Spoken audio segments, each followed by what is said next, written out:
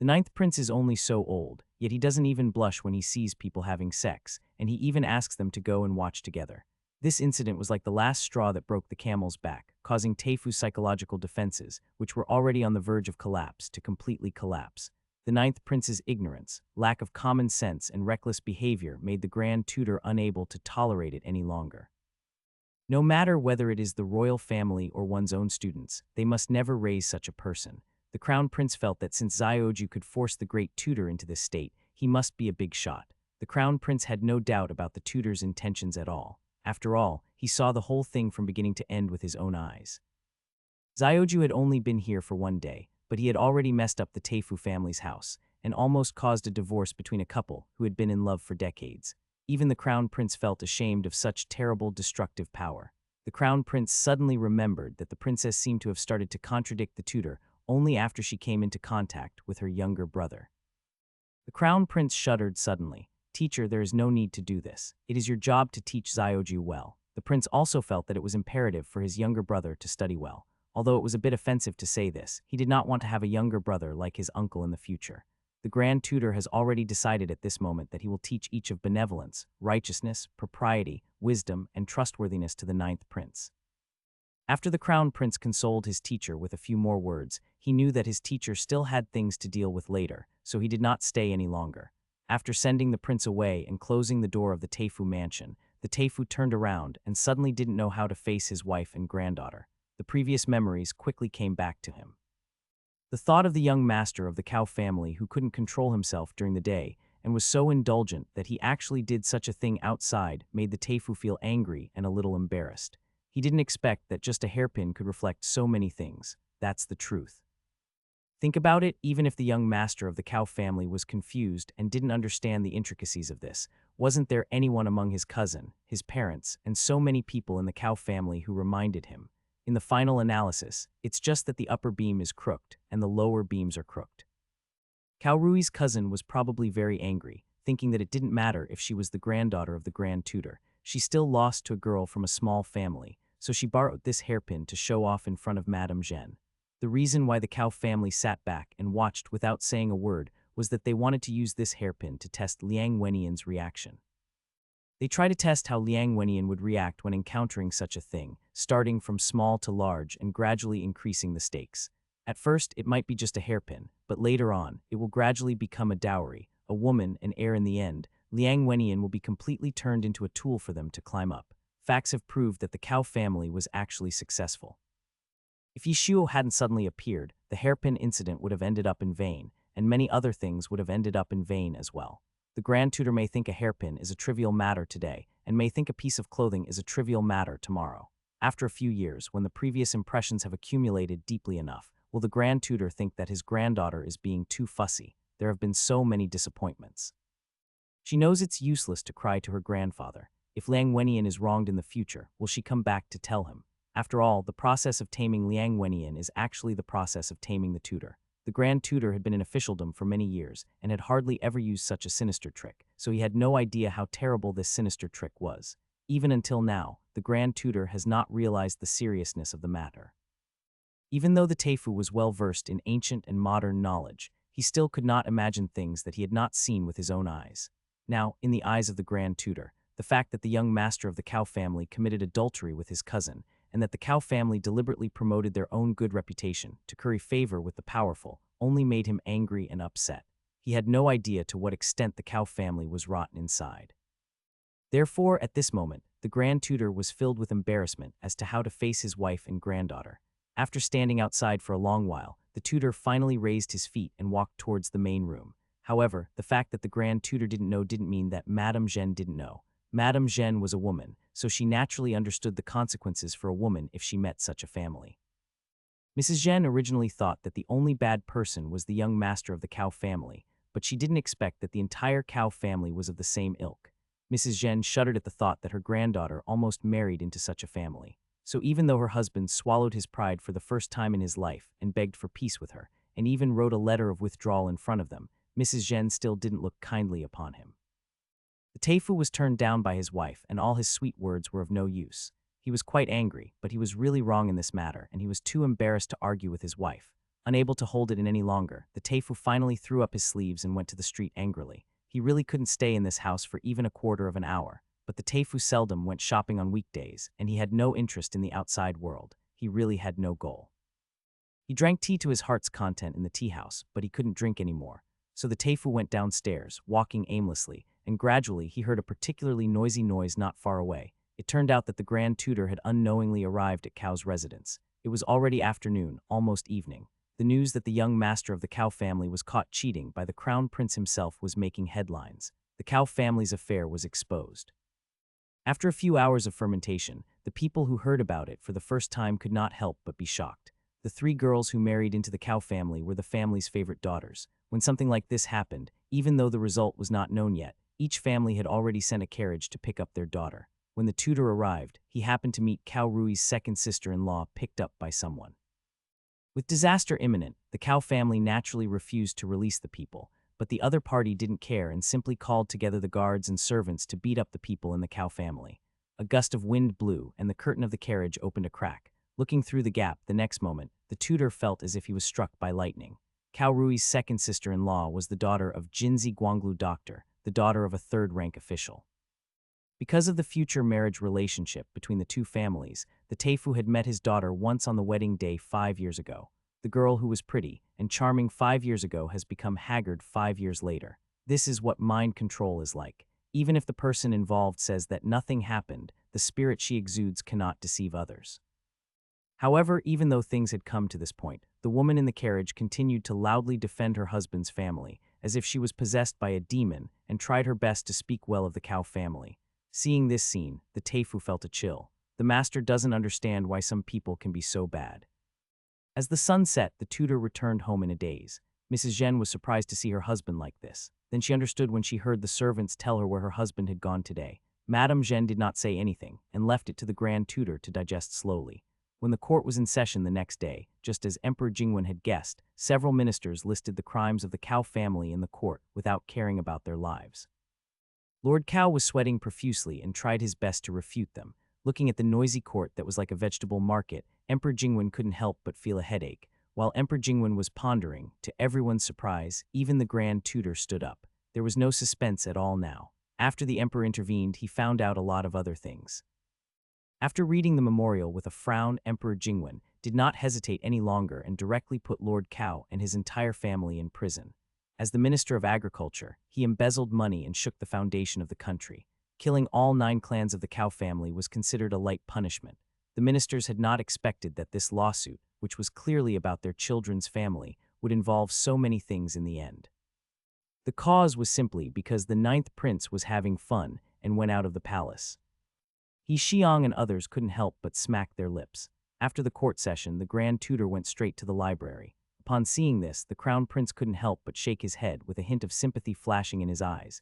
He was afraid that Zioju would suffer, the other side, because Yishuo helped Concubine Rong win several pieces of precious cloth. Concubine Rong not only did not scold him, but was very happy instead. As expected of my son, he is so smart.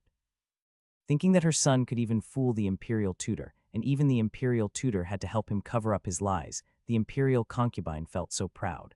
Apart from his own son, which other child in the world has such ability? Even Yishuo couldn't help but remain silent after hearing this. I repeat, if he were a serious child, it would be impossible for him not to grow up astray in such an environment, although in the eyes of others, he could not be crooked anymore. Xing Yucheng was once again shocked by the Imperial Concubine's unconditional doting on her son. The 6th prince on the side kept shaking his head, thinking that if this continued, the 9th prince might never grow up in his lifetime.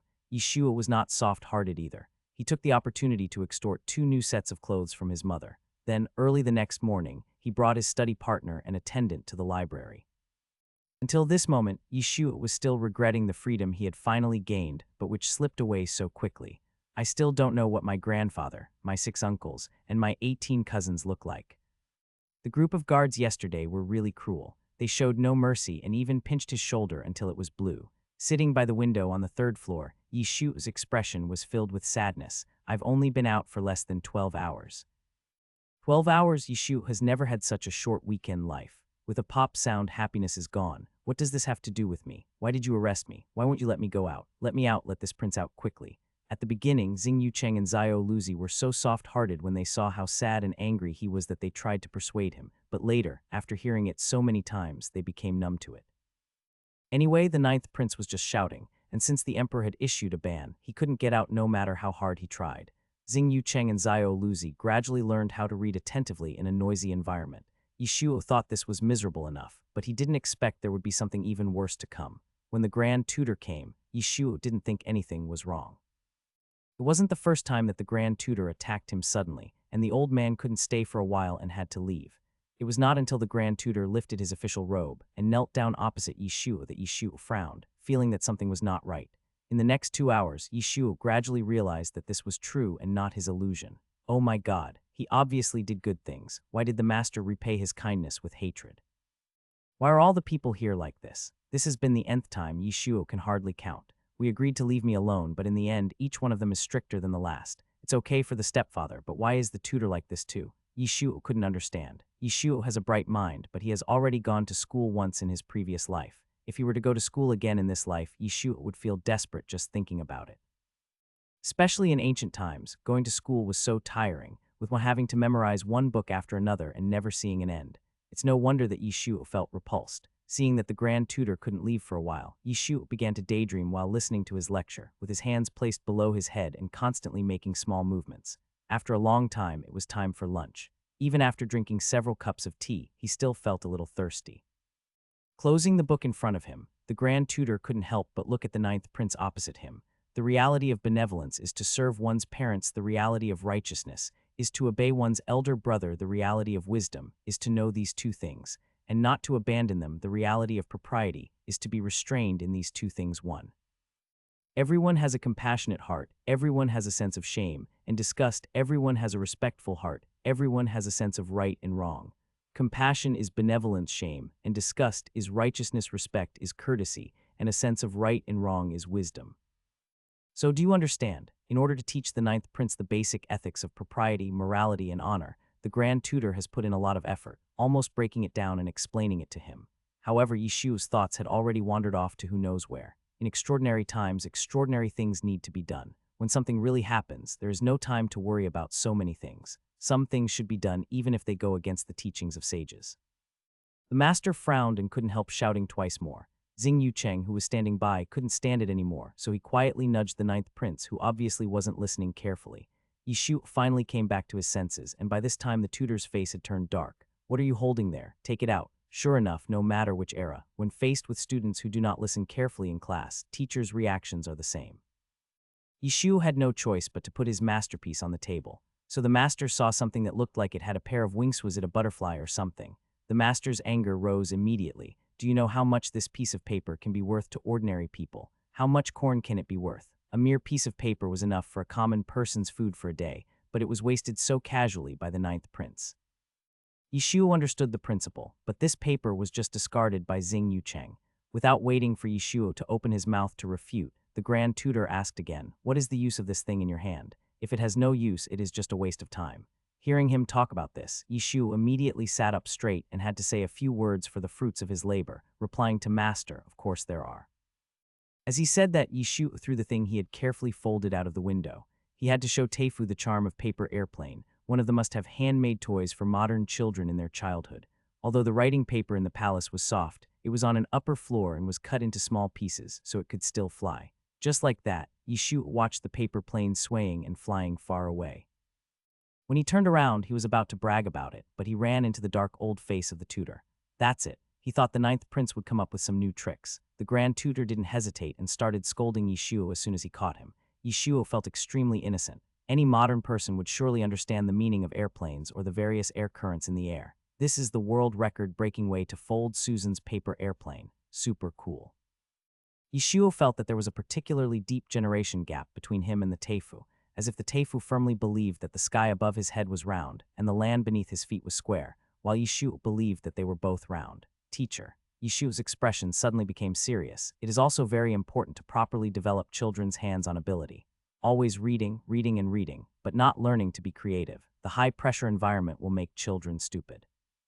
Xing Yucheng, who was standing by, held his forehead with his hand, and he had almost met the fate of the ninth prince. As expected, almost the moment the words fell, the teifu exploded. Then came the scolding that was like a violent storm. Yishuo tried to resist at first, but when he saw that he could not resist, he simply changed his mind and continued to daydream. But it must be said that the Grand Tutor is worthy of being the Grand Tutor. He even quotes classics when scolding someone. Yishuo almost couldn't react to many of the allusions. However, when Teifu saw this scene, he didn't understand it at all. Because in the eyes of the Teifu, anyone who understood what he was saying would not be like this, with no reaction and not even a blush on his face. I can only say the Grand Tutor has always underestimated Yishuo's thick skin. Compared to the teacher Yishuo met in his previous life, these words of the Grand Tutor are nothing. Although Yishuo had always been the teacher's favorite in his previous life, but even if he had never eaten pork had he seen a pig run, the Teifu has read so many books and has been deeply influenced by the thoughts of sages. No matter how unpleasant his words could be, how bad could they be, it just doesn't hurt. However, Yishuo did not refute, but instead made the tutor angry. It is so frustrating that students have low education. They don't understand even if you scold them. The Grand Tutor was so angry that he threw up his sleeves and left. Looking at the other person's angry back, Yishuo was at a loss. What happened? Why did you leave so soon? The old man's thoughts are indeed hard to guess. Xing Yucheng, who was standing next to him, watched the whole process and couldn't help but feel sympathy for the tutor. Ah, I can finally go back to eat. Madame Zhao and the others must be waiting anxiously. Even in the palace, Yishu's daily schedule is quite full. Concubines like Zhao Chongrong were inevitably lonely because they had no children. Several times, Yishu ran into Zhao Chongrong sitting alone in the yard, daydreaming. There were no entertainment activities in the palace, and people tended to overthink when they had some free time after eating and drinking. A normal person would easily develop mental problems after staying in this small world for decades. Yishu couldn't do much. He just hoped that his arrival could add a bit of color and fun to the lives of Empress Zhao and the others. But in Xing Yucheng's opinion, the ninth prince brought him to eat and drink in various concubines' palaces all day long, with river fish today and copper pot meals tomorrow. The concubines were really reincarnated bodhisattvas. Even in this situation, they did not find the ninth prince annoying. As a result, both himself and Zhao Luzi gained a lot of weight. Compared to the leisurely Yishu, Teifu's mood was not so good. The more he thought about it, the angrier he became, and his expression became more and more uglier. As if things weren't bad enough at this moment, the tutor happened to meet Lord Sen, who had just finished class and looked very relaxed. At this glance, it was like enemies meeting, with eyes full of jealousy. The relationship between the two had never been very good, and now because of the matter of the ninth prince, they were even more at odds with each other. Lord Sen looked at the Grand Tutor's expression and felt it was so familiar. Every night when he went home and looked in the mirror, it was exactly the same. Still feeling frustrated and worried, Lord Sen immediately understood what had happened, and he was very happy. Oh, isn't this Lord Teifu? How come Lord Teifu just came out of the East Palace? You old thing, why are you bringing up things that are not relevant? He is asking even though he knows the answer. The Teifu ignored him, snorted through his nose, and walked straight past him. Lord Sen was extremely happy. As expected in a one-on-one fight, the ninth prince was much more powerful. I heard that the ninth prince almost broke up the old man's family. That's really amazing. Even from a distance, the Grand Tutor could still hear Lord Sen's laughter. The Grand Tutor couldn't help it, and for the first time in his life, he felt the urge to hit someone. But there is no other way, we still have to teach. Just like that, for the next few days, the Grand Tutor repeated the same routine, teaching the ninth prince in the morning, being annoyed by the ninth prince at noon, thinking frantically about what to teach the ninth prince the next day in the afternoon, and staying up late at night to prepare for the lesson, adjust his mentality, and get ready for the next battle the next day. In order to help the ninth prince learn something, the Grand Tutor has tried almost all his strength. To be honest, when he was not an official, he had hundreds of disciples, but Teifu never felt so tired. After all, the situations are different. Although some students are a little stupid, they are willing to learn. It is good that diligence can make up for one's shortcomings. Look at the ninth prince, he is stupid, lazy, and doesn't like to study. The imperial tutor has no choice but to chase him and feed him, but he still refuses to open his mouth to eat. This was the first time that Teifu had experienced such a torment as a teacher.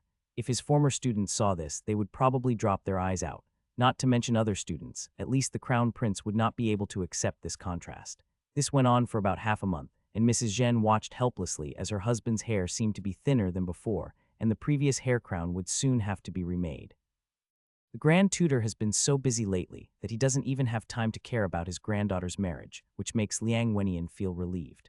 After what happened with the Cao family, Liang Wenyan seemed to have grown up overnight. No, it cannot be said that she grew up, but Liang Wenyan suddenly saw some things clearly. Relying on others is like floating on the water without roots. You can only follow the will of others without any choice. Sometimes even your own grandfather will not help you. You can rely on the ninth prince, but how many times can the ninth prince help you? This feeling of having no one to turn to for help is so torturous that Liang Wenyan doesn't want to experience it again after experiencing it. But she didn't know what she should do, and Liang Wenyan was left feeling confused. Although Liang Wenyan didn't know what to do, she knew that it would be good to delay such a day longer. So when she saw that her grandfather's mind was not on her, Liang Wenyan was not anxious but relieved.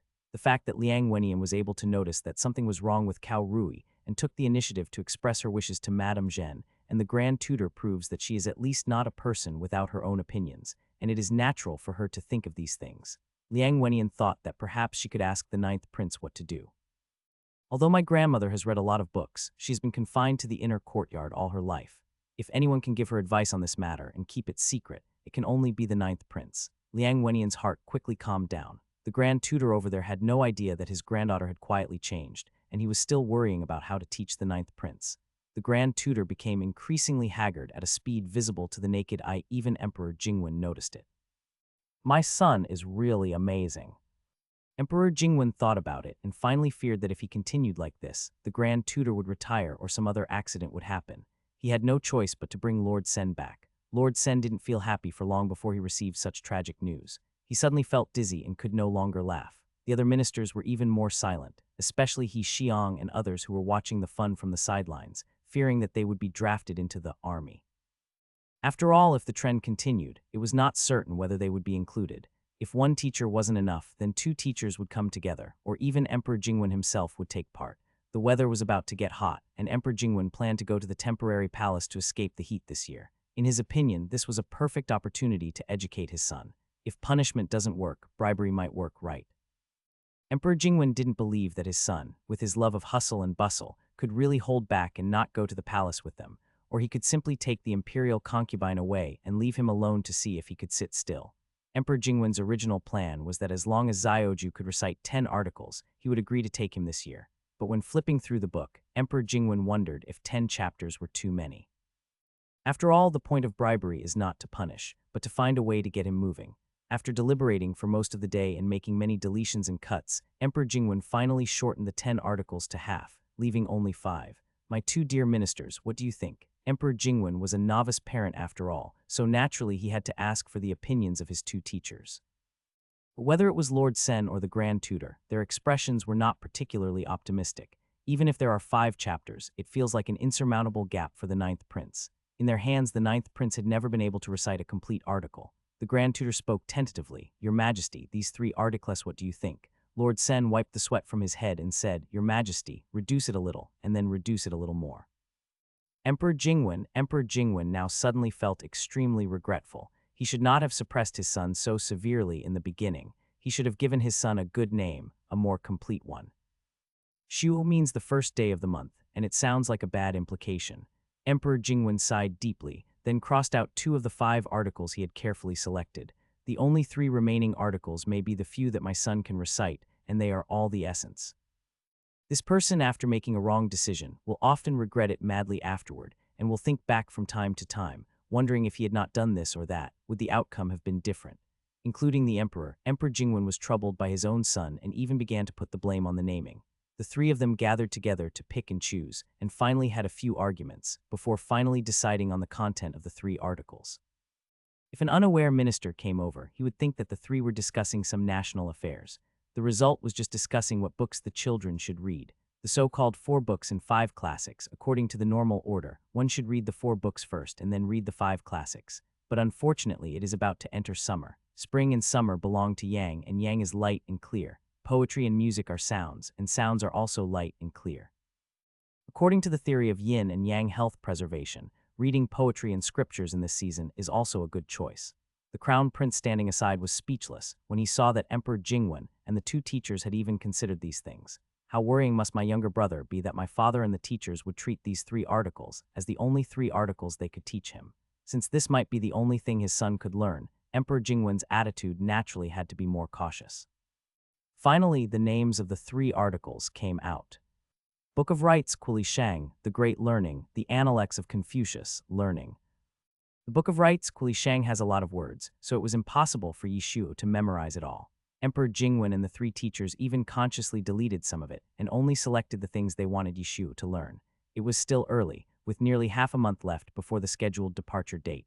Assuming that he only had to take this course, Emperor Jingwen felt that his son would be able to recite these 3 articles. Compared to other princes who took an average of 2 or 3 days to write an article of more than 2,000 words, Emperor Jingwen even gave him twice as much time. But soon, Emperor Jingwen hesitated again. Just because his other sons could recite it, it didn't mean that Zioju could do it too. The other princes were naturally intelligent, and an article of more than 2,000 words was nothing to them, but Zioju. Well, I hope it will work. Being able to make the emperor say the word hope is considered a skill. However, even the Grand Tutor did not think there was anything wrong with what he said. Isn't it just a hope? There's so much content, never mind, let's just give it a try. What if it works? Seeing that the teachers and father said so, but actually had no hope in their hearts, the prince couldn't help but sigh. Soon the 3 books were placed in front of Yishuo. Since Xing Yucheng had already memorized these 3 articles, and what he memorized were not even excerpts but the complete versions, Xing Yucheng's first reaction was, this is too easy, there is no difficulty at all. However, Yishu was thinking, should he go to this palace or not? The list of names of the accompanying persons has come out today, with the names of his stepfather, the crown prince, the queen, and his mother all on the list. Here, Yishu has to say that his stepfather is really annoying, as he wrote his mother's name but not his. Isn't this clearly a trap? As for the remaining 4 princes, the 5th prince, the 8th prince, there is no doubt that they will basically go as well. In such a huge palace, he is the only one left. Isn't this move by his stepfather too sinister? Wouldn't he feel guilty for treating a child like this? But think about it the other way around. After my cheap father and the others are gone, won't I be the only one left in this palace? The Empress Dowager knew that she was not popular, so she had little presence in the palace. Even if she was not taken to the temporary palace, she would hardly go out. In this situation, Yishu was the one with the highest status in the entire palace. Can't he do whatever he wants then? The emperor is far away, and his stepfather can't control him. Even the crown prince and the 6th prince are gone. He is left without anyone to restrain him. Thinking about it, he is actually quite happy. As for the hot weather after his stepfather and the others left, the ice in his mother's share this year would be his, as would the ice in the 6th prince's share, plus his own, the share of a royal concubine and 2 princes, which would be enough to surround Yishu for 12 hours non-stop. This would feel all right. Wouldn't it be wonderful to listen to music and watch plays at that time?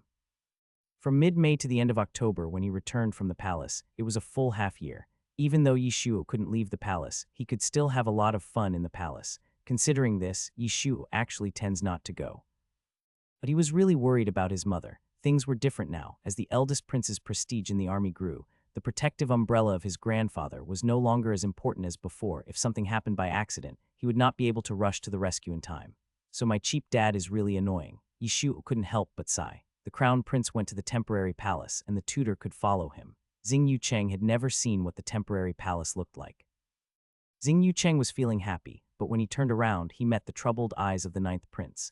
Xing Yucheng has a bad intuition. Wang Ziquan, who came over to deliver a book, felt nervous when he saw this. Although he didn't understand the 9th prince's idea, no matter what, if the 9th prince didn't go, wouldn't the emperor and the others have discussed for so long in vain?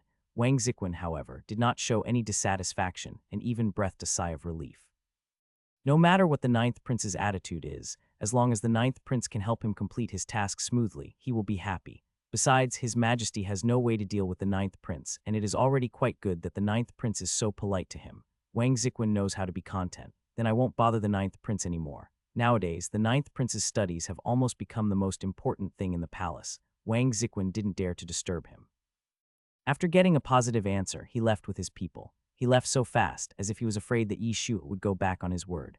Xing Yucheng was simply stunned. After flipping through the 3 books in front of him, Yishu picked out the one with the most words in front of him without even looking at it, as Xing Yucheng looked incredulous. He then threw it away. Although Yishu was also curious about what the palace looked like, after all, the temptation of the palace was not that great for him.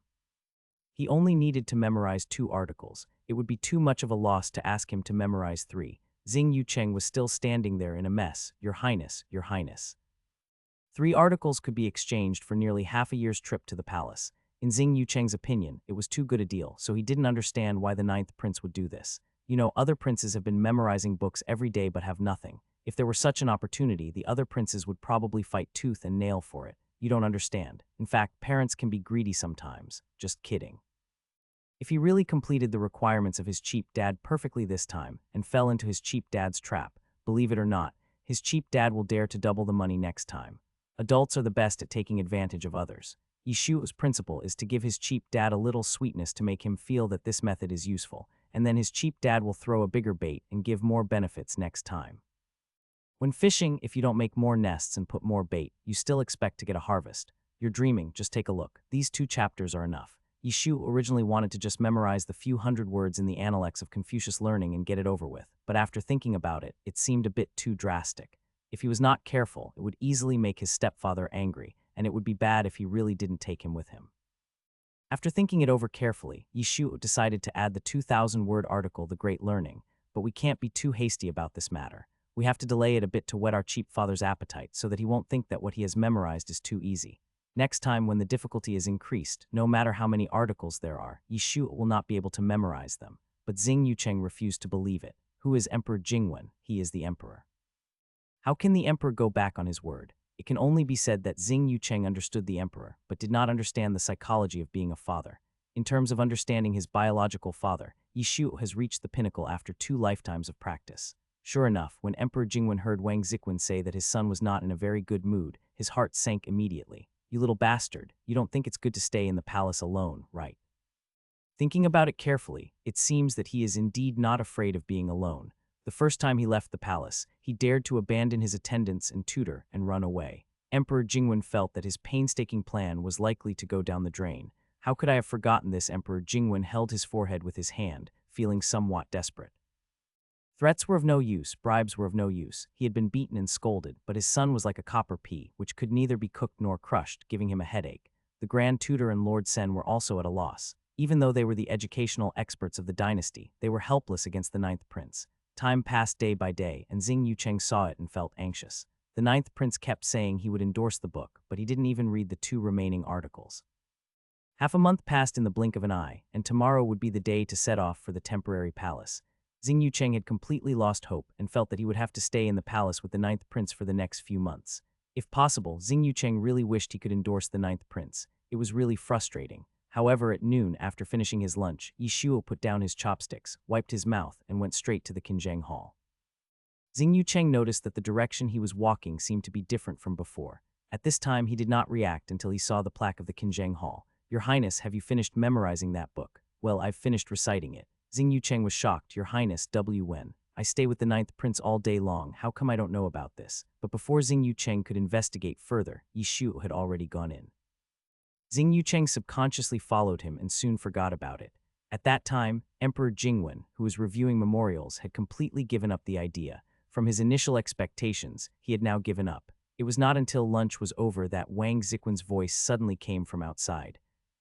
Your Majesty, the 9th prince requests an audience. Emperor Jingwen was startled at first, almost unable to react. Then he thought of something, his eyes lit up, and he didn't even bother to review the memorial. Quick, announce it. After about a moment, Yishu stood below with his hands behind his back and slowly opened his mouth under the expectant gaze of Emperor Jingwen. Xing Yucheng was very excited at first, but as he listened, he found that the 9th prince stumbled when reciting the 2 articles and often got stuck. However, Emperor Jingwen was not angry at all. Instead, he reminded him in a very good manner. Even if he missed 1 or 2 paragraphs or a few words in the middle, Emperor Jingwen barely endured it. After a whole stick of incense had passed, Yishuo had just managed to memorize the 2 articles. As for Xing Yucheng, who was standing aside, he almost fainted from what he heard. I thought the 9th prince was so confident because he recited it fluently, but in the end this is it. What else? What about the Book of Rites, Part I? After asking again and again, the emperor really started to question. Xing Yucheng held his breath for a moment, watching the 9th prince shaking his head. Just when he thought that the emperor would be angry this time, he saw Emperor Jingwen frowning first, and after a long while his brows gradually smoothed out with great difficulty, as if he had made a very difficult decision. Emperor Jingwen's mouth moved good. He has memorized it so badly, but His Majesty actually praised him. Xing Yucheng's jaw almost dropped to the ground. However, this was not the most incredible thing for Xing Yucheng.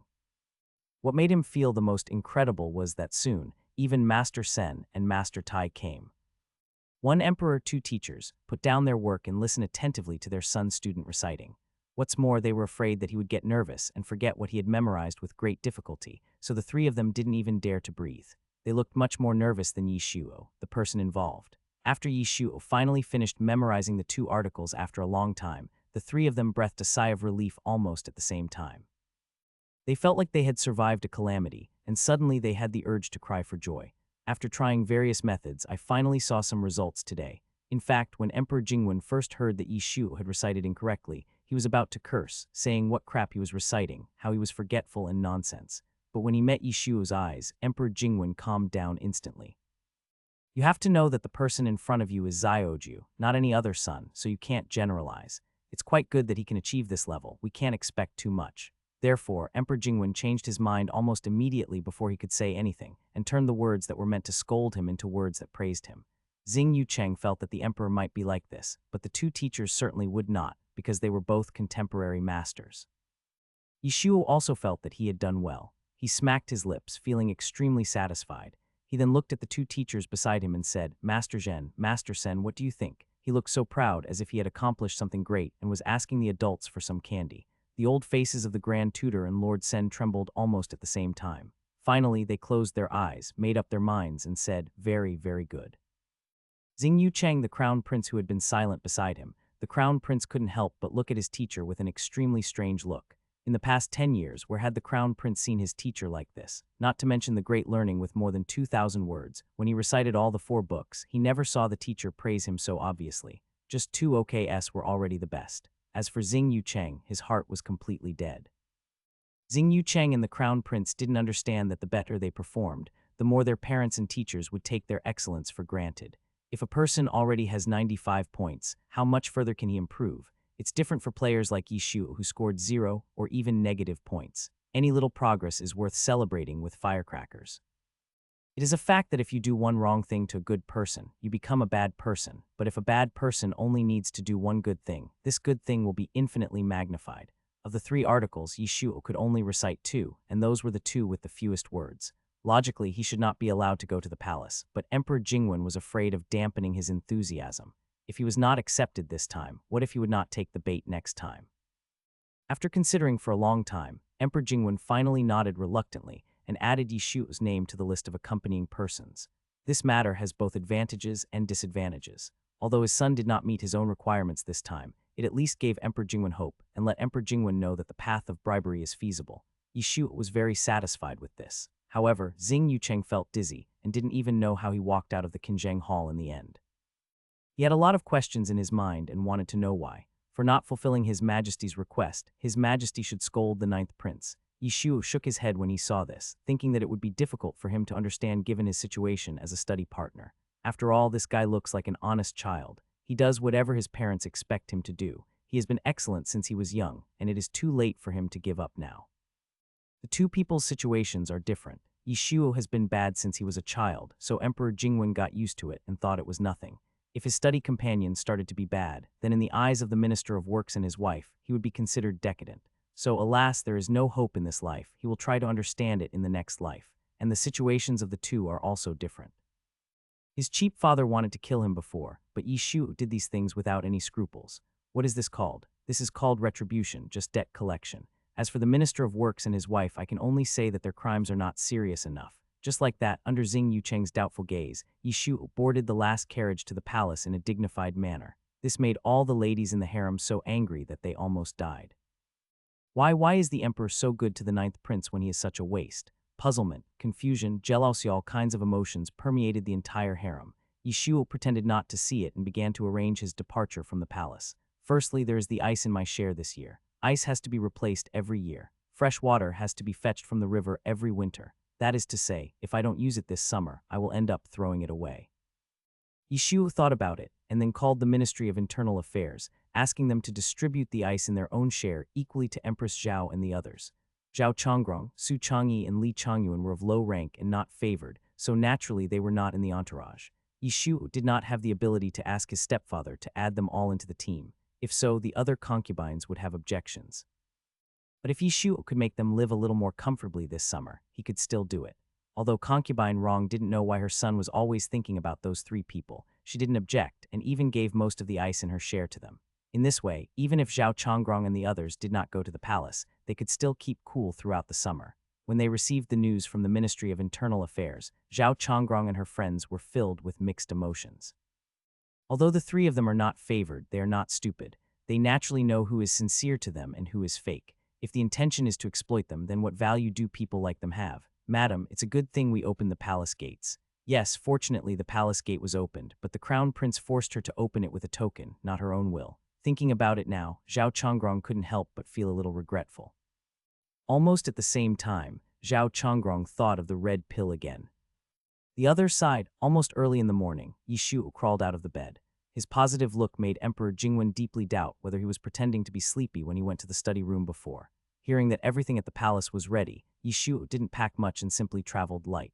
The emperor had a sedan chair, the empress had a sedan chair, each concubine and above had a sedan chair, and each concubine below the rank of concubine had a sedan chair for 2 or 3 people.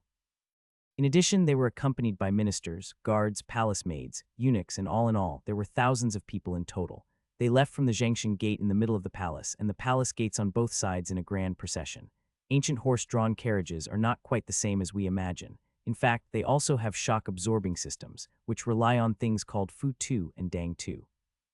They are located between the floor of the carriage and the axle, especially the Dang-tu, which can not only increase stability but also further reduce shock. The wheels will also be covered with a thick layer of leather, which is equivalent to modern rubber tires. Overall, it is definitely not as good as the modern shock absorption system, but it is barely adequate, especially since there are thick cushions in the carriage. Overall, it is okay. After all, we are on an official road, which is paved with blue stone, and the road condition is better than ordinary dirt roads. As if he disdained to associate with women, or perhaps to show off his own strength, no one, including the crown prince, stayed in the carriage. Instead, they all rode horses on both sides of the carriages. As for the second prince and the fourth prince, because they performed too well, their stepfather left them in Shangjing City to handle the remaining trivial government affairs. See. This is the result of their hard work. The whole family goes out to play without taking them. Although the second prince and the fourth prince think that this is a sign that their father trusts and values them, and in honor, it is just empty talk in Yishu's opinion. The important officials in the court were all taken away by my cheap father. They didn't come to them for help when there was something going on. Aren't they just left behind to do hard labor? Everybody was outside. Even the little grandson of the emperor was being taken outside by the guards to see the scenery. Only Yishu was there, resting his head on his mother's legs, looking extremely leisurely. What's fun about riding a horse? It's not as comfortable as lying down. He can also chat with his mother and Su Yue and Su Zin while lying down. Suddenly, Yishu thought of something. By the way, you guys, don't you have someone you like yet? The you here refers to none other than Su Yue, Su Zin, and the others. Su Yue and Su Zin were brought into the palace by his mother from the Duke Zhen's mansion. Now the youngest is 25 years old and the oldest is 27 or 28 years old, which is considered old maids in ancient times. If they have no plans to get married, it would be fine. But if they do, they still have to make plans early. Concubine Rong was stunned for a moment when she heard this, and then looked at her maids. Concubine Rong remembered that she had asked this question a few years ago, but was rejected by the 3 of them. The 3 of them did not want to leave the palace either. She didn't know whether they would change their minds after a few years. Seeing the imperial concubine looking over, Su Yue and the other 2 all smiled bitterly and shook their heads. Your Highness, madam, there really is none. Yishu asked again, don't you want to or haven't met the right person yet? They stayed in the palace all year round and hardly saw any men from other places, so naturally they seldom had this opportunity. Su Yue and the other 2 were stunned. Yishu understood. You just can't find the right one, right? It's not that they don't want to get married and have children. In this case, it is better to make plans early. Fortunately, I suddenly thought of this and asked a question. That's great. Take this opportunity to have a good look. If you find someone suitable, just tell me and I'll try to help you find one. This opportunity is rare. If you miss it, you will never have it again. People like Su Yue and the others don't have much contact with people, so every time they miss an opportunity like this, it's one less chance. As for getting married, they are not afraid either, because with his mother and him, and even the Duke of Zhen's mansion backing them up, they will definitely not be wronged. Su Yue and Su Zin felt a little embarrassed when they heard this and shook their heads subconsciously. The 9th prince is such a fool. Why would he suddenly ask such a question? Yishu raised his eyebrows upon seeing this, then opened the curtain a tiny bit and pointed at the team of nearly 1,000 people outside. The team was composed entirely of guards, all of whom had been carefully selected, with neither being too fat nor too thin. They were all trained warriors with well-proportioned bodies, strong and muscular, and their looks were at least above the passing line. After all, to be qualified to accompany the emperor, their appearance had to pass the test. As for body shape, they exercise every day, so I guess it won't be too bad. Based on the principle of keeping good things for one's own people, Yishu thought of reminding them. You can choose any of these 1,000 guards. Are you sure you don't want to consider it? Don't worry, I will personally help you check it when the time comes. Yishu's eyes are not vegetarian. As the 9th prince's seductive voice rang out, and looking at the cold-faced guards outside, Even Su Yue, who was usually the most resolute, couldn't help but waver. But soon Su Yue suppressed the impulse in her heart. Although these tall and cold-faced guards were attractive, they were not within her reach. When Su Yue was outside the palace, she was used to seeing men and women in chaos. Even the servants and boys at home were like this, let alone others. Even after arriving at the palace, the fighting had not decreased. Su Yue felt that her life now was pretty good. She stayed with the young lady and did not have to worry about food and clothing every day. Now that her qualifications had been improved, she hardly had to do anything herself except serving the imperial concubine. It was a rare peaceful life for her. Su Yue cherishes everything she has now, so she doesn't want to break it, but after thinking about it, she decides to just forget it. Yishuo nodded to show his understanding. Seeing that he was not angry, Su Yue couldn't help but breathe a sigh of relief. The ninth prince cared so much about their lifelong affairs, but Su Yue did not appreciate it. She was worried that the ninth prince would be angry. Soon, Yishuo turned around and looked at Su Zin and Su Qiu. What about you? Everyone has their own aspirations and pursuits. Suxin and Su Qiu really want to get married, but how can two girls talk about this so openly? Seeing the two of them being coy, Yishuo had to remind them, in 3 days at most, our carriages will arrive at the palace. Time is running out. If you miss this opportunity, you will miss it forever. Sometimes you have to fight for what you want. Once we arrive at the palace, it will be difficult to see these 1,000 people again. It's uncertain whether there will be such an opportunity in the future, so you have to think about it carefully. Su Zin and Su Qiu had been in the palace for so many years, so they were not fools. After weighing the situation, they immediately stopped being shy. Yishuo couldn't help but nodded when he saw this, and he felt relieved. He knew what he wanted and could tell what was most important. Based on this point, their lives would not be too bad after they got married. After all, Su Zin and Su Qiu had watched him grow up since he was a child, and Yishuo also hoped that they could live a good life in the future. Live a peaceful and happy life. There is just one thing. One of them is 25 and the other is already 26. Can they really find the right one? How can a man of this age say he is not married? As if he could see the two's worries, Yishuo waved his hand and said, "It's okay. Even if the man is 1 or 2 years younger than you, it won't have much of an impact. This gap is nothing. The most important thing is that the two people can see eye to eye. As for whether they are married or not, you don't have to worry about it. I will ask the commander outside later which of his guards are still unmarried." Although Yishuo, a modern man, doesn't care, this is ancient times after all. Considering Su Zin and Su Qiu's good reputation, it is impossible for Yishuo to start the election in front of so many people. I will only tell the leader of the Black Armor Guards about that, and I believe that anyone who can reach this position is not a big mouth. He should know what can be said and what cannot be said. Don't worry, I'll take care of everything. Suxin and Su Qiu opened their mouths, but were somewhat speechless. To be honest, it was a blessing for slaves like them to be able to follow such a master. Even the imperial concubine, who was arrogant and domineering in the eyes of outsiders, had never treated them badly. Su Zin and Su Qiu felt that they had nothing to repay, so they could only try their best to give back a little. Thinking carefully about what she is now, an idea suddenly crossed Su Zin's mind. She bit her lower lip and said boldly in a very low voice, "If your highness has a candidate in mind, if your highness has taken a fancy to someone, this servant is willing to listen to your highness. To be valued by the prince, the other party must be from a prominent family." Su Zin no longer wanted the position of the main wife, and she would accept the position of concubine. Yishuo understood her meaning almost instantly. The above sentence rolled over Su Yue's mind 2 or 3 times, and Su Yue soon understood it. Su Yue was shocked at first, but then she felt it was natural. If it were her, I think she would make the same choice. Only concubine Rong was completely unaware. When you get married, you will definitely choose the one you like. What's the use of his likes? It's not like he will spend his whole life with him. What is Su Zin thinking about? She thought her maid had something wrong with her brain. Although the brain waves of mother and son are not on the same channel, they are strangely overlapping at this moment. Yishuo laughed and said, "What mother meant is what I meant." He just suddenly remembered that he wanted to arrange a blind date for Su Zin and the others, but why did it end up being so complicated? Su Zin trembled slightly, lowered her eyes subconsciously, and said nothing more. By the way, I have to make it clear in advance that no one is perfect. You have to think clearly about what you want most. If it is love at first sight, then there is no problem at all. However, love at first sight is only a minority after all, and more importantly, you have to consider the issue of how to live together later. No one can be said to be perfect. If Su Zin and Su Qiu care about the man's future, they will have to lower the threshold for other aspects of the man. If Su Zin and Su Qiu care about the man being a family-oriented and loyalty, they will have to try to accept the other party's mediocrity. Men who are ambitious and capable face more temptations, while men who care more about their families spend more time at home and have less energy to invest in their careers.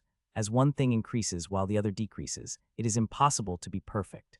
If a person is strong in one aspect, other shortcomings will inevitably appear. Therefore, it is most important to distinguish what you want most. This concerns your happiness for the rest of your life, so don't feel embarrassed and think it through carefully. How could he, a child of only a few years old, understand so many twists and turns? He can talk about such things in a very clear and logical way. Concubine Rong looked at her son with a strange expression. At this time, Suzin and Sukyu were a little confused, but Yishua was not in a hurry and waited quietly for the answers from the two. Of course, since Yishua is helping to judge, the standards in other aspects cannot be too low. If they are too low, it would be better to keep them both in the palace for the rest of their lives. After hearing what Yishu said, Suzin and the others immediately felt relieved and no longer had any worries. Soon, Suksin and Sukyu made their decisions respectively. Suksin chose a good future, while Sukyu chose a peaceful and stable life. Being able to expose her ambition in front of Yishuo, Suzin can be said to have unreserved trust in Yishuo. Yishuo nodded, "I understand." Suzin breathed a sigh of relief when she saw that the ninth prince did not look at her strangely and did not think that she was snobbish. Don't worry, everyone has different tendencies, and there's nothing to be ashamed of. Suzin's face turned slightly red, but she gradually calmed down. After a while, when the commander-in-chief of the Black Armor Guard came on horseback for inspection and passed by here, Yishu couldn't help but wave to him. Although he was confused for a moment, the commander-in-chief still rode over when the prince called him. "Your Highness, what do you want?" Yishu didn't hesitate to ask directly, among your subordinates, how many of the 1,000 guards in front of you are still unmarried. The commander-in-chief became more and more confused. "Your Highness, what are you doing? Here's the thing. I know 2 girls in their 20s who are not engaged yet. I wanted to ask if you have any suitable young people." Yishuo did not say who it was, but the commander-in-chief was not stupid, and he subconsciously looked inside the carriage. Then he remembered that the imperial concubine was also there, so he was startled and quickly looked away. In their 20s, only ones who are still unmarried in their 20s are the personal maids of the imperial concubine in the palace. The commander-in-chief just couldn't understand why the ninth prince. Seeing him in a daze, Yishu couldn't help but urge him, "Don't be in a daze, are there any? How many are there?" The commander-in-chief answered subconsciously, "About 100 or 200. Yishu was shocked. "There are still so many left. What's going on? How come there are so many left?" Yishu thought there would be at most a few dozen. Yishu asked, "Is it a personal reason or a family reason?" "About half and half, mostly due to family reasons." The Black Armor Guards do have slightly more people with good family backgrounds than the military, but there are nearly 10,000 people in the entire Black Armor Guards, and it is impossible to say that every one of them has a good family background. After all, civilians make up the majority. Just like among the 1,000 people accompanying the emperor, at least 700 or 800 are of commoner origin.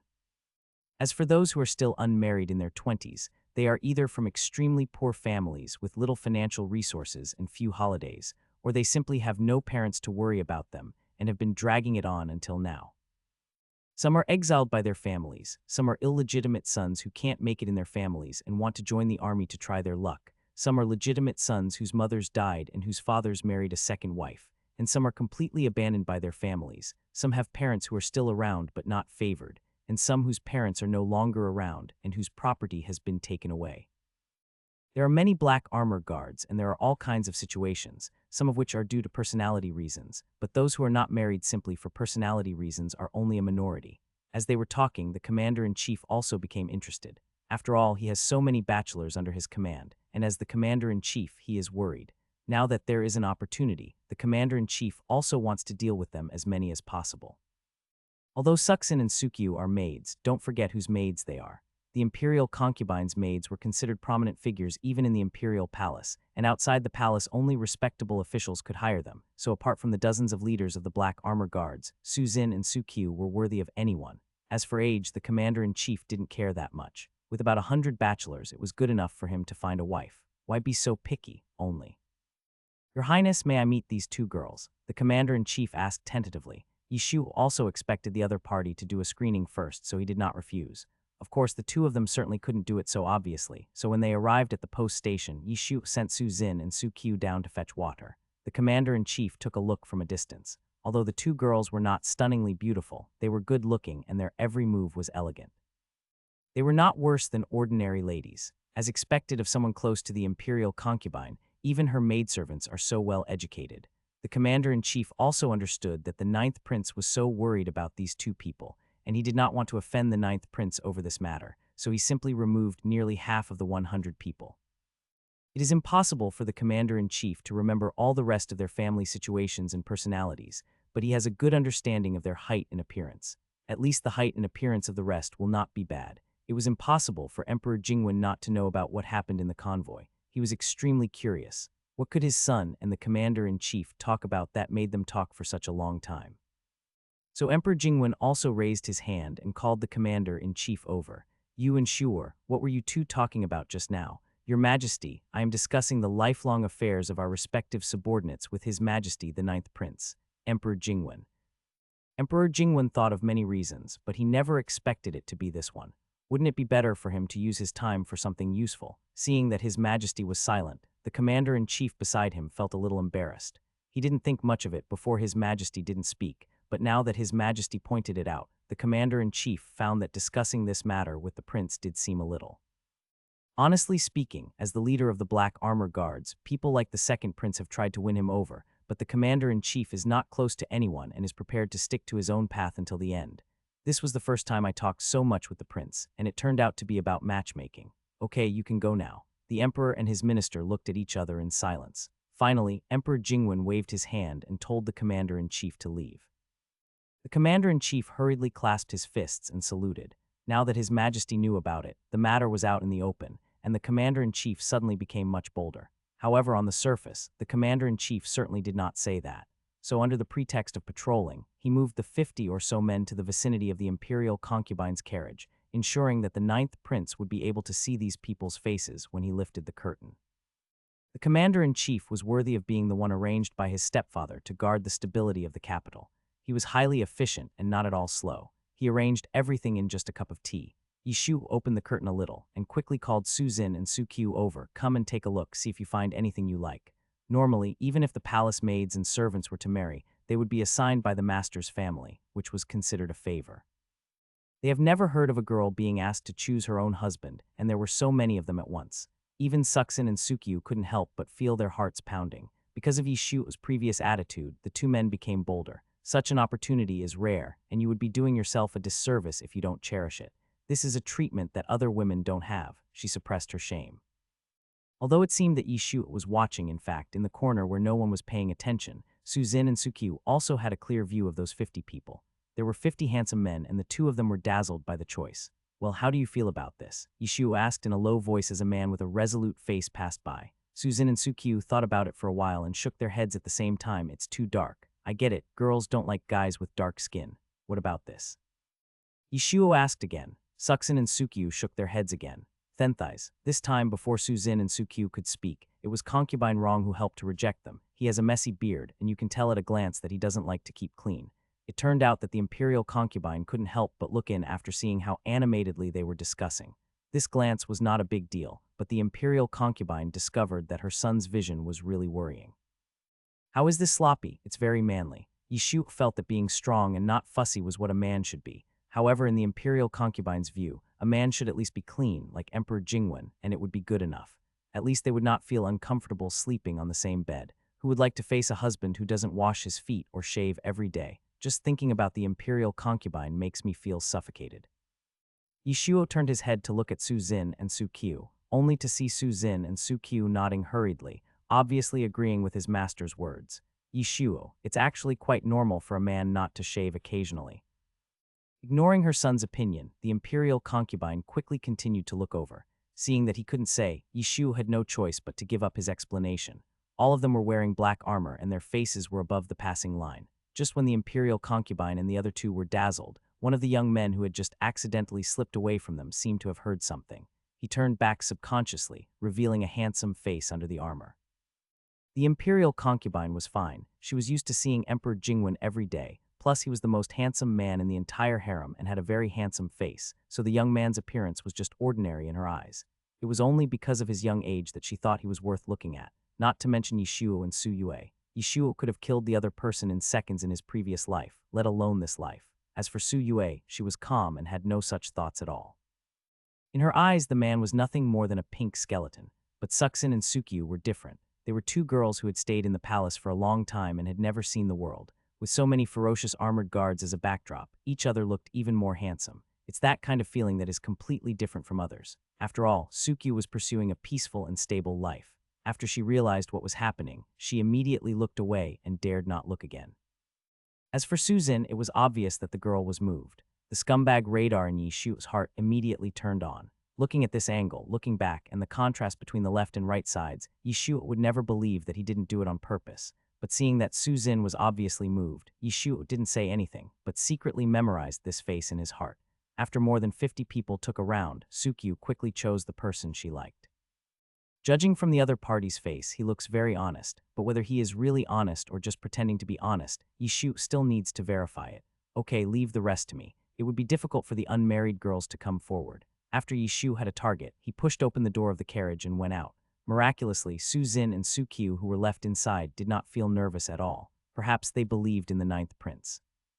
Since the ninth prince said so, there must be no problem. The other side. Not long after Yi Shu got out of the carriage, the commander-in-chief came over. Your Highness, how is your choice? The commander-in-chief did not consider that it was not he who would see it, but two maids, and subconsciously concluded that as long as the ninth prince nodded, the matter would be settled. Yi Shu did not refute. After all, asking Su Zin and Su Q to choose their own husband was indeed a bit too unorthodox. This person and this person, what is their family situation? Commander-in-chief. Do you know? The commander-in-chief has so many people under his command, how could he remember them all? Then he called his deputy over. The deputy should be in charge of this, and he brought the basic roster over after a while. After all, everyone who is following the emperor this time has their identity registered. After listening to Yi Shu's description, the deputy quickly found the corresponding person and turned to the page belonging to the two of them. Their age, hometown, and life story were clearly visible. Zhang Yuan, 25, from Hezhou, his family is poor, he has no food to eat. Later, he joined the army and has been in the army ever since. Needless to say, this Zhang Yuan is the one Sukyu has taken a fancy to. Judging from the roster, there is really nothing special about him. The only thing that makes him look good is that he has the rank of a 9th-ranked deputy lieutenant of benevolence and bravery. Li Yuheng, 22, from Jizhu. Both parents are deceased, and he has a younger brother. Li Jun, the two characters Yuheng should come from the line only because of development. Yu Zhaoheng. Yin sending Chen Zundao Ding Nijian back to Fujian, which probably means that he hopes his children will be knowledgeable, quick-thinking, and have a strong moral character. 1. Logically speaking, parents who could give such a name should be very knowledgeable, but why is it that when it comes to Li Yuheng's younger brother, he is so different? It's not the case that ordinary parents would suppress their younger children, even if they are illegitimate children. As Yi Shu thought about this, a hint of sadness inevitably showed up on his face. Seeing him frown, the commander-in-chief subconsciously asked, Your Highness, is there anything wrong? Yi Shu paused, then said casually, if his parents were still alive, it would be fine. But Li Yuheng's parents are gone, and he is all alone with a younger brother. If his younger brother gets married in the future, won't he have to take care of it all? He doesn't have so much savings, won't he ask the girl to make up for it when the time comes? Yi Shu said this, but in his heart he was thinking that although Li Yuheng was only a 9th-rank lieutenant of benevolence and bravery, he had done much more than the man above, and had a long list of followers. It was just that the capital had become much more stable since his stepfather ascended the throne, and there was not so much work to do. Even if he had done a lot, he could not be promoted without enough achievements. Yi Shu is now almost certain that the other party must have had a purpose when he looked back at him. It can be seen that this is a very ambitious person. The commander-in-chief summoned a total of 50 people, all of whom were unmarried. This was such an obvious feature that even if the other party guessed it, Yi Shu would not find it strange. Although he is ambitious, he actually meets Su Zin's requirements. I just don't know what he is like in other aspects. Yi Shu remained calm, and gradually an idea came to his mind. The commander-in-chief next to him did not doubt anything when he heard this. After all, in the eyes of the public, it was indeed a burden when his parents died early, and he did not have much savings and had a younger brother. It was normal for the 9th prince to feel dissatisfied. In that case, then I will. Wait, don't be in a hurry. Keep it for now and add this person in first. If this person doesn't work, I will consider this person named Li Yuheng. Yi Shu flipped through the roster and chose the person behind Li Yuheng based on his memory. Finally, after closing the roster, Yi Shu said with a smile, Please, Commander-in-Chief, please arrange for this person, and the one called Zhang Yuan to teach me how to ride a horse. This prince doesn't know how to ride a horse yet, so this is a good opportunity for me to practice. Li Yuheng is a smart man, but the smarter he is, the more likely he is to lose his composure when his plans fail. He didn't expect that the 9th prince was so serious. He had thought it was just a child's whim. It seems that the two girls have quite some face in front of the 9th prince. The commander-in-chief nodded and said, Okay, I'll do it right away. The other side. After the patrol was over, Li Yuheng returned to the back of the team and felt that this time he had a sure win. At first, Li Yuheng didn't know what the commander-in-chief wanted to do by transferring them from the team, but as more people gathered around him, Li Yuheng gradually understood. They are all bachelors in the Black Armor Guard who have never married. gathering these people together? The answer is self-evident. After careful observation, Li Yuheng even noticed the eyes of the woman behind the lifted curtain in the imperial concubine's carriage. After all, the ninth prince is young. If one observes carefully, how could he not discover the person behind him? This was the first time that Li Yuheng saw the ninth prince. The moment he saw him, Li Yuheng's heart began to beat wildly. He felt that his chance had come. Judging from the woman's attire, she should be a maid. That's right, if the woman selecting was of noble status, why would it be the turn of guards like them who were born as commoners? She would straight pick the leading official's children. Although she is just a maid, considering that the ninth prince has mobilized so many troops, it would be a great opportunity for me if I could win his favor. Although he felt that this move was extremely unorthodox, the fact that the ninth prince was willing to ask the maid to watch from the side proved that the maid's opinion was also very important. Li Yuheng had a very good plan. As long as he could find a way to win the favor of the maid, the rest of the problems would not be a problem. As for how to win the other party's favor, Li Yuheng is quite confident in his appearance and knows how to maximize his advantages. As it turned out, he was successful.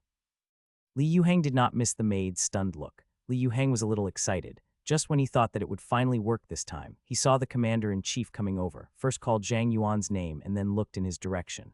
Li Yuheng was certain in his heart, but before he could laugh, he saw the commander-in-chief move his gaze back an inch and called out the name of the person behind him. Li Yuheng was stunned. How come? How could it be this person and not myself? Li Yuheng was shocked and angry when his plan failed. Then Zhang Yuan and another man named Zhang Wen were suddenly called out. Although they were puzzled, they still followed the commander-in-chief's order and walked out of the team. The ninth prince said he wanted to learn how to ride a horse. You two should go and teach him how to ride a horse. Upon hearing this, Zhang Yuan and Zhang Wen were both surprised and happy. Being able to get close to an honorable person, and a prince at that, is a blessing that many people would ask for. Even a fool would know that being able to show up in front of an honorable person is simply a godsend. There are nearly 10,000 black armor guards, and how many of them can have this opportunity? Zhang Yuan is just honest, but there is nothing wrong with his brain. Yes. Oh, by the way, don't let the ninth prince stay too far away from the team, or the emperor will blame you. Also, you must be careful when teaching the ninth prince to ride a horse, and you must not let the ninth prince make any mistakes. Do you understand? The ninth prince is now the emperor's most beloved prince. If anything goes wrong, not to mention the two of them, he will also be the one to suffer the consequences. The commander-in-chief had to remind him. Zhang Yuan and Zhang Wen couldn't help but feel nervous at the moment. After seeing the two off, the commander-in-chief originally planned to leave. After all, he still had things to do. But when he accidentally saw Li Yuheng standing nearby, the commander-in-chief subconsciously stopped. It's just like a leader's attitude towards his most outstanding employee. No matter what the employee's level is, at least the leader will have an impression of him or her. Li Yuheng was one of these people in the black armor guards. Although his rank was not high, he was hardworking, dedicated, and smart, so it was inevitable that he was remembered by the commander-in-chief. Seeing that the other party lost the election, the commander-in-chief was actually quite regretful. How come such an outstanding young man failed to catch the eye of the ninth prince? The commander-in-chief sighed inwardly and then couldn't help asking, I heard you have a younger brother with you. Li Yuheng was such a smart man. When he heard this, he immediately understood why he was not chosen by the ninth prince, and why the ninth prince ignored him even after the maid was obviously moved. Li Yuheng had planned everything, but he had forgot to take his younger brother Li Jun into account. Especially after the parents are gone, according to custom, the elder brother not only has to raise his younger brother, but also has to find a way to marry and have children for his younger brother. The eldest sister-in-law is like a mother, which means that the girl naturally becomes a mother when she marries into the family. In this case, how many girls' families would be willing to marry their daughters into the family? But in fact, just as Yishu guessed, Li Jun was indeed not Li Yuheng's biological brother, and he was not even a concubine's son. He was just the son of his father's good friend. This can be seen from their names. It is impossible for brothers to have such different names. Li Yuheng was born into a wealthy family. His father was a businessman and was one of the richest businessmen in Jeju City. In his early years, Li Yuheng's life was extremely comfortable and happy. However, the good times did not last long. One time when my father was doing business, he accidentally offended someone he should not have offended, and as a result, he brought disaster upon the whole family, and even his good friends who had come to help him were implicated. The two families tried their best and only managed to save their own children. From then on, the 17-year-old Li Yuheng began a life of exile with the son of his father's friend. In order to avoid being hunted down, Li Yuheng changed his own name Yang and his father's friend's name Hu to an unfamiliar name Li. However, when the disaster of extermination of the family occurred, Li Yuheng was already 17 years old. How could he forget such a deep hatred? During the 2 years of wandering, Li Yuheng tried almost every possible way. He even thought about practicing martial arts. As long as he could kill that dog official, he would not lose out. But unfortunately, at the age of 17, he had already missed the best opportunity to practice martial arts. Even if he tried harder, he could only achieve an upper middle level and could not even break into the government office. As for studying, not everyone can become famous. The imperial examination is held every 3 years and has to go through 4 stages: the provincial examination, the metropolitan examination, and the palace examination. Even if you pass the exam and become the top scorer, you still have to start as a minor official and then slowly move up. Ordinary people have no way to stand out from so many people.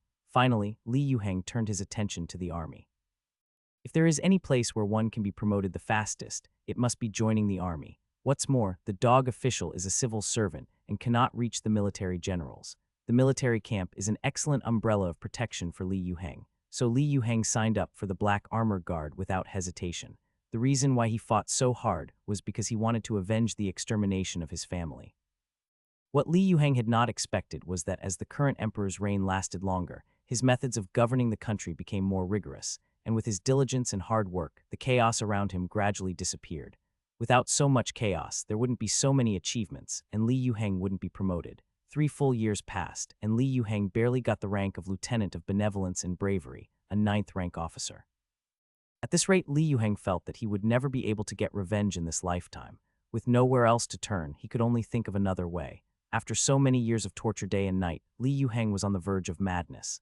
Li Yuheng no longer cared about anything, and he even secretly swore that as long as he could get revenge, he would do anything and accept anything, and he was willing to pay any price. Hence, he looked back just now.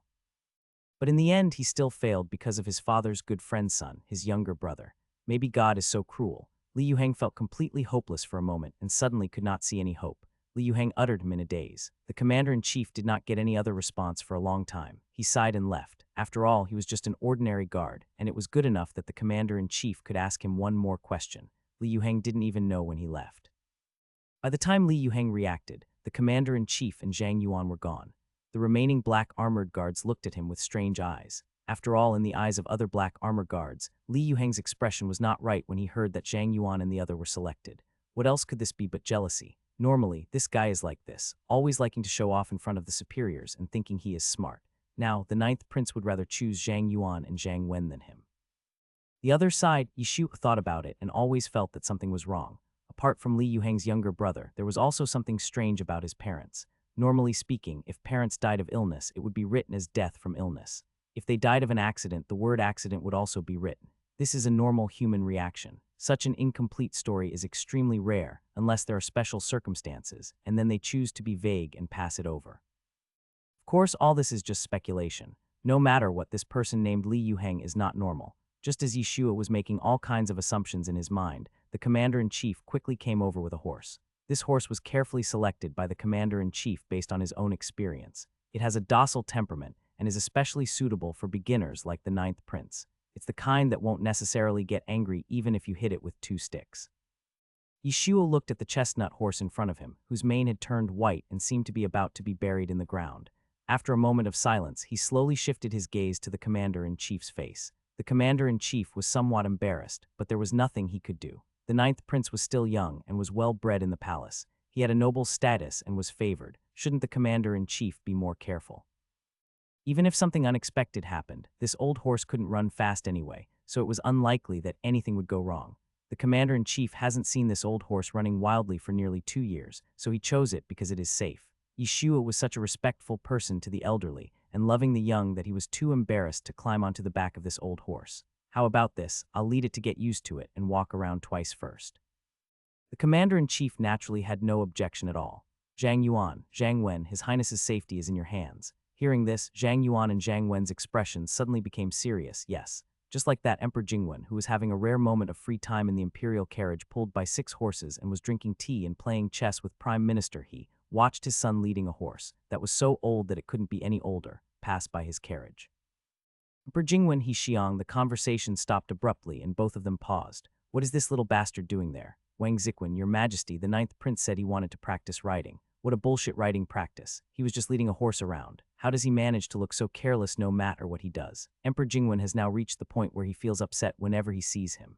Tell me, he's been doing this all day long. Can't he just be quiet for a while? Looking at the emperor who was playing chess and muttering unconsciously at the same time, Xiang was tactful enough to remain silent and just listen to the emperor complaining quietly. On the other side, Yishu didn't know that he was in the eyes of his cheap father just because he was leading a horse. He led the horse around for a long time and felt that the horse's physical fitness was not bad, not as weak as he imagined, so he climbed up with the help of Zhang Yuan and Zhang Wen. After observation, I found that Zhang Yuan was indeed the kind of person who didn't talk much but was very responsible. He always focused on the reins in his hand and was always alert to the movements of the horse. As for Zhang Wen, he talked a lot, and he was the one doing most of the talking along the way. Not long after Yishu got on his horse, he ran into Li Yuheng, who was returning from patrol. Sure enough, Yishu found that his entire aura had changed. It was just a small failure, so there shouldn't be such a big reaction. The reason why Yishu paid so much attention to him was because this person was working hard and had a resume that was obviously different from others, instead of simply relying on nepotism and his own face. Based on this, Yishu felt that the other party was worth testing, and he would not give up on him just because he saw that he was scheming. Now that his parents are gone, there is no such thing as parental expectations or family anticipation. I just don't know why he is so eager to climb up. After all, people who are born ambitious are still a minority. Most people first need external forces to push them before they have the motivation to move forward. Li Yuheng noticed that the ninth prince passed by his team, and according to the rules, he subconsciously lowered his head. Just when Li Yuheng thought that the ninth prince would leave without looking away, he heard a voice suddenly coming from above. So it's you? Well, look up. Li Yuheng was very sure that when he turned around, the ninth prince must have seen him, so he was not so surprised that he suddenly spoke to him. Li Yuheng did not dare to disobey and did as he was told subconsciously. The next moment, he heard the ninth prince looking at himself, talking to himself as if sighing and regretful. Oh, everything is good, except why there is a younger brother. Li Yuheng clenched his fists. Before he could reply, Yishu asked again, by the way, let me ask you, is your brother your biological brother? Li Yuheng has never heard of this question since the household registration was changed. Could it be that the ninth prince discovered something? The flash of panic in Li Yuheng's eyes did not escape Yishua's eyes. Yishua was just asking casually, but he didn't expect that he could guess it right. You can't tell too much to someone as smart as Li Yuheng. If you tell him too much, he will soon know that you are interested in him. It would be bad if the guest becomes the host. Without giving Li Yuheng time to react, Yishu casually waved his hand, seeming a little impatient. Forget it, whether he is your biological brother or not. I only want to ask you one question. Can you send your brother away? If you send your brother away, I will let you marry the maidservant next to my mother. How about that? The tone was full of dandy arrogance, as if he didn't care about the other person's flesh and blood relationship at all. On one side is the great revenge for the extermination of the family, and on the other side is the son of his father's best friend, who had died because of working hard for their family. Faced with such a choice, Li Yuheng's face turned pale after a few words. Is it revenge or gratitude? Li Yuheng was almost driven crazy by this choice. No matter who faced this situation, no one could remain absolutely rational. Reason reminded Li Yuheng that sending Li Jun away might be his only chance. He believed that Li Jun could understand. After all, his parents also died at the hands of that corrupt official. But on the other hand, emotions reminded Li Yuheng that driving a 10-year-old child out of the house would be like asking for his life. A 10-year-old child has no survival skills at all. Li Yuheng felt hot and cold all over, as if he had been split in half by an axe. His reason and emotions were clamoring wildly, making him wish he could die. Yishu, on the other side, seemed not to notice his pain and continued to urge him. What's so difficult about this choice? At worst, you can just send your brother to a charity. It was particularly easy for him to say this, so it seemed even more cruel. The charity hall of the Zhou dynasty was equivalent to an orphanage, which not only contained orphanages and nursing homes, but also other things. It could be considered an ancient version of an official charity organization. Charitable organizations are not omnipotent no matter where they are located, not to mention that in ancient times when productivity was so backward, even if they could guarantee food and drink for the elderly and babies, their lives would definitely not be easy. That is why so many people would rather struggle for a living outside than go there. Li Jun didn't become rich following Li Yuheng, but Li Yuheng's monthly salary was enough for the two of them to have enough food and clothing. Thinking of this, Li Yuheng suddenly calmed down. I believe that if my father's good friend were still alive, he would also feel that keeping his child well fed and clothed is more important than avenging him. But inevitably, I will let my parents down. I'm sorry, Your Highness the Ninth Prince. Li Jun is my younger brother. I'm sorry that I can't. When saying this, Li Yuheng's heart was bleeding. He only hated himself for being incompetent. He was afraid that he would not be able to avenge his parents and his whole family in this lifetime. Perhaps because he was in so much pain, Li Yuheng spoke every word with great difficulty. Yishu watched this man speak just 2 sentences. After he finished speaking, he looked like he had been fished out of the water. He was sweating profusely, as if he had used up all his strength. His eyes became empty and numb like a walking corpse. Yishu was almost certain that something was wrong. Tusk, that's meaningless. Just when Li Yuheng was sure that there was no room for maneuver in this matter, he heard the person above him suddenly ask, "By the way, how is your writing skill?" Li Yuheng was stunned for a moment and saw that the ninth prince seemed a little impatient. Although he didn't know what he meant, Li Yuheng still spoke faster than his brain and hurriedly replied, "Your Highness, I am very good at writing." Li Yuheng was born into a wealthy family. Although he was a merchant, he could not wear silk clothes, ride in a luxurious carriage, take the imperial examination, or become an official, but there was no hindrance for him to ride a horse. When Li Yuheng was in his teens, his favorite thing was to go hunting and playing with his friends on horseback in the suburbs. Looking back on those days, he felt very happy. Li Yuheng also learned his writing skills at that time. Compared with the other guards of the Black Armor Guard who were born as commoners and had rarely seen horses, he could naturally be considered an expert. Unfortunately, Zhang Yuan and Zhang Wen were the kind of guards who had never seen a horse before. So they were only there to accompany Yishu in horse riding practice, just to protect him from getting hurt. As for controlling and riding the horse, that was really too difficult for them. There are more than 10,000 Black Armor Guards in total, and there are only a few horses in the entire Great Zhou. People like Zhang Yuan and Zhang Wen are lucky enough to be able to practice riding 2 or 3 times a year, and others cannot be too demanding. So Yishuo asked again, "Do you know the skills of riding a horse?" Li Yuheng reacted, and his heart started beating wildly. Opportunities are rare and will never come again. Li Yuheng spoke decisively, "Your Highness, I understand." "Yishu, okay, then you can take Zhang Yuan's place and lead the horse for me." The saying, when you are surrounded by mountains and rivers, you may think there is no way out, but when you turn around, you will find another village is just like this. Li Yuheng was stunned for a moment, but after he reacted, his attitude was so cautious that it would not be an exaggeration to say that he was extremely careful. Zhang Yuan did not hesitate and let go of his hand decisively. He knew his own limitations. In the horse riding competition in the military camp, Li Yuheng had won the top 3 for 3 consecutive years. The commander-in-chief praised him highly. Naturally, he was far inferior to him in riding skills, so it was reasonable. However, there was something clearly wrong with the way Zhang Wen looked at Li Yuheng. Yishu did not want to waste this free labor that came to his doorstep. After thinking about it, he decided to maximize his role. So Yishu asked in a voice that only the two of them could hear, "What do you think of Zhang Yuan?" It turned out that he came to ask me for information. Not only did Li Yuheng not doubt Yishu's intention, but he had a feeling that it's as expected. No wonder the ninth prince suddenly called him out. It turned out that he wanted to find someone who knew the inside story to find out the situation. The more Yishu acted like this, the more it proved that the maid had importance in his heart, and the more Li Yuheng wanted to be selected and replace Zhang Yuan. Although there were 2 maids, the competition was extremely fierce, so any opponent who could be squeezed out was considered a rival. Zhang Yuan was different from Li Jun. Zhang Yuan had no favors to him or their family, but Li Yuheng had no scruples at all. In addition, Li Yuheng had no idea who had taken a fancy to him, so he was about to slander without thinking, but then he suddenly came to his senses. It would be a disaster if fabricating something out of nothing was discovered, and deceiving the ninth prince is an even greater crime. After thinking it over, Li Yuheng found that he could only tell the truth. But there are some rules to telling the truth. For example, if the rumors already exist among the Black Armor Guards, even if they are untrue, it is not your problem. You are just a messenger. Just like that, Li Yuheng began to desperately recall what exactly Zhang Yuan's shortcomings were, even if they were told to him by others. However, after a long time, Li Yuheng sadly discovered that no one in the Black Armor Guard seemed to have said anything bad about Zhang Yuan.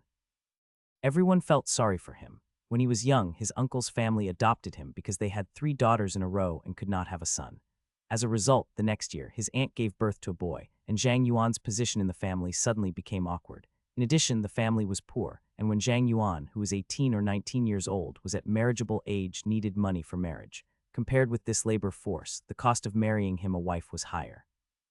After much deliberation, the uncle's family finally decided to kick him out. After Zhang Yuan had worked for his uncle's family for more than 10 years, he was driven out by his uncle's family. His biological parents didn't want him, and his uncle's family exploited him and then ruthlessly abandoned him. He was considered one of the most miserable ones among the Black Armor Guards. Maybe it was a habit he developed since childhood, but Zhang Yuan always did more things than talked, and his personality even seemed a bit dull. For such a person, everyone would only say that he could endure hardships, so how could there be any other gossip? Li Yuheng opened his mouth and held back for a long time before he could only say one sentence. Zhang Yuan doesn't seem to like talking much, and he's a bit rigid. Strictly speaking, being taciturn and rigid is not a big problem. It is better than sweet talk but no action. What's more, these two comments are somewhat exaggerated. With Li Yuheng's current urgency, if Zhang Yuan had any problems, he would point out every 30 of them. As a result, Li Yuheng thought for a long time and said this. Yishuo probably understood that it seemed that Zhang Yuan was really honest, but just listening is not enough. You have to see it with your own eyes to feel truly at ease. Thinking of this, Yishuo suddenly squeezed the horse's belly, and the old horse accelerated almost instinctively. Drive. Li Yuheng and the other two were caught off guard. After they realized what was happening, they hurriedly chased after him. Yishuo didn't care at all, feeling the gentle breeze passing by his ears. It was not until he ran a long way that he pulled the reins with practiced movements. Yishuo's impression on outsiders was that of a spoiled and naughty person, so this behavior was nothing special in the eyes of others. When Li Yuheng and the other two caught up with them breathlessly, they saw Yishuo casually picking up 2 handfuls of the freshest green grass for the horse. It seemed that he was waiting for the horse to finish eating before continuing to play freely. It was obvious that the 9th prince was in high spirits, and the reactions of the 3 people were also different. Because the 9th prince had just said directly that if Li Yuheng didn't have a younger brother, he would have betrothed the maidservant beside the imperial concubine to him. Even the dumbest person would have figured out why the commander-in-chief only called out the 2 of them. The most important thing at the moment is whether he can successfully marry the imperial concubine's maid. After weighing the pros and cons, Zhang Wen chose to turn a blind eye to Yishuo's actions, for fear of offending him. Li Yuheng was the same. He was afraid of offending the 9th prince and did not dare to say a word. However, his skills were much more advanced than Zhang Wen. While the 9th prince was not paying attention, he quietly touched the reins of the horse, preparing to find a way to chat with the 9th prince while quietly leading the man and horse back to the main force. As for Zhang Yuan, he was much more direct. Your Highness, you can't go any further. If His Majesty knew about this, I'm afraid he would blame you. No matter what, the Emperor's orders and the safety of the 9th prince are more important. Hearing this, Zhang Wen looked at him as if he were a fool. It was not like he didn't know why the 9th prince had called them here, so why was he still? Yishuo took in the reactions of the 3 people and found them very interesting. Yishuo raised his eyebrows, his eyes darkened, and threatened, Zhang Yuan, if you continue to behave like this, be careful, or I will not marry my mother's maid to you.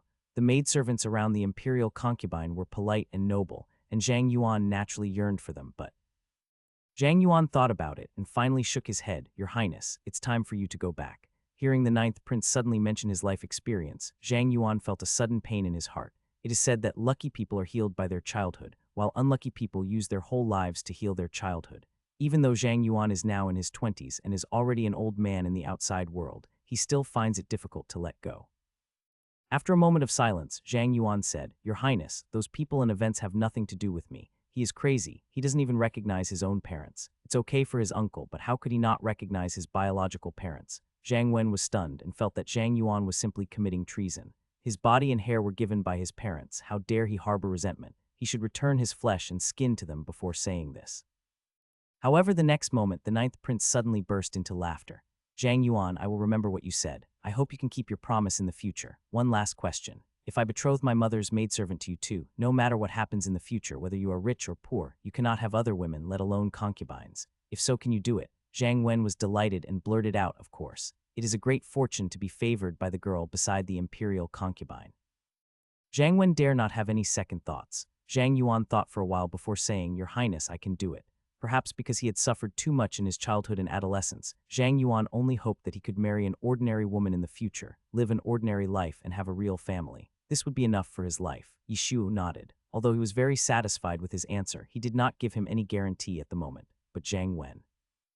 Yishuo turned his head to look at him, but shook his head slightly. What comes out of your mouth without careful consideration is often nothing more than flattery. He made a promise today, and he will naturally break it tomorrow. Zhang Wen was originally happy, but when he saw that the 9th prince didn't seem very satisfied with him, he immediately felt confused and had no idea what he had done wrong. Soon, Yishuo stopped looking at him. After driving Zhang Yuan and Zhang Wen away, Yishuo immediately set his sights on Li Yuheng. Now you can tell me why you are so eager to climb up. The 9th prince actually realized that he had turned back on purpose. In this case, the 9th prince must have guessed that Li Jun was not his biological brother, so he deliberately asked those questions. It's ridiculous that I claim to be smart. After just one encounter, the 9th prince saw through me. If I had not kept my brother at that time, but chose to send him away. Thinking about how he had wanted to show off in front of the 9th prince, Li Yuheng became terrified and sweated all over. He could not hold on any longer, and his knees went weak, and he fell to his knees with a thump.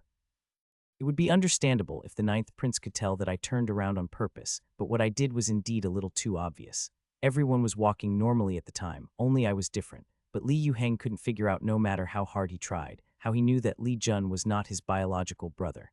Li Yuheng is not the kind of person who likes to rely on luck. Maybe he was in the past, but he is definitely not now. The ninth prince hardly left his sight when he was talking to him. He must have discovered something. Furthermore, the ninth prince even discovered that his urgent purpose of promotion was not that simple. Li Yuheng didn't know how all this happened, so he felt even more terrified, even horrified. Li Yuheng prides himself on being smart, but it seems that his intelligence is vulnerable now. Yishu's combined attack and defense directly broke through Li Yuheng's psychological defenses. Heavy pressure poured down on him. No wonder Li Yuheng couldn't bear it and could only kneel down and beg for forgiveness. Seeing this, Yishu couldn't help but touch the chestnut horse's mane awkwardly. He felt that he didn't say anything, so why did Li Yuheng fall down? In this case, Yishu had no choice but to pursue the victory. It is useless to be gentle when dealing with a smart person like Li Yuheng. Smart people are cunning, and they will only find ways to take advantage of your gentleness. I must beat him until he is afraid, beat him until he is in pain, and beat him so that a shadow is left in his heart, which becomes an obstacle in his heart that he can never overcome. At the same time, some benefits should be given. After all, Yishu wants to form a marriage alliance with him rather than make an enemy. Yishu did not call him by his given name. He just controlled the old horse and said leisurely, Li Yuheng, this is a good name. Zhang Yuan would definitely not understand this incoherent sentence, but Li Yuheng is different. Li Yuheng is smart, and when dealing with smart people, it is enough to just say half of the words. Subconsciously following the silent recitation, Li Yuheng's expression changed slightly after a moment. Obviously, at this moment, he also understood how big the gap between Li Yuheng and Li Jun was. The name that was left behind to preserve the last thought became the biggest flaw. Yishuo continued, if your parents died of illness, the roster should have written died of illness. If they died of an accident, the roster should have written what kind of accident it was. There is no beginning or end, only the 4 words, both parents died. Does this mean there is another hidden story? Following Yishuo's words, Li Yuheng began to think carefully, and then he was horrified to find that it was indeed true. If one of the parents of other people was no longer around, the reason would basically be clearly stated.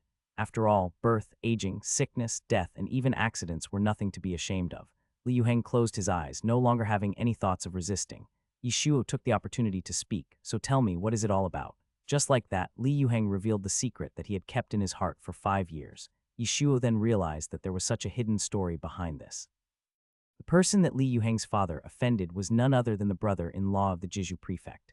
Although he was called a brother-in-law, he was actually just the brother of the concubine in the backyard. The concubine's brother was also a businessman, so it might not be a real offense. Li Yuheng's father was very wealthy, so naturally he made others jealous. But who could tell what was true and what was false? Jiju Yishuo frowned slightly as he silently recited this unfamiliar name. This incident was different from the one at Teifu's house. If you really counted it, Yishuo did nothing at that time. He simply asked the Grand Tutor and the Crown Prince to catch the young master of the Cow family committing adultery. The young master of the Cow family was a commoner, so it was fine to arrest him. What happened to the Cow family later was discovered by the families of the 3 sisters-in-law of the young master Cow themselves, and it had nothing to do with him. The prefect of Jiju was an official of the 4th rank, and Yishuo didn't know which faction the other party belonged to in the court. If he was not careful, he might easily stir up a hornet's nest. Although Yishuo is kind-hearted, he doesn't help everyone. He will help where he can, but he is powerless to help where he cannot. To Yishuo, his mother is the most important. Since Yishuo has made up his mind not to get involved in the muddy water of the imperial court in this life, he will naturally not change his mind so easily. If he says he won't get involved, then he won't get involved. So, I'm afraid I can't do anything to avenge your parents and your family. Call Yishuo cold-blooded or cruel, but in his eyes, the lives of Li Yuheng's family are not as important as the safety of those around him. When Li Yuheng heard this, the blood in his body seemed to freeze. If the 9th prince couldn't get anything done, Li Yuheng really didn't know what else he could do. Seeing the other party's desperate expression, as if he wanted to bang his head against the wall and kill himself, Yishuo hurriedly said, No, don't think about committing suicide yet. I haven't finished talking yet, why are you in such a hurry? Being happy and sad at the same time can easily lead to extremes. Yishuo quickly added, although I can't do anything about it, I still have you. It would be great if you could avenge your family yourself. Li Yuheng couldn't help but smile bitterly when he heard this. Your Highness is joking. He had worked so hard for so many years, but was only a ninth-rank lieutenant of benevolence and bravery, which was still a long way from being a fourth-rank prefect. If he relied on himself, there would be no hope at all. Whether it's a joke or not is not up to you to decide. A gust of wind blew, and the horse was bored, so it lowered its head and quietly ate grass. Li Yuheng suddenly heard these words. What if I say I can help you get promoted? Caught off guard, Li Yuheng looked up suddenly. Yishu casually put a handful of fresh green grass into the horse's mouth, as if the words just now were not said by him. Li Yuheng reacted and kowtowed loudly, his voice trembling, Your Highness, please help me. It is really possible, it is really possible. In his excitement, Li Yuheng almost didn't care about anything. He had said before that if he could get revenge, he would pay any price. If what Your Highness said is true, my life belongs to Your Highness. I am willing to serve Your Highness for all my life. Yishu was willing to believe his sincerity at this moment, and was also willing to believe that what he said was true. But why should I want your life? Yishu was speechless. He didn't intend to kick his cheap third brother down and become the emperor himself. This guy seems to have lost his way. I just said he was smart. Why has he become stupid now? Wait, could it be that he misunderstood and thought that his usual behavior was just an act, and that he actually had some big plans? Yes, that's what Li Yuheng thought. Think about it, a prince is so smart, but he ends up with a bad reputation. Doesn't this speak volumes? No matter what he thought, Yishu was too lazy to talk nonsense with him and said directly, I don't like this one, change it to another one. Li Yuheng was stunned. In his opinion, this should be the ninth prince's goal. Why does the ninth prince seem not satisfied at all? Then when the time comes, I'll ask my brother to join the Black Armor Guard as well. Hearing this, Yishu's expression was no longer just cold, he was completely expressionless. It's still not right if it doesn't work. Think about it again, think about it again. After a while, an incredible thought flashed through his mind, and Li Yuheng tentatively asked, Can I ask about the maidservant of the imperial concubine? Is it me that His Highness originally had his eyes on? This time Yishu finally had some reaction. Let me correct you. It's not me who likes you, it's Su Zin who likes you. It turned out that the maid's name was Su Zin, and it turned out that his actions were not completely ineffective. Li Yuheng felt mixed feelings of sadness and joy. How could his heart be so complicated? Li Yuheng silently memorized the name in his heart and immediately made a decision. Miss Suxin has been very kind to me. Yuheng has no way to repay her. Yuheng also wishes to have only her in this life and never take a concubine. Li Yuheng thought that the ninth prince would be satisfied with what he said. However, instead of praising him, the ninth prince sneered. Li Yuheng was almost driven crazy by his attitude. This doesn't work, and that doesn't work either. What does the ninth prince want from me? The next moment, Yishuo's eyes almost looked into Li Yuheng's heart. How much of this is true and how much is false? You know it in your heart. It's obvious at first glance that Li Yuheng is a restless person. Moreover, a favor has to come from the heart to be called a favor. Something that is agreed to under duress is just a deal. Although Li Yuheng was not ungrateful, people like him hated being coerced the most. Yishuo can guarantee that he will remain unchanged for 1 year, 2 years, or 3 years, but he cannot guarantee that he will remain unchanged for his entire life. Yishuo didn't want to see the scene where Su Zin was affectionate with Li Yuheng at first, but ended up having a grudge against him in the future. Li Yuheng felt a little embarrassed when he saw this. Yishuo finally said, I have no other request, I just hope you can treat her well. Even if something happens in the future, don't bully her. Is that all? Well, that's all. Li Yuheng was speechless for a long time. He couldn't imagine that the ninth prince would go to such great lengths just for such a small matter. In just a few breaths, Li Yuheng thought a lot. Finally, he bowed deeply and said in a deep voice, I, Li Yuheng, swear today in the name of my deceased parents that I will never let Miss Suxin down in this life. Yishu didn't comment or say anything, but just said, It's getting late, we should go back. In fact, it is very simple to solve Li Yuheng's current predicament. His abilities are there, and the only thing he lacks is someone who can appreciate him. Isn't this what the so-called bull and the 1,000 Li horse are like? Yishu himself doesn't have much power, so he can't do this job, but others can do. Yishu rode the old horse slowly back to the team. Emperor Jingwen couldn't stand to see him wandering around like this. The veins on his forehead jumped violently, and he subconsciously stopped him. How long are you going to play?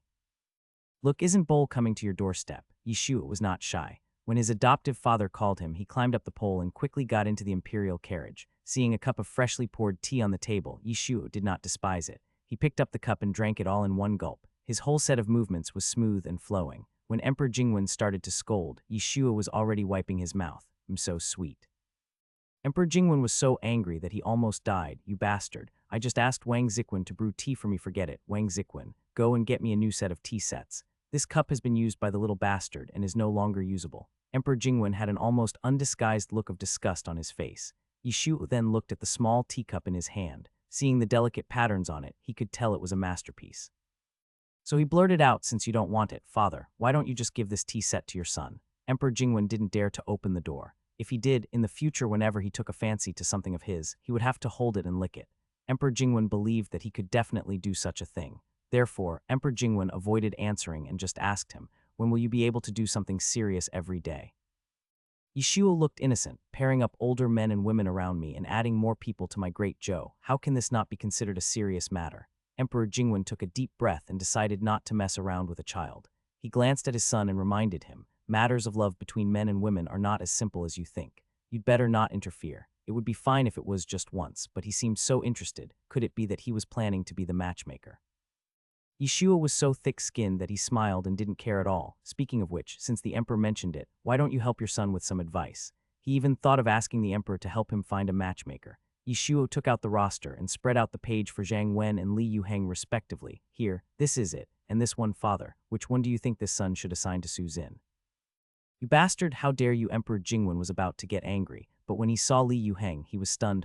This young man seems to be quite good. He has a handsome appearance, a good resume, and seems to be particularly proficient in horse riding. It would be a bit of a waste of his talent if he were only a small guard. Emperors all have a pair of eyes that are good at discovering. With a heart of admiration for talent, Emperor Jingwen gradually became interested. Seeing that her son was still holding up 2 rosters, he kept chattering. Although Zhang Wen is ordinary, it is precisely because of his ordinariness that Su Zin can suppress him.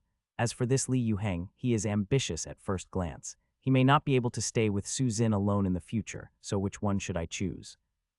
For a moment the child seemed to be in trouble. Upon hearing this, Emperor Jingwen sneered, "It's just a fool's opinion. Even so, you have the nerve to let your own son act as a matchmaker for someone else." In his opinion, it is normal for a man to have 3 wives and 4 concubines. How could anyone give up a young man with a bright future for such a reason? The more he looked at Li Yuheng, the more he felt that he was a good person. Emperor Jingwen pondered for a moment and made an exception to summon him. When he heard the news, Li Yuheng felt dazed. The 9th prince actually did it. Yishuo did not interfere in the subsequent matters. He believed that with Li Yuheng's ability, as long as he was brought before the emperor, he would definitely not disappoint anyone. Perhaps it was because Li Yuheng's birth was too low and he had no special background. He was just an ordinary guard. There were many people like him in the entire Black Armor Guard. It will take a long time to see the results of investing in such people. No one will choose them because their efficiency is too low. Promotion is not done in this way. If they are not promoted properly, they may fail halfway, or they may work hard to become a small official who is of no use at all. Therefore, no one doubts anything at all. Even if you pick out 100 ordinary guards, not everyone can succeed. It takes a very sharp vision to train your own team in this way. This trick is fine if used once or twice, but it won't work if used too many times. It will arouse Emperor Jingwen's suspicion and eventually implicate himself, so it can almost be concluded that Zioju did it on a whim and accidentally. This is indeed the case. Yishu did not intend to ask the other party to work for him. He just wanted to lend a hand to Li Yuheng, who was in an already miserable situation, for Su Zin's sake. It just provides a foundation for the other party. What will happen in the future depends on his own luck. However, from Yishuo's perspective, he felt that Li Yuheng's future achievements would most likely be more than this. He has brains, perseverance, willpower, is good at seizing opportunities, has a strong psychological endurance, and is appropriately ruthless. He already has some of the necessary factors for success. With the prefect of Jizhu hanging in front of him, at least Li Yuheng would not let himself fall before that prefect fell. Having finally seized such an opportunity, people like Li Yuheng would spare no effort to climb up, and would try their best to let the people above them see their abilities. For such people, in order to encourage them, it is natural to give their wives and children titles. When Li Yuheng is promoted to the 5th rank of garrison commander, he will be eligible to request an imperial decree for his wife. Even if the request fails, Su Zin, the wife of an official, will not be able to escape. This is probably the best arrangement Yishuo can give to Su Zin and Su Qiu based on their respective situations. Needless to say about his height and appearance, he is also younger than the other two. Zhang Yuan is 25 and Li Yuheng is 22, which is the prime of their life. At least there is no need to worry about disharmony in that aspect. By the way, speaking of this, when I have time, I will ask the imperial physician to check the pulses of both of them as a marriage checkup, to prevent them from having any hidden illnesses, which would make it difficult to cancel the marriage once it is decided. While his stepfather was having a heart-to-heart talk with the talented horse, he had discovered with his keen eye, Yishu turned around and went back to his mother's carriage. Almost at the moment when Yishu opened the curtain, concubine Rong looked over, as well as the 2 maids who suddenly appeared. Sure enough, no matter what one's status or age, gossip is the nature of human beings. The moment she saw her son, concubine Rong couldn't help but ask, "Did you see those two people? How did you feel?" Yeshua was picky and only said what he could say. When Su Qiu heard that Zhang Yuan promised to only marry her and never take a concubine in this life, she couldn't control herself and her eyes lit up slightly. As for Su Zin, although she did not receive the same guarantee, she felt more at ease when she heard that the emperor had summoned Li Yuheng at this moment. The two have different emphases in their expectations of their future husbands, so naturally, the things they care about are also different. Su Zin was the maid carefully selected by the wife of the Duke of Zhen. Although she did not have the quick wit of Su Yue, she was also very smart. After Yishuo's few words, Su Zin knew that the ninth prince must have put a lot of thought into it. The three maids Su Zin, Su Yue, and Su Qiu have been serving concubine Rong since they were young. They are loyal to her, and after this incident, they wish they could give their lives to their two masters. This is what is meant by a ruler treats his ministers with courtesy, and a minister serves his ruler with loyalty. The two of them secretly made up their minds that no matter where they were in the future, they would be slaves of the imperial concubine and the ninth prince for the rest of their lives. After listening to this, Su Zin spoke without hesitation. "Your Highness the ninth prince is so kind. I will definitely." "Stop, stop, stop." Before she could finish, Yishu hurriedly stopped her. "That's what I was going to tell you. Li Yuheng's situation is special, so he cannot be treated with common sense." Su Zin was stunned for a moment. Yishuo pursed his lips. His expression became extremely serious. "Remember, after you two get married, unless something serious happens to you, or you can't make ends meet, or Li Yuheng bullies you unless it is necessary, don't contact Qiwu Palace me or even Su Yue and the others.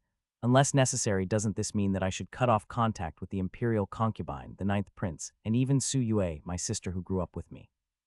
Don't Her Highness and His Majesty want me anymore?" After she came to her senses, Su Zin's face was filled with panic and she fell to her knees with a thud. "Your Highness, why did Su Zin do something wrong?" This was the maid who had been with her since she was a child. They were not as close as sisters, but there was definitely affection between them. So after concubine Rong was stunned for a moment, she also turned her head and glared at her son. "I've never heard of a married girl who can't go back to her parents' home." Concubine Rong still hopes that Su Zin will come to Qiwu Palace often. "Not only can she not go back, but from what my son said, I'm afraid we can't even exchange letters." Concubine Rong told herself not to get angry and stared at her son eagerly, waiting to hear his explanation. But in fact, it is really difficult for Yishuo to explain this matter. If it is spread out accidentally, it will be bad, no matter who it is.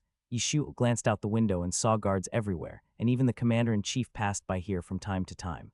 The situation was completely different from choosing a husband for a maid, so even Yishuo could only keep silent. Does Yishuo have to say that this is all in preparation for Li Yuheng's future promotion? The black armor guards are different from ordinary troops. They are a team specially assigned to guard the capital. They are the last line of defense of the capital city, and they also guard the safety of the emperor. Their importance is self-evident. Imagine, how could an emperor allow such a team to be mixed with other interests? Therefore, those who can climb to high positions are basically loyal ministers and lone ministers who are only loyal to the emperor. Even if the crown prince comes, he will be of no use unless the emperor dies. In that case, the crown prince is the next emperor for sure. Just like the current commander-in-chief is alone, no matter how other princes try to win him over, he will not be moved. Once he joins any camp, it will be time for someone else to take the position of the commander-in-chief. Although a lone minister in the Black Armor Guard may not necessarily be able to sit in a high position, those who sit in a high position are definitely lone ministers. Yishu saw it clearly, so he reminded Su Zin early on to avoid the day when their road to glory would be ruined because of such a small matter. Only by making plans early can you be prepared for any eventuality. Since Yishu had no intention of letting Li Yuheng work for him, he naturally didn't care whether the other party would contact him or not. "I can't tell you the specific reason, but Mother Su Zin, it's enough for you to trust me." Concubine Rong looked into her son's eyes for a long time, then gave up after sighing. Forget it, forget it. The little bastard has a lot of tricks up his sleeve. Who knows what he is thinking? If you don't want to contact her, then don't contact her. As long as he is fine, it's fine. Su Zin cried even harder, but out of trust in the ninth prince, she did not press for an answer. Su Zin felt a little regretful. She vaguely understood that the reason why the ninth prince said that was because of Li Yuheng, so Su Zin regretted it. If she had known this earlier, she would not have married. "Your Highness, if this is really not possible, let's just call this marriage off." Su Zin tightly grasped Yishuo's clothes, tears falling like beads from a broken string. "I suddenly feel that it would be better to be like Su Yue and stay in the palace with the madam and the prince for the rest of my life. If getting married means having to endure all these, she would rather not get married." Yishu opened his mouth, but before he could say anything, Su Yue rolled her eyes and couldn't help scolding. You were the one who said you wanted to get married, and now you're regretting it, too. Why are you so fussy? Do you really think your highness isn't tired? Suzin trembled and cried even harder. But how should I know? How should I know? How did she know things would turn out like this? If you want to wear the crown, you must bear its weight. Yishu sighed and couldn't help but squat down and look directly into Suzin's eyes. Since you want to get married, why bother delaying yourself because of this kind of thing? In today's world, the wives of officials, common people, and slaves are all very different. Look ahead, good days are ahead. Yes, I had made the choice from the beginning, and I should have known that this would happen. But when this moment really came, Suzin felt a heart-wrenching pain and she couldn't control it even if she wanted to. In the end, Suzin's eyes were swollen from crying. Not to mention Suzin and the others, even concubine Rong's eyes began to turn red. Yishu was most afraid of seeing this kind of scene. He didn't dare to stay any longer and left as if escaping. After exiting the carriage, before Yishu could catch his breath, he bumped into the triumphant Li Yuhang. Judging from his slightly excited expression, he must have gained a lot from his stepfather. Since everyone knew that he was summoned by the emperor because of the ninth prince, it was a very natural thing for him to come and express his gratitude. Thinking of this, Li Yuhang did not hide from others and knelt on one knee in front of Yishuo. Yishuo shook his head upon hearing this. It has nothing to do with me. It's your own ability. There was no falsehood in what he said. Every word came from his heart. Li Yuhang suddenly became a little excited when he heard this. I have tried so many methods, but to no avail. If it weren't for the help of the ninth prince, I'm afraid I would never have such an opportunity in my life. At this moment, Li Yuhang seemed to have determined this matter, fanatical and persistent.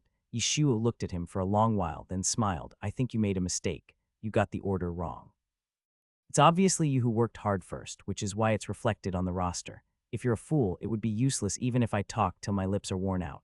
Li Yuhang was stunned. Even if this person cannot be used by himself, Yishuo does not want to see him go astray and harm innocent people. So Yishuo spoke up and said, you must remember in the future, never become like the person you hate. It would be a joke if he turned into the dog official who exploited the people in his hometown as he said today. Glancing at the other person, Yishuo said meaningfully, since I can see through it, others can naturally see through it too. To forge iron, one must be strong himself. Li Yuhang shuddered suddenly. Yishuo's combination of kindness and force today has successfully left a deep psychological trauma on Li Yuhang. Think about it, something that I have tried to accomplish for so many years but failed was easily accomplished by the ninth prince. Isn't it scary? How old is the ninth prince? Only 7 or 8 years old. What if it was other princes, the crown prince, or even the emperor? Just imagining this, Li Yuhang felt a chill and quickly calmed down. Okay, I won't tell you anymore. Just know it in your heart. I'm leaving now. The loud noise of wheel ruts and iron hooves around them drowned out their voices. Li Yuhang deeply engraved the ninth prince's back in his mind. 3 days passed in a flash. Just when the candidates were decided, and the marriage of Suxin and Sukyu was gradually taking shape, the summer palace finally appeared before their eyes. When Zhang Yuan received the notice that he could start proposing marriage after arriving at the palace, even though he thought he was numb after so many years and all the hardships he had endured, he still felt a surge of genuine joy in his heart when he heard the news. Even if Zhang Yuan tried his best to keep a straight and honest face, he couldn't hide the joy spreading in his eyes. Whether it is sincere or false, you can tell it at a glance.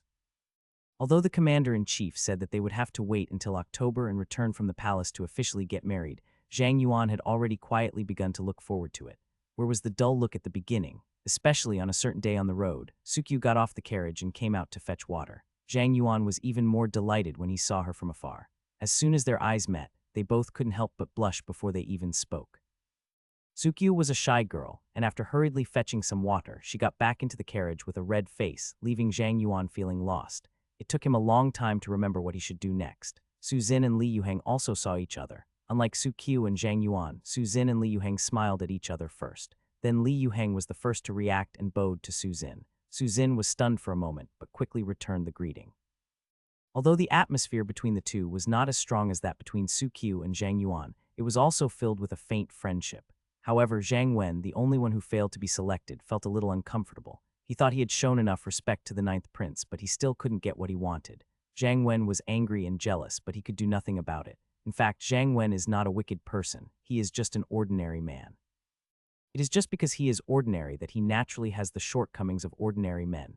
He is not as smart and capable as Li Yuhang, nor as sincere and loyal as Zhang Yuan, so it is natural that he is not chosen. Yishu leaned on the window, squinting his eyes, feeling the flowers, plants, and trees around him constantly receding and lazily basking in the sun. Emperor Jingwen and Prime Minister, he stopped moving their hands almost at the same time. The The two people couldn't understand how their son, the ninth prince, could remain so leisurely in the imperial carriage under such circumstances. Didn't he feel nervous? If it were any other prince, he would be on high alert when facing the emperor and the prime minister, for fear of making a mistake or saying something wrong. Looking at the ninth prince, he seemed much more comfortable than him and the emperor. A diligent person hates others being lazy the most. As luck would have it, there is not a single lazy person who can sit in this position, so almost everyone dislikes Yeshua when they see him. Holding back, Emperor Jingwen and Prime Minister he each took a few steps, and seeing that their son the ninth prince was living up to everyone's expectations and was about to close his eyes, as if he was about to fall asleep in the next second, the two could not hold it back any longer and felt that they could not continue playing this game of chess.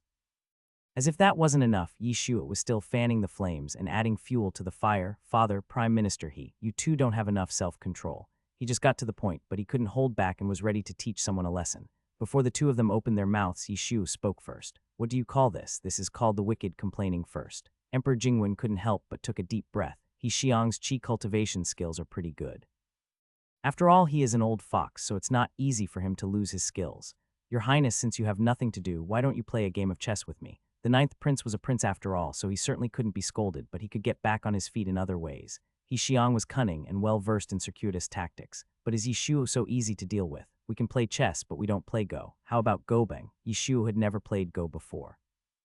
If he played it rashly, he would definitely be beaten badly. He didn't want to be fooled, want to mess with him. No way. At this time, Xiang was the one who had the need, so Yeshua should take the opportunity to put forward his own request. How could he just accept whatever the other party said? Sure enough, Xiang's expression froze slightly. Emperor Jingwen couldn't help but give his beloved minister a look. See, I told you that this little bastard is not so easy to deal with.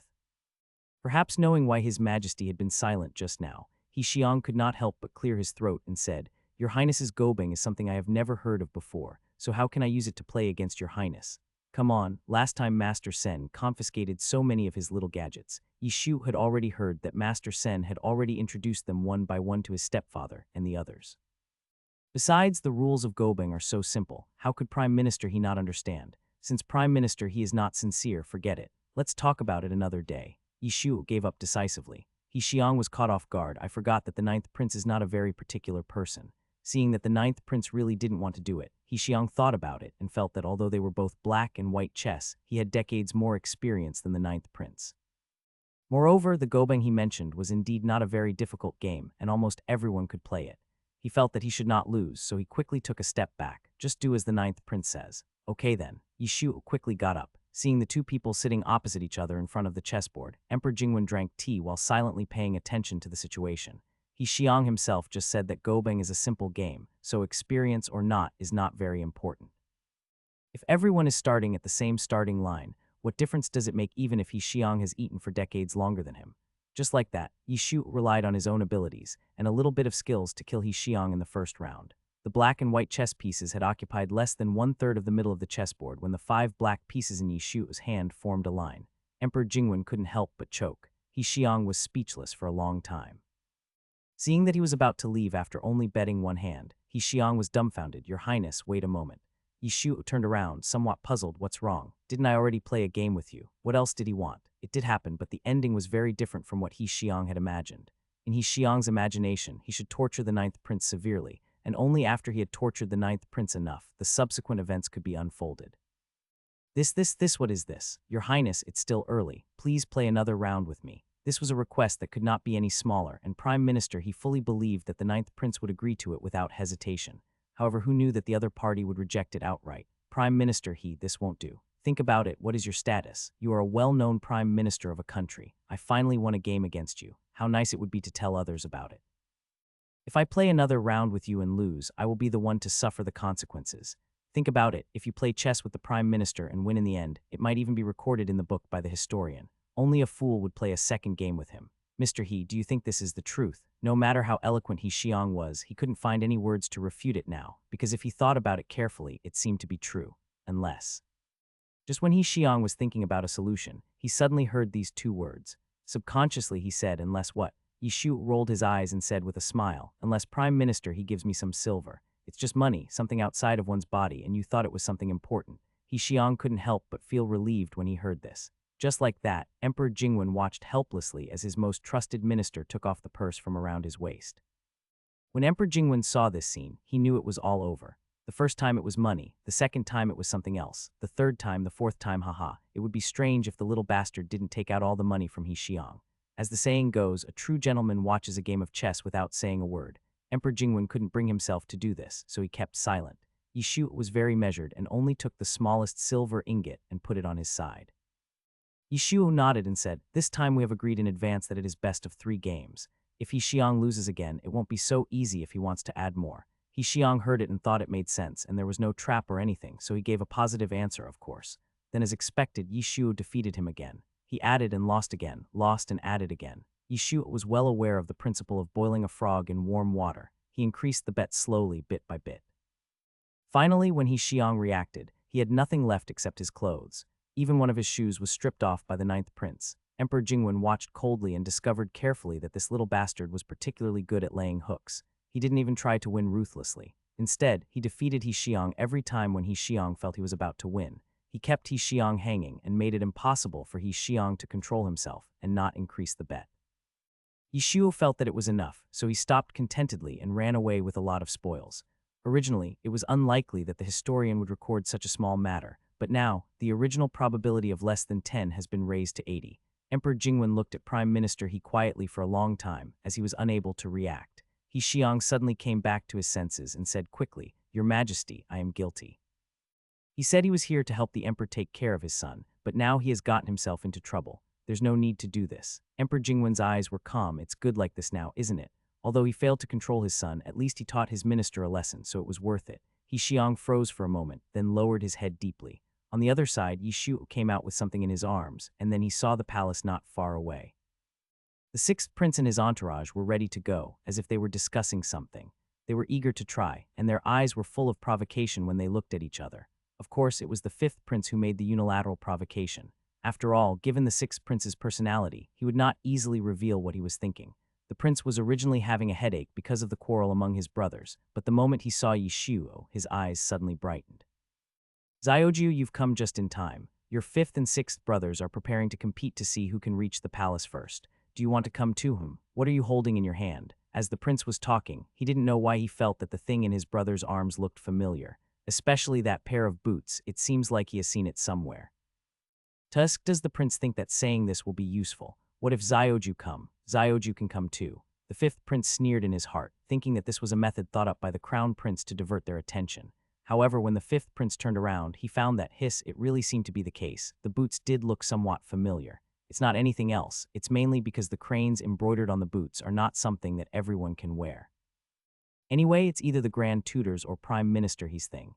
The 6th prince and others subconsciously turned their attention to their younger brother. Yishuo didn't care at all. He just smiled and said, "You guessed right, this is Prime Minister he's boots." The prince's expression suddenly froze. How could he have forgotten that in terms of troublesome abilities, even if all his other brothers were added together, they could not compare to the one in front of him? The 5th prince was even more stunned. He stole all of He Xiang's shoes. Isn't he afraid of offending He Xiang? Based on the 6th prince's understanding of his younger brother, he didn't feel that he was the one who stole it. Although Zioju was naughty, he did not bother to steal. So the 6th prince was silent for a moment, and then asked, where did the boots come from? As expected, Zio Yishu was about to shout out Zio Ming when he noticed the 6th prince's angry gaze. After thinking for a while, he decided to save some face for him in front of so many people. Yishu finally changed his words. As expected, 6th brother understands me. I won these boots fair and square. After saying this, Yishu couldn't help but glance at the 5th prince standing beside him. The 5th prince was stunned. No way. How could He Xiang lose to a child, or such a child? As if it wasn't enough, Yishu raised his brows slightly, and I won it by playing chess. As for what kind of chess you win at, well, that's not important. After hearing what he said, the 5th and 6th princes realized that in addition to the boots, he also held a purse, a fan, a mosquito repellent sachet, and a bunch of other miscellaneous items in his arms. A bad thought flashed through the minds of both of them at the same time. Could it be that he had snatched these things from He Xiang? Zioju is really not afraid of offending people. It should be that his father had finished his lecture. Crown Prince noticed that when Prime Minister he came out of the imperial carriage, his clean tabi became dirty immediately after he landed on the ground. Now he was standing on one leg, waiting for the servant to bring him new shoes. The Crown Prince and Prime Minister his eyes met, and they both looked away almost instantly. The situation was so awkward that both of them tacitly kept silent. The 5th prince at the side could not help but twitch his lips slightly. So, what's the use of this shoe for you? Didn't you see that there was such a big emerald inlaid on it? He Xiang was different from the Teifu. He Xiang was so delicate that even his boots were full of little tricks. It was because He Xiang reacted quickly that he noticed as soon as he moved one of his boots. If He Xiang reacted a little slower, Yi Shu would have been able to collect every piece of his boots. A single piece may not have much value, but a whole set is different, just for a piece of jade. Even though the method might be wrong, the Crown Prince was relieved to see that the attention of the fifth and sixth princes was finally successfully diverted. However, before he could let out a sigh of relief, he heard his brother say this again. By the way, what about you guys? What were you doing here just now? The prince turned his head and began to wink at Yishuo, but Yishuo pretended not to see anything and continued questioning. I just heard third brother talking about a competition or something. I've never seen Zioju be so tactless before. The fifth prince then remembered what had just happened. In fact, it was not a big deal. It was just that the fifth prince and the sixth prince did not get along well. They often tried to show off to each other in the study. In addition, because of Yishu as a comparison, Emperor Jingwen often praised the sixth prince recently, and the fifth prince disliked him more and more. He always felt that the sixth prince looked taciturn on the surface, but was actually very thoughtful. In short, their fates were incompatible. Just now, the fifth prince was even more sarcastic, making fun of him for being only good at studying but extremely weak, so there was the so-called horse riding competition. This was what the sixth prince could not stand the most, so he gritted his teeth and agreed. Yishuo wondered if this kid was stupid. He compared his own weaknesses with other people's strengths. He really thought he was an Iron Man who could do anything. Yishuo doesn't really understand perfectionists like Zio Ming, but he is still very interested in the competition. Then what are you still standing there for? Caught off guard, the fifth prince was stunned. Yishuo couldn't help but point at the palace, which was getting closer and closer. We are almost there. It will be too late if we don't compete now. Hurry up. Prince, as expected, I shouldn't have had any hope for Zio Jiu. The little grandson of the emperor standing by was stunned. He had seen many sons of the emperor trying to stop a fight, but this was the first time he had seen someone adding fuel to the fire. Ninth uncle, the little grandson of the emperor, couldn't help but pull at the corner of Yishu's clothes, but Yishu dismissed him with a sentence, "Kid, go away and don't interfere in adult affairs." The little grandson started to get angry. After waiting for a long time without seeing the two of them make any move, Yishu couldn't help but urge them again. I also want to see who wins and who loses between you two. The expression of expectation and anticipation really hurt the fifth prince's eyes, making him feel like a monkey being watched. Who does he think he is? Why should he compete with me just because he says he is better than me? The fifth prince couldn't help but grit his teeth as he felt rebellious. Go ahead and compete with yourself. I won't serve you anymore. What does this have to do with me? Seeing that the fifth prince seemed to be leaving, Yishuo became anxious. It was you who made the bet that you wanted to compete. How can you go back on your word? I'm still waiting to see. And try to see if he can open a handicap or something. Yishuo has not yet recovered from the afterglow of his victory. Look, you're looking at shit. The fifth prince almost blurted out the words, then realized that this was too rude. It would be disastrous if his father heard it, so he gave up. The fifth prince crossed his arms over his chest and looked at Yishuo with a sneer. He had made up his mind that he would never get what he wanted no matter what. Yishuo had no choice but to look at the sixth prince beside him, sixth brother. The sixth prince paused, then shook his head. I'm sorry, sixth brother doesn't have the habit of letting people see me. Is it an illusion? I always feel like he did it on purpose. Vaguely sensing something, the sixth prince was stunned. Yishuo was very disappointed that he couldn't see the good show. Meeting his disappointed look, the fifth prince couldn't help but sneer. Disappointed, right? That's right. Your Highness, I have something else to do, so I will take my leave now. Contented, the fifth prince bowed and left leisurely. The prince was a little overwhelmed as to how this had happened. Wow, he is such a boring guy. Yishuo couldn't help but glance back and forth between the crown prince and the sixth prince. In that case, why don't we? Sorry, ninth brother. We'll be at the palace soon and I still have things to pack. Before he could finish his words, he was interrupted by the sixth prince. The prince followed closely behind him, smiling brightly. I am the same. Yishu had no choice but to shift his attention to the little grandson. Just kidding, if I can't play with your dad, why can't I play with you? Come here. By the time the little grandson wanted to run, it was obviously too late. Ninth uncle, you don't come over here, Prince could still hear his son's screams of resistance from a distance. He was silent and finally chose to pretend he didn't hear it. Ziogius would know his limits, right? At the same time, Emperor Jingwen also heard what happened outside. At first, he thought that the fifth and sixth brothers were going to quarrel, but he was suddenly interrupted by the ninth brother, and a conflict that was about to break out was avoided without a trace. Emperor Jingwen didn't even bother trying to stop the fight. It's just pitiful that the little grandson who followed his father to stop the fight ended up being caught and used as a toy.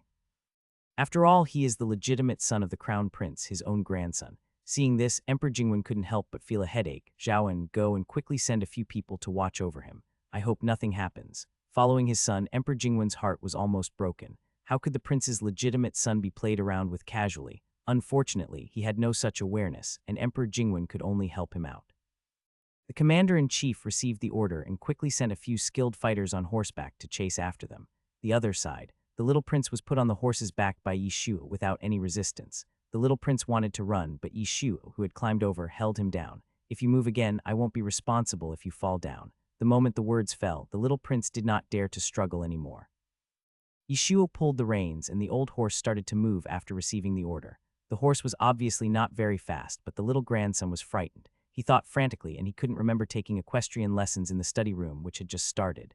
Ninth uncle. The little grandson of the emperor's forced smile looked uglier than crying. When did you learn to ride a horse? Yishuo, 3 days ago. Little grandson, ah. Yishuo cleared his throat, hiding the smile in his eyes, and said seriously, I just learned it 3 days ago. The little grandson was completely stunned. Yishuo pretended not to see it and threatened in a calm voice, that's why I told you not to move. But the little emperor's grandson was still a very young child after all. After hearing this, he was so scared that he couldn't speak clearly. Just at this time, the guards sent by the commander-in-chief also caught up. These guards were different from Li Yuheng and Zhang Yuan. They were typical children of officials. For them, riding a horse was as easy as eating and drinking. I didn't expect that even my cheap dad was so worried about me. The sound of horse hooves was like thunder. Yishuo touched his nose and was about to say hello to the few people, but soon he felt the change of the old horse under his butt. It seemed as if the old horse had changed into a different horse. The lazy aura instantly disappeared, and he suddenly became energetic. Yishuo blinked, and a bad premonition arose in his heart. The next moment, Yishuo's premonition came true. Seeing that the other party was so powerful, Lao Ma thought they were chasing him. Well, they were indeed chasing them, but not in the way that Lao Ma imagined. The old horse was also a dignified horse in his past, so how could he allow the young horse to provoke him like this? So Lao Ma couldn't help but get serious. It's just a horse, not a human. God knows what's going on in its mind. After feeling a shock and a long hiss, the little prince felt that the wind, which was originally very gentle, suddenly became violent. After realizing what was happening, the little prince couldn't help but scream. It's over, the horse suddenly went crazy. Plus, the ninth prince is a beginner, although the little grandson is still young. A thought still flashed through his mind, my life is over. Just when the little grandson couldn't help but feel desperate, he felt the hands holding his belly suddenly tightened, and the next moment, his uncle's voice suddenly came from above. Hold on tight, Yishuo might indeed be a beginner here, but he had studied horse riding seriously in his previous life. Not only that, he had also rented a horse farm, so. Don't worry, nothing will happen. Yishuo took his little grandson with him, bent down slightly and lowered his center of gravity. He didn't know if it was an illusion, but for a moment the little grandson felt that the usually unserious ninth uncle suddenly became exceptionally reliable. It must be said that age is always more important than experience. Even at this old age, the chestnut horse is still kept in the black armor guards. Instead of being abandoned, it is remembered by the commander-in-chief. It is indeed quite capable. A quarter of an hour later, Yishuo pulled the reins suddenly, and the old horse raised its front hooves high. Feeling his body suddenly tilt backwards, the little emperor could not help but close his eyes. He thought he was going to fall off, but after a while he realized that he was still sitting firmly on the horse. The little prince was stunned. Looking at the palace that was so close at hand and the plaque above it, Yishuo couldn't help but feel happy. First, the little grandson who just came back to his senses, so what's so good about this kind of thing? The thought that the ninth prince is really reliable that had just arisen in the little prince's mind disappeared in an instant. It was a rare opportunity to run so freely. The old horse was panting with exhaustion, but its hooves were stomping on the ground excitedly. When Yishuo was happy enough, he found that he hadn't received a response from his cheap nephew for a long time. He turned back subconsciously, and then he was stunned. Oh wow, why are there so many people? Lao Ma was very excited. Yishuo was also very excited, but they were the only two who were excited. The others were all very scared. Isn't it true that when an old horse suddenly accelerates, to someone who doesn't know the situation, it looks like the horse has suddenly gone crazy? Upon learning of this, Emperor Jingwen even came up with all kinds of conspiracies. Seeing that the chestnut horse was carrying the two people faster and farther away, in addition to a few guards, even the commander-in-chief, who had not used force for a long time, came to chase them personally. No matter whether it was the little grandson or his younger brother, the prince did not want to see them get into trouble, so he showed his true skills in a hurry. Then came the fifth prince, the sixth prince, the seventh prince, the eighth prince at the very end. Seeing that they could not catch up, Emperor Jingwen almost got on the horse himself. Although he had been emperor for so many years, Emperor Jingwen's riding skills had not declined at all. As a result, as soon as he jumped onto his horse, everyone in the convoy knelt down. Teifu, He Xiang and his men almost threatened to die, which made Emperor Jingwen very angry. The combination of various factors has led to the current situation. The journey, which was originally supposed to take nearly an hour, was shortened by nearly half in one go. Several guards tried their best to catch up and were almost exhausted. Several princes, including the crown prince, had eyes that were almost spitting fire. After such a torment, even the commander-in-chief felt that his old illness was coming back. Emperor Jingwen drew aside the curtain and came out. After seeing the remaining excitement on his son's face, how could he not understand what had happened? Watching his stepfather's face turn ashen, Yishu took a deep breath and waved his hands hastily. "Wait a minute, father. Wait a minute. Listen to your son's explanation. He really didn't mean it this time." Yishu was now like a little lamb surrounded by a pack of wolves, pitiful and helpless. However, how could Emperor Jingwen trust him again? He immediately ordered several guards around him to hold him down and started to attack him. How could the current Emperor Jingwen still look as confident as he had sworn before that he would never beat his children? He threw all the ideas about using force being the lowest way to educate children out of his mind. Emperor Jingwen finally discovered this. He knew that he couldn't teach his son any better, so he might as well give him a beating. At least he could vent his anger and feel better. "He is so tough, I don't think he can be broken. I told you to run. I told you to run around." Swish, swish, swish, the rattan branches danced wildly. "It would be fine if you were running around by yourself, but you even brought Zunner with you." Swish, swish, swish, the frequency of the waving of the rattan became faster and faster. Yishu could never have imagined that the fried pork with rattan that he didn't get to eat in his previous life would be made up for in this life. The most important thing is that even his mother didn't help him this time. It was obvious that concubine Rong was also scared by him just now. Hiss. "My cheap dad didn't keep his word. He said he wouldn't hit the child, but it turned out to be bullshit." After a cup of tea, Yishuo covered his buttocks, wanting to cry but without tears. After being beaten, it was the sixth prince who carried him back in the end. After all, his stepfather was the emperor and rarely beat his children. Seeing Yishuo screaming so miserably, he didn't dare to do it, so he just beat him with an ordinary or even lighter whipping with a rattan stick, and Yishuo was not seriously injured. Yishuo felt quite embarrassed being carried by the sixth prince like this. With the sixth prince's small physique, Yishuo was really afraid that he would get hurt from the exhaustion. It's hard for him to not get angry after being tossed around like this. Maybe this is the kind of person who does big things, just different from other people. Feeling a little touched, Yishuo couldn't help but say, "Xiao Ming, when you are old, I will carry you like this too." The sixth prince stopped and wished he could just throw the dead child away. "Tell me, why do you feel so soft-hearted towards him?" The sixth prince suspected that at that moment, his brain had been kicked by a donkey. Just now when he was whipped by his father with a cane, he looked quite miserable indeed. "When I put him on my back, everything changed. His true appearance was revealed all of a sudden. He no longer looked as miserable and choked as if he was about to faint. He recovered in an instant, and the sixth prince couldn't help but sneer, "I'm only 5 years older than you. When I get old, how young do you think you can be?" Yishu leaned on his shoulder and sighed, "But my health is better than yours." Yishu felt worried when he thought about the sixth prince's current physical condition. No matter when the other party came, and what he was thinking now, as long as he was not too excessive, Yishu was not willing to care and hoped that the other party could live well. But all along, the sixth prince never took his words to heart.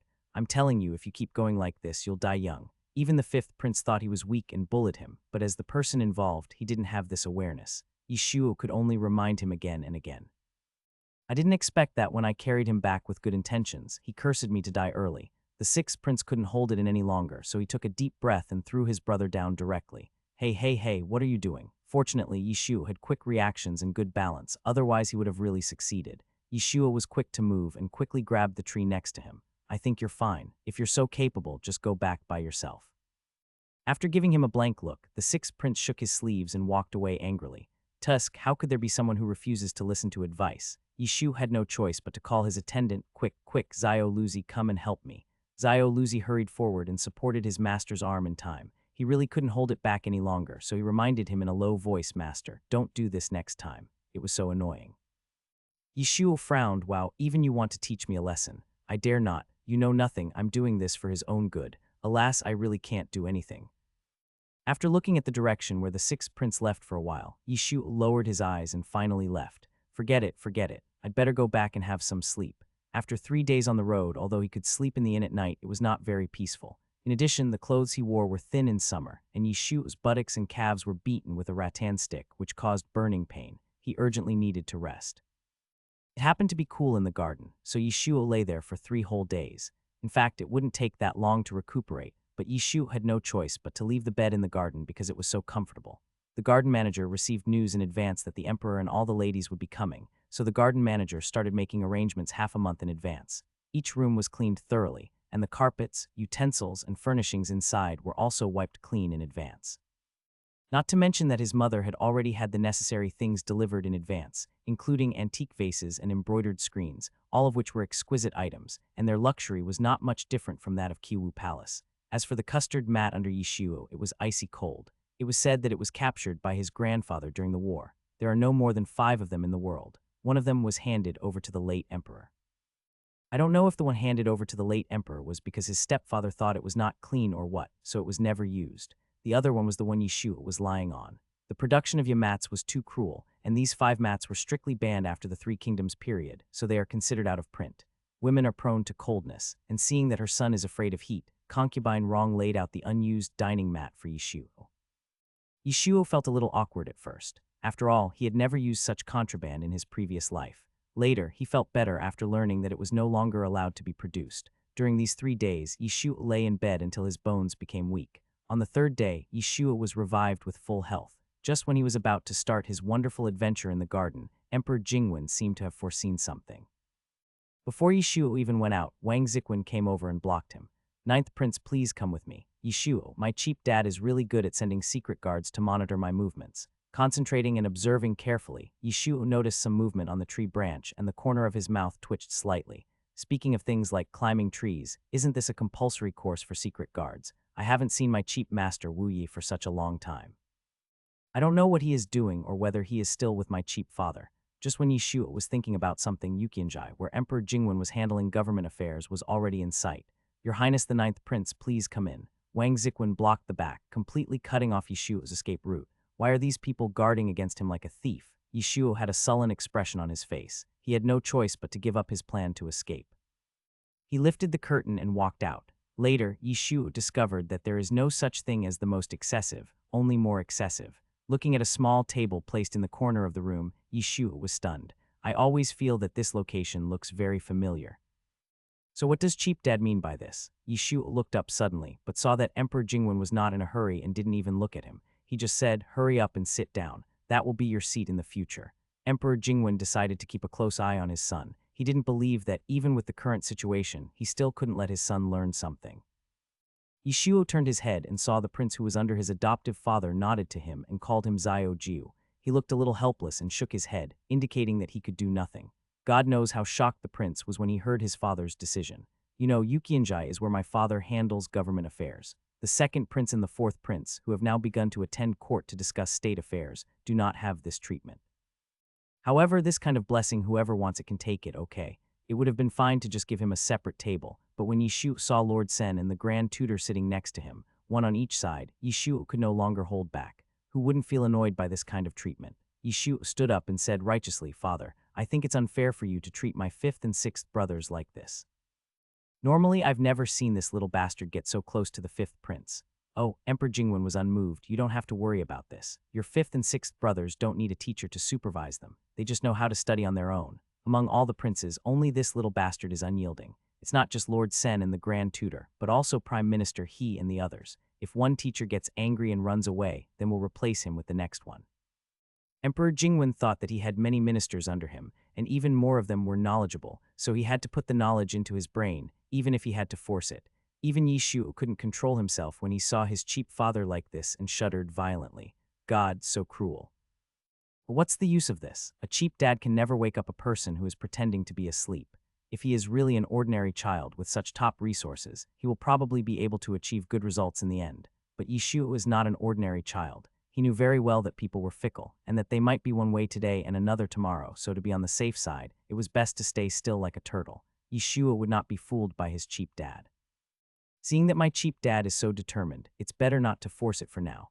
Yishuo discovered that his stepfather had changed. He no longer tried to reason with him. When he was unhappy, he would just let the guards surround him and hold him down. The promise of winning people over with virtue is all a lie. My cheap dad always changes his face strangely. Yishuo weighed the pros and cons and finally sat down. Emperor Jingwen was very satisfied with his tact, but because of the previous lesson, he still did not let down his guard. Emperor Jingwen felt very tired every time he faced the sun. Tell me, why doesn't such a smart child use his intelligence in the right way? Yishu recalled the videos on the internet of parents helping their children with homework in his previous life, and he soon had an idea in his mind. Now that things have come to this, it all depends on who can outlast whom. Speaking of Teifu and the others, they seem to be quite old. For some reason, although the ninth prince lowered his eyes obediently at this moment, the 60-year-old and 59-year-old Teifu beside him felt a chill in their hearts. Facts have proven that if children don't get the hang of homework, it can really drive parents crazy, especially regarding the theory that the earth is round and the sky is square. No matter how many times the grand tutor corrected him, the ninth prince still firmly believed that the land beneath his feet was round. How could the ground be round? If it was round, how could they stand so firmly? Shouldn't they slide down? This matter is rather difficult to explain. After all, this place is so far from the sea, and they cannot see with their own eyes how the returning ship appears on the horizon. Moreover, the law of universal gravitation is also involved, and it is really not something that can be explained clearly in just a few words. Yishu's persistence caused the Teifu's blood pressure to gradually rise. Although the master had no idea what blood pressure was, his red face and thick neck could not deceive anyone. Emperor Jingwen hurriedly replaced him with Prime Minister He. Prime Minister, he was not as rigid as the Teifu and directly avoided this controversial issue, but the effect was still not very good. The ninth prince always has so many weird excuses, which are simply unheard of and really ridiculous. In the end, even He Xiang couldn't help but raise his voice a lot. Xiang He, calm down, don't be angry. Anger is harmful to your health. Yishu couldn't help but persuade. However, his slowness not only failed to put out the fire, but instead added fuel to the fire. Think about it, you are in a hurry, but the other party is as slow as a snail who wouldn't be angry. Even Emperor Jingwen, who was listening in on the side, felt a little restless. It's not that they don't want to learn or that they can't, it's that they simply don't follow your requirements. Just based on this last point, the first two advantages are equal to 0 in the eyes of Emperor Jingwen and others. After all, there is no such thing as respecting children's ideas at this time. Seeing that he could not convince anyone, Prime Minister, he was defeated in less than half an hour, and the Minister of the Chancellery took over. The Minister of the Chancellery gritted his teeth and sat down in front of Yishu. However, the ideas of both sides are fundamentally different, and they are completely the products of two different eras. Even if 100 more people were replaced, it would be useless. In the morning when Yishu came, the supply of herbal tea in Yukianjai was more than that of the previous 3 days combined. Although Emperor Jingwen and the Crown Prince did not serve in person, they each had a bowl on hand. After all, the Queen was the ruler of the imperial palace and was well informed. After hearing about this, she specially had someone prepare a decoction to relieve summer heat and maintain health and send it over. Yishu then remembered that there seemed to be a queen in the palace. It's not that Yishu dislikes her, it's mainly because the queen's presence is too low. But I heard that the queen and his mother had never gotten along well, and they would always quarrel whenever they met, especially when his mother went to pay her respects. Basically, no one could be at peace, and the other concubines would also join his mother and the queen in fighting. Judging from the surface, Yishu always felt that his mother had always been playing the role of a villain. No, she wasn't even a villain, she was clearly playing the role of cannon fodder. That kind of arrogant and domineering female supporting role is basically doomed to end up in a very miserable situation. However, imagination is just imagination, not reality. After all, my cheap dad likes his mom more in his heart. Even if this kind of liking is nothing in the eyes of the emperor, but being able to gain a little favoritism and having it fall on one person alone can make a clear difference. At least the cheap father's attitude towards his mother and the queen is quite different, so this matter has its gains and losses. Although his mother lost the position of queen, she at least retained the favor of her cheap father. With this favor, Yishu has the basic qualifications to act recklessly. As for the queen, although she got the position of successor, she also lost the favor of her cheap father and the qualification to have children. My stepfather would go to the queen's palace on the 1st and 15th day of every month, but there had been no news of the queen's pregnancy for so many years. Yishu didn't believe that there wouldn't be any problems. After all, it is just to prevent the legitimate sons from fighting with each other. Emperor Jingwen, who was standing by, did not show any emotion when he heard Wang Ziquan say that the empress's maidservant outside the door had brought some summer heat-removing medicine. He was obviously used to it. He just said him lightly and motioned Wang Ziquan to deal with it himself. The tea room was now filled with medicines sent by concubines from various palaces. Soon, the medicines sent by the queen were also mixed in, making it difficult to distinguish them. After all, there are so many nourishing and health-preserving soups and medicines. Even if he only drinks a sip from each one, Emperor Jingwen will have to go to the toilet all the time every day. Therefore, for the sake of fairness, Emperor Jingwen would not touch any gift no matter who gave it to him, to avoid jealousy and quarrels among the concubines. But the person who delivered the medicine didn't think so. Everyone wants to be the most special one. With such a thought and such a result, the person who delivered the medicine naturally felt disappointed. My cheap father really doesn't understand women's hearts. Seeing the maid at the door not leaving after delivering the medicine, watching eunuch Wang's actions, and finally leaving with a look of disappointment, Yishu couldn't help but shake his head. The other side. When the maid returned, the first thing the queen said was, "Did His Majesty accept it?" Seeing the maid shaking her head, the queen's expression suddenly froze. She clenched her palms subconsciously, and the next second a piercing pain came from her index finger, making the queen break out in a cold sweat. It turned out that the queen had personally made those soups and medicines in the kitchen, and had burned her hands in the process. But now, the emperor had thrown them aside like garbage and left them alone. Not only that, the maid also brought a piece of news that the queen could not accept even more. The ninth prince is now in Yukianjai. Like the crown prince, His Majesty has specially placed a table for him. This is impossible. Not sure if it was because she couldn't accept it or because the news was too shocking, the queen's first reaction was to deny it. How is it possible? How could His Majesty bring concubine Rong's son with him? But unfortunately, this is the reality. If it were normal, she would be able to tolerate or even ignore concubine Rong's various provocations and lack of face. But today's news completely broke the queen's defenses. The queen was not stupid either. She saw it clearly. Although imperial concubine Rong seemed to be in great shape and beauty, she was actually just an outward appearance with rotten rags inside. However, the mother and her son were like fools. They were still so ostentatious every day without any restraint. In the past, although the queen suffered a loss on the surface, she actually regarded the two of them as a joke in her heart, so she did not take any setbacks seriously. But now, Emperor Jingwen's decision instantly shattered the queen's fantasy. The queen only now realized that she was the one who was wrong. If His Majesty did not really care, he would not make such a decision even for the sake of face. It was my fault. The queen laughed bitterly. The maid next to her opened her mouth, but couldn't find any words of comfort, so she could only remain silent. After a while, an idea suddenly crossed the queen's mind, and she couldn't help but speak. What do you think if I gave birth to a prince like concubine Rong? Would it be better? But in fact, using children to keep a man is the stupidest thing to do. The queen is now the empress. Even if the crown prince ascends the throne in the future, she will be the empress dowager for sure because of the early death of the queen mother. Even if she has no real power, it is not worth it for her to go through such a journey. But at this time, the queen had already gone a little crazy. In her opinion, since both of them were infertile, there seemed to be no impact after the imperial concubine forced to give birth to a prince, and the emperor did not do anything to her and the Duke of Zhen's family. If the imperial concubine can do this, why can't I? As long as they find a way to give birth to the child is the emperor's flesh and blood after all, and the emperor will develop feelings for the child as he raises him over time. This is the so-called natural relationship between father and son, and it should be so. The queen was now in an unbalanced state of mind. She had completely thrown aside the hint given by Emperor Jingwen when he conferred the title upon her, and had also forgotten the principle that one should not be too greedy. The maidservant at the side was shocked. She instinctively wanted to speak up to persuade her, but when she saw the look in the queen's eyes, she shuddered and swallowed back the words that were about to come out.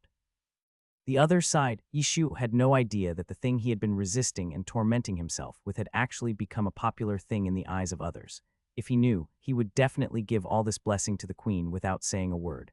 Which child would suffer so much at such a young age? While the Teifu and the others were suffering, Yishu didn't feel well either. 7 against 1. While the Teifu and other important ministers were exhausted, Yishu, who was now carrying the body of a child, was also exhausted. Yishu was now being forced to practice calligraphy listlessly. They can't win the argument with Yishu, so why not let him write? Seeing that his son had finally behaved himself, Emperor Jingwen heaved a sigh of relief, put down the memorial in his hand, and stood up to take a look. In the eyes of Emperor Jingwen, whether he was disciplining his ministers or his sons, he had to give them a beating before giving them a sweet reward. Now was the time to give them the sweet reward. In simple terms, Emperor Jingwen planned to reap the fruits of his labor. Result. When Emperor Jingwen walked in and took a look, his originally gentle expression stiffened at a speed visible to the naked eye. What are you writing? Looking at the black lumps on the rice paper, Emperor Jingwen's eyes immediately went dark. I'm practicing calligraphy, what's wrong? As a modern person, it's good enough to be able to write like this with a brush. This thing requires years of practice, and even a genius can't do it well. So Yishu really can't do it, and this time he is definitely not pretending. He looked down and seemed quite satisfied with it, but in the eyes of Emperor Jingwen, there was only the word shame. He couldn't close his eyes even after his death, and and he was too ashamed to face his ancestors. Emperor Jingwen prided himself on being both a civil and military talent, and his calligraphy was a unique skill, so he just couldn't understand how he could have given birth to such a son. In order to prevent his eyes from being blinded by his son's rotten handwriting one day, Emperor Jingwen took a deep breath, stepped forward, and personally held his son's hand without saying anything. "You said you would let others teach you, but you didn't do it yourself, but in the end you still have to do it." Emperor Jingwen leaned over and dipped the brush in ink again reluctantly. "See, to make it like this, the ink cannot be too full or too little. Too much will make it smudge, and too little will make the color not show. It's best to have neither too much nor too little." Emperor Jingwen demonstrated it to him personally while speaking. After gently scraping the ink stone a few times to clean off the excess ink, Emperor Jingwen calmed down and made his first stroke. It had been many years since Yishuo had his hand held and written for him. The last time was more than 30 years ago, when he was 2 or 3 years old and had just started learning to write in kindergarten. His parents took turns holding his hand and doing his homework for him. There's nothing we can do about it. This is how kids are when they first start school. Plus, his parents feel sorry for him, so they hold his hand and write for him. And now, in a blink of an eye, so many years have passed. Don't be distracted. Pay attention. Because he was writing, even though he noticed that his son was distracted, Emperor Jingwen did not do anything. He just reminded him in a deep voice. Yishuo woke up immediately. It must be said that his cheap father's calligraphy is quite good. It ranks among the top 5 among the authentic works of emperors that Yishuo has seen in major museums in his previous life. Emperor Jingwen's calligraphy is vigorous and powerful, with sharp strokes. It seems that there is no problem in collecting and mounting it to pass it on to future generations. Of course, the premise is that if there are really descendants. Men are always particularly vain, especially when facing their wives and children. The feeling is completely different from facing their subordinates at work. Even the emperor is no exception. But Yishuo was good at speaking directly and was never shy when praising others. Facing his son's gaze that was filled with admiration and amazement, Emperor Jingwen felt proud and couldn't help but curl up the corners of his mouth. Before he could open his mouth to speak, Yishuo's voice full of amazement came over. "Father, you are so amazing." The person standing in front of him was a living calligrapher. It would be great if the emperor's calligraphy could also be sold for money. But even if it couldn't, it didn't stop Yishuo from exclaiming in amazement. "Good is good, and good should be praised. This is absolutely normal, but for others except Yishuo, it is harder than climbing to the sky." Others were used to being reserved, so it was inevitable that they felt a little uncomfortable when they suddenly met someone like Yishuo. Upon hearing this, the prince couldn't help but retract his envious gaze. When he was 2 or 3 years old, his father once held his hand and taught him to write, but after he learned it, his father stopped doing that. Looking at his brother now, the prince thought about it and felt that he really could not do it or say it, so he thought about it and decided to give up. The prince is a father of children now, but even if he doesn't have any, he can't bring himself to do this. Feeling that his crappy handwriting looked too shabby to be placed next to the yang written by his cheap father, Yishuo couldn't help but take out a new piece of rice paper from the side and held it in front of his cheap father like a dog. "Father, please write a few more, father." Emperor Jingwen couldn't help but feel comfortable when he heard this. He was very pleased. It was just a few big characters. Isn't it easy to get it? It's just that the content is not what Yishuo wants. God rewards hard work. Okay, it's to encourage him to be diligent and motivated. Noticing that his son's expression suddenly fell, Emperor Jingwen's eyelids also twitched. Why not satisfied? No, Yishuo blew hard at the big words in front of him, and when the ink dried, he rolled it up immediately. "Don't worry, Dad. I'll have it framed tomorrow and hang it above the bed. That's about right." Emperor Jingwen was finally satisfied. Oh, I forgot to mention that when Emperor Jingwen saw Yishuo's words just now, a thought flashed through his mind quickly, but he was interrupted by Yishuo, and Emperor Jingwen forgot what he wanted to ask just now. Yishuo hadn't expected that when his stepfather came over, Yishuo thought he would be exposed, so he asked Xing Yucheng to help him write his homework. Who knew that my cheap dad didn't even notice it, which is really cause for celebration. But in fact, Xing Yucheng's left-handed handwriting is that of a beginner, and it is also very bad. Since they are both equally bad, is there any need to distinguish how bad they are? My eyes hurt just looking at it. Who would have the time to study this? Haven't you seen that every time the tutor checks the homework, he just glances at it hurriedly and then quickly closes it? Yishuo's laziness has not been discovered until now, and the difference in handwriting is a big reason for it. This was the first time that Yishuo had been honest and quietly staying in one place to study for more than 2 hours. It was almost time for lunch, and Yishuo took the opportunity to put on a pitiful look and looked at his old father. "Father, my hand hurts. Let me rest in the afternoon." His hand hurt so much. How many words did he write? Emperor Jingwen was about to scold him without thinking, but as luck would have it, he happened to meet Yishuo's eyes. Emperor Jingwen then realized that he was like an eggplant hit by frost, completely wilted and looking so pitiful. Emperor Jingwen thought about it and felt that 2 hours was nothing for other princes, but it was indeed difficult for Zioju. It was good enough that he could hold on without making a fuss. Emperor Jingwen finally agreed after his heart softened. The prince, who had to sit here for more than 4 hours a day, was silent. He Xiang, who was almost hoarse, almost vomited blood when he heard this. The Grand Tutor felt that they might have to work harder than the ninth prince. On the surface it looked like 7-1, but in reality it was clearly 1-7. This is like asking several professors from top universities to teach a child what 1 + 1 equals for the whole morning. This in itself is a torture. What's even more torturous is that I haven't been taught yet. However, Emperor Jingwen was the monarch and they were his subjects. When the monarch gave an order, the subjects had no choice but to obey. Just thinking about the fact that they would have to live like this for nearly half a year, He Xiang and the others felt dark before their eyes. It felt like it was much more torturous than helping to handle government affairs. After Yi Shuo finished speaking softly and weakly, he suppressed the excitement in his heart and walked out. As soon as he walked out of the door and turned around, Yi Shuo no longer looked listless. He looked as if he had been injected with chicken blood, and his eyes burst into intense light. Xing Yucheng and Zhao Luzi had been waiting outside for the whole morning. After all, they were not allowed to sit in on the discussion between the emperor and his ministers. Even the prince's attendant Mo Shu and others were waiting outside. As soon as he saw the two of them, Yi Shuo couldn't help but said, "Quick, quick, go back and eat something. I'll take you fishing in the afternoon." As soon as Yi Shuo opened his mouth, he immediately blocked the other two's greetings. The ninth prince looked so energetic, it seems that nothing is wrong. Fish? What fish? Xing Yucheng, who came here for the first time, looked confused. Of course it's the kind of fish that can be eaten. Yi Shuo looked at his study partner with a little contempt. "You've been here for 3 days, don't you want to find out what's in the garden?" Yi Shuo had heard early on that there was a particularly large lake in the garden. When he heard the word lake, his first reaction was that he could swim and fish there. How can you not play in the water in the hot summer? Xing Yucheng opened his mouth and wanted to say, who would first ask where there are fun places for no reason? Isn't this just wasting time? But when he thought that the person in front of him was the Yi Shuo, Xing Yucheng immediately shut his mouth. Yi Shuo went back in a hurry and ate a few mouthfuls of rice hastily. Then he saw the manager of the garden personally bringing him the fishing rod he wanted. Although ancient fishing rods are not as advanced as modern ones, especially the thorn on the fishhook, which is difficult to make with today's technology, it actually doesn't have much impact if the fish is small. As long as the nest is well made and the hook is lowered accurately, the fish can still be caught. As for the bait nests, there are many people fishing in the garden, and these things are prepared in advance. The recipe is good, but it might be better if you add some brown sugar and wine yeast. This recipe was shared with him by a wild fishing expert. Yi Shuo used it several times and found that the effect was indeed good. Brown sugar yeast. While the steward was stunned, Yi Shuo called Xing Yucheng and Zhao Luzi, who had finished eating and prepared to leave. Seeing this, Concubine Rong couldn't help but shout, "Sure, the weather is so hot, why don't you wait until the afternoon when it's cooler before going out?" It was noon and the sun was scorching. Concubine Rong was afraid that her son would be sunburned again. Especially for those with tender skin, it would be bad if they get tanned. But for anglers, the sun in June is nothing. They still have to fish even if it means they have to fish. So Yi Shuo said, "No, mother, my father will only allow me to rest for a while. If I delay any longer, I won't be able to finish it.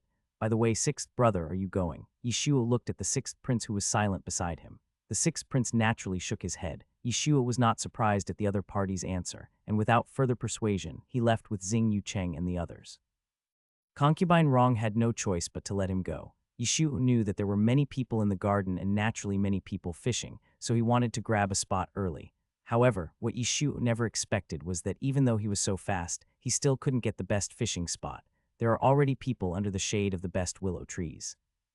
The man was about 30 years old, not much younger than my cheap dad, with bronze skin. Who knows if it was from being tanned by the sun while fishing, but there was a Chinese letter-shaped wrinkle between his brows, and you could tell at first glance that he was a very serious person, and when his eyes looked at me, I couldn't help but become solemn. Because the other party was wearing casual clothes, Yi Shuo had no way of judging his identity. However, judging from the material of his clothes, he must be extremely wealthy and maybe even a royal relative. After all, most of the ministers who have this ability are still in Yuqianzhai. I originally wanted to say hello to the other party. No matter who it is, we can get to know each other after chatting for a while. Besides, we all came here to fish, so we knew we were destined to be together. But before Yi Shuo could force a smile, the other party had already turned his head away, as if he had no intention of paying attention to him. Okay, now Yi Shuo is sure that the other party is a royal relative. Looking down at the prince's uniform that he had not had time to change out of, Yishuo was not embarrassed, nor did he disturb the other party. He found a place far away and sat down on the stool. Don't just stand there, come and sit down. After Zio Luzi tied a tung oil umbrella to the tree to serve as a parasol, Yishuo also invited the two to sit down. However, the two of them didn't seem to be very interested in fishing. After sitting down, Xingyu Cheng and Zio Luzi took out their books to read at the same time. There is nothing we can do. Since the master is not making progress, the only thing they, the servant slaves, can do is work hard. The water in this garden is alive and has never been fished on a large scale. The last time my cheap father brought a large group here was 3 or 4 years ago. Now that such a long time has passed, I guess the fish in the water should have multiplied a lot. Afraid that he would have too much fish and no place to put them, Yishu boldly brought several buckets with him. The child is small in stature but very greedy. Seeing several wooden barrels lined up in a row, Prince Su couldn't help but laugh. The fish in this lake are very cunning. How could they be so easily? Before Prince Su could finish his thoughts, he heard a child's slightly surprised voice coming from the side. Huh, you took the bait so quickly. I just sat down, it hasn't even been 2 minutes, right? Yishu was stunned when he saw the goose feather that he had tied to the hanging line as a float moving. After he came to his senses, he slowly began to reel in the rod. Prince Su still felt that it was not so easy for him to catch a fish. Maybe the hook was caught on something else in the water. But soon, Prince Su watched helplessly as a fish, weighing more than a pound, was pulled out of the water by him. It's probably just a coincidence. Prince Su fishes all year round, and as an old fishing enthusiast, he has seen this kind of situation before. Generally speaking, when you are a novice, it is not uncommon to catch fish without knowing why. But after you become proficient and learn the real skills, the number of times you catch fish without knowing why may decrease.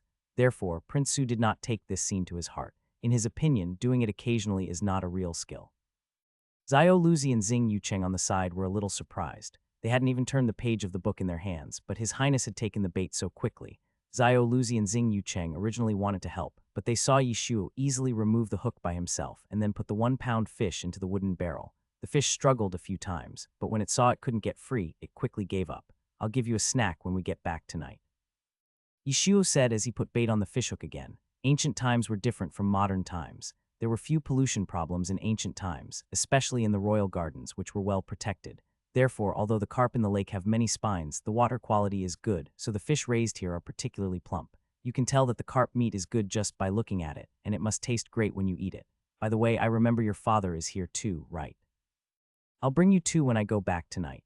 In his previous life, Yishu often followed the friends mentioned by Mr. Gu to drive to reservoirs and mountains all over the country to go fishing in the wild and the sea. Yishu and 2 of them were considered good fishermen. Unless they were particularly unlucky, they would often not be able to eat all the fish they caught. They could take the fish to the market to sell. They were not short of money, so there was no need. They go fishing mainly for fun. After a day's fishing, they will release most of the fish and share the remaining ones with whoever they meet. After all, not everyone in a team can catch fish successfully. Well, strictly speaking, except for the 3 of them who always catch fish, the others almost always catch nothing. The contrast is so terrible that others have always suspected that the 3 of them hired divers in advance to squat in the water and hook fish on their hooks. Otherwise, the hookup rate is unscientific. The water is the same, the place is the same, even the formula of the bait is the same. The best among the 3 was forced to hand over the exclusive formula a long time ago, but for some reason, only the 3 of them can do it, while the others just can't catch any fish. Some of them refused to believe it and thought that they had chosen the wrong place. They insisted on switching places with them. After Yishu and the other 2 were forced to switch places, for some reason, the fish that had been biting the hook suddenly stopped moving, making those people almost vomit blood. Yishu could catch more than 100 kilograms of fish in 4 hours, and it was not uncommon for him to catch 2 fish in a row or 2 on one rod. However, that was in an artificial fishing ground, and the fish were relatively large, each weighing more than 2 or 3 kilograms. The quality of the fishing rods and hooks was also incomparable. The fish density in the lake in front of him was probably enough, but the quality of the fishing rods was far from enough. If he used separate rods, the strength of the fishing line would probably not be enough, so he didn't want to catch 2 or 3 fish on one rod. Yishuo could only fish one by one. After Yishuo finished fishing, he habitually shared the fish with everyone, so he casually said this. Xing Yucheng didn't feel anything, and even felt a little touched. After all, His Highness was still thinking about him at this time. Although His Highness was not very serious, he had nothing to say about him and Zio Luzi. Otherwise, Xing Yucheng would not have reacted to studying when he felt that his future was uncertain, instead of running away or giving up. However, this scene made Prince Su standing by feel both amused and confused. A 7 or 8-year-old child spoke so arrogantly, and more importantly, other people actually took it seriously. Prince Su couldn't help but find it a little funny. Fishing is not that simple. If you can catch the first fish, you will definitely catch the second one. There are countless people who had high hopes but ended up being disappointed. Things are still uncertain. He even arranged for family members of his study companions. This kid is really arrogant, and his personality is exactly the same as the rumors say. Prince Su has always been taciturn and solitary, and he doesn't interact much with his nephews, so he had no intention of talking to Yishu at the beginning. Seeing that the kid was fishing there seriously, it didn't seem like he was just fishing on a whim. It didn't seem like he was just playing around. Prince Su was excited to see the prey, so he thought of giving him a few reminders and planned to teach him some fishing skills. After all, this was the only nephew Prince Su had met who had the same hobby as himself. Prince Su has been fishing for many years. Although he cannot be said to be the best in the world, at least he can be called an expert. He took a look into his bucket and saw 2 carp swimming happily inside. Just as Prince Su was about to speak, he discovered that his nephew's fish float had moved again. Prince Su was obviously stunned for a moment. Noticing the movement, Yishu reeled in the club again. This time was the same as last time, also a carp weighing more than 1 kilogram. Yishu put it into the bucket with a calm expression. Prince Su was silent for a moment, then looked away. Prince Su felt that it was time to speed up the process. After all, he had only caught 2 fish in the whole morning and noon. Perhaps it was his nephew's actions that stimulated Prince Su. Although Prince Su had no intention of talking to him, he still unconsciously paid a lot of attention to him. Just like this, for a whole afternoon, Prince Su watched Yishu catch fish and fish and fish nonstop. He could catch at least 7 or 8 fish every half hour. The 4 buckets he brought with him were not enough to hold them and were full in a short while. Then Prince Su saw him pick and choose again, throwing fish into the water, throwing fish, throwing fish, throwing fish. He didn't want the ones that were too small, too big, ugly, with fish eggs in their bellies, too skinny. Despite this, his 4 buckets were never empty. What Prince Su could not accept the most was that, perhaps because he felt it was boring, his nephew simply put away the fishing rod, broke off a willow branch from the willow tree, and then swung it over the water. Just when Prince Su could not help frowning, he saw a fish suddenly leap out of the water and was caught by his nephew with his quick eyes and hands. Prince Su exerted so much force on his hand that he almost broke the fishing rod that he usually treated as a treasure. It jumps so high and is so motivated. It looks delicious at first glance. It's decided. It's you. So as a person, know when cooking fish, you must not be so outstanding. Otherwise, the bird that sticks out will be shot at, and without absolute strength, there will be no good results. Yishu casually picked out a fish from the bucket and threw it away, then tied the one he had just caught with a bow on a willow branch as a mark, and left it for his mother to eat in the evening. After everything was done, Yishu looked at the brilliant sunset in the distance, the sparkling water, and then at the 4 full buckets at his feet. After a long while, he couldn't help but sigh deeply. Few people come to fish in the royal gardens. Those who can come here to fish are not ordinary people. There are not many people in the whole Zhou who are qualified. For fear of spoiling the interest of the nobles, people feed the fish every day, and the fish have been fed silly.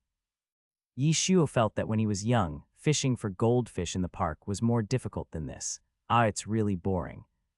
Hearing these words suddenly, and looking at the 5 small fish in his bucket, Prince Su couldn't help but take a deep breath. He gave 2 of the buckets to Xing Yu Cheng and told him to do with them as he pleased. The remaining buckets were given to Yishuo and Xiao Luzi, each of whom took them back to kill 2 fish first and eat the rest in the small kitchen. If there is no challenge, there is no fun, so Yishuo is naturally not very interested. When passing by Prince Su, the disappointment on his face hurt Prince Su's eyes. On the way back to Xiangjingjia, Yishuo happened to meet Prince Jin, who was out for a walk. Although he had only met King Jin once, the 2 of them got along quite well at the time, so Yishuo asked him if he wanted to eat fish. This let's forget it, Prince Jin had eaten too much fish over the years, and now he felt nauseous at the sight of fish, so he waved his hands repeatedly. Yishuo didn't force him. After chatting with him for a few more words, he took Xiao Luzi away. During the whole process, Yishuo's attitude was very natural, as if they were good friends who had known each other for many years. After Yishuo had left for a long time, King Jin finally realized that he had just met his nephew once. Hey, this guy is really interesting. King Jin knew King Su's preferences, and soon found him at the old place. Seeing his nephew's fishing rod and the 2 buckets of fish he had just carried, King Jin subconsciously asked, "How is it? Is the catch good today?" Prince Jin didn't think so much. In his opinion, if a child could return with a full load, Prince Su, who was an expert in this field, would surely burst all the buckets he brought today. Why don't you speak? Seeing that his master hadn't received a response for a long time and was still asking questions, the accompanying eunuch couldn't help but reach out and tug at his master's sleeve. Finally receiving some information, King Jin belatedly looked down. When he saw the 5 pitiful little fish in the bucket, King Jin blurted out, "Why have you changed your ways? Why did you let all these fish go?" Upon hearing this, Prince Su, whose already unhappy complexion, turned green. That's not right. King Jin doesn't remember that he had this habit. He always took whatever he caught and never refused anyone. This time he finally reacted, and King Jin couldn't help but burst into laughter. It was so sudden and the noise was so loud that a large number of birds that were temporarily resting on the willow trees flew away in fear. The guards and palace servants passing by could not help but look over. Prince Su, the other side. As it was already evening, the sun was not as scorching as it was at noon, so the ladies from various palaces began to come out to stroll around the gardens. The guards were constantly patrolling around, and the ministers consciously avoided this period of time. Occasionally, one or two would pass by and avoid them when they saw the concubines. Yishuo, carrying 2 buckets of fish, was too conspicuous to hide, so almost everyone knew that he was going fishing in the afternoon.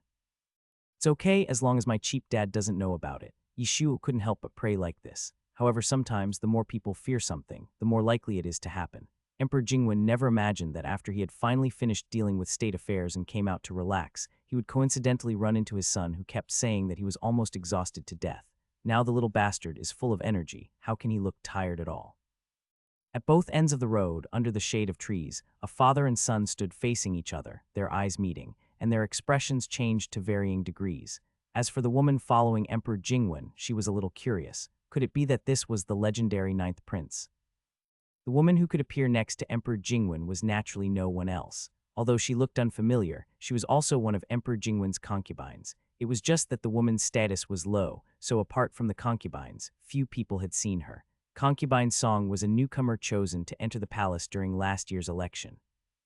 Since Emperor Jingwen did not care much about beauty, Concubine Song was kept in seclusion for nearly a year and was only able to see the emperor's face recently. Because of her outstanding appearance, Concubine Song was discovered by Emperor Jingwen 2 months ago. She was then promoted directly from an ordinary 7th-rank concubine to a 7th-rank lady and was brought to the garden. She was the only one who made a name for herself among last year's selection of beauties. Miss Song was only 29 years old, just like a flower. With the brilliant sunset behind her, she was so beautiful when seen from afar on the bridge by the lake. Emperor Jingwen happened to pass by and suddenly remembered that he had not summoned her for 2 or 3 months since her last sleepover. With an idea in mind, he summoned her to accompany him, and then nothing happened. Things turned out like this, and the amorous thoughts that had just arisen in Emperor Jingwen's mind were immediately forced to wake up. Yishu has no time to care about whether a woman is beautiful or not. As a standard ancient emperor, his cheap father should not have too many women around him. Yishu now has a bigger crisis to deal with. If he argued that the fish was presented to my cheap dad would definitely not believe him. In that case, if I don't run now, when will I? What are you still standing there for? Why don't you run? If you delay any longer, the guards will be here soon. After making eye contact with Emperor Jingwen, Yishu picked up the bucket without hesitation, turned around and ran away. Leaving the small path is neither right nor wrong. After all, not everyone has the courage of Yishu, and Zhao Luzi dare not run away in front of the emperor. He knelt down with a plop. Zhao Luzi wanted to cry but had no tears. Emperor Jingwen didn't even look at him, just a little eunuch. He subconsciously took 2 steps forward and chased him. He found that this was really damaging to his image, so he directly ordered the guards who came after hearing the news, go and bring him back to me. Yes, the guards took orders and performed their usual actions. There was no way. The 9th prince had gotten into trouble too many times, and they had become accustomed to helping His Majesty catch children. But Yishu was no pushover. Being chased once or twice was fine, but this was already the 3rd time. How could it be so easy for him to be caught by them again? Even without using his internal strength, Yishu's 2 legs alone were enough. Yishu moved flexibly, leaving all the guards empty-handed. The fish in his bucket suffered. After a shaking, the surrounding stone roads were covered with water stains. The bucket, which was originally full of water, was now less than half full, and the fish inside were almost shaken unconscious. "Father, don't be angry. Wait until tomorrow. I will definitely apologize to you tomorrow. Let's talk about tomorrow. As for now, of course, the best thing to do is run." After Yishu uttered these words, he slipped into the bushes beside him and disappeared in a flash. "You bastard, my flowers." Emperor Jingwen's chest heaved violently as he looked at his monkey-like son. Concubine Song, who was standing by, had subconsciously dodged when Yishu ran away. Now she reacted and hurried forward to help Emperor Jingwen calm down. If it were a normal day, with a beauty by his side leaning on him tenderly, even Emperor Jingwen would have had some feelings floating around, but now he was not in the mood to do so. In other words, as long as his son appeared, he had no other thoughts. It wouldn't be a good idea to send the guards to rush into the imperial concubine's palace to arrest someone, but he couldn't swallow this humiliation, so Emperor Jingwen set his sights on Xiao Luzi. Xiao Luzi shuddered suddenly. Just when Xiao Luzi was getting extremely nervous, Emperor Jingwen asked Wang Ziquan to come forward and then took away the bucket that Xiao Luzi was carrying. Emperor Jingwen took a look and saw that the box was full of fish. It turned out that the emperor was not looking at himself, but the fish in his hand. Xiao Luzi couldn't help but breathe a sigh of relief, but before he could catch his breath, he heard Emperor Jingwen say, "Go back and inform your master that I will order the chef in the imperial kitchen to prepare a fish feast for this bucket of fresh fish tonight." There were at least 5 or 6 fish in this bucket, and he must have worked very hard to catch them this afternoon. When the time came to fry, roast, and deep fry them, Emperor Jingwen didn't believe he wouldn't feel bad. Upon hearing this, Xiao Luzi's expression immediately became hesitant. At this moment, he didn't know whether he should tell the emperor the truth. Emperor Jingwen did not notice the change in expression of a servant and thus successfully missed the truth. After asking Wang Ziquan to take the fish to the imperial kitchen for processing, Emperor Jingwen felt much better. Only then did Concubine Song mustered up the courage to return to Emperor Jingwen's side. Concubine Song is a quiet person by nature and hates noise the most. Yishu is probably the kind of naughty child she hates the most. Moreover, he just made the emperor so angry. Concubine Song thinks that he is really going too far and is a bit ungrateful. What's more important is that the other party was making so much noise that he would bump into her if she wasn't careful. Now she couldn't withstand a bump from the 9th prince, but the other party is a prince after all. Although Concubine Song thought so in her heart, she did not dare to show it on her face. Concubine Song did not mention the 9th prince at all. She seemed a little shy, and her rosy face and rosy cheeks were extremely charming. When Emperor Jingwen saw that Concubine Song had invited him, although most of his initial interest in her had disappeared, at least there was still a little bit left, so he decided to have dinner at Concubine Song's residence and asked the imperial kitchen to prepare the fish and send it to Concubine Song. Lady Song was overjoyed when she heard this. After about an incense stick of time, the imperial carriage arrived at Xinhezhai. Upon hearing the news, the other concubines who also came to the lakeside felt mixed emotions. The queen immediately fell silent. The empress felt that she did not have a beauty as beautiful as the imperial concubine, and she felt that she was no longer young at the age of nearly 30. She was not as young as the young concubine Song Marin. The empress really did not know what she could rely on to keep the emperor. Maybe things will get better after having a child. The queen, who was originally a little hesitant, suddenly made up her mind. After dinner, under the confused and terrified gazes of a group of confidants around her, the queen tightly closed her eyes, tilted her head back, and drank the secretly brewed black medicine in one gulp. The other side, while waiting for dinner, Emperor Jingwen picked up a book and read it. Concubine Song served him. Her long hair brushed against his arm from time to time. The atmosphere around them was somewhat ambiguous and blurry. After a pause, Emperor Jingwen used the book in his hand to lift Concubine Song's chin. "I really can't concentrate if you are like this." Although Emperor Jingwen was over 40 years old, he naturally appeared mysterious and powerful because of his identity as an emperor. In addition, he has been the crown prince for 30 years, so his etiquette and bearing are impeccable. A man who is extraordinary, heroic, and strong is the most attractive to women. When meeting Emperor Jingwen's eyes, Concubine Song's face turned red uncontrollably. After a while, Concubine Song's eyes were blurred. Just when the atmosphere was about to reach its peak, Concubine Song didn't know why, but she thought of the 9th prince and herself now, so she blurted out, "Your Majesty, let me give birth to another well-behaved prince for you, okay?" If it were before, Emperor Jingwen, who always believed in having many children, would have agreed without hesitation. As for sons, which emperor would complain about having too many? But now when he heard this, he immediately thought of Xiaoju, and Emperor Jingwen calmed down almost instantly. Having only Xiaoju in the palace is enough. A well-behaved prince is good, but if there were another one like Xiaoju, Emperor Jingwen would not be able to bear it. Just like that, Emperor Jingwen suddenly lost interest. Lady Song was a little flustered and confused. Did she say something wrong? Why did His Majesty's expression suddenly change? His Majesty. Okay, let's go to the front first. The imperial kitchen should have prepared the fish by now. Emperor Jingwen handed the book in his hand to the young eunuch beside him, and Wang Ziquan helped him put on his shoes. Then he walked forward without looking back. Lady Song bit her lip and followed with tears in her eyes. Although Emperor Jingwen was angry at his son's indulgence in toys, he had to admit that the fish freshly caught from the lake were fresh, especially the carp, which had been carefully selected and were extremely plump and delicious.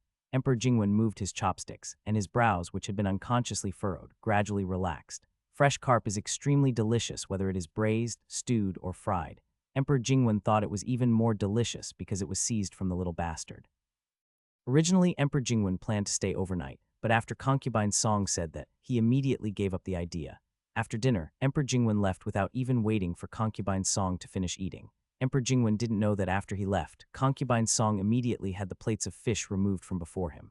Lady Song thought that there were no outsiders here anyway, so she didn't worry too much. Pour it out, pour it all out. Because of the Emperor's silent refusal, Concubine Song was a little out of control. She felt annoyed when she saw so many fish on the table. She didn't dare to think about what the Emperor meant. Was he saying that he didn't intend to let her have a child? Lady Song covered her belly with her hands, looking extremely frightened. Because Concubine Song's attention was not here at all, she did not notice that eunuch Wang Ziquan came back and then left again. After going outside for some fresh air, Emperor Jingwen thought for a while and felt that he seemed to be too harsh on Concubine Song. After all, Concubine Song knew nothing, so he thought of asking Wang Ziquan to go back and take a look and then reward her with 2 more things. Lady Song had good intentions, but he really had no such plans now. Unexpectedly, Wang Ziquan saw such a scene. She really had all those fish dumped out. Seeing Wang Ziquan nod, Emperor Jingwen didn't know why he felt uncomfortable, and his face turned cold. Wang Ziquan figured it out after a little thought. After all, those fish were caught by the 9th prince himself. It's not necessary to use an incense burner to offer it, but it's not good to be so disrespectful. Emperor Jingwen didn't say anything, but in his heart he felt displeased with this new favorite. Emperor Jingwen took a deep breath, turned around and went to the queen's palace. If there is anyone who is safe now, it must be the queen. Upon hearing the news, the queen was stunned at first and then overjoyed. I just drank the medicine, and now the emperor is here. Does this mean that all this is actually God's will? The other side, he ran back quickly and closed the door of Xianjingzhai. Seeing that the guards did not chase him anymore, Yishu immediately breathed a sigh of relief. Mom, look what I brought back. Hearing the noise outside, Concubine Rong slowly walked out of the room. Seeing the bucket of lively fish in her son's hand, Concubine Rong was stunned. Still, there really is. My son is really promising. As expected of a royal concubine in her eyes, even if Yishu only caught a few fish, he was as good as someone who saved the world. Yishu has become accustomed to this. It was getting dark, and after the fish was cleaned in the small kitchen, Yishu took out the grill, lit the charcoal, put the fish on the grill, and sprinkled salt, cumin, chili powder, etc. on it. Soon the aroma wafted far away. I have to say here that chili peppers have actually been around for a long time. It is recorded in Lushi Chunkyu Zioxinglan Benway. Harmony must be sweet, sour, bitter, spicy, and salty, and Tongsuan even said spicy is called spicy. From this, we can know that the spicy here refers to the spicy taste. It's just that the variety of peppers is different. Today's peppers are more like small rice peppers. Although they lack the fragrance, they are very spicy. After all, he often went camping in his previous life, so Yishuo had excellent cooking skills. Soon, the grilled fish under his hands began to sizzle with oil. Concubine Rong didn't like this kind of heavy-flavored food, and she couldn't get used to eating chili peppers, but because the grilled fish smelled so delicious, she couldn't help but put down the bowl of porridge in her hand. Seeing his mother looking over here from time to time, Yishu wanted to say something but was too embarrassed to do so, so he laughed and motioned Su Yue to bring a clean small bowl over. After the small bowl arrived, Yishu took out the belly of the roasted carp, put it in the bowl, and motioned Su Yue to give it to his mother. The belly of a fish is the essence of the fish. It is rich in fat, tender, and boneless, making it the most suitable for eating. Upon seeing this, Concubine Rong smiled immediately, feeling that this son was not raised in vain. Although he was a little irritating on weekdays, which prince could be as considerate as her own son. The virtuous concubines, and the ladies are not as good as me. Concubine Rong couldn't help but pick up a piece of food with chopsticks and put it in her mouth. The rich, salty, fresh, and spicy taste immediately stimulated her eyes and turned red. Hiss. So spicy, so spicy, so spicy. It was the first time for Concubine Rong to eat such spicy food, and she felt it was actually quite good. She was greedy for a moment and ended up eating a little more. Yishu thought that there were so many people in the palace. At worst, he could just share the remaining ones with Su Yue and the others, so he continued to roast with confidence. The food from all 4 fish ended up in Concubine Rong's stomach alone. But even without the fish belly, the fish body was still good. In short, everyone in Xianjingzhai had a very happy meal tonight. Only when Zio Luzi came back, the news he brought back made Yishu silent for a while. I didn't expect that my cheap dad was so naive. He really thought that taking my bucket of fish was revenge. But it's good that he thinks so. God bless, I hope my cheap dad will never find out the truth. The next morning, Emperor Jingwen came out from the Empress's place and arrived at Yuqianzhai soon after. He saw that the little bastard had not come to apologize as he had promised yesterday, so he waved his hand and ordered the guards to arrest him. Yishu was almost dug out of his bed by the guards. He had eaten barbecue too late yesterday and went to bed late too. It was only the morning hour now, which could be no more than 6 or 7 at best. Yeshua was so sleepy that he could not even open his eyes, and even the guards had to help him put on his clothes. Seeing that the ninth prince refused to get up, and the emperor's order was hard to disobey, the guards weighed the matter for a moment, and finally carried Yeshua directly to Yukianjai. "Just wait, I will remember you zzzzz." After barely saying these harsh words, Yeshua couldn't hold on any longer and closed his eyes and fell asleep. The guards were nervous at first when they heard this, but then they thought it was the emperor's order, and the ninth prince was only a prince now, so they didn't take it too seriously. When Emperor Jingwen saw his son's miserable condition, he couldn't help but laugh, and his originally dull and depressed mood was instantly swept away. Even the crown prince next to him suddenly felt a lot more relaxed when reviewing memorials. Yeshua was too lazy to even open his eyelids. He always felt that these two people were mentally unbalanced and just couldn't stand seeing others doing well, and would not be satisfied until they made others suffer the same way as themselves. Yeshua felt that his cheap father and the prince were clearly jealous. Fortunately, something seemed to have happened this morning, and everyone was busy, including the Grand Tutor and Lord Sen. A group of people were making a lot of noise in Yukianjai, like a vegetable market. Yeshua took this opportunity to lie on the table and catch up on his sleep. So the following scene appeared in Yukianjai. "Your Majesty, there has been a sudden torrential rain in Yuju. I think the riverbank dam may be at risk of bursting." "Huff, huff, huff, Your Majesty, regarding the matter of the Yangzhou governor, this old minister has something to report. Whirring, Your Majesty." "Huff, huff, huff, ministers." The ministers paused, and then all looked towards the source of the sound. The veins on Emperor Jingwen's forehead twitched uncontrollably. He had never known before that his son had the habit of snoring when he slept. If the little bastard was not pretending, Emperor Jingwen would dare to eat the inkstone at hand. As if he had noticed his stepfather's gaze, Yeshu's snoring became louder. Emperor Jingwen had no choice but to say, "Go play in the garden first." He really had no time to take care of him today. "Okay." Yeshu stood up with one arm, not even showing the slightest sign of sleepiness. For some reason, everyone felt a little uncomfortable when the ninth prince looked at them like this. Seeing that the other party did not hesitate and fled for his life as if there was a dog chasing him from behind, the ministers could not help but sigh and shake their heads in their hearts. The ninth prince is hopeless. This is the first time I've seen a prince so averse to political affairs. What a great opportunity. It's really a waste of resources. After a long while, all the adults and Emperor Jingwen finally found their voices again. Yeshu didn't care what they thought. He took Xing Yucheng and went straight to the garden. "Fishing here is really boring." Yeshu thought about it and couldn't help but look at the two of them. "Do you two want to swim?" Xing Yucheng and Zhao Luzi were stunned at first and then shook their heads. "Okay then, I'll go by myself." After saying this, Yeshu began to take off his clothes. The heat this year is particularly severe. It is already very hot in June. No wonder my cheap dad made arrangements in advance and brought a large group to the garden to escape the heat. Xing Yucheng and Zhao Luzi were completely stunned as they watched the ninth prince strip off himself until he was left with only his underwear. After confirming once again that he was not exposed, Yeshu began to do warm-up exercises. Then he took a deep breath, and with a perfect entry into the water, Yeshu dived into the lake like a fish. Finished, the ninth prince fell into the water. Xing Yucheng and Zhao Luzi immediately panicked, and just as they were about to run and shout for help, Yeshu floated up. The ninth prince just floated away like that. He was seen lying flat on the water, apparently doing nothing, but showing no intention of sinking. Xing Yucheng and Zhao Luzi were simply stunned. "You two are on the shore, do whatever you want." Large patches of scorching sunlight sprinkled on Yeshu's face and body. With his head resting on his hands, Yeshu could not help but close his eyes. He looked so comfortable. This is what summer vacation is. Staying in Yukianjai every day is bullshit. It took Xing Yucheng and Zhao Luzi a long time to pick up the chin that had fallen to the ground. Just like that, Yeshu began to drift around along the flow of the lake. When passing by the stone bridge, the commander-in-chief happened to be on patrol here. He lowered his head and glanced down inadvertently. He saw the ninth prince floating on the water with his eyes closed.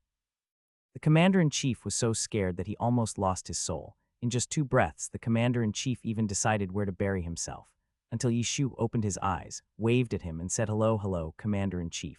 The commander-in-chief, and the guards on the bridge saw the ninth prince drifting away. When passing by the lotus pond, Yeshu looked at the blooming lotus and couldn't help feeling a little disappointed. It is not yet the season for lotus seeds to mature. It looks like we have to wait until next month. As usual, Prince Su arrived at the best fishing spot early in the morning, put down a chair, hung bait, cast the rod. The whole set of actions seemed to have been practiced thousands of times and could not be more familiar. It was almost noon and Prince Su hadn't caught any fish.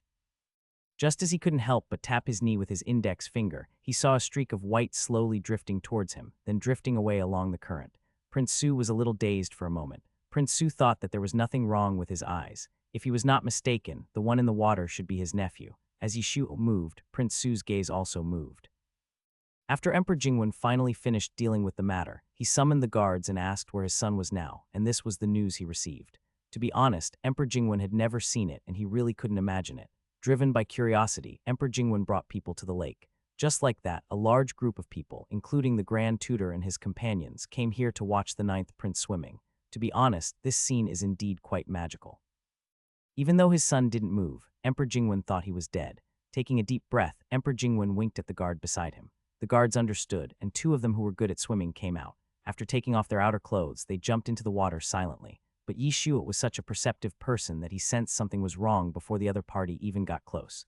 Yishu suddenly opened his eyes and saw that the two guards were only a dozen meters away from him.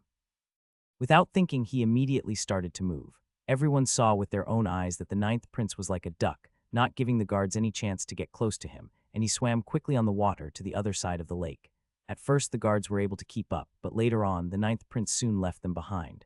Emperor Jingwen watched his son come ashore, make a face at him, and then suddenly dive into the bushes behind him, and the whole person disappeared without a trace. There were only two guards left soaking in the water. It was not right to chase him, nor was it right not to chase him. Emperor Jingwen, seeing the emperor's chest rising and falling, the ministers looked away tactfully, pretending not to see it.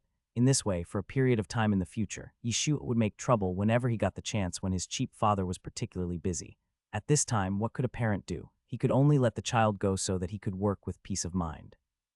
Every time Yishu came out of Yukianjai, Emperor Jingwen couldn't help but breathe a sigh of relief, but even so, he still gritted his teeth and refused to tear down the table. Yishu didn't know what his stepfather was trying to do. Was he just trying to compete with him? Thus, as the father and son tortured each other, Emperor Jingwen soon discovered his son's other skills. In addition to fishing and swimming, he also learned to climb trees. He could climb to the top of a 10-foot-tall tree in just a dozen or 20 breaths, and climbing a short willow tree was even easier for him. What's even more terrifying is that he even used ropes to weave a hammock on the treetops. Emperor Jingwen could often see him curled up in the hammock watching the sunset in the evening. Sitting on top of this century-old tree, you can have a panoramic view of most of the lake. The little grandson of the emperor who was watching eagerly below was almost crying with envy. The crown prince had a bad feeling and quickly ordered his son not to follow his uncle and go to such a dangerous place. It was useless even though the little grandson was drooling.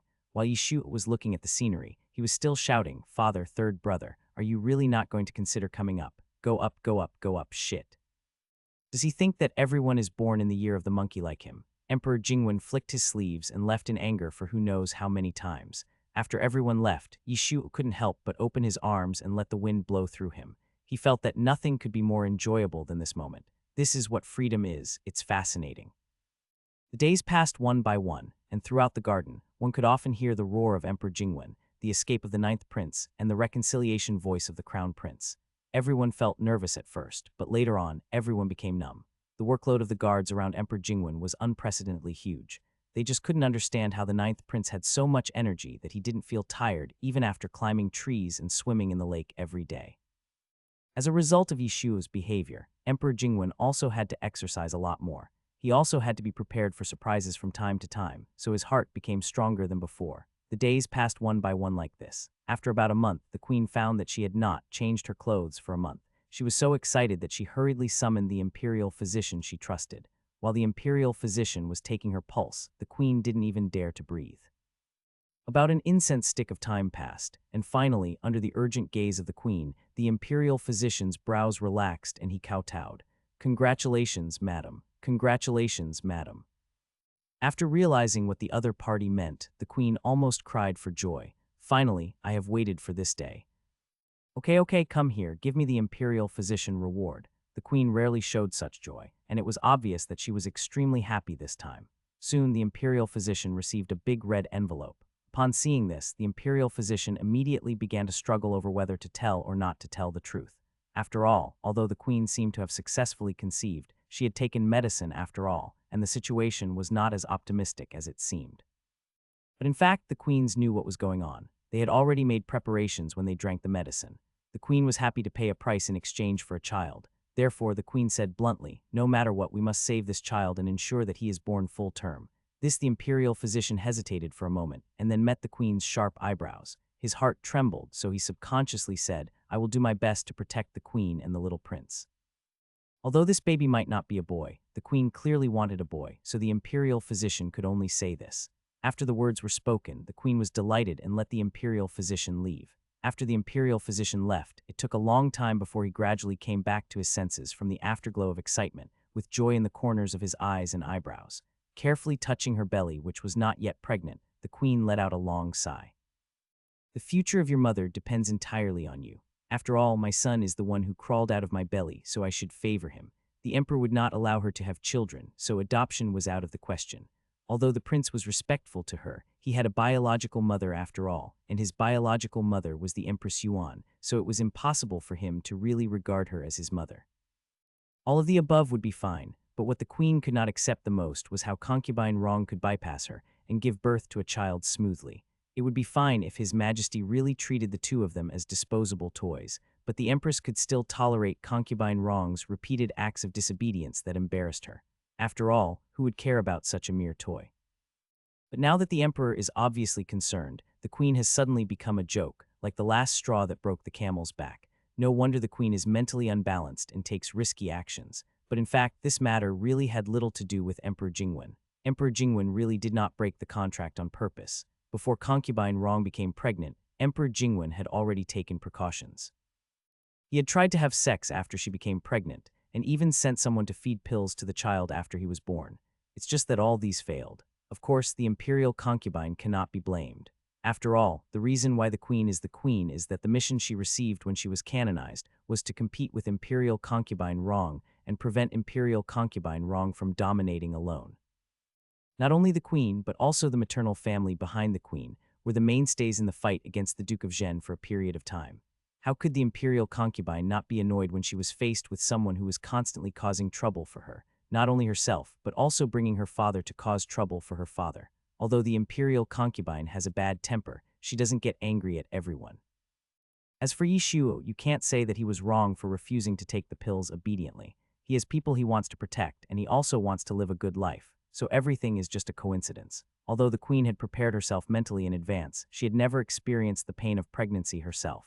In addition, the child's arrival was caused by the use of medicine, so the queen's reaction was particularly strong in just over a month.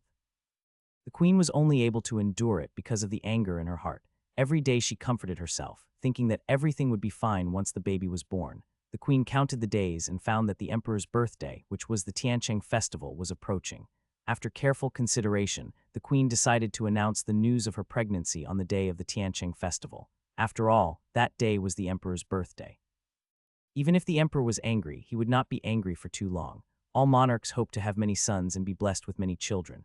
Moreover, the father and son are connected by heart. How can the emperor not acknowledge this son when the time comes? If the empress knew what Emperor Jingwen had done, she probably wouldn't be so confident. If necessary, the emperor would really take action against his own son. Unfortunately, the queen didn't know. On the other hand, Yi Shuo was also worrying about what he should give his cheap father for his birthday. It was okay in the past, because he was still young and could just give him something random. But this year Yi Shuo had a feeling that he couldn't fool people anymore. You can't just recite 2 articles to your cheap dad on the spot, can you? Wait, this method does seem to work. After all, when giving a gift, it has to touch the heart of the person. What is the biggest headache for my cheap dad recently? Isn't it his study problem? Seeing that his stepfather's birthday was approaching, Yi Shuo thought about it and decided to be less angry with him and be more restrained during this special period. At worst, he could wait until after his stepfather's birthday and then resume his behavior. Just like that 2 days before Emperor Jingwen's birthday, he always felt that something was wrong around him. I feel like things are too quiet around me lately. Emperor Jingwen belatedly looked at Zioju, who was trapped by the Grand Tutor and the others. Normally, Zioju would have been making a fuss at this time, and his teachers would have been changed several times, but today the Grand Tutor and Lord Sen were not angry, nor did they scold him loudly.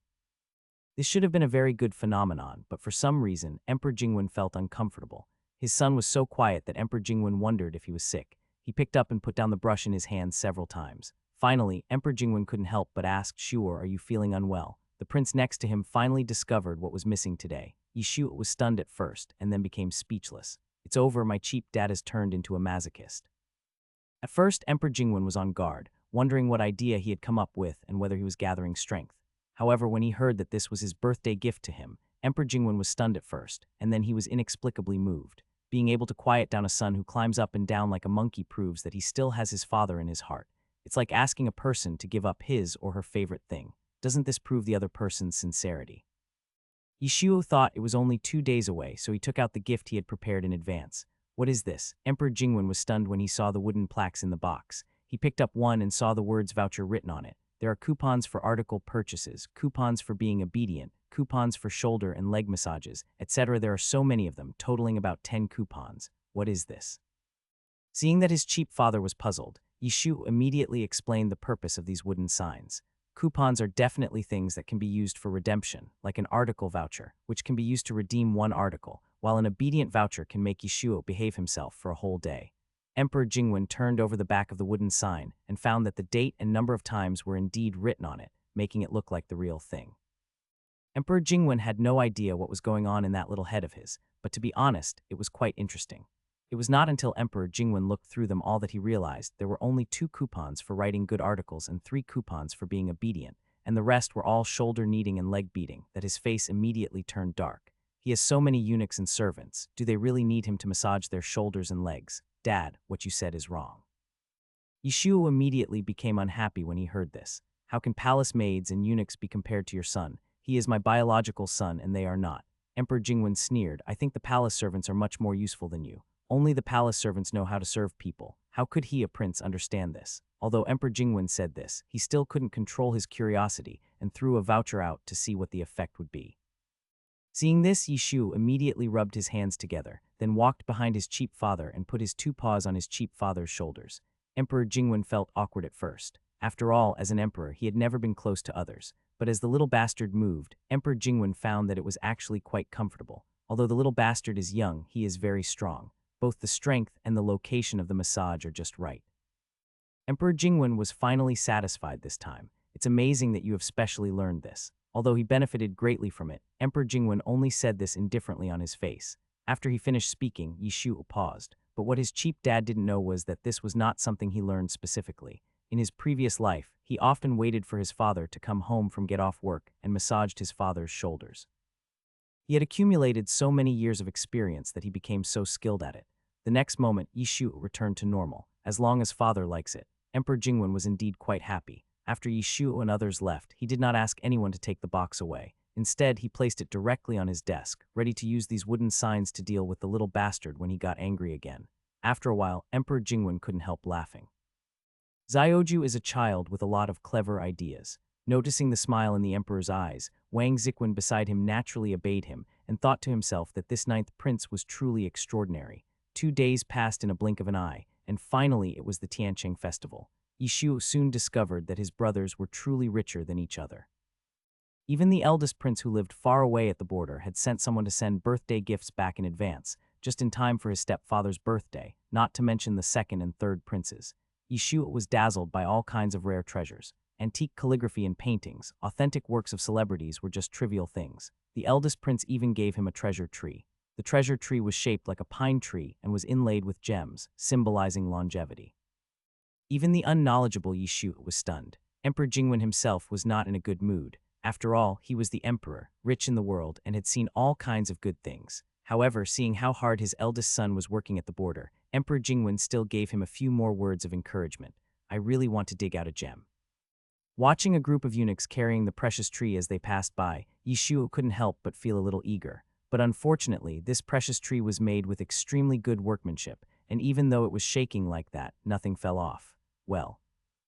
Yishu withdrew his gaze with regret, but when he turned his head, he met the 6th prince's extremely embarrassed and awkward face. Yishu understood after a little thought.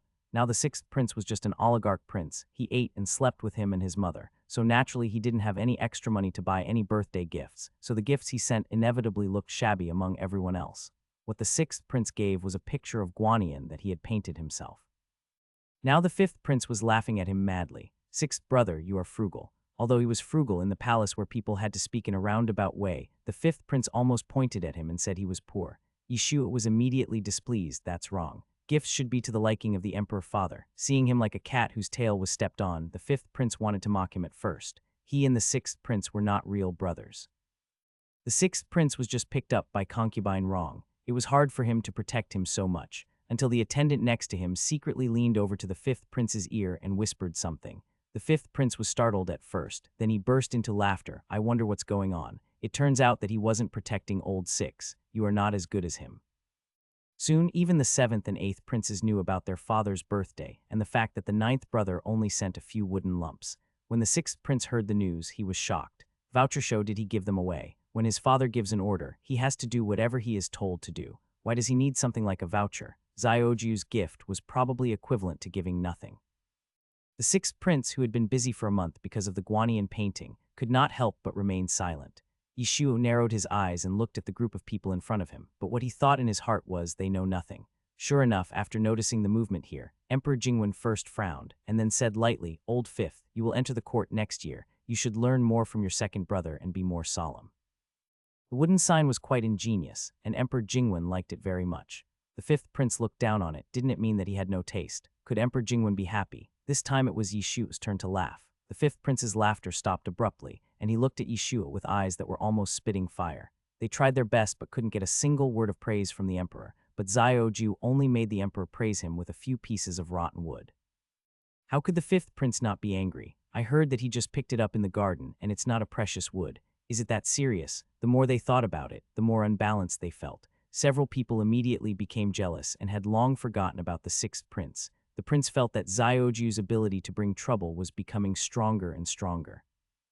Facing the envious, jealous, and hateful looks of the fifth prince and the others, Yishuo's expression became more and more annoying. Just when the scolded fifth prince was about to step forward and punch him twice, a voice suddenly came from outside.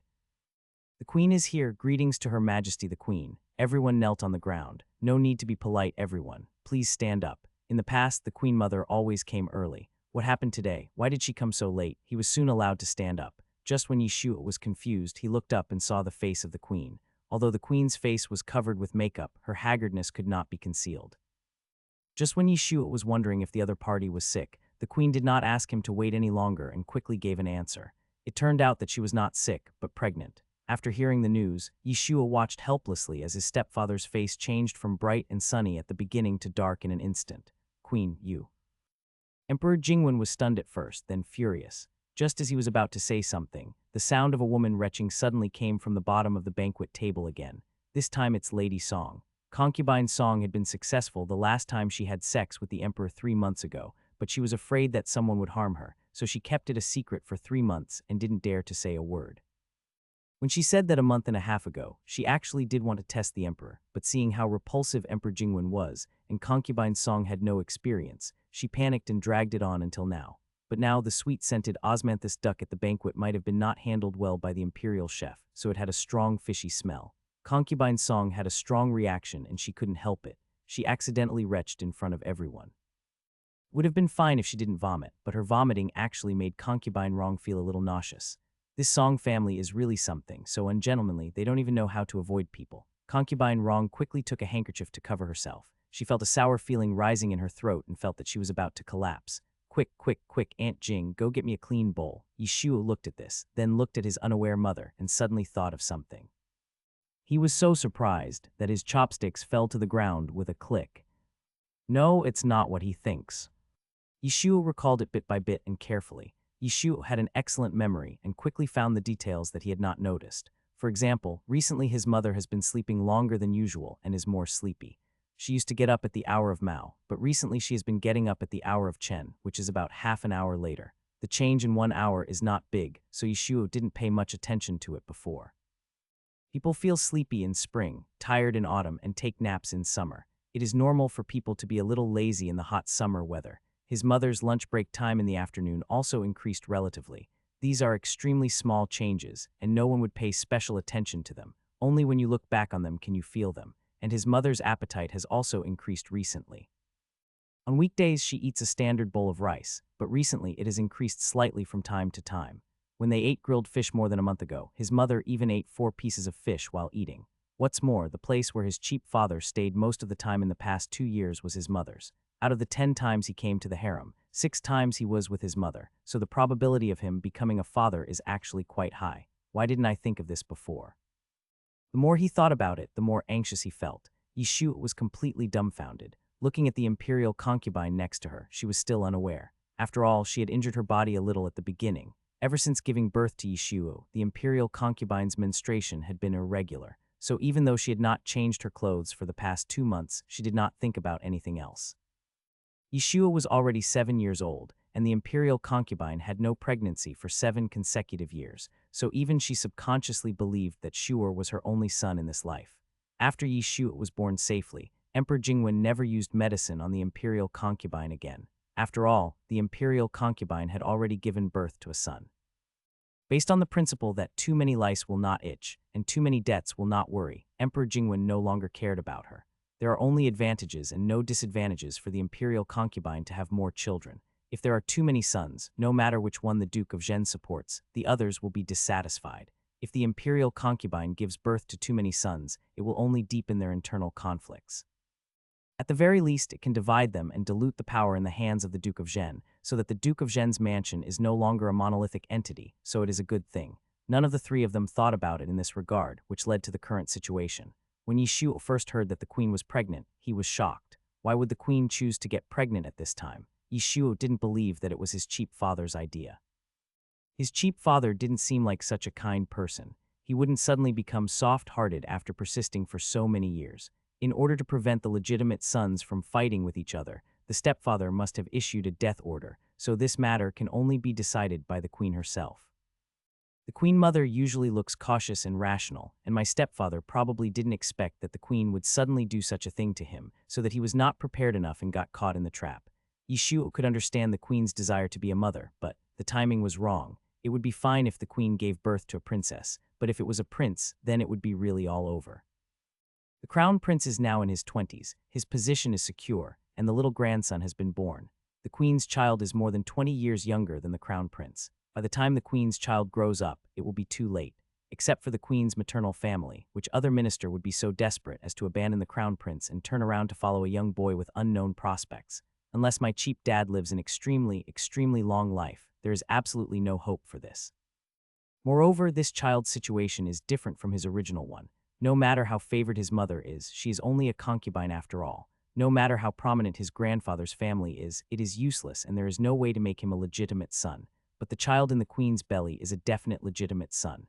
When the crown prince succeeds to the throne in the future, the other brothers will not matter, but this legitimate son must be killed. Even if the crown prince has a gentle personality, he will be forced by the situation and have no choice. Otherwise, if he is kept, he will become a source of trouble. Even if the crown prince is extremely unlucky and ultimately misses out on the throne, no matter which other prince ascends the throne, he cannot be left behind. If you kill the son, how can you spare the mother? No one can sleep peacefully with a time bomb around. Unless the queen can finally create a bright future for her son, she won't even be able to keep her position as the queen mother. However, let alone the crown prince or other princes, even Yishuo would not allow such a thing to happen. It doesn't matter which other prince comes to the throne, except the queen's son. The relationship between the empress and his mother was extremely antagonistic. It could be said that they were as hostile as fire and water. In fact, the reason why the empress was because her stepfather had asked her to compete with his mother. After years of resentment, Yishuo could imagine how the empress's son would treat them after he ascended the throne. So no matter what, Yishuo will never let that day come to pass. Even if it means his hands are stained with blood, Yishuo will not hesitate. However, Yishuo felt that it was not his turn to take action. Now that the other princes have begun to show their prowess, each of them is as cunning as honeycomb coal, so how can they accommodate newcomers? If it had happened a few years earlier, when the 7th and 8th princes had not yet entered the upper study and started studying, the empress could have barely caught up with the last train of the competition. But now, the 7th and 8th princes have begun to show their extraordinary abilities in studying, and it is too late for the empress to interfere. Unless he is truly the chosen one, able to overpower his 8 elder brothers on his own, or his adoptive father has been cursed, and his IQ has suddenly dropped to 0. Otherwise, Yishuo even dares to directly assert that after him, no one else will be able to achieve anything. Given the age gap and the fact that there are only so many ministers in the court, there simply aren't enough to go around. He can turn the tide and win even when facing 8 opponents at the same time. What kind of strong man must he be? Yishuo thought he couldn't do it, so he just stayed away from it from the beginning. Taking all factors into consideration, even if the queen gave birth to a son as she wished, the possibility of this legitimate son succeeding to the throne is no less than winning the lottery jackpot. What's more, this unexpected child will inevitably cause his stepfather to hate him, because the prince is now in his 20s, and his stepfather doesn't have to do everything by himself like he did in the past and protect the prince like a baby. So he won't do anything to the queen, but because the queen acted on her own, the result will probably not be good. According to Yishuo's observation, his stepfather did not have much affection for the queen herself, and it would be almost harder than ascending to heaven for the queen to make a comeback later. So Yishuo couldn't figure out why the other party did this. There are people who think that the peaceful life is too comfortable and want to make things more difficult for themselves. As for his mother, Yishuo had a hunch that his mother was most likely the one who got it right. Fortunately, his mother was in her prime when she was pregnant with him or this child. She was a little over 20 years old when she gave birth to him. Although it was not the best childbearing age, she was young and strong, with strong recovery ability. She was not like a young girl whose body had not fully grown yet, so it was not bad. Now his mother is pregnant with a second child at the age of less than 28, which is also within the safety line. As long as you're careful, there is a high probability that the production will be successful. Even though he thought so, Yishuo still felt a little uneasy. Regardless of the era, a woman would have to go through the gates of hell when giving birth, even if she had given birth once before. However, Yishuo simply could not afford the consequences of losing his mother. What's more, it would be a good thing if his mother gave birth to a prince. Yishuo dared to guarantee that as long as he showed a hostile attitude towards the child, it would play into the hands of his cheap father, and the crisis would be resolved. If it was a princess, that would be really fatal. If the princess said so, Yishuo would have no choice but to get involved in this mess. As for concubine Song, she was totally out of Yishuo's consideration. Whether she gave birth to a prince or a princess would have no impact on the current situation, so it was better not to mention it. There is just one thing. Concubine Song revealed the news of her pregnancy today, which has slightly overshadowed the empress. Under this circumstance, Yishuo always feels that the other party's situation is not optimistic. However, the queen is the queen after all, and her main opponents are not minor concubines like concubine Song, so she probably would not bother to take action personally. As long as Lady Song is more alert and careful, there is a good chance that she will give birth to a child smoothly. While Yishuo was thinking, the sour feeling in concubine Rong's throat suddenly and miraculously disappeared. As for the mouth bowl, it was naturally forgotten. In addition, everyone's attention was on the queen and concubine Song at the moment, so no one cared about this episode. They just thought that the concubine was disgusted by concubine Song. Influenced by the Duke of Zhen and her brothers, concubine Rong also liked to have a few drinks in her spare time. In addition, the alcohol content of alcohol in ancient times was low, so she just regarded it as a beverage. But this time, Yishuo didn't dare to ask his mother to drink in. No matter how low the alcohol content of the wine is, it still contains alcohol. If your guess comes true, you're done for. Seeing that his mother was unaware and was about to put the apricot wine into her mouth, Yishuo quickly said, "Mother, Shuer wants to drink too." Concubine Rong frowned upon hearing this. Children cannot drink alcohol, but mother can taste it, but Shuer can't. Shuer also wants to know what apricot wine tastes like. After hearing what he said, the imperial concubine also felt sorry for her son. She could drink, but he couldn't. It was a bit too pitiful. But children really cannot drink alcohol, and the imperial concubine did not dare to feed him for fear of harming her son. It would be too cruel for her to drink alone under such circumstances. After struggling for a long time, the imperial concubine finally put down the cup and said, "In this case, is it okay for mother to accompany Shuer?" Yeah, this was what Yishuo was waiting for, so he nodded vigorously, and at the same time he breathed a sigh of relief. Yishuo didn't want to be so tactful, but concubine Song alone was enough to make the empress hate him, and Yishuo didn't want to implicate his mother as well. So let's wait until the banquet is over and then go back to talk about it. Looking over there, she saw that everyone was looking at her. Concubine Song subconsciously covered her belly with her hands, her eyes full of fear. Seeing Concubine Song's reaction, how could the queen not understand what was going on? The queen had wanted to tell this matter to the emperor on his birthday, as it was a special day, and perhaps the emperor would calm down. But now she has been overshadowed by a little beauty. How could the queen not be annoyed? The queen could barely keep her expression. While waiting for the imperial physician to diagnose his pulse, Yishuo glanced at his stepfather's face, but what he was thinking in his heart was that this birthday was quite special. Good news came from the sky, triple good news came at the same time. My stepfather took good care of himself and is in good health. In the royal family that believes in having many children, the more blessings one has, the stepfather should be extremely happy. Alas! If it were before, Emperor Jingwen would definitely be happy, which emperor would dislike having too many children, but he really doesn't have the energy now. Ever since he had Zioju, he had an inexplicable feeling of being exhausted. If there were a few more people like Zioju, Emperor Jingwen didn't even dare to think about it. As a result, just when he was gradually losing interest in having children, the concubines around him became pregnant, especially the queen. This matter has nothing to do with the crown prince. It's mainly because the queen acted on her own. What a monarch hates most is someone being clever and going against his will. The queen's action was a blatant challenge to Emperor Jingwen's authority. Emperor Jingwen couldn't help but glance at the person beside him. Although he had a smile on his face, the chill in his expression was suffocating. For a moment, the queen thought she was going to die. The queen was horrified. She just wanted a child, that was all. Why was the emperor so angry? The queen's heart was pounding. Emperor Jingwen didn't even look at her. Just at this moment, the imperial physician's diagnosis finally finished. Congratulations, Your Majesty, congratulations. Concubine Song is pregnant and is now almost 4 months pregnant. 4 months, that is to say. Concubine Song was already pregnant before she came to the palace, and it has been a long time. Counting the days, it should be the first time the emperor favored her. Lady Song is young and beautiful, and now that she has a child, I'm sure she will rise to fame. Even concubine Shu couldn't help but say something sarcastic after hearing this. Sister is really good at hiding things, and it's amazing that she can keep her composure. The implication is that you are so cautious, but I don't know who you are guarding against. Maybe she is on guard against us. Concubine Song's appearance is only slightly inferior to that of the imperial concubine, but she is younger. If she gives birth to a prince, there will inevitably be another rival in the future.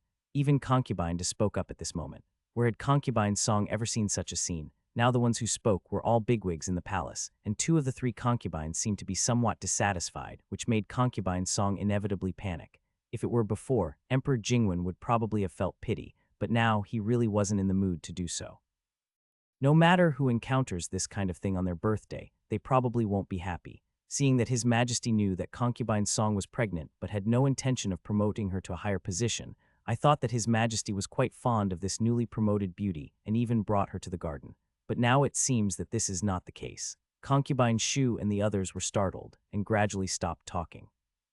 Concubine Song looked at Emperor Jingwen with tears in her eyes, hoping that he would make the decision for her. However, she waited for a long time without any further news. She then remembered that she had said before that she wanted to give birth to a prince for the emperor, and the emperor suddenly became cold. Concubine Song turned pale. After all, Concubine Song was pregnant with his own child, and Emperor Jingwen did not implicate her in his dissatisfaction with the empress. After taking a deep breath, Emperor Jingwen waved his hand and said, "Reward." Just like that, rewards like water were sent to Concubine Song's residence. As for the promotion, she had just been promoted 2 months ago, so let's talk about it after the child was born. Emperor Jingwen only rewarded Concubine Song but did not mention the empress at all. Now almost everyone noticed the subtlety between the emperor and the empress. The Tiancheng festival, which was supposed to be a good one, ended up with everyone leaving with a lot on their mind. After all, the fact that the empress was pregnant was no less than a bolt from the blue for the other concubines who had sons. It can be said that during this meal, concubine Rong was the only one who did not notice the undercurrents in it. She actually enjoyed the meal very much. However, when he returned to Xianjingzhai, the first thing Yishu did was to ask Nanny Jing to call the imperial physician. "What do you want to ask the imperial physician for?" Imperial concubine Rong was startled, thinking that he was not feeling well. However, after hearing her son's explanation, Imperial concubine Rong couldn't help but feel amused. It's not that easy to get pregnant again. Concubine Rong still remembered that when she was pregnant with him, she felt extremely uncomfortable from the beginning. Now, it can be said that she has no reaction at all, so it is impossible. Even an old maid like Madame Jing didn't think it was possible. After all, there really were no symptoms at all. Concubine Rong continued. At that time, Mother was just provoked by Concubine Song. However, Yishu refused to give in and would not give up until the imperial physician arrived. Concubine Rong couldn't persuade him, so she had to go along with him.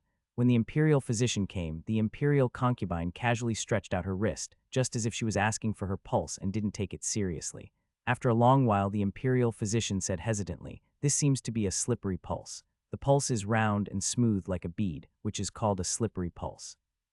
If it is accompanied by symptoms such as amenorrhea and vomiting, it is most likely that you are pregnant. I have seen vomiting before, but the other things Yishuo suddenly looked like his mother." At this time, concubine Rong was also stunned. Obviously, having had this experience once before, she knew what slippery pulse meant. The imperial physician then continued, "Although your majesty's pulse is not very obvious, based on my humble experience you are most likely pregnant, but it is still early in the pregnancy, so I was not able to diagnose it when I checked your pulse earlier." The imperial concubine couldn't help but be stunned. Yishu took a deep breath and asked hurriedly, "Do you know whether it's a boy or a girl?" The ninth prince was surprisingly concerned about whether the imperial concubine was giving birth to a prince or a princess. However, the imperial physician thought about it and felt that it was understandable. After all, the ninth prince had been held in the palm of the imperial concubine's hand since he was born. If he was a prince, he would definitely take away half of the ninth prince's love, so the ninth prince would inevitably be anxious. Not to mention the imperial physician, even concubine Rong misunderstood. Seeing her son so excited, concubine Rong quickly came back to her senses and said more seriously than ever before, "Sure, no matter whether you are a boy or a girl, your mother will treat you the same as before." Concubine Rong is not the kind of person who goes back on her word. She will definitely do what she said. Yishuo, he is already in his 30s. Would he still compete for favor with an embryo that has not yet formed? Well, there is a little bit. After all, his mother only had him in her previous life, and suddenly he has a younger brother and sister in this life. Yishuo is indeed a little jealous, but this kind of thing can be overcome. It's all because this is a backward ancient time, where contraceptive measures were not as advanced as modern ones, and I guess even if there were cheap things like sheep intestines and fish follicles, they wouldn't be used. It's all because of the cheap dad who keeps sowing seeds. He still won't stop even in his old age. If he had been more obedient, wouldn't this have not happened? But think about it, expecting a feudal emperor to awaken himself is as difficult as the sun rising from the west. It is useless to talk about impossible things. Yishuo just felt sorry for his mother. His mother was obviously the one who endured it passively. Even his mother had no choice but to turn around and comfort him. But it's all nonsense now. The most important thing is to determine the gender of the baby as soon as possible so that Yishuo can make preparations early. However, even the imperial physician cannot guarantee such a thing now. Firstly, whether it is taking the pulse to determine the gender of a baby or looking at the face to determine the gender of a baby, it is actually not very accurate and can only be judged based on experience. Secondly, the pregnancy is still young, and if he really wants to have an answer, he has to wait until the 3rd month. It is most accurate to determine the gender of the baby when the baby is 3 months old. And now, concubine Rong has only been pregnant for 2 months. This means that if Yishuo wants to know the answer, he will have to wait at least another month. Things are different now. Yishuo is not an impatient person, but now he can't sit still. Concubine Rong suddenly found out that she was pregnant, but she didn't feel anything. In fact, she felt that it didn't matter whether it was a boy or a girl. Concubine Rong had her mother's family to rely on, so no matter what she gave birth to, it would not shake her position. Didn't even matter whether she had a child or not, so she was considered the purest person in the palace. But seeing her son's restless look, concubine Rong suddenly hoped that this baby would be a daughter. If it was a daughter, perhaps Shure wouldn't be so anxious. Concubine Rong thought in accordance with the ancient people's idea of favoring boys over girls, but the reality was just the opposite. When Yishu heard this, he was immediately shocked. "No, I want my brother." Why? But if it was his younger brother, wouldn't that take away his love? Concubine Rong really had no idea what was going on in her son's little head. Is my sister not good enough? As a woman, Concubine Rong was quite dissatisfied when she saw this. Yishu couldn't help but smile bitterly in his heart. If it was my younger brother, he is a prince after all, and the age gap is too big. By the time he consciously wants to fight for that position, everything will probably have been settled. After all, there are only a few people like the 6th prince who are self-taught. Because of his status as a prince, his brother's life couldn't be any worse. But it's different for my younger sister. It was fine when my stepfather was around. With his and his mother's love, her future should not be bad. But he was afraid that something unexpected would happen along the way. Yishu was not the kind of person who would rely on luck. He felt that he could rest easy now that his cheap father was in good health, could still have 3 shots, and looked like he would have no problem living to be 70 or 80 years old. Who knows when an accident might happen? But in today's world, a princess can never endure such twists and turns. If she really was a princess, Yishu would not feel at ease even if his adoptive father was alive and well. Even if his adoptive father was alive, Yishu would have to be on guard against him giving his sister to anyone at any time. The more noble the princess's status, the more careful she should be. If she attracts attention, she will naturally be noticed by others. In this world, women are nothing more than chess pieces and tools in the eyes of men. They are held in their laps when they like them and thrown aside when they don't. The so-called love between father and daughter cannot compare to the family, country, and court. If this is the case with the biological father, what will happen if the brother, who is 1 generation older, succeeds to the throne? There is no need to think too much about this question. The answer is already there. Yishu was confident that he could protect himself, and even his mother and grandfather's family, but he could not protect his unexpected sister. If she wants to live a worry-free life, relying on the love of her stepfather is not enough.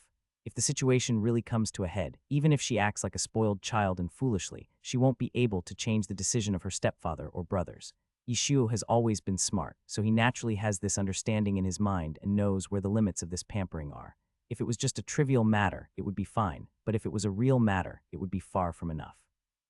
The only thing that can protect a princess from harm at all times is tremendous power, which is enough to shake or even change the emperor's decision. However, even Yishuo would find it difficult to do this. It would require a lot of effort and careful planning. Since he was born, he had planned to live a happy life and didn't want to get involved in so many things, so after thinking carefully, he decided it would be better to have a younger brother. The other side, after the banquet, Emperor Jingwen returned to his bedroom, still thinking about what to do about the queen. It was exactly as Yishuo thought. Even Emperor Jingwen would not kill his own children unless it was absolutely necessary, even if it was not part of his plan. However, due to the queen's self-willed decision, if Emperor Jingwen was asked to just endure it, he would be very angry. Therefore, before the child was born, Emperor Jingwen was already somewhat unhappy. Just as Emperor Jingwen's expression was becoming increasingly gloomy, a figure suddenly flashed in. Not surprised by such scenes, Wang Ziquan beside him was quietly doing his own thing. Concubine Rong was just diagnosed with pregnancy. Why do all of them come at this time? Wang Ziquan's heart skipped a beat, and he subconsciously looked at the emperor's expression. As expected, upon learning of this, Emperor Jingwen took a deep breath and felt a severe headache. The harem was a place without secrets, and concubine Rong did not try to cover it up, so the news of her pregnancy spread quickly. In just half a day, the teacups and teacups in the queen's residence had been replaced almost 2 or 3 times. The empress had suffered all kinds of discomfort and torture during pregnancy, coupled with the emperor's neglect. When she heard the news that the imperial concubine was pregnant, she felt a splitting headache. No matter how good her temperament was on weekdays, she could not control it at this moment. Why are you all against me? If it was just a show and done on purpose before, then it has become true after so many years. At this moment, the queen hated concubine Rong even more. Never had the empress been so angry before. The palace maids around her were terrified and fell to their knees on the ground. My lady, your health is very important. Yes, I still have a child. I have paid so much and even suffered the disgust of the emperor because of it. Isn't it all for this child? No matter what, nothing must happen to this child. After taking a few quick breaths, she felt a sharp pain in her lower abdomen. The queen panicked and said, "Quick, go find the imperial physician." After a short while, the whole Xiangjingjai was in chaos. Ever since he found out that concubine Rong was pregnant, Yishuo had been on high alert, especially when he learned that the empress had broken several sets of cups and plates when she received the news of his mother's pregnancy, which made Yishuo even more alert. The queen mother came from a prominent family and had been well versed in poetry and literature since childhood. She must have hated him so much that she lost her manners like this. Although Yishuo knew in his heart that the queen mother would not be so unwise as to take direct action, he was still afraid of the possibility. If there was a possibility, Yishuo would not be able to bear the consequences. So recently, whenever his mother ate any food, Yishuo would go to the small kitchen to check it himself. But even so, someone still took advantage of the loophole. A few days later, Yishuo discovered that the dishes on the table contained several incompatible ingredients. For example, goose meat and eggs, chicken and mustard greens, etc., are things that will damage your vitality if eaten together, especially goose meat. Even though the kitchen said it was duck meat, Yishuo was considered a gourmet back then, so how could he not tell the difference between the two? The skeletons of duck and goose meat, as well as the quality of the meat, are very different. Although from the perspective of modern science, these so-called food incompatibilities are nonsense, the people here don't know this, which proves that someone has indeed reached into the small kitchen. There are already so many things on display. How many more are hidden in the dark? Yishuo had no idea whether there were any added ingredients in the foods that could not be seen with the naked eye. The people behind the scenes will not take action openly, but they do a lot of small things behind the scenes. I guess they all wanted to harm her mother's health, and it would be best if they could save both her and her mother. Yishuo took a deep breath and stopped his mother from reaching for the chopsticks. Wait a minute. Concubine Rong stopped, somewhat puzzled. Zio Luzi, go and ask the imperial physician to come over. Now he already knew that the small kitchen was not clean, but he didn't know whether the imperial physician had been bribed. Yishuo planned to remain silent, use the opponent's force to attack him, and test the situation. Mom, you don't have to worry or say anything, just watch from the side. Although concubine Rong was confused and had no idea what her son was up to, she still stopped obediently. Soon the imperial physician arrived in a hurry. The imperial concubine was just beginning her pregnancy, which was a critical time, so the imperial physician was naturally on call at all times. This old doctor was someone his mother was used to employing, and Yishuo was unwilling to doubt him, but in an extraordinary period, it was better to be cautious. So Yishu didn't wait for him to salute and hurriedly said, "My mother said she has a stomachache, imperial physician. Please come and take a look. Is there something wrong with the food?" How could her own son open his mouth and say that? She was fine, not to mention feeling very safe and secure, so how could he have a stomachache? Concubine Rong frowned subconsciously, and the next moment she saw Yishu looking at her. After all, they are mother and son, so they have some tacit understanding. Concubine Rong immediately showed a look of pain on her face. The imperial physician's heart tightened and he quickly looked at the dishes on the table. You don't know until you see it, and you'll be shocked when you see it. How can chicken and shepherd's purse be paired together? The imperial physician did not realize that the dish of duck meat was disguised as goose meat, so he only mentioned chicken and shepherd's purse. Seeing this, Yishuo couldn't help but breathe a sigh of relief. Fortunately, although the small kitchen is no longer clean, the imperial physician is still safe now. If something went wrong with the imperial physician, then things would be really bad. This was indeed Yishuo's petty intention, but in this special period, he had to be on guard. When the imperial physician left, he was still wondering why he was given so much reward today, but the old doctor didn't think much about it. After all, who would dislike a lot of rewards? The reason why the old doctor followed the imperial concubine was because the imperial concubine had no tricks and no intention to harm others. In addition, she was generous. He only needed to do his job. Who wouldn't want such a master? Concubine Rong was unable to react for a long time. After she came to her senses, she immediately severely punished the people in the small kitchen. Although Concubine Rong was a little slow to react, she was definitely not a soft-hearted person. She would never show mercy to the servants who dared to betray her. The reason why she provided them with huge amounts of silver was so that they would remember her kindness and do things for her. Now, they have taken the silver and want to harm her. If she could endure this, she would not be a royal concubine. Concubine Rong didn't even take care of her own body, so blood was seen in the small kitchen that day. If it was any other day, Yishu would not be able to bear to see such a scene, but now his heart was not moved at all. Yishu's kindness and goodwill have always had a bottom line. The man in the small kitchen didn't even know how he was discovered. He just felt that he was unlucky. It just happened that the imperial concubine was not feeling well and was caught by the imperial physician. Incompatible foods will not cause any problems all at once. They will just slowly consume the mother and the fetus. It is not a direct drug, so it should be very safe. How could it be? It's a pity that he will never know this. After the incident in the small kitchen, everything returned to normal quickly, but Yishu still felt uneasy. Maybe it was because his desire to protect his mother was too strong.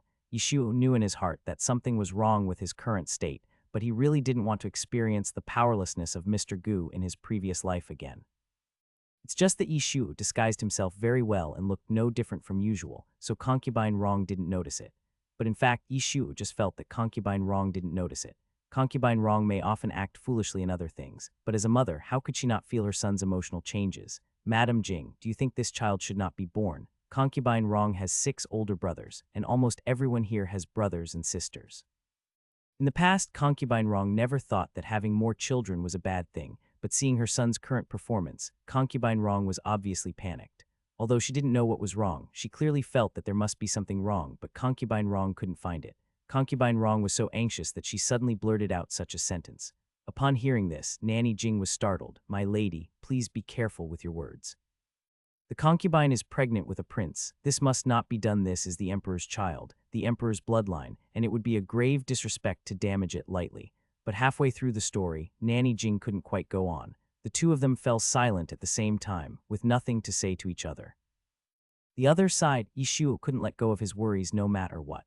After thinking it over, he felt that it was better to rely on himself than on others. Even the imperial physician couldn't stay in Xianjingjai for 24 hours. It would be bad if something went wrong or something happened that they didn't notice. What should we do in this situation? The best solution is to read. No matter what problems you encounter that you can't solve, just read. There will definitely be answers in the books. Just like that, Emperor Jingwen was shocked to find that his son actually started reading the book. Emperor Jingwen even took a special look out the window and saw that the sun was rising from the east today, which was correct. Emperor Jingwen approached almost at the same time as the crown prince, and after taking a closer look, he realized that it was a medical book. There are all kinds of books including Huangdi Nijing, Shenong Benqiaojing, Compendium of Materia Medica, Treatise on Febrile Diseases, Treatise on Febrile and Miscellaneous Diseases, Treatise on Warm and Hot Diseases, etc. I knew this little bastard would never study seriously. Emperor Jingwen could understand other things, but he really couldn't understand this book, Emergency Prescriptions for the Elbow. Isn't this book about first aid? With a casual flip of his hand, the corner of Emperor Jingwen's mouth twitched slightly. There's also this book Acupuncture and Moxibustion Jie Jing. It seems that his son not only prescribes medicine for people, but also gives them acupuncture. Emperor Jingwen finally swallowed back the words, if I had known this would work, I would have asked your mother to give birth to a younger brother for you. The prince at the side couldn't hold it in any longer and asked, Zioju, what are you doing? Study Yishuo looked up at the other person with a serious expression. I don't feel comfortable leaving my mother to anyone, so I'm going to do it myself. When Emperor Jingwen heard this, his first reaction was that it was not a good thing for a prince to be too close to his mother. However, after hearing this, Emperor Jingwen instantly forgot what he had just said. He suddenly felt that the imperial concubine was too unlucky. It was really unlucky to give birth to such a son. Emperor Jingwen almost gritted his teeth and said, don't lay a hand on your mother. Do you hear me? I hope he won't get hurt again. Emperor Jingwen, who was standing next to him, couldn't help but feel terrified. Even the prince couldn't help but be silent when he heard such an answer, and suddenly sympathy for concubine wrong flashed through his heart. Come on, can't you just trust me for once? I have to hurry up and finish reading these books. Father, third brother, remember not to let anyone disturb me during this time. After saying this, Yishu ignored them and just watched by himself. Emperor Jingwen and the crown prince were really frightened by him for a moment, but it was just a medical book. At least he was serious this time. Emperor Jingwen and the crown prince had the same thought and accepted it reluctantly. As a result, while they were reviewing memorials, he looked up inadvertently and found that he was not reading a book, but was clearly flipping through it. A page is turned in the blink of an eye, and it only takes a short while to finish a book that is as thick as a little finger. In just a quarter of an hour, he already had a small pile of books at hand. Emperor Jingwen, Prince, it's over. This child is hopeless. He even treats his mother like this. It seems that we can't rely on him. When Yishu left today, Emperor Jingwen couldn't help but tell Wang Ziquan, go send some people over. He didn't know what his son might do next, and Emperor Jingwen was really worried. When Wang Ziquan looked over, Emperor Jingwen spoke word by word. No matter what, don't let him get close to the imperial concubine, especially with a needle in his hand. Emperor Jingwen didn't know about others, but his own son was really capable of doing such a thing. This is the first time I see His Majesty showing such concern for a pregnant concubine. The last time His Majesty was so nervous was when the late queen was pregnant with the crown prince. Although the purposes are slightly different, they lead to the same destination. Trying hard to suppress his smile, Wang Ziquan quickly replied yes.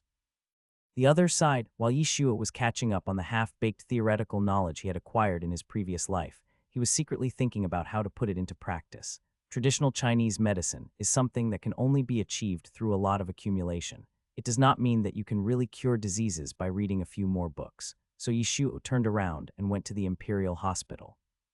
He did these things without hiding anything from others, and the whole process was very open and above board. Sometimes the more you cover up, the more suspicious you become. When you put everything out in the open, no one will believe you. When the imperial physicians in the imperial hospital heard that the ninth prince wanted to learn this, and that he was learning it for the imperial concubine, they were stunned. Your Highness, I am here with you. I will do my best to protect you. So please don't use the imperial concubine as a test, okay? When he first heard about this and then saw the serious expression on the ninth prince's face, the old doctor's heart began to tremble. No, I have to do my own things. Silently memorizing the shape, taste, and state of the medicinal materials before and after processing, Yishu searched around with his eyes. After confirming that he had not missed any details that he could learn, he left the old doctor with horror in his eyes and walked out of the imperial hospital. Walking on the road, Yishu seemed to be appreciating the scenery along the way, but in fact he was secretly digesting what he had learned today. When Yishu gets serious, his state is completely different from usual. Yishu was very clear in his mind that there were some things he could be lazy about, but some things he couldn't. As for his mother's current safety, if he learned more today, he would be more confident tomorrow. Soon, Yishu was awakened by the laughter of a woman not far away. When I looked up, it turned out to be Lady Song. As for the person next to Lady Song, Yishuo searched his memory carefully, but did not find any trace of the other party on the day of the banquet. However, the other party's dress did not seem like that of a palace maid, so Yishuo understood immediately. At this time, Lady Song was chatting and laughing with the other party, and she looked much more relaxed than before. That's right, no matter who you are, it's bound to be nervous when facing someone in a high position. Just like now when concubine Song saw Yishuo, she immediately stopped smiling, and the two of them greeted Yishuo almost in unison. Greetings to the ninth prince. Although the two were the emperor's concubines, they were of low status after all, and because of the emperor's relationship, the prince was half their master if you think about it carefully. Please stand up, ladies. Yishuo couldn't help but look at the person next to Lady Song, paused, and then called out. What Yishuo didn't understand was why Lady Song was so intimate with someone else even though she was diagnosed as pregnant. Yishuo could understand that most people would subconsciously seek help from those around them when they encountered difficulties, as if this would give them strength. After all, humans are emotional animals, and it is understandable that they subconsciously seek companionship. It is just like modern people will instinctively seek comfort and advice from their friends when they encounter any difficulties. It is a subconscious reaction, but Lady Song's situation is special now, so she should be more careful. The more isolated and helpless you are, the more you need to stay steady, especially in the harem, which is a big melting pot of interests. It is not a good thing to trust someone so easily. Because of the word interest in the palace, sometimes the people close to you may not necessarily be helpful and may even become the knife that hurts you. Thinking of this, Yishu wanted to give her a reminder, but just as he was about to open his mouth, he noticed the vigilance and suspicion in Lady Song's eyes. She unconsciously placed her hand on her lower abdomen as a subconscious defensive gesture. Yishuo suddenly couldn't say anything because he knew that it would be useless even if he said it in this situation. That's right, who would trust a stranger instead of the people around them? When concubine Song saw the ninth prince here, she instantly became nervous because in her eyes the ninth prince was a very tactless person. Moreover, the ninth prince is young and favored. He treats the emperor like this, let alone himself. If the ninth prince suddenly went crazy and bumped into her, thus hurting the baby in her belly, concubine Song couldn't guarantee that the emperor would punish the ninth prince for a child he had never met. Therefore, in concubine Song's eyes, Yishuo was a completely dangerous person, and she wished to stay as far away from the ninth prince as possible. But in the end, Yishuo kindly reminded her, after just a few days of not seeing you, I see that Lady Song seems to be more prosperous than before. It is not a good thing for the mother to be overnourished and the fetus to be too large. It is better in modern times, as caesarean section is still possible, but even so it is still quite dangerous, not to mention the ancient times when caesarean section did not exist. Yishuo's original intention was to remind the other party to pay attention to his weight. The fact that he could be noticed after just a few days of not seeing him proved that his weight gain speed was indeed quite rapid. However, this remark was considered a humiliation by concubine Song. The ninth prince was laughing at her for being fat. The woman next to Lady Song felt her heart skip a beat. Lady Song took a deep breath, her smile a little stiff. Your Highness the ninth prince, you don't know. This is what happens to pregnant women. I'm really sorry, I feel a little unwell, so I'll take my leave first. Just like that, Yishu watched the other party leave. The two met briefly on the lakeshore and parted ways after a few words. Yishu lowered his eyes and finally left. The other side, seeing the ninth prince's figure gradually disappear, concubine Song breathed a sigh of relief at a speed visible to the naked eye. It's okay, he is finally gone. The woman beside Lady Song also calmed down. Hearing this, the woman couldn't help but joked, you seem to be particularly repulsive to this ninth prince. Why, sister, you don't know. When I first met the ninth prince, he didn't even listen to his majesty. In modern times, a man like Yishuo would be a naughty child that everyone would hate to see. Shouldn't Lady Song stay away from him? When concubine Song thought of the chaotic scene when she first met the ninth prince, she was frightened from the bottom of her heart. If my child were born, I would definitely not let him become like this. Concubine Song will definitely educate him and make him into a good prince who observes etiquette and knows manners. Hearing this, the woman next to her froze slightly, but quickly returned to normal before Lady Song looked over. Concubine Song was completely unaware. Come to think of it, I should thank my sister for accompanying me. Ever since the Tiancheng festival birthday banquet that day, concubine Song always felt uneasy, especially when the two concubines Shu made sarcastic remarks in public, which made her unable to sleep or eat. The high-ranking concubine's arrogant look that day made concubine Song worried and afraid. In the eyes of the second concubine, she seemed like a disposable toy, so concubine Song always felt that they would harm her, so she specially found sisters who were familiar with her in the palace to accompany her and give her courage. But what Lady Song didn't know was that the closer people are to you, the more likely you are to become jealous. It has nothing to do with gender, it's human nature. Unless it is a sincere and close friendship, it is difficult to control jealousy. On the contrary, concubine Shu and concubine De, whose sons have all grown up, have no direct conflict of interest with concubine Song. At most, they would just say a few sarcastic words to her face. We were both concubines, and I entered the palace a few years earlier than her. Why could she get pregnant successfully while I couldn't? Gloomy look disappeared in an instant, and the woman smiled, sister, you are too kind.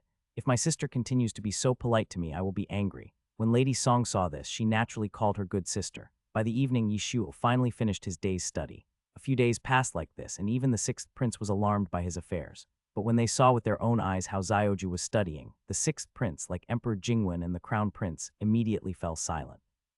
Come quickly, let me take your pulse. Yishuo had just finished reading Pulse Classic and was now in need of an experimental subject. It happened that the sixth prince came to him, so he pulled the man to his side without thinking. But how could the sixth prince dare to let him touch him? Zioju has always been careless, and how could anything be possible for him if he fell into his hands? So the sixth prince hid while asking, Madam Wrong is pregnant for the second time now. Zioju, you don't have to be so nervous. Especially, don't look like you're determined to do it yourself, as it looks scary. Yishu couldn't help but frown when he heard this. That's wrong. Let me tell you, any woman giving birth, no matter how many babies she has, the risk is extremely high. Having a second child might be smoother, but the risks are still the same. There is no difference. Suddenly remembering that the man in front of him was also a prince and would marry many wives in the future, Yishu couldn't help but give him some science explanation, especially for women who are too young. The best childbearing age for women is between 23 and 30 years old. Too early or too late is not good. The sixth prince was speechless when he saw this. Why are you telling me this? He doesn't have children. Haha, I knew these people would never take these things to heart. Yishuo took a deep breath and said, Of course I want to remind you, I'm afraid you will bring harm to the girl when you get married in the future. Caught off guard, the sixth prince blushed a little. Tusk, even someone like him would feel shy when thinking about his future wife.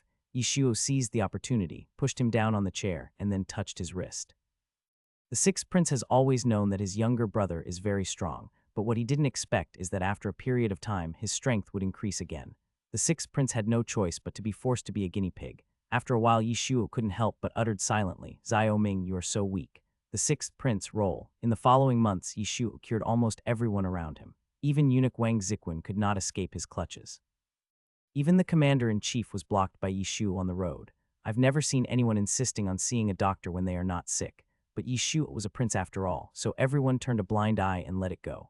Think about it, if your boss's child wants you to play with him, can you refuse? Emperor Jingwen was so troubled by his son's sudden enthusiasm, but as long as he didn't really touch the pregnant concubine, he would let him be. In this way, we survived the relatively cool June, the scorching July and August, and soon it was September. In mid-September, Yishuo heard the news that Concubine Song was about to give birth. Concubine Song, who is only 8 months pregnant, is about to give birth. Yishuo got the news of Concubine Song's delivery in the morning, but by the evening, when it was already dark, there was still no news. It was not until the early morning that Yishuo faintly heard a noise outside. Concubine Song had a difficult delivery. Concubine Song suffered hemorrhage. Lady Songi's gone. The starry sky outside the window on a summer night seemed to be covered with a layer of coldness. Yishuo was in a trance as he stared at the ceiling with his eyes open. You see, the fighting in this palace never stops. Uncover the hypocritical illusion, and you will see bloody scars underneath. Songmaren gave birth to a princess, and the princess only identified her adoptive mother 3 days later. Because Concubine Song had always been on good terms with a talented lady of the same rank when she was alive, the little princess was given to that talented lady to raise. Now that the queen is pregnant and in poor health, the emperor is also unhappy, so he uses this as an excuse to deprive her of her power over the 6 palaces. In addition, Emperor Jingwen knew the ability of the imperial concubine, so he directly bypassed the imperial concubine Rong and handed over the power of managing the 6 palaces to the 3 concubines Shu de Xian. After all, Concubine Song gave birth to only a princess, and the princess's mother was already dead. Under such circumstances, Concubine Shu de Xian would naturally not care much. Without having to think too much, the talented person already knew who it was. If you clap your hands in this palace, you will end up taking away other people's flower pots. Lady Song carried the baby for 8 months in fear, but all she did was to make wedding clothes for others. Jo Cairn got a child through someone else's belly without any effort. Even though it was just a princess, it would ensure her a safe life for the rest of her life. After listening to Zio Luzi, Yishuo was silent for a long time.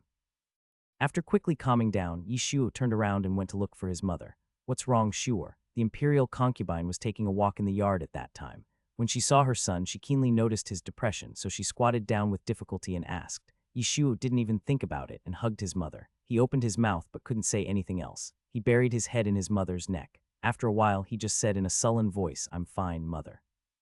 Even though Yishuo didn't say anything, how could the imperial concubine not feel something unusual? Concubine Rong was shocked by her son's rare fragility. He was like a little bastard and a devil. This was the first time Concubine Rong saw this side of him. This made Concubine Rong even more panicked than Yishuo. She raised her head subconsciously and began to ask for help from the people around her. Aunt Jing.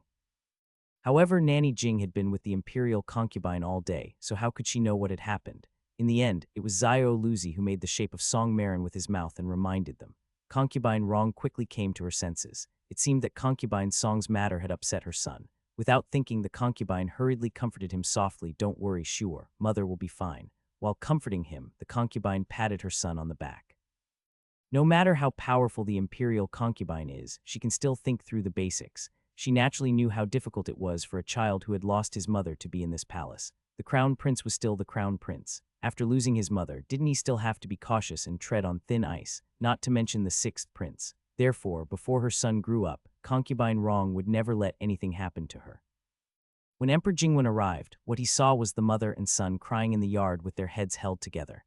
Emperor Jingwen hesitated for a moment. Firstly, he couldn't go forward or backward in time. Secondly, he was afraid of the tears of women and children. But since he was already there, Emperor Jingwen had no choice but to go in. "Zioju, imperial concubine, what are you two doing in the yard?"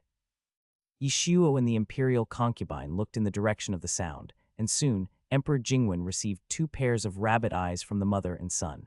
I really cried. Watching this scene, Emperor Jingwen felt his scalp tingling, especially Zioju. After hearing the reason, Emperor Jingwen didn't know whether to laugh or cry. "Don't worry, your mother will be fine. Children are children. They would actually be scared by such things." Reluctantly letting go of the imperial concubine's hand, Yeshua wiped his face with his sleeve and said in a faint voice, "Father, how do you know? You can't do anything about this matter." Since this matter is not put on my stepfather, it will be easy for him to talk about it. Under normal circumstances, Emperor Jingwen would certainly be angry if he was questioned like this. But when he caught a glimpse of his son's cat-like face, Emperor Jingwen thought for a moment and decided not to bother with a child. "I am the emperor, and my words are law." After a moment's silence, Yishu curled his lips and said, "But Dad, you are the emperor, but you are unwilling to give your son even an imperial edict. The emperor is so stingy. Here's what happened. Didn't the old doctor say before that the sex of the fetus could be roughly determined when the baby is 3 months pregnant? Now his mother is 5 months pregnant, and Yishuo had checked his mother's pulse 2 months ago." Yishuo flipped through ancient books and found a record in them that said, if the left pulse of the fetus is fast, it means it is a boy, and if the right pulse is fast, it means it is a girl. That is to say, if the left pulse beats faster, it is a boy, and vice versa, it is a girl. Men and women have the same pulse, but their wrists are different. Yang is weak and yin is strong. The left pulse governs the official, and the right pulse governs the government. The left pulse is strong for men, and the right pulse is strong for women. The human pulse is divided into 3 parts, namely Kun, Guan, and Kai. Only Kai is different means that the Kai part is different. When every aspect of the pulse he took matched the girl's, Yishu felt like he was struck by lightning and his heart sank. Murphy's law really proves to be true. The more you fear something, the more likely it will come to you. Yeshua was clearly expecting a younger brother, but ended up having a younger sister. Yeshua did not give up and called the old doctor over to examine the patient again.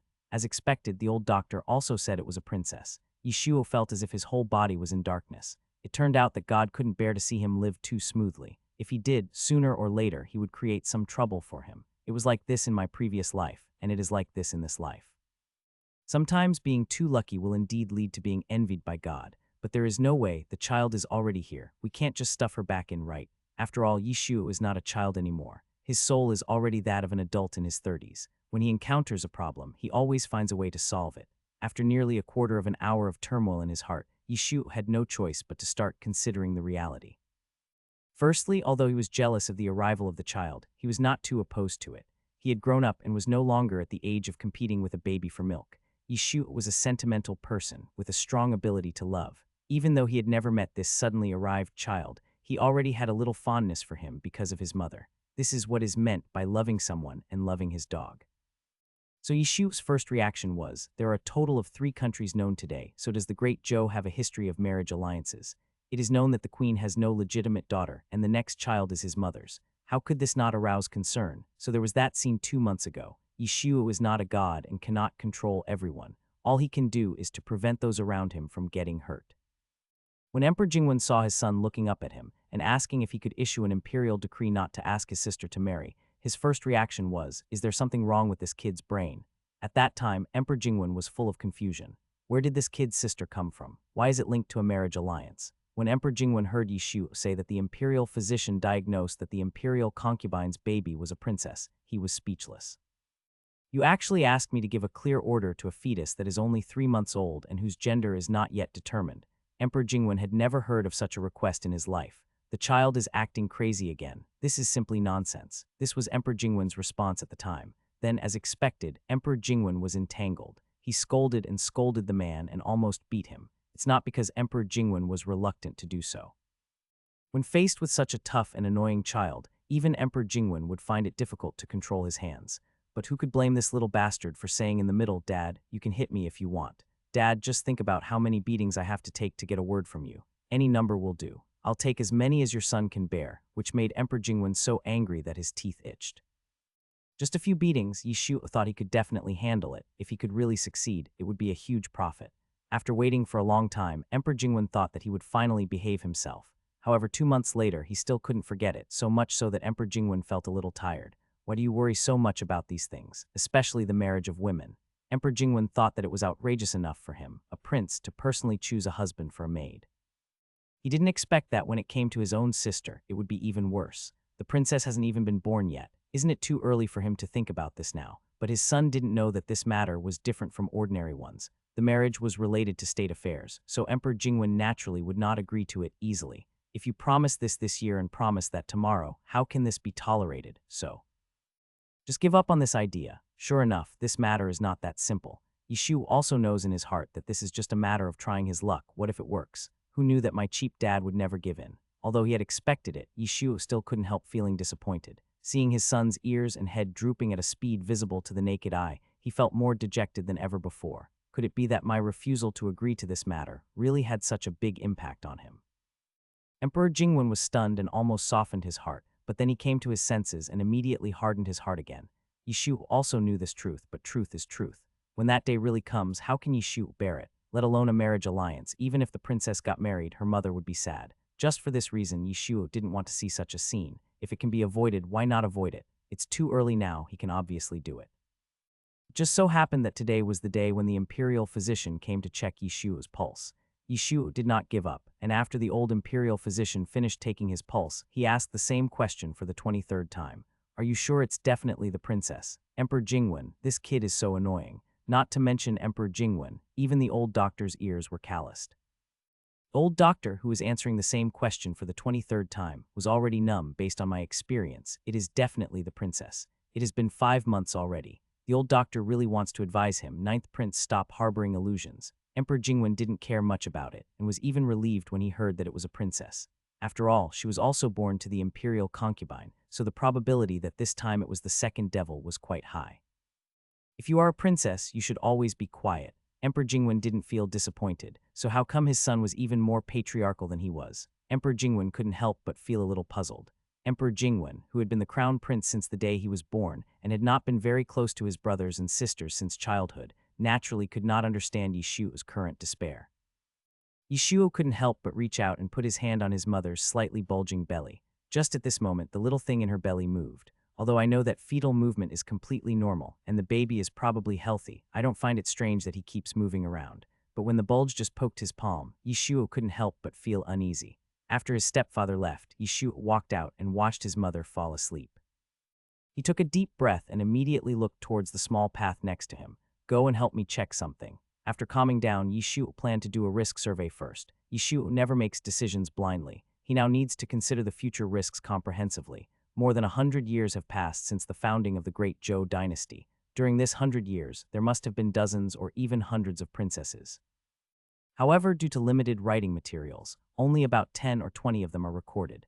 Only about 20 or so made a little splash, and the rest disappeared without even leaving a word. But even with these 20 or so princesses, the situation is not optimistic. Princess Mingzhou, daughter of Emperor Geazu, was born in the early days of the Zhou dynasty, when the situation was unstable and foreign enemies happened to invade, so she had no choice but to be sent to marry. She died at the age of 22. Princess Zhengxi, the daughter of Emperor Geazu, was sent after the death of Princess Mingzhou. She was also married for a foreign mission and died at the age of 31. Princess Anding, the daughter of Emperor Geazu and the youngest daughter of Emperor Geazu, married Marquis Xiao.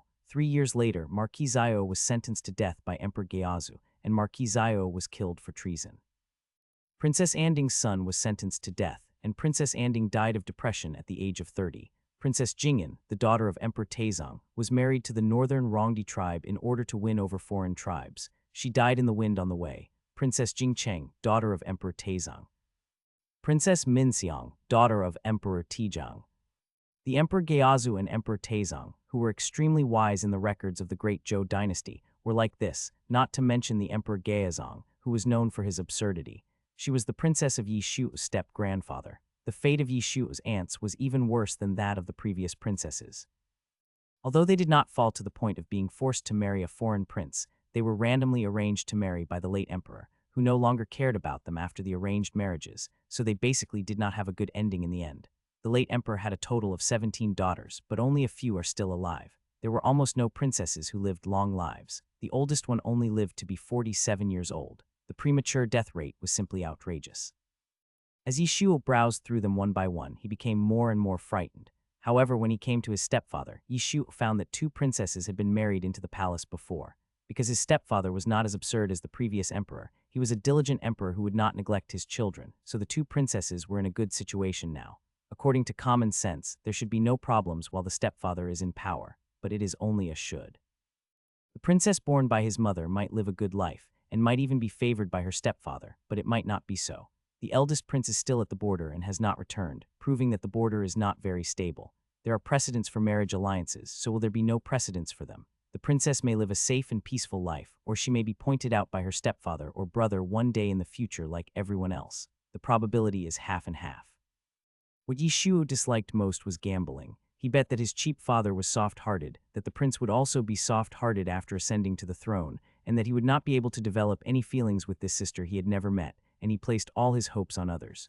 Bet, bet, bet, it's all about betting. It's still early now, and everything is still possible. Even if the probability is very small, just in case, Yishuo is unwilling to regret in the future because of his powerlessness. There are some things that you can do without, but you can't live without. When that time really comes, you can't act like a spoiled child or a fool like you do now. Personal feelings are nothing but a joke in front of the court and the country. It's just the same old path from my previous life. Now that things have become a foregone conclusion, it is useless to escape. Slowly closing his eyes, Yishuo gradually made a decision in his heart. Yishuo is an adult after all, and he has understood one thing: never pin your hopes on others, otherwise all you will get is disappointment. This is especially true in the current situation. Only when you hold the sword in your own hands can you attack or defend. Regardless of whether it will be useful in the future, it never hurts to make arrangements early. Well, anyway, let's keep it for now. But this kind of thing cannot be rushed, as rushing can easily lead to chaos. Anyway, it is still early, so there is plenty of time to make arrangements slowly. After making up his mind, Yishuo stopped wavering, and the anxiety he had felt since the moment concubine Rong became pregnant also slowly disappeared. Yishuo finally regained his former calmness. This made concubine Rong, who had been secretly watching him, feel relieved. Before, imperial concubine Rong had always been worrying about her son's affairs and had no time to care about other things. Now she finally realized that the little princess would be born in a few months. When you grow up, you must protect your brother. Concubine Rong couldn't help but whisper to the baby in her belly, not caring whether the baby could hear her or not. The 2 maids beside her couldn't help laughing when they heard this. "Your Highness, I'm afraid you said it the wrong way." In this world, older brothers protect their younger brothers and sisters. There is no reason for younger brothers and sisters to protect their older brothers. What's more, the imperial concubine's baby is a princess. The imperial concubine did not correct them when she heard this, but shook her head slightly. "Madam, you don't understand." The imperial concubine used to think so too. She felt that her son was happy every day and heartless. He was the only one who made people angry to death, while she herself was very happy. What could he have worried about under such circumstances? It was not until now that the imperial concubine saw clearly that the child seemed to be particularly afraid of losing and would become extremely nervous at the slightest disturbance. It was as if he had tried so hard to protect someone before, but the result seemed not to be satisfactory, so he was afraid of repeating the same mistake. He seemed to have hidden all his worries, not willing to let others see them easily, but in fact he was not as strong and indifferent as he appeared. But Shuor was obviously just a child of a few years old. Concubine Rong didn't know why she had such an idea, but she just had such an intuition. This child's emotions seem rough, but in fact they are sensitive and delicate.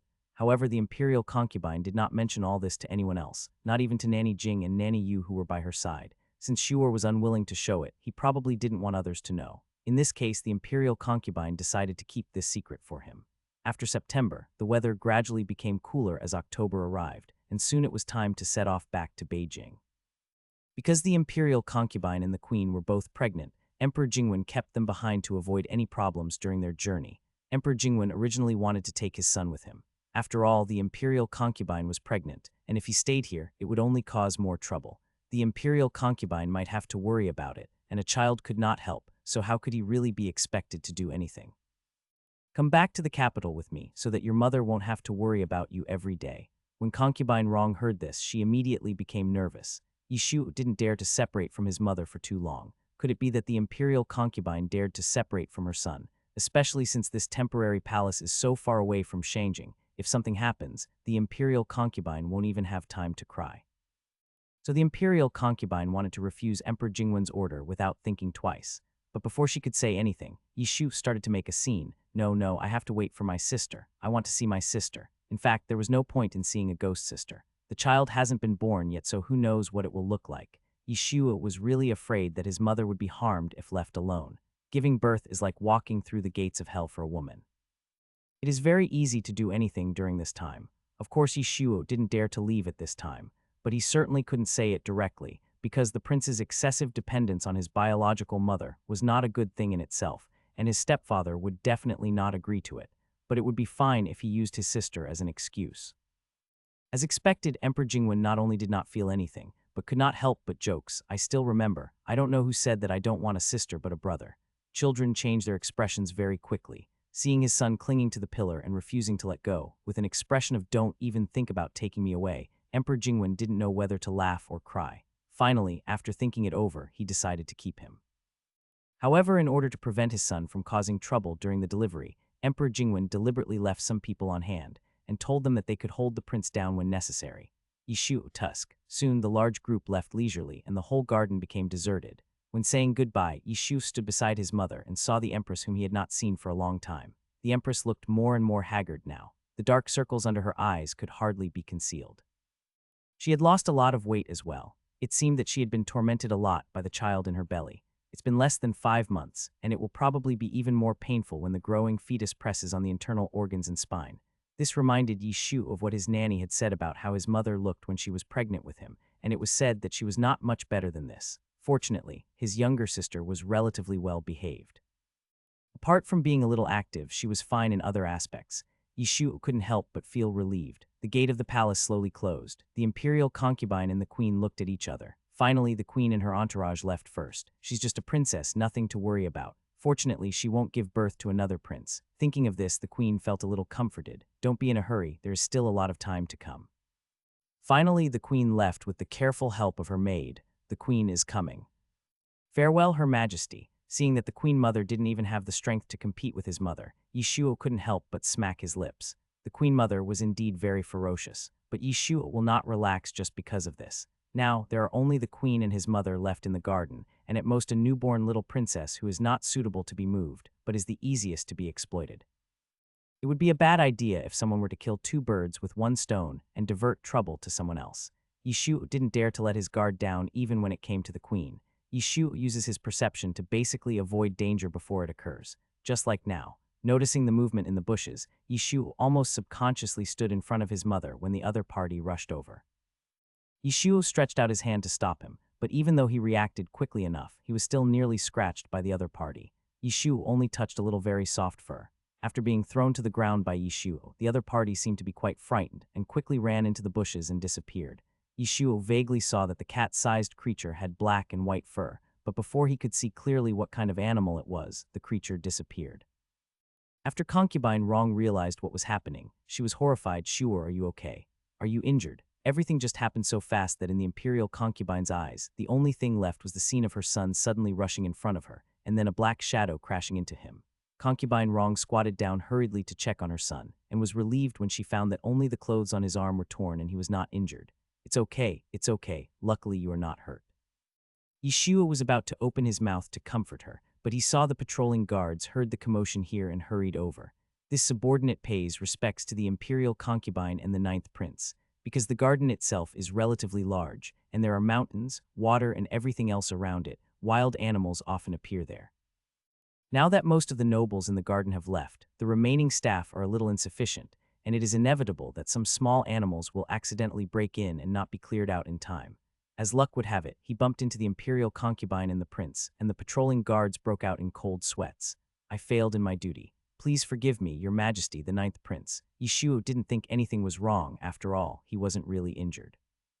However, imperial concubine Rong was terrified and started scolding the guards, making them unable to raise their heads.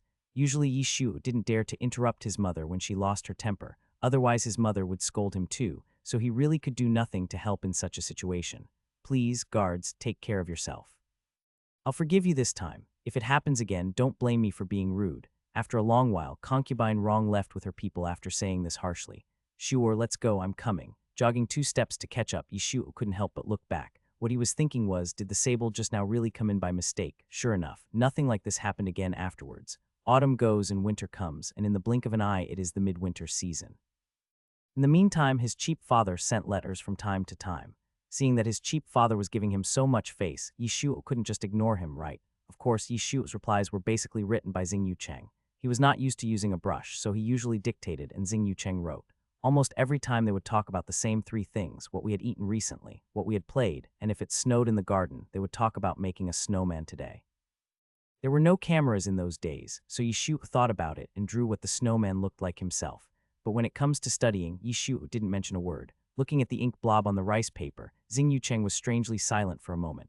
The snowman is obviously so beautiful, with a nose and eyes. How come it turns out to be so ugly? The ninth prince really had no talent in calligraphy and painting.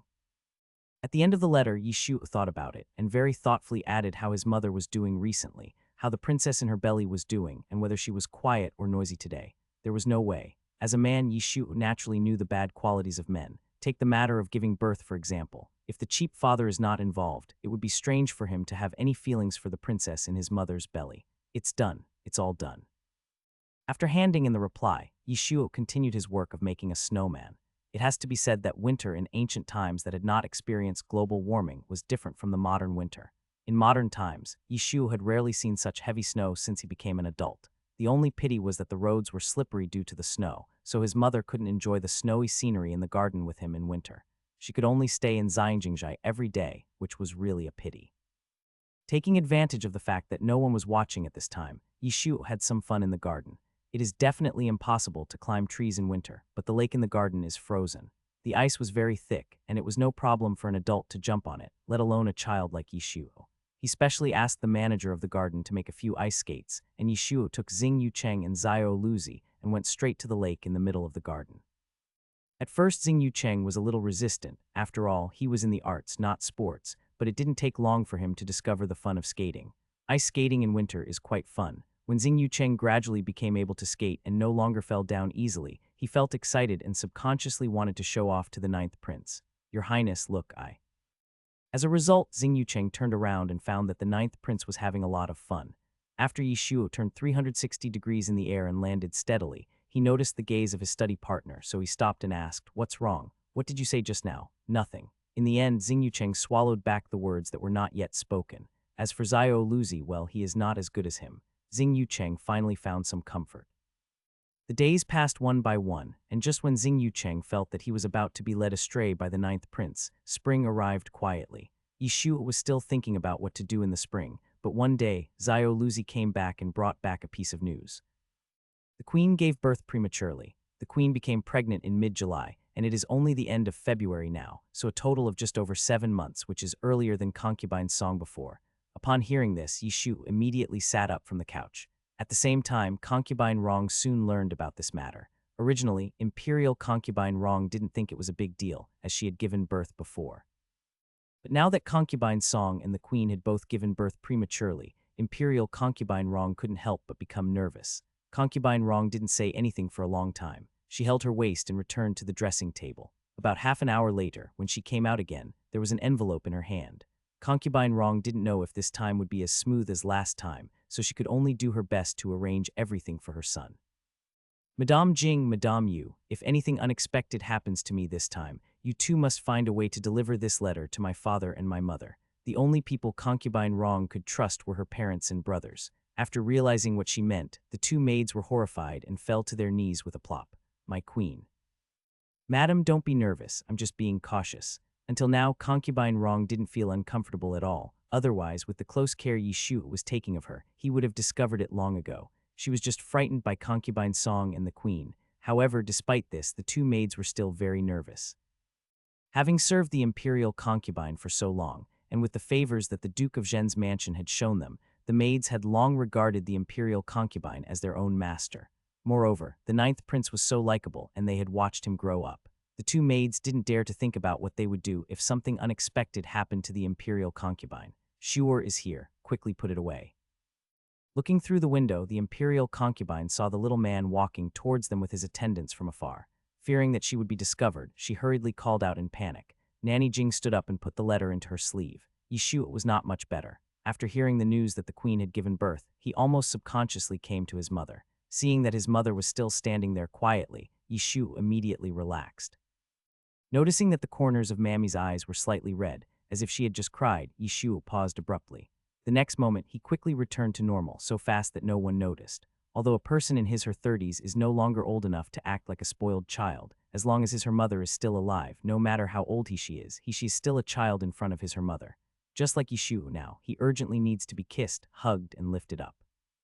Regarding this point, concubine Rong would never let Yishu down. She let her son nestle in her arms, patting his back and humming a tune softly. That's right, this little thing blocking the way is really an eyesore and seriously hinders him from getting close to his mother. Yishu lowered his head and looked at his mother's round belly with an unfriendly expression. I don't know if it noticed his gaze, but the little thing was not afraid. Instead, it nodded arrogantly. Small bulge quickly appeared on the imperial concubine's belly, as if to show her existence. Seeing this, Yishu couldn't help but sneer, "Ha, be careful or I'll beat you up if you do that again." Considering her doesn't mean everything has to go her way, Yishu can still tell the difference.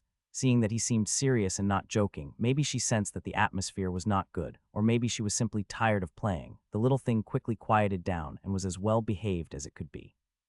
Only then was Yishu satisfied. The imperial concubine next to them looked at the interaction between the two people and couldn't help but feel both amused and sad. "Oh, right, mother." Yishu suddenly thought of something, so he opened his big eyes and looked up and said, "After my sister is born, can you let me take care of her? It's not that Yishu is so mean." His younger brothers and sisters also have to help raise the child, and it's mainly his mother who raises the child. Yishu is really worried. Thinking back to how his mother raised him, Yishu couldn't help but be silent. The way his mother raises children, any child will be raised astray by her. Yishu believed in his mother's love for her son, but he really didn't believe in his mother's way of education. No, his mother doesn't have any educational methods at all. She just spoils him blindly, and she can't stand it when the child starts to act like a spoiled brat. The more Yishu enjoyed it in the past, the more scared he is now. The imperial concubine hesitated when she heard this. In her opinion, she should raise her own child. Shuor is forced to study by the emperor every day, which is very stressful. If she asks him to take care of the child, the imperial concubine cannot bear it. However, the imperial concubine did have too much to worry about. There were so many palace servants in the palace. How could Yishu take care of things like dressing and eating? At most, it's just a question of the princess's character. Seeing his mother hesitate, Yishu's expression immediately became pitiful. "Mom, just obey your son." It is said that what the imperial concubine can't stand the most is children acting coquettishly in front of her. Once they act coquettishly, the imperial concubine's IQ drops rapidly. In addition, the princess has not been born yet, and the imperial concubine's heart is still with Yishu. After being coaxed by him, the imperial concubine got excited and actually agreed to hand over her daughter to her son for training. Nanny Jing and Nanny Yu, who were standing by, were unable to stop it and had to watch helplessly as the poor unborn princess was sold by her mother. Oh my God, what would happen if the princess learned from the ninth prince's lively personality that makes him want to tear down the imperial palace? Just thinking about that scene made the two maids feel dizzy. But in fact, although Yishu had never raised a child, he clearly knew the principle that everything will turn into the opposite extreme and that negatives will turn into positives. It's like a diligent couple who will most likely raise a lazy child. Because the couple does all the housework, the child has nothing to do, and over time they will get used to it and naturally become lazy. On the contrary, a lazy couple will most likely give birth to very diligent children, because if the couple does not work, the house will be a mess and it will be unbearable to look at, so the children will naturally help.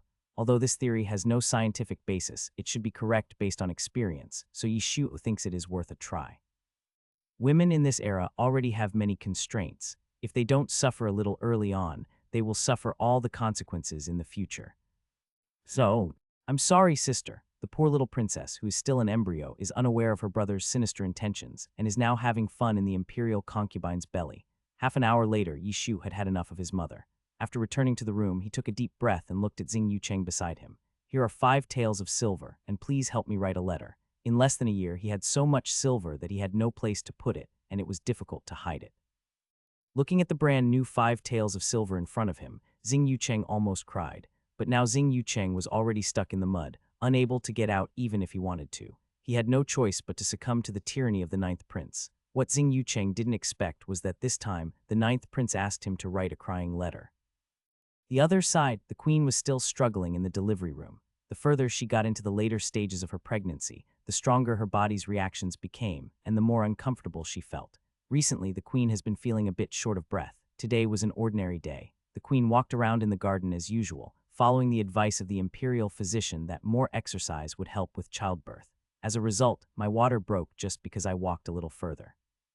And now she is only 7 months pregnant. Thinking of this, the queen couldn't help but panic. Protect the prince, you must protect my prince.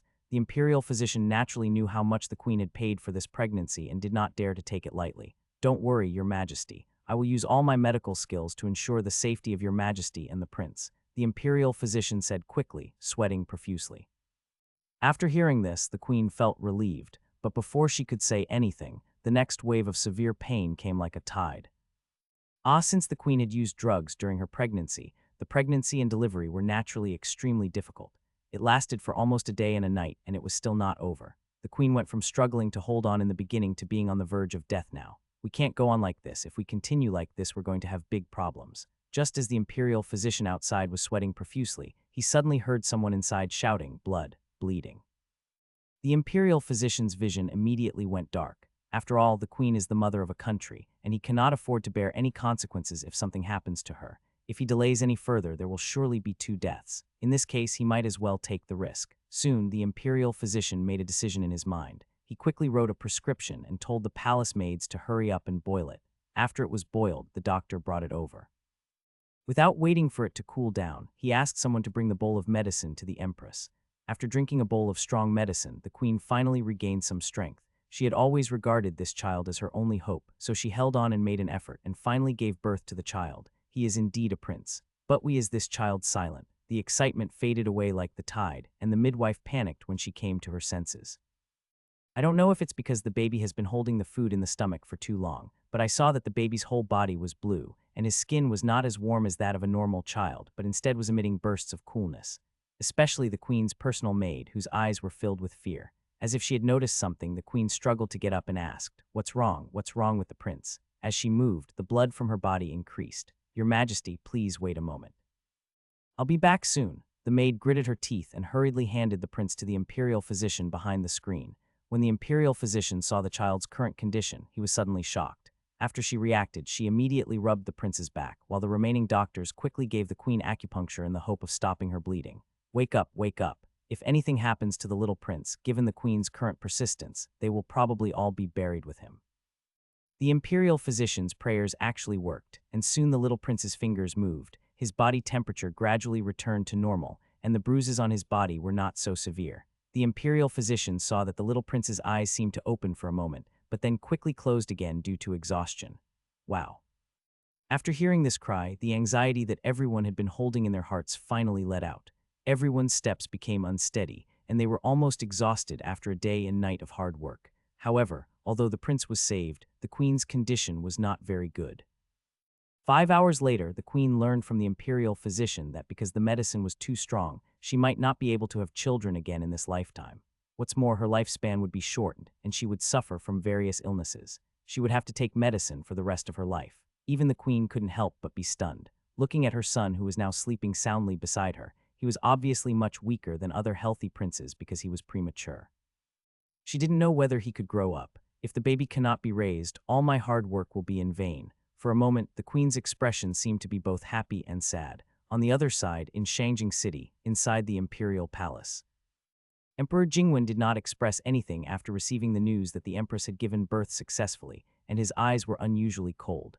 As an emperor, he naturally knew the whole process of the empress's childbirth, but this path was chosen by the queen herself, so she has to walk it alone. I inadvertently remembered the snowman picture he drew for me last time. What snowman picture? That was not a snowman picture at all. It was clearly just a blob of ink. The corners of Emperor Jingwen's mouth twitched slightly. Judging from the news from the palace reported by the guards, the little bastard had most likely ignored his orders again. He hasn't done a single word of the homework assigned by him and the tutor. After the imperial concubine gives birth, she will bring people back and then we will see what he will do. Despite his disgust, Emperor Jingwen couldn't help but open the letter. I thought my son was showing off to me again what he ate and played in the palace, but when I opened the paper inside, I found that it was not the case at all. This time, the little bastard's letter was full of panic and fear. He was frightened by the queen's childbirth, compared to other princes who were always stronger and never willing to show it openly no matter how difficult or painful it was. Yishu really said whatever he had in mind. In his opinion, if you don't say some things, the emperor will never think about them at all. You should tell your cheap dad whatever you want to say, otherwise he won't know anything at all. Expecting my cheap dad to guess it himself is harder than climbing to the sky. Emperor Jingwen vaguely remembered that the little bastard was just a child. Even though he was usually heartless, it didn't mean he wouldn't be afraid. When a child is frightened or suffers, won't he subconsciously come to look for his parents?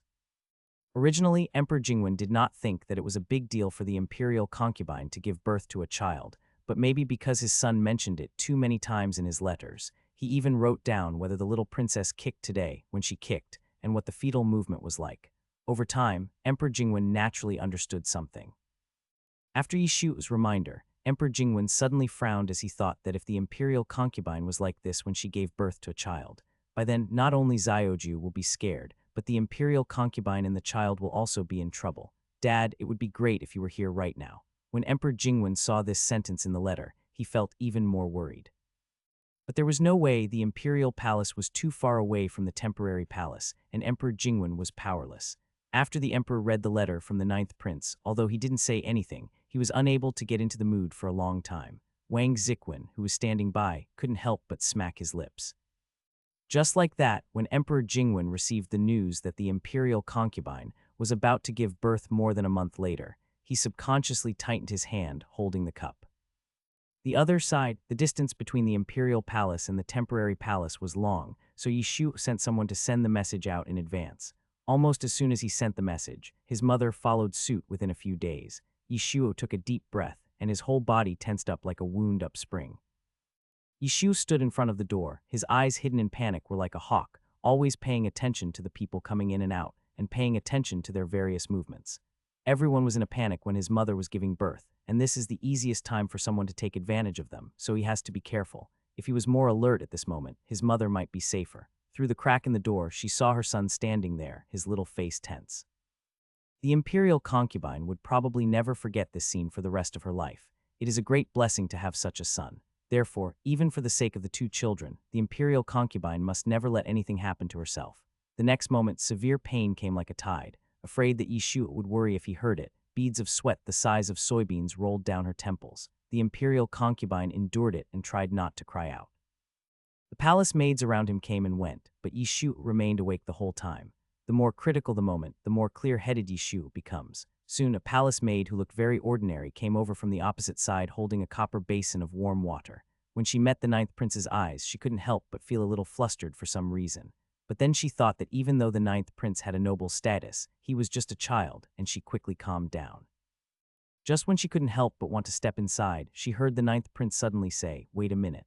The maid was startled, and then she heard him say, "What's that thing on your waist? Bring it over to me and let me see it. It's just a sachet that I sewed myself." The maid said while trying to remain calm, "Your Highness, please forgive me. I am afraid I have to go first. The queen is still waiting for my hot water."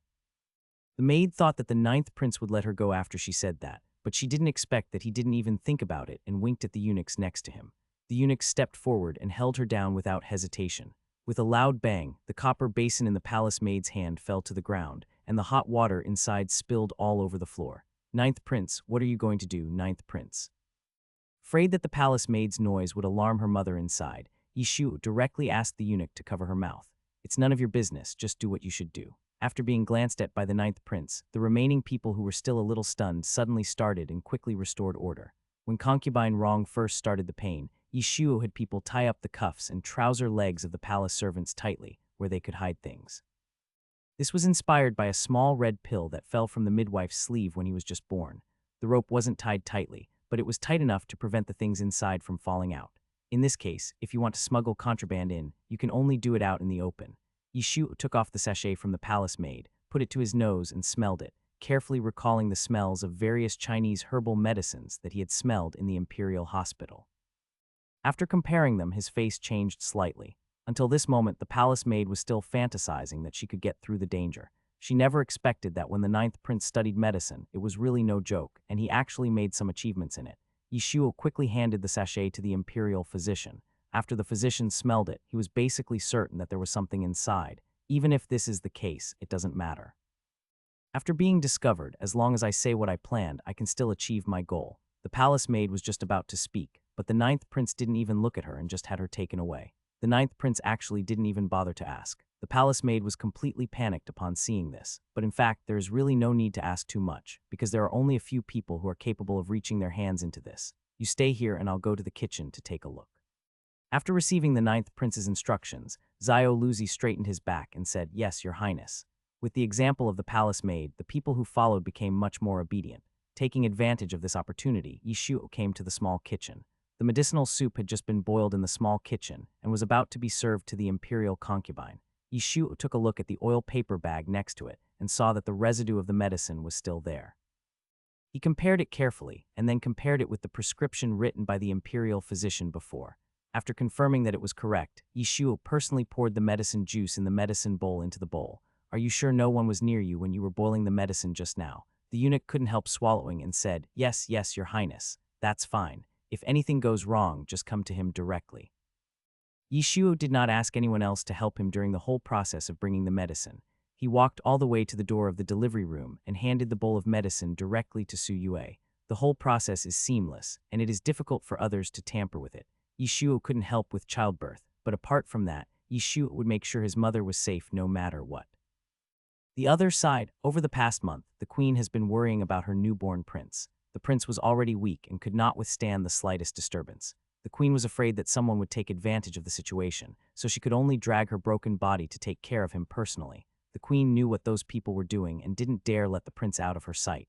Even if a wet nurse was feeding the baby, it had to be done under her nose. As for babies, their sleep time is short and fragmented, and they cry from time to time. The queen has been exhausted since giving birth, and staying up all this time is even more harmful to her health. However, despite this, the queen still did not dare to let go. She now had no other way out and could only protect her son. Fortunately, this baby was indeed a prince, which gave the queen some hope.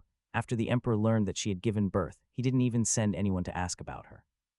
But the imperial concubine was fine, but the emperor sent people to express his condolences again and again, and occasionally asked people to bring some good things over, either the fresh fruits that were tributed this year, or some precious medicinal herbs. Even though he is far away in the imperial palace, the emperor is still thinking about the imperial concubine in the temporary palace.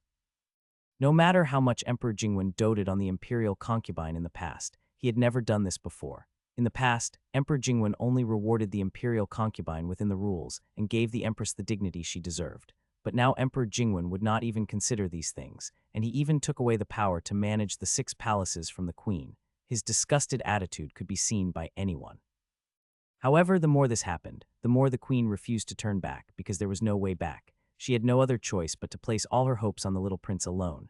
As the saying goes, one wrong step leads to all wrong. Therefore, nothing can happen to the little prince under any circumstances. In contrast, the queen's hatred for concubine Rong reached its peak, to the point where she wanted to kill her even though she knew she was pregnant with a princess.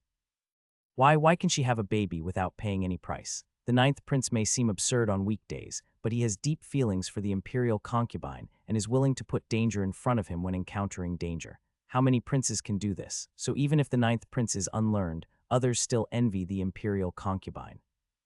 When she heard that the sable jumped out of the garden and was stopped in time by the 9th prince so that it did not hurt the imperial concubine, the queen felt a mixture of emotions.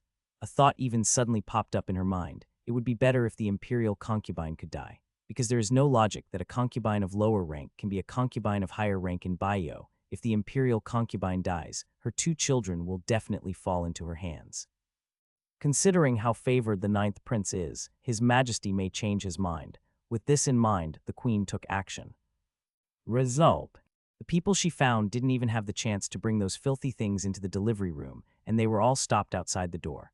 After hearing this, the queen hated the imperial concubine and was jealous of her. Son, when you grow up, you must be upright and avenge your mother. What kind of people are those people? How dare a bunch of lowly things act wildly in front of the dignified queen?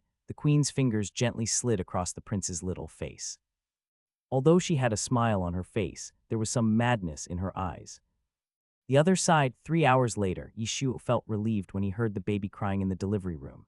Soon, Nanny Jing came out holding the little princess. Your Highness, look, she really is a princess. The little princess is healthy and everything is fine. However, Yishu's focus was not on this at all. Where is my mother? How is my mother? Nanny Jing was startled for a moment. Then after she came to her senses, she smiled and said, look at me, this old slave. I almost got confused. Replying to the ninth prince, the imperial concubine is also doing well. Yishu almost fainted after hearing this. As long as you are safe, as long as you are safe. If Yishu had that ability now, he would want to kill his adoptive father. After a moment, Yishu finally set his eyes on the little princess in the cradle, and then he was startled. Why is it so ugly? Yishu finally understood why his mother disliked him so much back then. Why is this head flat? It's all over, it's all over. My stepfather and mom are the first to be flat and then flat. What should I do? Seeing that the ninth prince was so disgusted that he didn't even want to touch the princess, he was exactly the same as the empress did back then. Nanny Jing couldn't help laughing and repeated what she said back then. The little princess's head was accidentally pinched when she was born. Your Highness, don't worry. She will gradually grow better. Judging from her facial features alone, the little princess will definitely look good in the future. The head is so pointy, can it really become round at the back? Yishu expressed his disbelief and continued to shake his head like a rattle. No, no, no, don't let her get close to me. Wait until she looks good and then show her to me. The imperial concubine, who was feeling a little weak after giving birth, couldn't help but laugh and cry when she heard the noise. Although his sister was a little ugly, she was his mother's biological daughter after all. Just based on the 3 words biological sister, Yishu did not let down his guard in the next few days. The imperial concubine gave birth to a child, but in the end the ninth prince was exhausted. By the time Yishu began to relax, nearly half a month had passed. He suddenly remembered that he seemed to have forgotten something.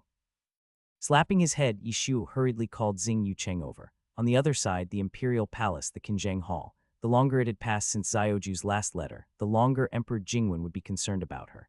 There has been no news for such a long time. Could something have happened? It was fine when he was dealing with government affairs, but once he had free time, Emperor Jingwen would inevitably think so. He waited and waited like this, and more than half a month had passed before Emperor Jingwen received the letter that Xiaoju had asked someone to bring back. When he saw the news that the imperial concubine and her daughter were safe, even Emperor Jingwen couldn't help but breathe a sigh of relief. Then, when he learned that it was not an accident but that Xiaoju had forgotten him, Emperor Jingwen's face suddenly turned dark again. Only he can do such a thing. Just when Emperor Jingwen was extremely angry, he accidentally turned to the last page and was caught off guard by the abstract painting drawn by his son. In order to let his stepfather see the little princess's appearance for the first time and make him feel more involved, Yishu especially changed to charcoal pencil this time, and the pattern he drew was both realistic and clear. However, even in the eyes of Emperor Jingwen, it was still very abstract. After all, which child has a pointy head? After all, the emperor is not present when every child is born, especially when the mother is of low status. As for concubines of high rank like concubine Shu, when they gave birth, the emperor would just take a quick look and that was it. The only ones that Emperor Jingwen really looked at carefully from beginning to end were the children who had died in infancy, as well as the surviving eldest prince, princess, and crown prince. More than 20 years have passed, and the memory of the deceased child is now vague.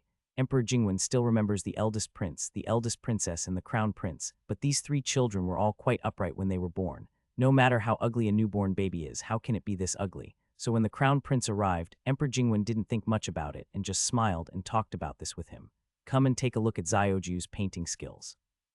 He thought the prince would definitely laugh with him, but when Emperor Jingwen turned his head, he met the prince's slightly strange look. The prince hesitated for a while, not knowing whether he should say it or not, but in the end he still said it.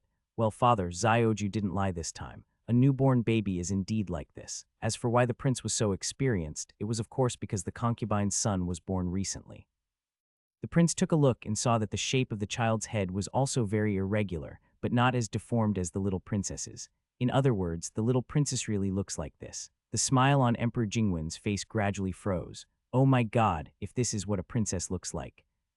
Looking down at the painting again, Emperor Jingwen imagined it and felt sick. Seeing Emperor Jingwen's behavior, the crown prince beside him hurriedly comforted him. Don't worry, father. Children's bones are soft and they will grow up in the future. Are you serious? Under normal circumstances, the prince would definitely answer, and of course he would mean it seriously. But unfortunately, the little princess's head was too pointy. If it was really like what was shown in the painting, the prince couldn't be sure. Xiaoju is really something. Why does he have to be so honest? If the little princess in the future remembers things, how embarrassing it will be for a girl. The other concubines would try their best to show the good points of their children and hide their bad points for fear that others would see their shortcomings. This was especially true when it came to their father, the emperor, who would praise them to the utmost. But Zioju was different. Not only did he not cover it up, he almost pointed it out to them. The father and son looked at each other and almost held their foreheads at the same time. The other side, after waiting for a long time until the princess was 1 month old, Yishu went to take a look and found that although the princess was not as beautiful as the maid said, she was still pretty enough. So he reluctantly looked at her a few more times. As for the most worrying part, the head, now a month has passed, has recovered a little and is finally not as deformed as it was at the beginning. It's been a month, how come it's only recovered to this point?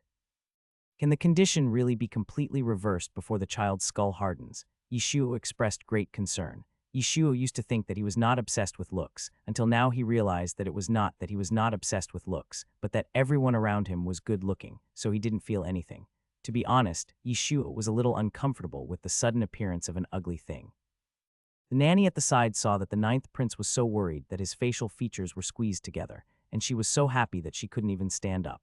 She answered the 9th prince for the umpteenth time. The princess has fair skin, small nose wings, a round and full nose bridge, and a pair of almond eyes like the queen. She will definitely have a good future. Okay, the nanny saw beauty in everything, so whatever she said was the truth. Yishuo quickly gave up arguing. Now his mother has finished her confinement and is now recovering from childbirth under the guidance of the imperial physician and the nanny. Watching his mother walking back and forth in the room, Yishuo sat down. Suddenly remembering something, Yishuo asked, "By the way, mother, has my sister's name been chosen yet?" Except for the eldest princess, few other princesses were given names by the emperor. Most of them were chosen by the ladies themselves, so Yishuo asked this question. Speaking of this, concubine Rong became very conflicted. After all, she had not read much, and naming a princess required special care.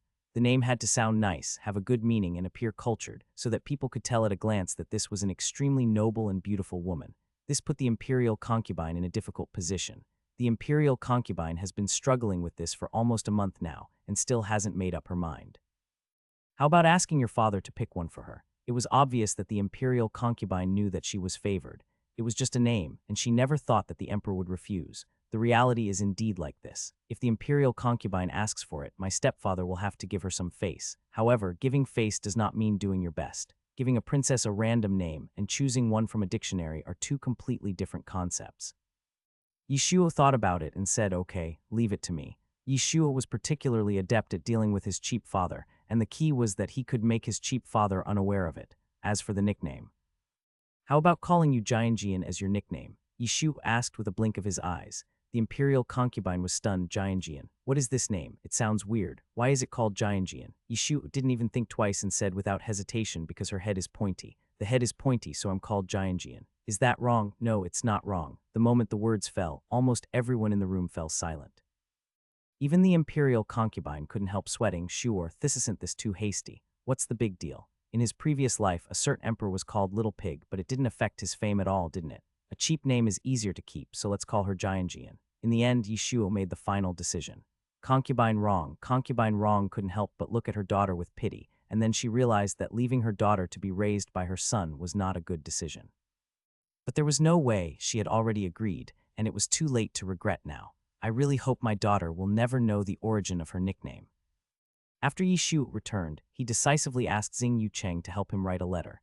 Xing Yubin thought he had become numb, but after listening to the 9th prince's narration, he still inevitably felt shocked. "Really want to write it like this?" Yishuo nodded. "Write yours, don't worry about the rest." Xing Yucheng no longer dared to imagine the emperor's expression after reading this letter. On the other hand, Emperor Jingwen soon received another letter sent by Zioju.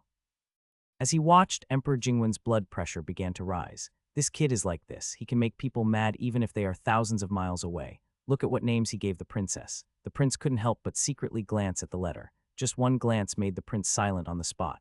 Yimei, Yizhen, Yizhu, Yibayar, Yifugui, these are the names ordinary families give their children.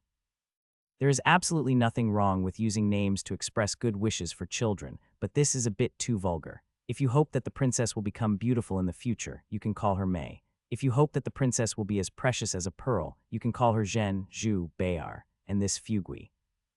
The prince couldn't hold it in and laughed out loud. Emperor Jingwen, how come his son seems to have never been to school? If he had learned a few words, he wouldn't have been able to come up with such a name. Oh, I suddenly forgot that this son really didn't receive much education. Especially at the end of the letter, the little bastard was still smug and was ready to pick one from here as the princess's name. It would take several days to walk from the temporary palace to the imperial palace. If he didn't hurry up, given his son's temper, he would really call the Princess May. After taking a deep breath, Emperor Jingwen waved his hand and said, "Come here, bring paper and pen." Emperor Jingwen, who was always casual in naming his children, was unusually serious about it. After pondering for a long time, Emperor Jingwen began to write, and soon 3 big characters appeared on the rice paper in front of him. Yi Chen Hai, the peach tree is young and lush with leaves. The character Chinese letter symbolizes the dawn, which means bright and hot. Zhenzai has the same pronunciation as Zhenzai, which means cherish, so Emperor Jingwen put more effort into choosing this name than most other princes. It seems that the emperor is really disgusted with Xiaoju's naming skills. The prince was startled at first, then he burst out laughing. Go and make sure to hand these words to the 9th prince. In this way, the messenger arrived at the palace at full speed. Zhengxi. It's just barely okay. I don't think it sounds as nice as Yi Bayar. Bayar, down to earth and easy to pronounce, what a great name. Fortunately, there were not many examinations in ancient times, otherwise the princess's efficiency would be much lower than others just based on these 2 words. Yishu sighed. Xing Yucheng, who was standing by, was about to speak but stopped talking, full of confusion. How could His Majesty have the nerve to think that the name he chose was better than the one chosen by His Majesty? And judging from the way the 2 characters Zhenzai were written, His Majesty must have been very angry at the time. Looking at the 2 words that were so powerful that they could be seen through the paper, Xing Yucheng silently wiped the sweat from his forehead. However, Yishuo didn't care about that and turned around to announce the news to his sister. From today on, Jianjian, your full name will be Yi Zhenzai. She is treated the same as the eldest prince, the 2nd prince and the crown prince, and is unique among the princesses. Yishuo reached out and gently touched the princess's little face, then spoke with a smile. Are you happy? Are you happy? The little baby girl didn't understand any of this. She just felt very uncomfortable that the person in front of her was always fiddling with her, and she kept whining but couldn't resist. It was so suffocating. Before the princess burst into tears, Yishuo withdrew his claws contentedly.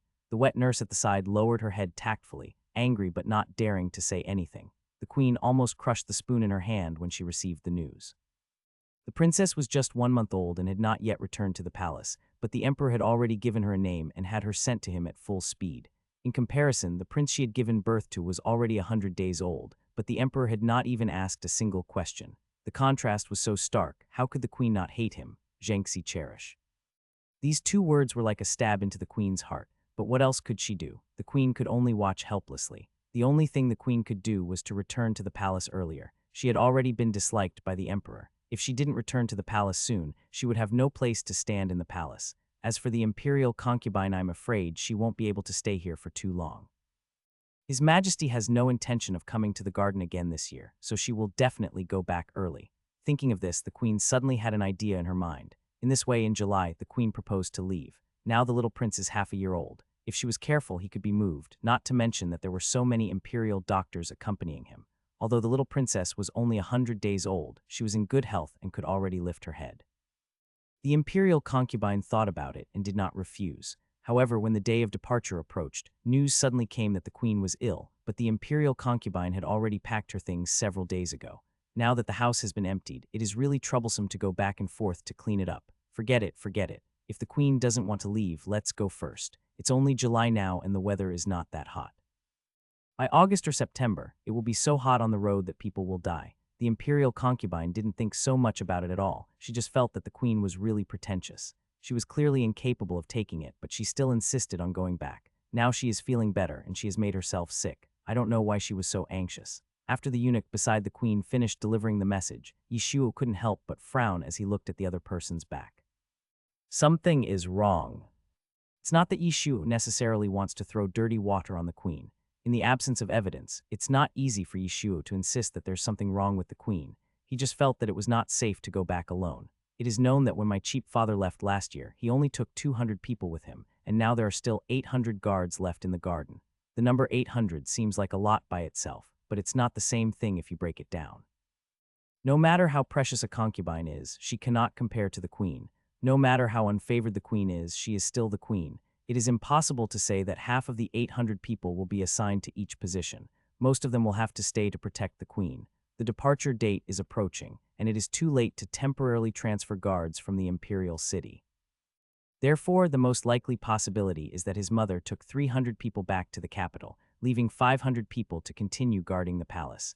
This distribution seems reasonable on the surface, but if there are only 300 people, it is actually not enough. Although we are on the official road, there will basically be no foolish people who will cause trouble, but it is better to be safe than sorry. If they encounter any unexpected situation on the road, such as an assassination, 300 people are too scarce and cannot withstand a wave of attacks. By then, if a dozen skilled fighters were properly ambushed and focused on rushing towards the carriage, there would still be a good chance of success. After the division, the troops were weak, and Yishu suggested that they would rather wait a little longer than take the risk. But he never told his mother about this kind of thing, so Yishu just pulled his mother's sleeve and said, "Since the queen is not leaving, then we won't leave either, okay? Anyway, no matter what, it is imperative to walk with the queen. It is so safe to be with 800 guards. It can also prevent the queen from taking action, thus reducing a level of danger." The little prince was weak and could not stand being tossed around, so even if the empress and his mother did not get along, they would not do it when the little prince was present. The empress could not bear any harm to the little prince. Concubine Rong couldn't help but feel a little embarrassed when she heard this, but sure, everything has been packed. She loved luxury the most, and she had the most things in the palace. It was extremely troublesome to move them back and forth. It took the palace servants 7 or 8 days to finish sorting them out. When the imperial concubine thought of this, she couldn't help but hesitate. Yishu doesn't care about that. Trouble is always better than danger. Yishu immediately used his trump card, "Mom, when I go back this time, my father will definitely force me to study again, so please let me have some fun. It's because the queen is ill, not because they don't want to leave. What a great opportunity to buy time." Thinking of this, concubine Rong couldn't help but feel a little soft-hearted. After struggling for a moment, she said helplessly, "That's fine. Recently, Yishu discovered a new recreational activity, boating. Just get a small boat, cover it with thick straw and a quilt, lie down in it, and let the boat drift in the lake. It's so comfortable." Xing Yucheng, who was standing by, looked hopeless when he saw this. The 9th prince has been playing for a whole year. Why doesn't he feel bored yet? The other companions thought their lives were easy, that all they had to do was play with him every day, but who knew how anxious he was when he couldn't learn anything. Looking at her son's cheerful back until he disappeared, the imperial concubine laughed and shook her head. "This child. There is no other way. What else can I do? I can only move back the things I moved out." When the queen heard the news, she almost broke her teeth. She had already arranged all the things on her side, but unexpectedly, the imperial concubine didn't want to leave. The queen had thought before that if she changed her mind at the last minute, more than half of the 800 guards would have to stay, and the remaining half would not be a concern.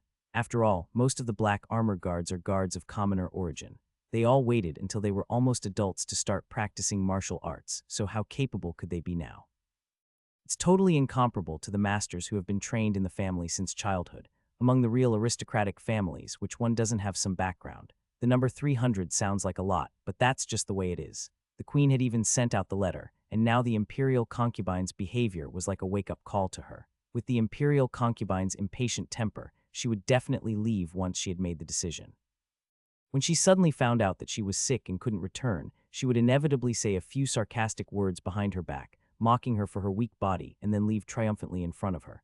How come it changes so suddenly now? The queen looked depressed, so she had to send someone to inquire about her. As it turned out, it was the 9th prince who was clamoring and shouting that he had not had enough fun and insisted on staying. This 9th prince.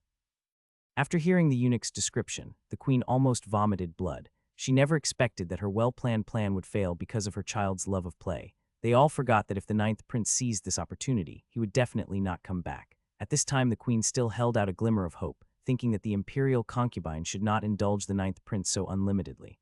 As a result, she waited and waited, and a whole month passed. The 9th prince refused to leave even though she did not mention anything, and the imperial concubine did not care at all. How could there be someone in the world who is a mother like this? There was really no way to delay it any longer, and the queen had no choice but to announce the news of her recovery. Alas, happy times are always so short.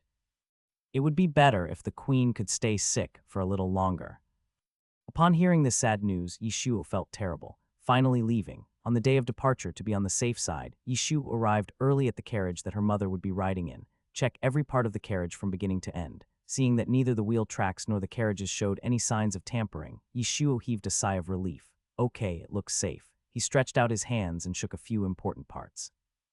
Seeing that the upper parts were not shaking as they should be, he felt relieved and crawled out from under the car body. Concubine Rong, who happened to be there, was immediately frightened by her cat-like son. "Sure, "Oh my god, hurry up, Zio Luzi, take him back and change him into clean clothes. It's just a little dirt on my body, it shouldn't be so exaggerated." Seeing his mother's face full of disgust, Yishuo could only go back and change his clothes reluctantly. When Yishuo came out after washing his hands and feet, he looked up and saw the wet nurse holding his younger sister Jianjian. Now, the little princess Jianjian is almost 4 months old and can roll over. Every time she rolls over, she raises her head high. It can be seen that she is a strong-willed child. However, every time when she was about to turn over, Yishuo would flip her back, making all the efforts of Princess Jianjian go to waste. The little princess knew nothing now and could only struggle with his hand foolishly. Yishuo never got tired of it every time and would not stop until Princess Jianjian was so tired that she could no longer get up. Only then would Yishuo be satisfied and stop.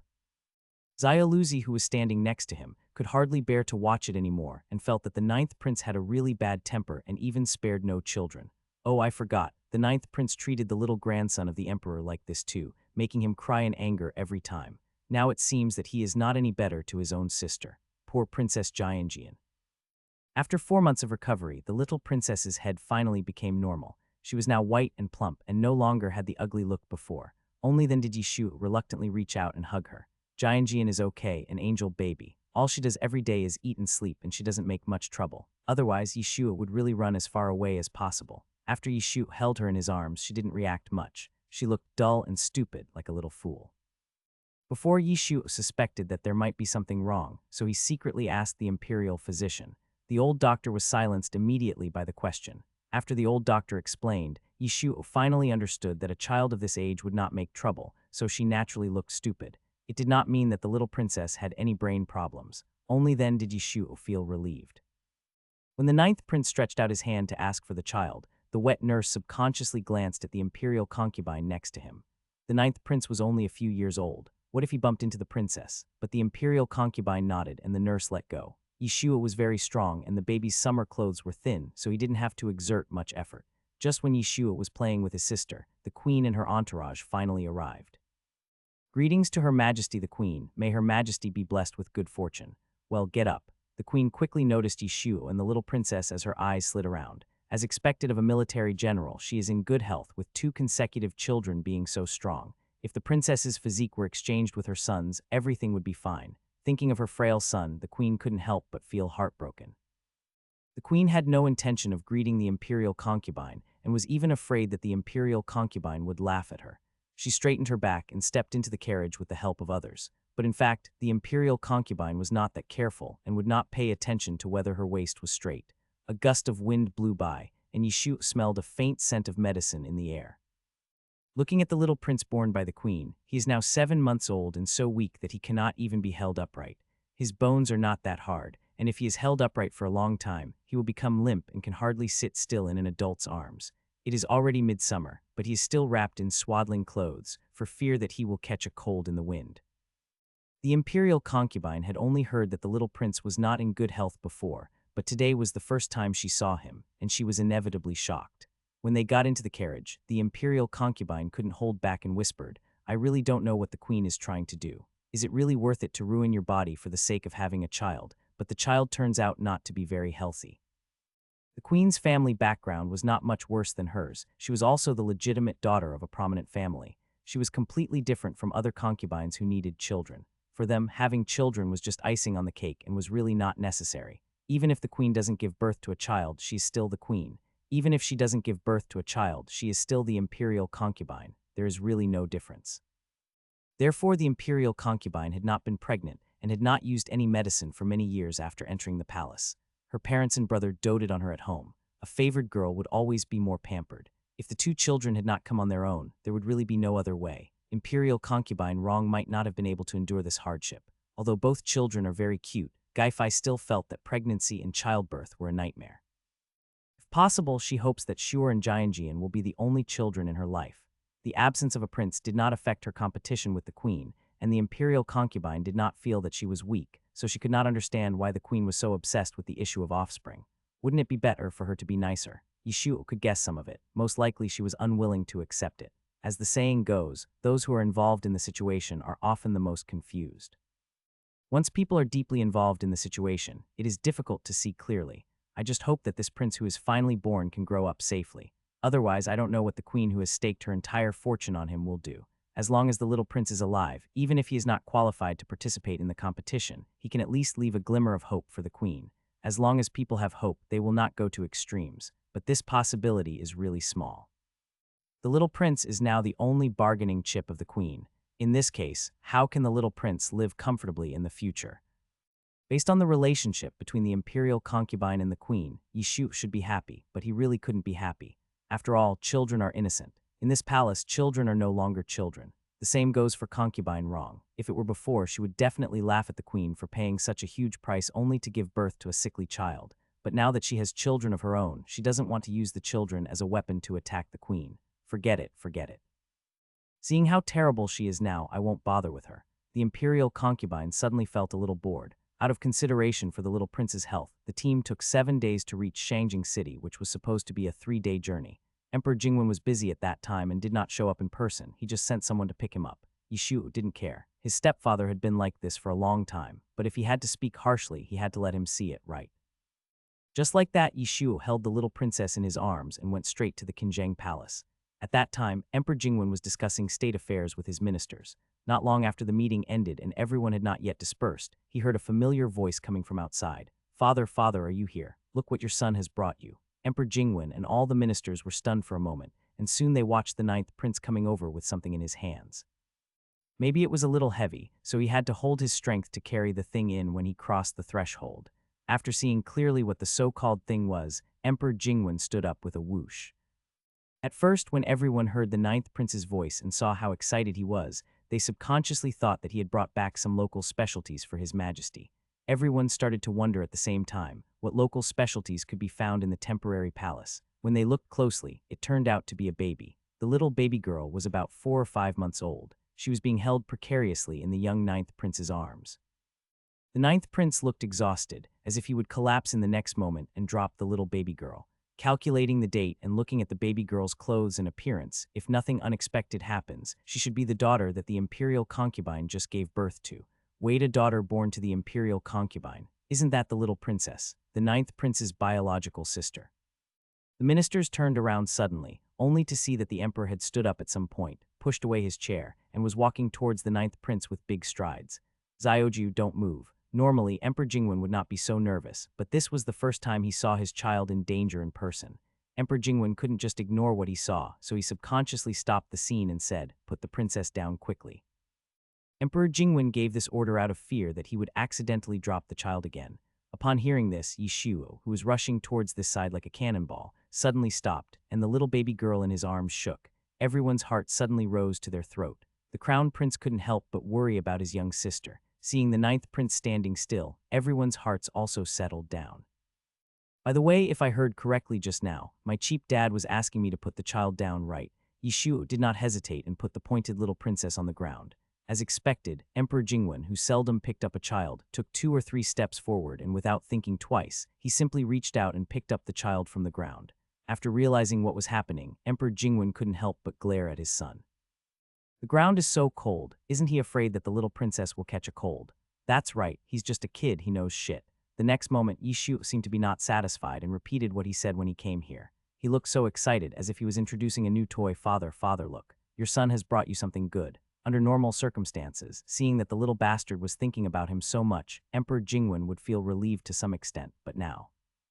Emperor Jingwen didn't understand how he could describe the little princess as a local specialty. At first, Emperor Jingwen thought that he was bringing back a local specialty for him, and then he kept asking him to take a look. It must be said that Emperor Jingwen still missed the little bastard a lot after not seeing him for nearly a year. He always felt that the palace was too quiet without him around. On the other hand, the little bastard not only doesn't think about me, but also isn't very punctual in writing letters. He often forgets about writing while playing, and only suddenly remembers to write back to me when he's tired of playing. When Emperor Jingwen received a letter, it was usually 10 days or half a month later, and sometimes he didn't even receive a reply. When he heard the little bastard's voice coming from outside the Qinzheng Hall just now, Emperor Jingwen admitted that he was still a little happy. But now the feeling of happiness faded away like the tide in an instant, and that familiar headache came to my heart again. Seeing that he had given him such a big surprise just after returning, Emperor Jingwen couldn't help but feel sad. Taking a deep breath, Emperor Jingwen stated the fact as calmly as possible. "Sure, this is your sister, not your new toy." Yishuo also looked innocent, but I promised my mother that I would take good care of my sister, and she agreed. And that's how he took care of me. The same thought flashed through the minds of everyone, including Emperor Jingwen. Emperor Jingwen even said it directly, "Is this how you take care of your sister?" Yishuo looked even more innocent when he heard this. What's wrong? Is there something wrong? He actually had the nerve to ask. Emperor Jingwen was about to get angry, but when he looked down, he saw the little princess looking arrogant and blowing bubbles to herself. A 4-month-old baby does not have any concept of playing. As long as it is not at night, or he is looking for milk, or is not holding someone he particularly dislikes, he basically does not care who is holding him, even if the person suddenly changes. As per law, he word includes, she also those law students can relate it. Seeing that his cheap father was speechless, Yishu seemed to be adding fuel to the fire. Look, she is quite good. At this moment, everyone in the Kinjang Hall fell silent. Seeing that the time was almost up, Yishu spoke up in time. Father, you have been holding her for a long time. Please return Jianjian to me. I want to show her to Empress Zhao and the others. More than a year had passed, but Yishu had not forgotten the 3 ladies in the palace. This is a real princess, not a tool for him to show off. The ministers remained silent. Emperor Jingwen was stunned for a moment, but then grasped the key point, Jianjian. Why is it Jianjian? Didn't he already name the princess? It's just a nickname. As if seeing his stepfather's confusion, Yishua waved his hand nonchalantly. Until now, Emperor Jingwen still had a glimmer of hope for his son, so he opened his mouth, hearts Jianjian. No, father, what are you thinking about? Of course your head is sharp. Ministers, Emperor Jingwen subconsciously looked at the little princess's head, and when he saw that it was round instead of pointed, he breathed a sigh of relief. While he was stunned, Yishu had already reached out to hug his sister. But how could Emperor Jingwen trust him with the child? He turned around subconsciously and raised his arm subconsciously. Yishu was not discouraged after his hand came up empty-handed. He continued to chase his cheap father and asked, Father, please give my sister to me. In this way, all the ministers watched helplessly as one tried to reach it on tiptoe, while the other raised his arm and refused to give it. The ministers said it was too noisy and they left one after another. As a result, after leaving the Kinjang Hall, they could still hear the noisy voices from a long distance away. The ministers sincerely rejoiced that it was not their own son, but born to the emperor. Let the emperor worry about it himself. Soon, perhaps because he was anxious, Yishu blurted out, "This is my sister, my biological sister." Hearing him talking about this, Emperor Jingwen laughed immediately. I am her father and also her biological father. In terms of closeness, isn't she ranked higher than him, her elder brother? As if he hadn't expected him to say this, Yishu was dumbfounded. But I was clearly here first. Father, please give my sister back to me. It's really a child's temper. Sometimes first come first served is not that important. Emperor Jingwen then said calmly, but now your sister is in my hands. Wow, why does this line sound weird? Yishu paused strangely, and seeing that things were hopeless, he finally said viciously, don't bully the young and poor, and walked out of the Kinjang Hall angrily. When he came, he was holding his little sister in his arms, but when he left, his hands were empty. After figuring out what he meant by don't despise the young and poor, Emperor Jingwen couldn't help but laugh and cry. This Zioju.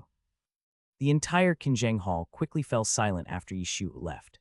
Emperor Jingwen still had other things to deal with, and originally wanted to hand the little princess over to Wang Ziquan, but he found that the little princess was very obedient and barely made a sound. Emperor Jingwen thought about it, and finally put the little princess on his lap. The prince beside him, never mind, it's not the first time anyway.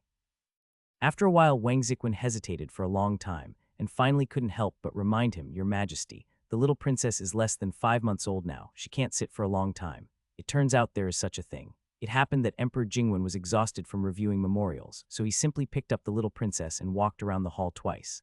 Wang Ziquan knew that he was shocked and didn't need to say more, and then he couldn't help but sigh in his heart. With these 2 children, the imperial concubine will have no worries in the future. On the other side, after seeing his son wandering around, the big pointed thing in his arms disappeared just like that.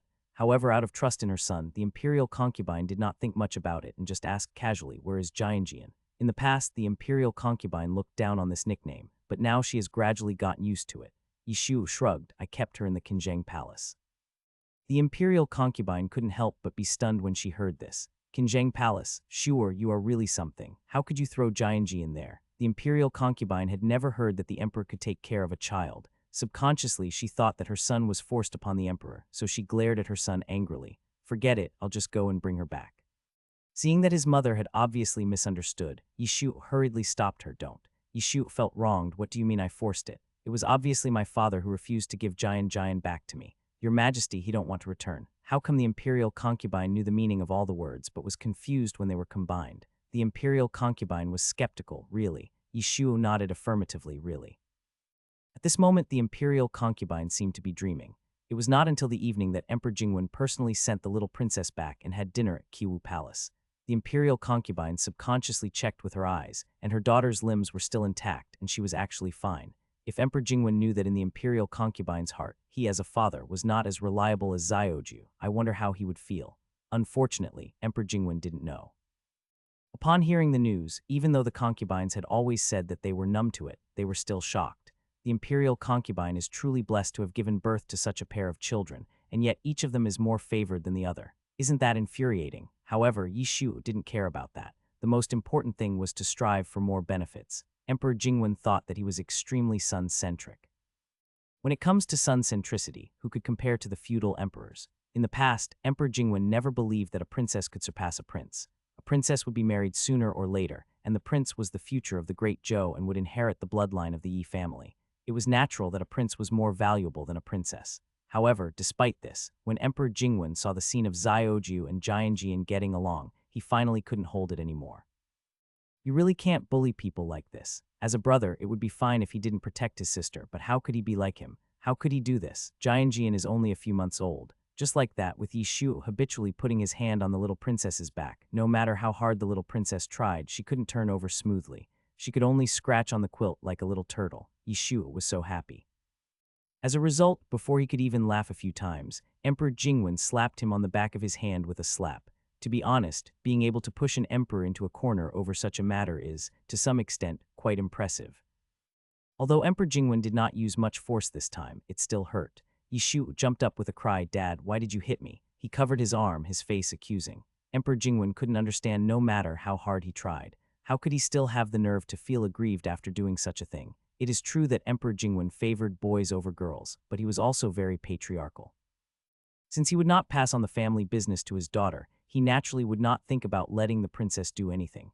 Although he kept saying that it was natural for princesses to marry off to other countries. In fact, none of his own princesses were sent to marry off. This kind of thing, if you can avoid it, try to avoid it. If you can't avoid it, then we'll talk about it later. Emperor Jingwen would not pass the heavy burden to the princess.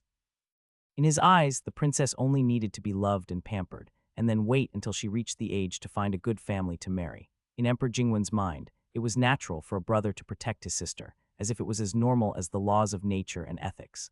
All the princes who had younger sisters were very considerate of them.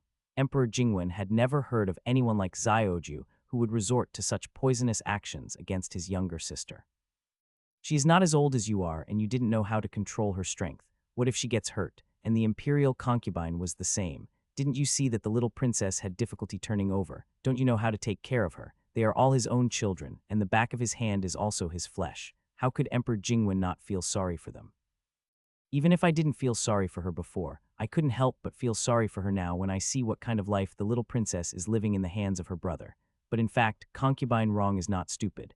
How could she not see that the little princess is really upset? Shuor seems absurd on weekdays, but he is actually very sensible. Besides, isn't it normal for siblings to fight and quarrel with each other?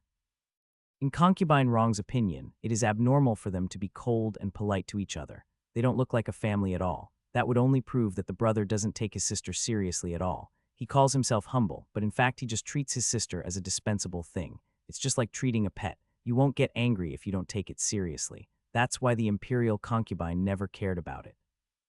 Yishuo looked at his hands and thought to himself that he didn't use much force just now, so why did his cheap father get so angry? Besides, Jianjian's arrival disrupted his peaceful life and forced him to prepare for Jianjian's future early on, and he is not allowed to collect some interest. Loving and caring for her does not mean giving in to her in everything. So Yishuo thought about it and said, "Dad, I wonder if you have heard that saying. What is that little bastard going to do now?" Emperor Jingwen frowned. What? Yishuo's face was serious. If brothers and sisters are not for playing, then it will be meaningless. Emperor Jingwen, you call this playing, you call this playing. After realizing what was happening, Emperor Jingwen could no longer bear it and snatched the cane from Wang Ziquan's hand and tried to beat him. Why does eunuch Wang bring his own rattan stick now? Daddy, daddy, please show some mercy, daddy. However, Emperor Jingwen was so angry at his fallacy that he could not possibly stop. When Emperor Jingwen left Kiwu Palace the next day, he was so worried that it was beyond words. In his eyes at this moment, being born into the imperial concubine's belly was no longer a way to enjoy happiness, but a way to suffer. How could there be such a patriarchal mother and such a bad brother? Emperor Jingwen's mind quickly played out a scene of how Xiaoju would bully her when he was not around, and how the imperial concubine treated her coldly from the sidelines, and he couldn't help but feel a little pity for her. Poor Jianji on the other side. After his adoptive father left, Yishuo finally rubbed his sister happily. Jianji is 4 or 5 months old and she is already stupid. Not to mention when she just wakes up, no matter how you rub her, she won't get angry. By the time the poor little girl reacts and is about to get angry, Yishuo would have stopped in advance, so basically there will be no trouble. The little princess didn't want to cry or anything, she looked so pitiful. If this scene was seen by the wet nurse nearby, what else could it be but abuse? The babies around basically sleep however they want. She's just a baby, what else can she do if not sleep? But the ninth prince just wouldn't allow it. He would control how long the princess slept during the day, and if necessary, he would even wake her up from her sleep, which made the wet nurse beside her so angry that she dared not say anything and was particularly sad. But in fact, Yishuo didn't want to do that, but there was nothing he could do. Who asked Jian to still stay in his mother's room? It would be too tiring if he couldn't sleep through the night, right? If a baby is not controlled and is allowed to sleep when she is sleepy, how can she develop the habit of sleeping through the night? Yishuo also felt that he had a special sense of accomplishment that Jian could stay awake all night under his training. But soon Yishuo no longer had time to care about these trivial matters. Now that he has returned to Shangjing City, it is time to make arrangements for the follow-up. The problem was how to arrange to contact my grandfather.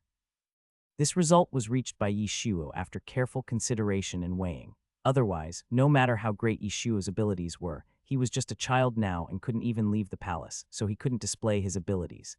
We can only see if we can start with our grandfather for this matter. From what his mother has said over the years, it can be seen that our grandfather's side should be stable.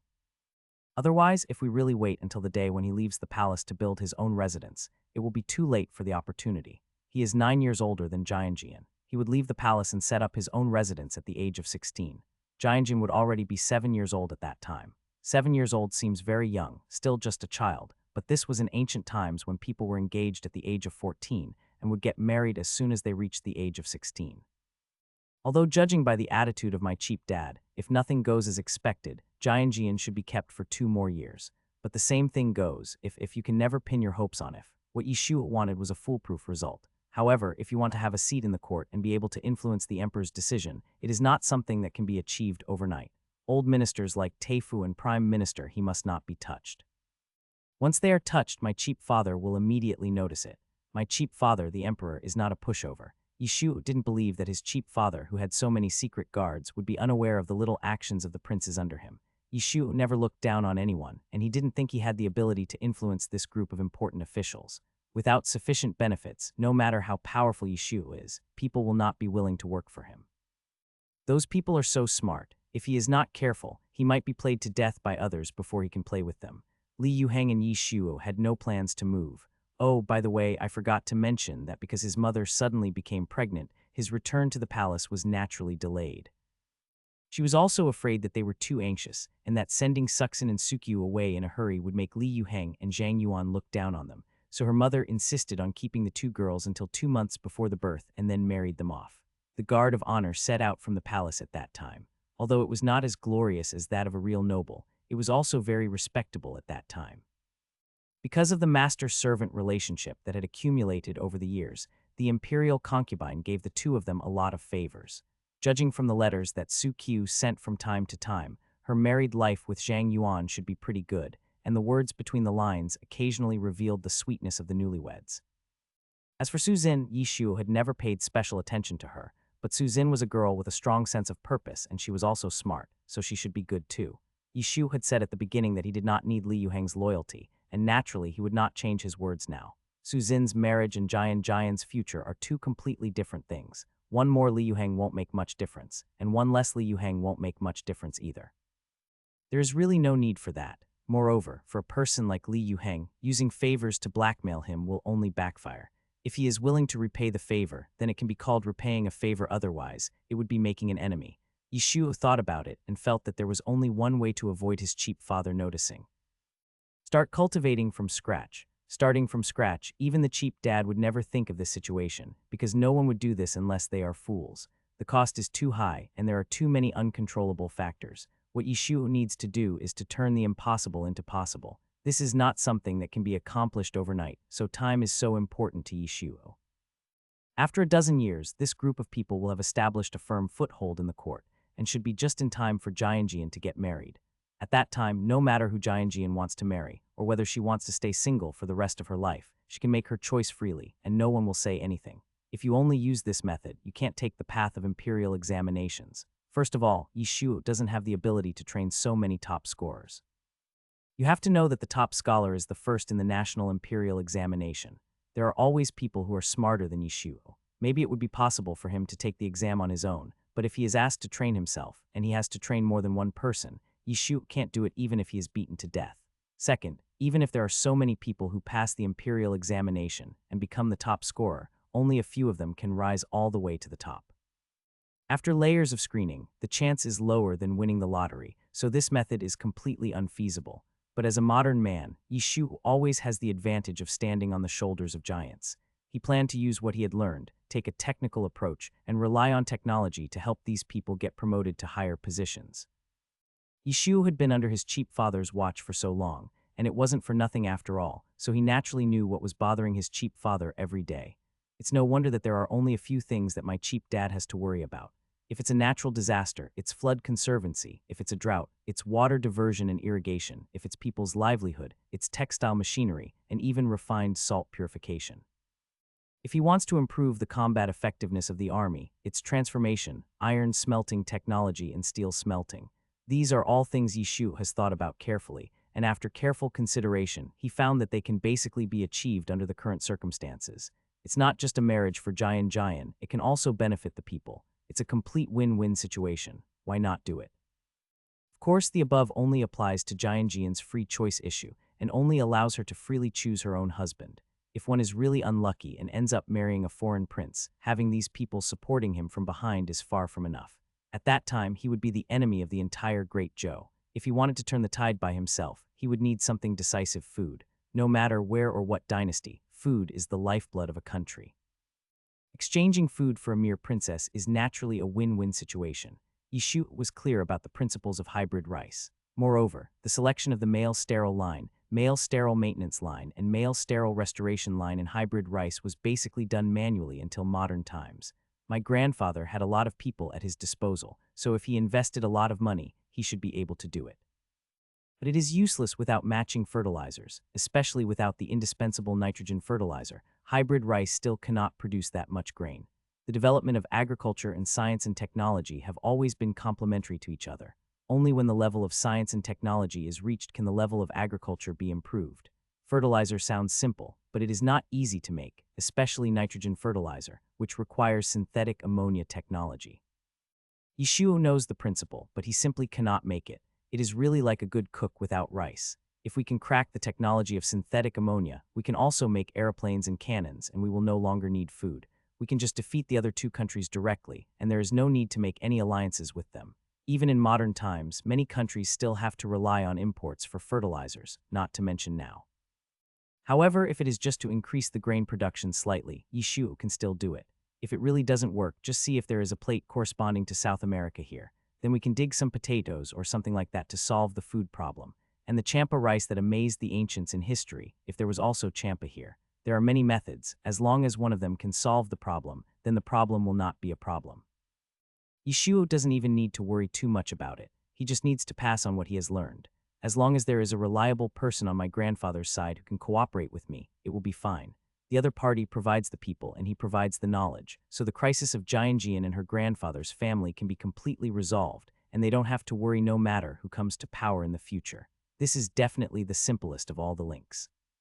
He has a grandfather who is the Duke of Zhen, 6 brave and warlike uncles, and 18 cousins. He can't be so unlucky that he can't find anyone he can trust right. That's impossible.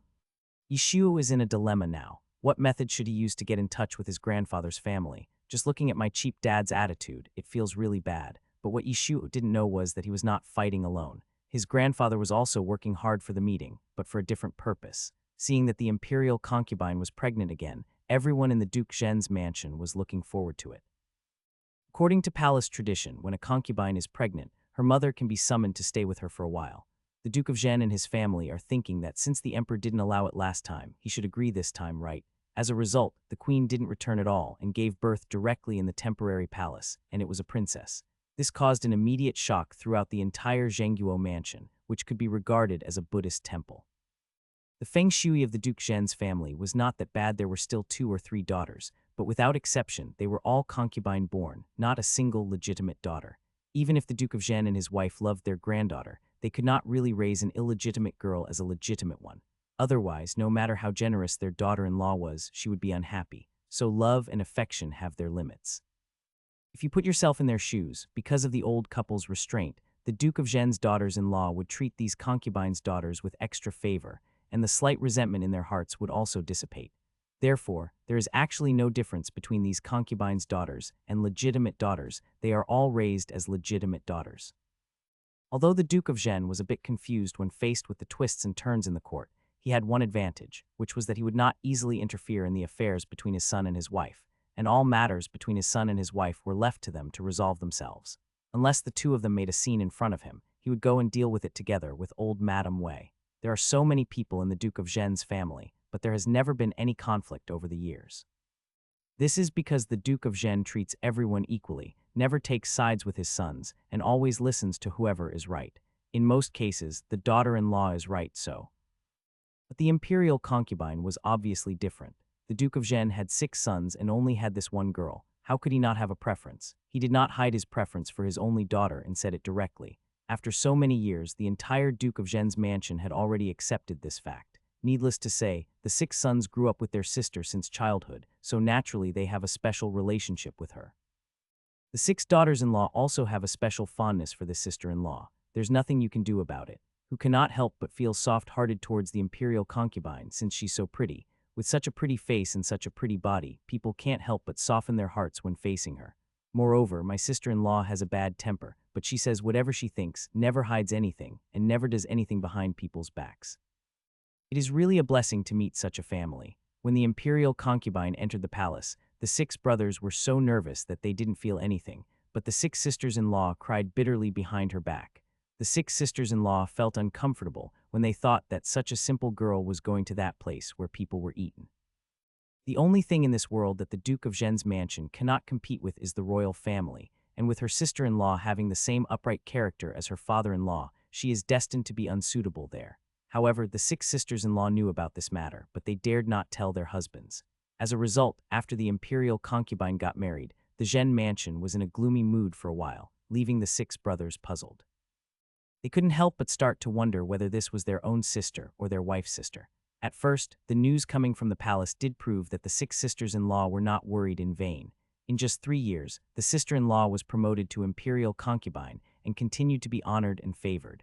But they saw what was hidden under the flowers and were worried about their sister-in-law. Fortunately, after the 9th prince was born, he was favored by the emperor and the situation improved. The 6 of them breathed a sigh of relief at the same time. Now that the imperial concubine has given birth to a princess, needless to say, the whole family is delighted. This is the real thing, a girl born from the imperial concubine's belly. In such an environment, the Duke of Zhen also looked forward to it every day, in the morning and in the evening. Result: the whole family waited and waited, from the time the imperial concubine became pregnant to the birth of the princess, and from the birth of the princess to the full moon. The princess has now passed the 100th day, and will soon be half a year old. If they wait any longer, the 2 children will have to get married, and the Duke of Zhen can no longer sit still. During this period, the Duke of Zhen submitted his request countless times, and Madame Wei even went to great lengths to take a carriage to the palace, but without exception, they were all rejected by Emperor Jingwen. Emperor Jingwen could only use one word: delay, or change the subject. Emperor Jingwen's slow and roundabout approach finally drove the Duke of Zhen completely crazy. Anyway, no matter what, he must see his daughter this time. Even if I can't see my daughter, it would be good to be able to see my grandchildren. Your Majesty, please agree to my request this time. Let me see Yanner, or the 9th prince and the little princess, once again in my lifetime. After hearing him mention this matter for who knows how many times, Emperor Jingwen also had a headache. If it was an ordinary minister, the other party would know what he meant after politely declining once, and would not mention it a second time. But why did this Duke of Zhen seem to not understand what he was saying? Which minister is still clamoring to see her daughter every day after she gets married? The imperial concubine married into the palace. If she had married outside, the Duke of Zhen's family would probably force their son-in-law to live in the Duke of Zhen's mansion. Emperor Jingwen subconsciously wanted to use his old trick, but this time the Duke of Zhen refused to fall for it. After all, no matter how much you lack in something, you can't still not figure it out after several years. Seeing that the emperor still disagreed, the Duke of Zhen could not help but feel grief-stricken. He felt so upset that he fell directly to the floor of the Qinzheng Hall and burst into tears. He was marrying his daughter off, not selling her, so why couldn't he see her again? The emperor forbade his family to go to the border to fight in the war and took away his power bit by bit, but he also didn't let him see his daughter for so many years. The more he thought about it, the sadder he felt, and the Duke of Zhen cried even harder, as if he wanted to vent all the sadness in his heart. Emperor Jingwen and the crown prince beside him were both stunned. To be honest, the crown prince has not seen such a scene in all these years. Not to mention the crown prince, has Emperor Jingwen ever seen such a scene? After all, the Duke of Zhen was a duke, so even Emperor Jingwen couldn't neglect him, and quickly stood up to help him up. Duke of Zhen, get up first, the ground is cold. The Duke of Zhen was completely broken down now, and it was difficult for him to control his emotions for a while. It was not so easy to get up just by talking about it. The Duke of Zhen tightly grasped the arm of Emperor Jingwen and spoke with tears in his eyes. Your Majesty, I ask myself, I have never done anything to let your Majesty down in all these years. Why didn't your Majesty even let him see his daughter? The Duke of Zhen couldn't understand it. He had fought in the wars, contributed his efforts, and even did the most unpopular and disgusting job of debt collection when the emperor first ascended the throne. He almost gave his life to the great Zhou, but why couldn't even this little wish be fulfilled? Sometimes the most cruel way to kill someone is with a soft knife. Feeling the pain in his arm, Emperor Jingwen opened his mouth, but was suddenly speechless for a moment. To be honest, what the Duke of Zhen said was correct. He had never done anything to let him down or to the great Zhou. Even Emperor Jingwen knew in the deepest part of his heart that the Zhen family had no intention of rebelling, otherwise he would not have been able to keep them until now. However, a man is innocent unless he is in possession of a treasure. It's like you live with a tiger all the time. The tiger says he is a vegetarian and doesn't eat humans, but can you really be at ease? The Duke of Zhen had no intention of rebelling, but he had the ability to shake his throne. For the Duke of Zhen, this was his greatest sin. But after all, Emperor Jingwen still remembered the other party's achievements, and he also remembered that after he ascended the throne, he faced an empty treasury and a mess left by the previous emperor. It was the Duke of Zhen who assisted him in stabilizing the situation. Therefore, Emperor Jingwen just tried every means to seize his power, but did not really kill him. No matter which emperor it is, he will definitely not be so soft-hearted. The reason why he was not asked to contact the imperial concubine was because Emperor Jingwen was very satisfied with the situation and really did not want to cause any more trouble. But when Emperor Jingwen caught a glimpse of the white hair of Duke Zhen and his crying face, he was silent for a long time, but finally softened his heart. Just as the Duke of Zhen said, he is old now. Although the Duke of Zhen's mansion was still prosperous, the Duke of Zhen himself was no longer what he used to be. Emperor Jingwen still remembered how he was in power and how proud he was. In the end, Emperor Jingwen compromised. Okay, in 3 days I will arrange for Madame Wei to enter the palace. Oh my God, I will go back and tell my wife the good news later. If he had known crying would work, he would have used this trick earlier. Looking at the joyful back of the Duke of Zhen as he left, Emperor Jingwen felt quite sad, and after a long while he could not help but sigh. However, Emperor Jingwen still cared about Xiaoju. After all, once this door is opened, it will be difficult to resolve in the future. Emperor Jingwen had never cared so much about any of his sons, so naturally he didn't want to see anything he didn't want to see happen. So after reviewing the memorials, Emperor Jingwen came before Yishu. At this time, Yishu was still worrying about whether he should sneak out of the palace again. As a result, while he was stunned, his stepfather looked indistinct and spoke in a relaxed tone. Then he opened his mouth and asked, Sure, I remember that you have never seen your grandfather since you were born. It just so happens that your grandfather is free recently, and you are also old enough to practice martial arts. How about I send you to the Zhen mansion to stay for a few days? Oh my God, as soon as I fell asleep, someone brought me a pillow. When Yishu heard this, he was shocked, and even began to wonder if God had heard his prayers. Otherwise, this turning point would not have come so timely. But then, almost instantly, Yishu discovered something wrong. Given my stepfather's temper, if nothing unexpected happened, he would never bring up this matter in his life. He would like to isolate him from my grandfather's family as much as possible. The possibility of my cheap dad suddenly changing his personality is very small, and something must have happened in between for this to happen. The more urgent it is, the less likely you are to express it. Sometimes you have to say the opposite. In a flash, Yishu almost blurted out, Why? I won't go. It's so hot in the middle of summer. I'm staying well in the palace. Why should I go out? He never expected this answer.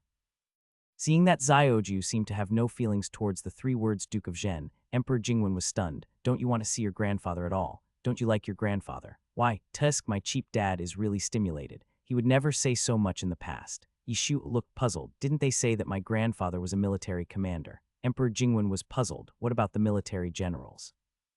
Yishu grinned and glanced out the window secretly, as if he was afraid of being heard by the imperial concubine.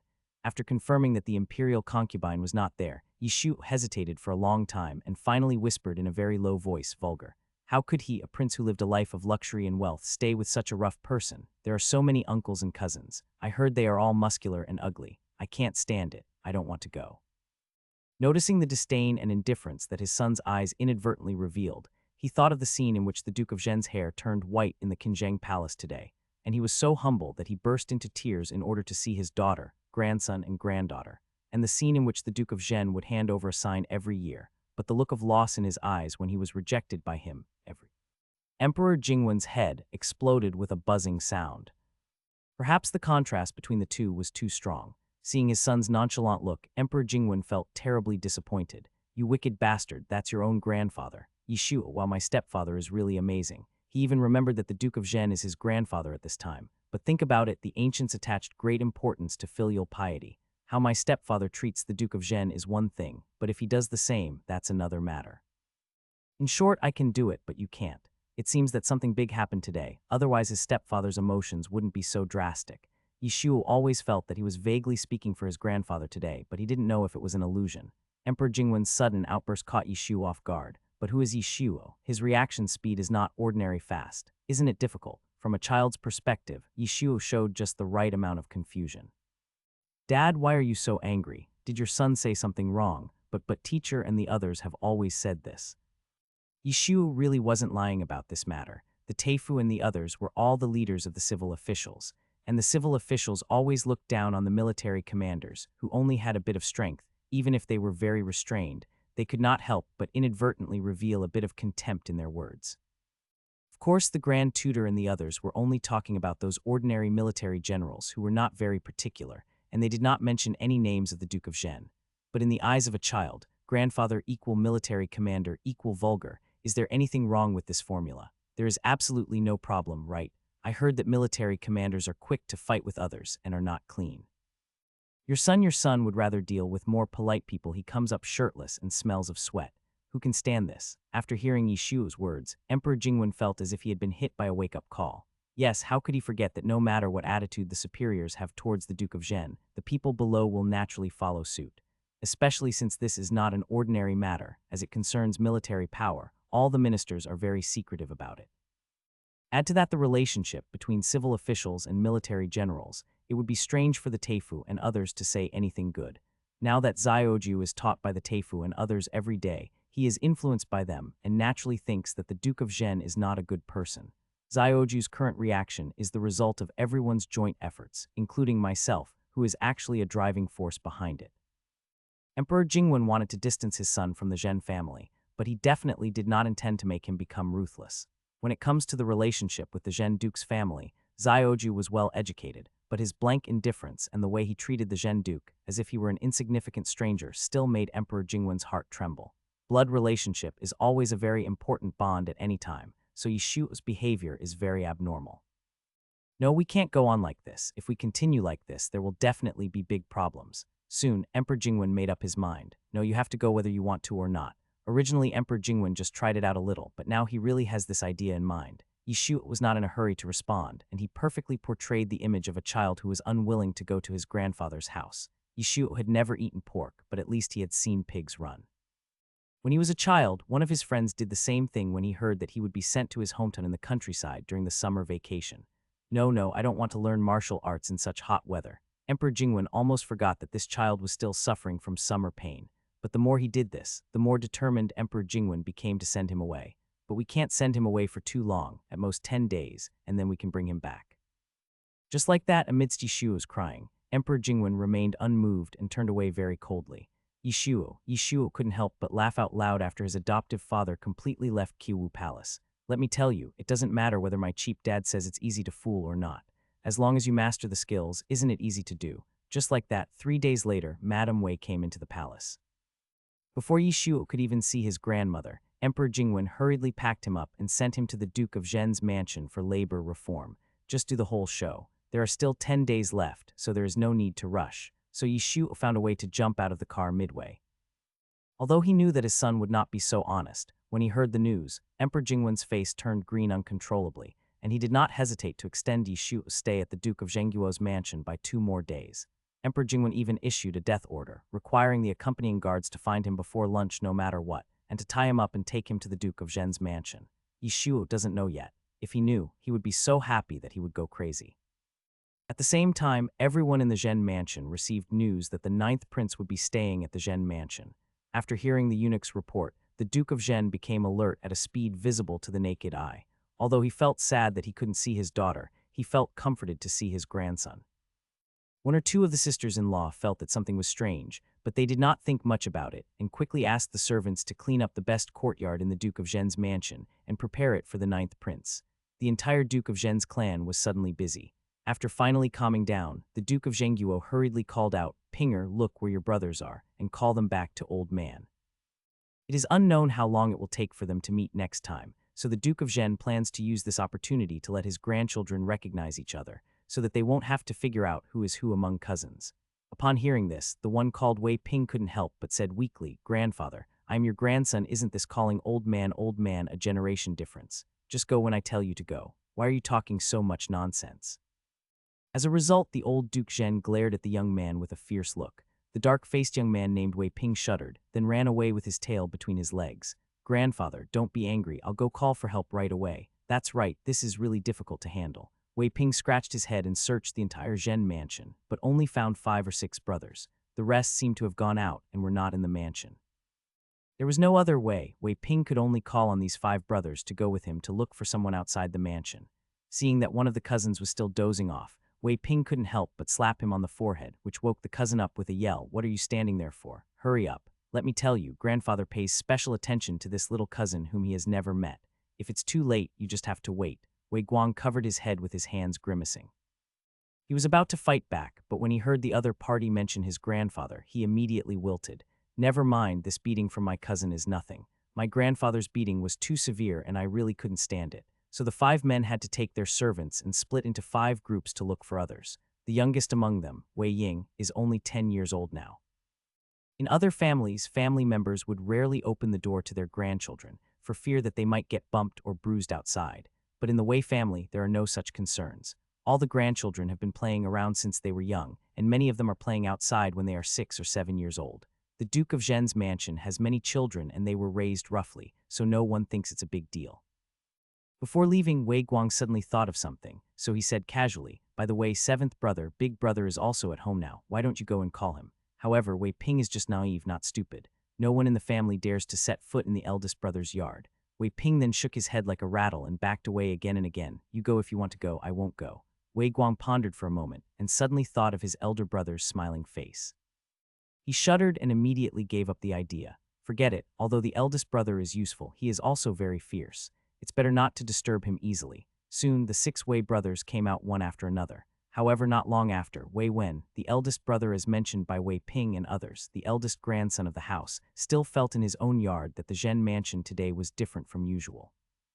Looking from the window, there were obviously many more maids and servants coming and going outside than usual.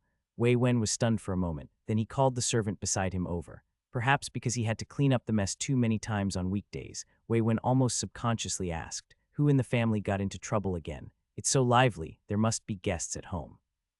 If there was some disobedient kid in the family who beat up someone else's child, and then the family's parents came to the door, the Duke of Zhen had no choice but to invite the family to have a meal, and during the meal, the person from whichever room the child had made the trouble would apologize to the family's parents. "The younger brothers beat people up, and they came to our house. My parents, uncles, and aunts invited them to dinner and apologized. Then, after a while, the younger brothers beat people up again, and they came to our house. Then, the Duke of Zhen apologized. This cycle has been going on for who knows how many years, and Wei Wen has become numb. This kind of thing happens every other day, and the Duke of Zhen's mansion has to spend a large sum of money every year just for an apology. Fortunately, when the late emperor was alive, his grandfather had a relatively rich fortune from years of wars, and his mother and aunts were quite knowledgeable about business. Otherwise, the entire Zhen mansion might not be enough to pay the compensation.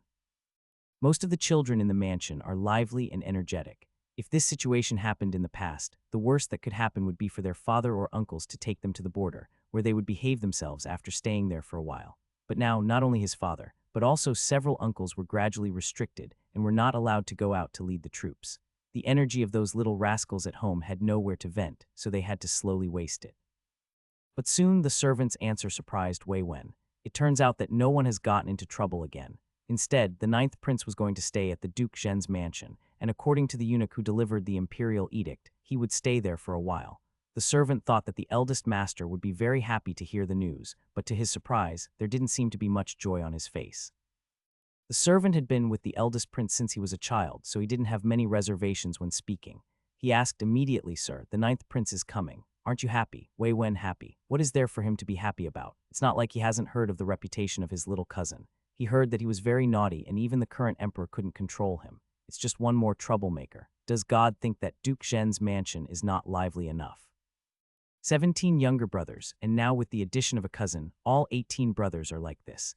I'm afraid no one would be able to laugh if they were in his place. There are also his father, 5 uncles, and even his beautiful aunt who came to Beijing. They are all exactly the same. Wei Wen is now 24 years old, and no one knows how he has survived all these years.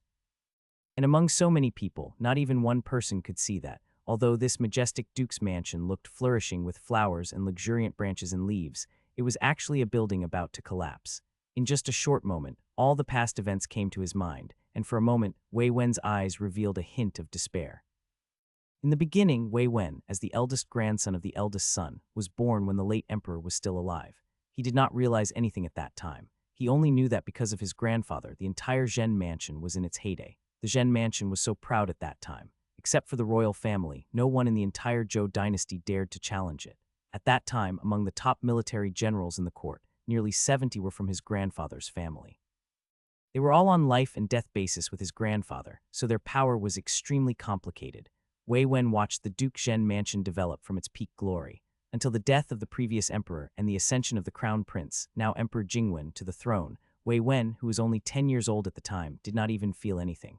Wei Wen gradually realized that something was wrong when he was 12 years old. The current emperor quickly purged a large number of people within 2 years of ascending the throne, and the national treasury began to fill up at a speed visible to the naked eye.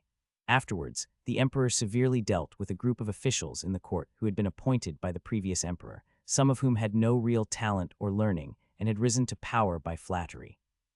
He then promoted people with real talent and learning, such as Prime Minister He, and even invited several famous Confucian scholars of the Zhou dynasty, such as Grand Tutor Sen, to the palace. Along with these Confucian scholars, there were also many talented people. With the rapid recovery of the Great Zhou and the presence of the Duke of Zhen, the other 2 countries, seeing that they could not gain any advantage, had no choice but to gradually restrain themselves. That's when things started to change. First, the emperor issued an edict to allow his aunt, who was only a few years older than him, to enter the palace. Then, a few years later, when his little cousin was born, the emperor suddenly announced that the eldest prince, who was only 17 years old, would lead troops to the border. In Wei Wen's memory, his grandfather had a big quarrel with the emperor because of this matter, and the Duke of Zhen's mansion also began to decline from that time. With the treatment and replacement of the confidants of the Duke of Zhen's mansion has long lost its former glory. My grandfather and father cannot go to the battlefield, and the friction between the 3 countries is still happening all the time. As time goes by, they will gradually be replaced by others. In fact, Wei Wen was very happy that he no longer had to go to the battlefield. Regardless of which dynasty, the casualty rate of military officers was extremely high. Even though his father and 5 uncles only numbered 6 people, they were not enough to fight in a real war. It was precisely because of the emperor's decision that neither my father nor my uncle died. Although people tend to have children one after another once they have some free time, it is still better than losing one after another. Since he was 12 years old, Wei Wen had always worried that the emperor would one day take action against their family, as he had done to other ministers. The year his little cousin was born, the emperor decided to let the eldest prince lead the army, and Wei Wen's worries reached their peak. At that time, Wei Wen was still naively thinking of discussing with his grandfather, father or uncles on how the Duke of Zhen's mansion should deal with it. As a result, no one discovered the crisis hidden behind this matter, and no one discovered that this was not a training for the eldest prince, but a precursor to the emperor's desire to seize power. Wei Wen's words seemed like playing the lute to Cao. Wei Wen had no choice but to give up. It doesn't matter. Even if grandpa, father, and uncle are unreliable, there are still these cousins one after another. I can always count on them. In this way, Wei Wen waited and waited year after year, and finally Wei Wen was completely desperate, because he found that when these cousins grew up, they were exactly like their father, only growing muscles but not brains. In such a huge Zhen mansion, only the grandmother, mother, and several aunts are a little bit smart. However, due to their status as women, they really cannot influence the developments of the court. It is really true that a good cook cannot cook without rice. In this situation, Wei Wen was unwilling to spread his anxiety. He couldn't find a way to solve the problem, and speaking out would only cause trouble. That is to say, for so many years, Wei Wen has been fighting alone. It's a miracle that he wasn't driven crazy by his brothers who kept getting into trouble. Those little bastards are really good at causing trouble, but Wei Wen really couldn't just ignore them. Even though his father, uncles, and brothers were a little stupid and troublesome, they were really good to him and had been like this since he was a child. After so many years, how could Wei Wen give them up? I just hope that His Majesty can give me a quick death when the time comes and not torture me too much. Because of this, Wei Wen has not even got married until now. Now that his family is unstable, why bother to implicate the girl? If a child is born, it would be even more of a sin. Although Wei Wen kept saying that he disliked his little cousin who was of the same type as his younger brothers, when the reputation of his little cousin as a playboy spread, Wei Wen at home was actually relieved. In this situation, if the aunt gave birth to another smart prince, it would be a death warrant for the Duke of Zhen's mansion. Fortunately, this little cousin is also a stupid one.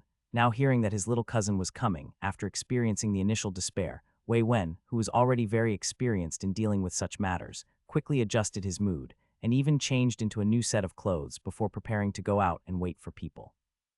Well, I've taken care of all 17 brothers and cousins, and this one cousin is still missing. Meanwhile, on the other side, even though Xiao Luzi was still being held by the guards wouldn't do anything to him, so Yishu wasn't too worried.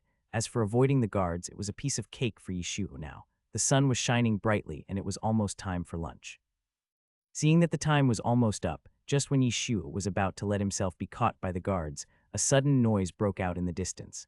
Perhaps it was because the other person's voice was too loud. Yishu could hear it even from such a long distance. It must be someone who had a quarrel with someone.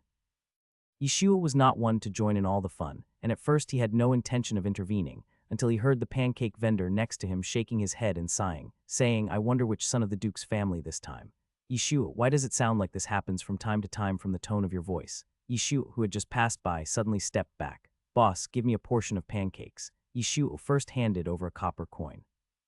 While the vendor was taking the pancakes, Yishu casually asked, "By the way, you just mentioned the Duke of Zhen's mansion. Are all the sons of the Duke of Zhen's mansion like this?" "Of course." Seeing that the other party did not refute, and after confirming that it was the son of the Duke of Zhen's mansion, Yishuo's heart sank slightly. With Yishuo's top-level social skills and his knack for gossip, it didn't take long for Yishuo to understand what the situation was. His cousins don't seem to have a very good reputation outside. Across the crowd, Yishuo quickly understood what was happening. It turned out that the young man surnamed Zheng from the opposite side did not pay for the things he bought and bullied the vendor selling rouge and powder. Wei Zhao, who was passing by, saw it and immediately became unhappy, so the two sides started quarreling. Wei Zhao's original intention was good, but he did not consider the plight of the hawkers at all. Young Master Zheng was not someone a commoner like a peddler could afford to offend. It was just a box of rouge worth a few coins. Even if the other party took it, so what? But the son of the Duke Zhen family suddenly came over and made a big deal out of it. What if Mr. Zheng gets angry and starts to hate him, a rouge and powder seller? What should he do? Therefore, the peddler ignored Wei Zhao's obstruction, knelt down in front of the young master of the Zheng family, and kowtowed hard, begging the young master of the Zheng family to forgive him. Yishu stood in the crowd and watched, feeling a chill in his heart. If his cheap cousin in front of him couldn't understand it, how could he not understand it? This young man surnamed Zheng was dressed in gorgeous clothes, and even the pendant of the folding fan in his hand was worth at least 100 taels. How could he be interested in rouge worth a few cents? All this was just to lure this cousin of mine, whose rank was unknown, into the trap. The surname Zheng is also quite interesting. If Yishu remembers correctly, the Queen Mother also seems to have the surname Zheng, bastard. While Yishua was thinking, he caught a glimpse of the smug expression and provocative eyes of the young master of the Zheng family. How could Wei Zhao still endure it? Wei Zhao got angry and clenched his fist to hit that hateful face. He had delivered a powerful punch. He would probably have really hurt that Zheng guy. Comparing the two people's body shapes, one is as strong as a calf and the other is as thin as a bamboo pole. There is a natural difference between them. If someone doesn't read the whole cause and effect, you can imagine who the person will favor. Given my grandfather's current tendency to attract bad luck, tomorrow's morning court will probably be quite lively. Yishu had no choice but to stand up and said, "Stop." Yishuo glared at his unknown cousin. What are you doing to bully him? Wei Zhao was stunned when he saw the child suddenly jumping out. Then he pointed at himself and then at the hideous young master of the Zhang family. Me, bully him. Is this child blind? Wei Zhao didn't even think twice and asked, Kid, is there something wrong with your eyes? Yishu choked, then he said confidently, otherwise, look at how tall and heavy he is, and then look at how tall and heavy you are. You're not the one bullying him. Is it possible that he's the one bullying you? Upon closer inspection, this unknown cousin is half a head taller than the young man named Zhang. Wei Zhao almost laughed out of anger when he heard this. Who told you that small and thin people are definitely good people? How come this child at such a young age has already learned to judge people by their appearance? I am clearly helping the weak when I see injustice. But shouldn't the premise of doing good things be to make others feel at ease? If it adds trouble to others instead, how can it be called a good deed? Yishuo knew that his cousin had good intentions, but reality and ideals are different after all. How not? Wei Zhao sneered and subconsciously wanted to find a few witnesses. However, when he looked around, he only saw rejection and resistance in the eyes of the onlookers, especially the peddler selling rouge and powder, who immediately lowered his head when he saw him looking at him. No matter how slow-witted Wei Zhao was, he realized something was wrong at this moment. Wei Zhao was stunned immediately. It's not easy for the small traders around here to make a living. They don't have backgrounds like Wei Zhao and Mr. Zhang, so it's just a fight between gods and the suffering of mortals. So you see, you are clearly bullying others. After hearing this and considering the reactions of the people around him, Wei Zhao was somewhat shocked. No wonder my grandfather's family has such a bad reputation outside. The cousins are so destructive that ordinary people would subconsciously distance themselves from them. After all, in this situation, it would be in vain to get hit. But this matter is not just a problem of the cousins. Those who deliberately seduce others are the ones who deserve to be killed. These are what Yishu discovered, and who knows how many more there are that he has not discovered. In the end, it's just a matter of everyone pushing down the wall. Whatever the emperor's attitude is, those below who presume to guess his intentions will naturally make many small moves. Just like this Mr. Zhang in front of him, it was obvious at first glance that he had no good intentions. Yishu would feel sorry for him if he didn't return his original plan to him intact. There was quite a commotion here, and soon, almost all the guards sent by his stepfather to escort him had heard the news and rushed over.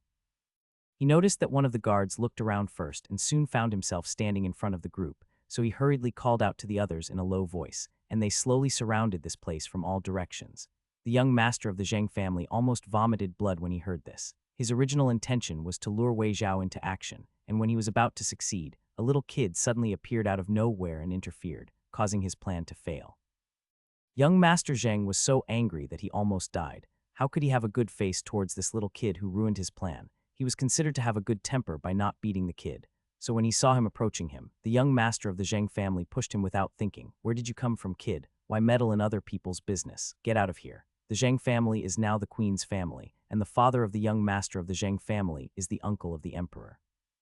He is the nephew of the queen, and there are only a few people in the entire Zhou dynasty that he cannot afford to offend.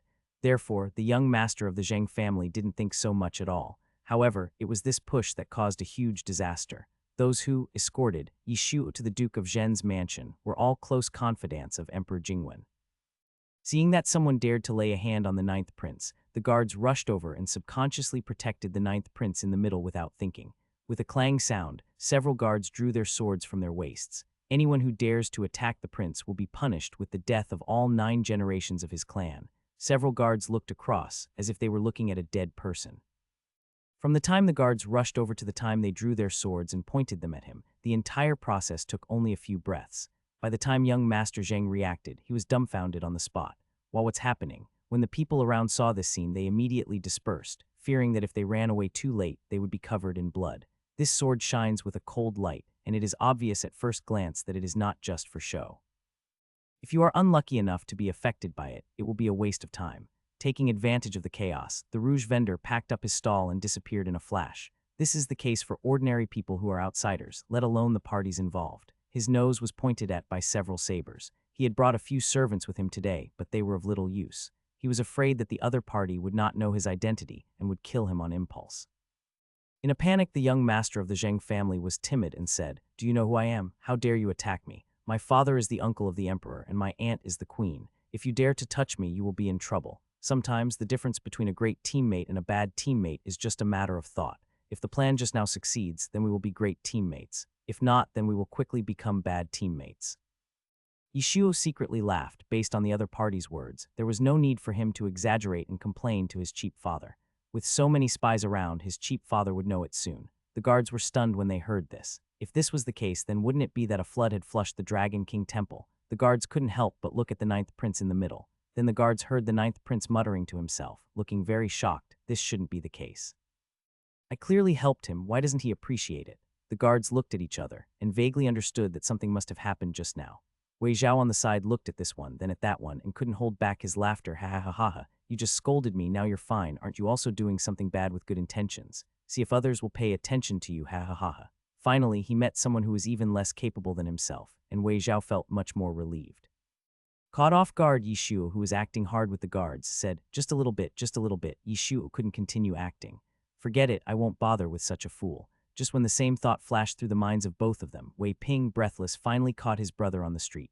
Brother, it's almost noon, don't just stand there, come back with me quickly. Hearing this, Wei Zhao couldn't help but frown. Why are you in such a hurry? I just got out.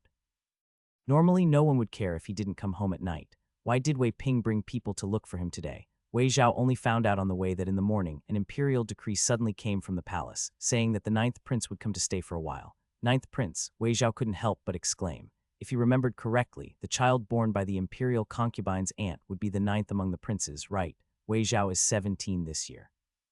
He was only 5 or 6 years old when the imperial concubine entered the palace, so he can barely remember things.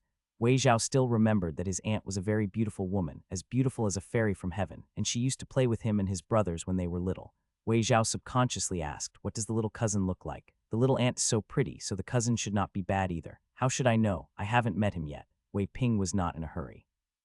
Anyway, the decree had come down and they would meet sooner or later.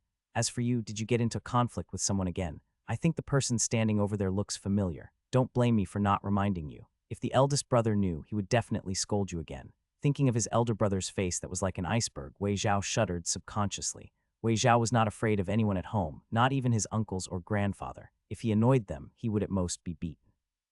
But if he made his eldest brother angry, it would not be just a beating. How could that be possible? Wei Zhao quickly explained. It was really not me who started the trouble today. It was that Zheng who was being servile. He took things from others without paying. How could I tolerate this? But at the same time, he also discovered that the vendors didn't seem to want him to stand up for them. Speaking of this, Wei Zhao was absent-minded for a moment. Forget it, let's not talk about this.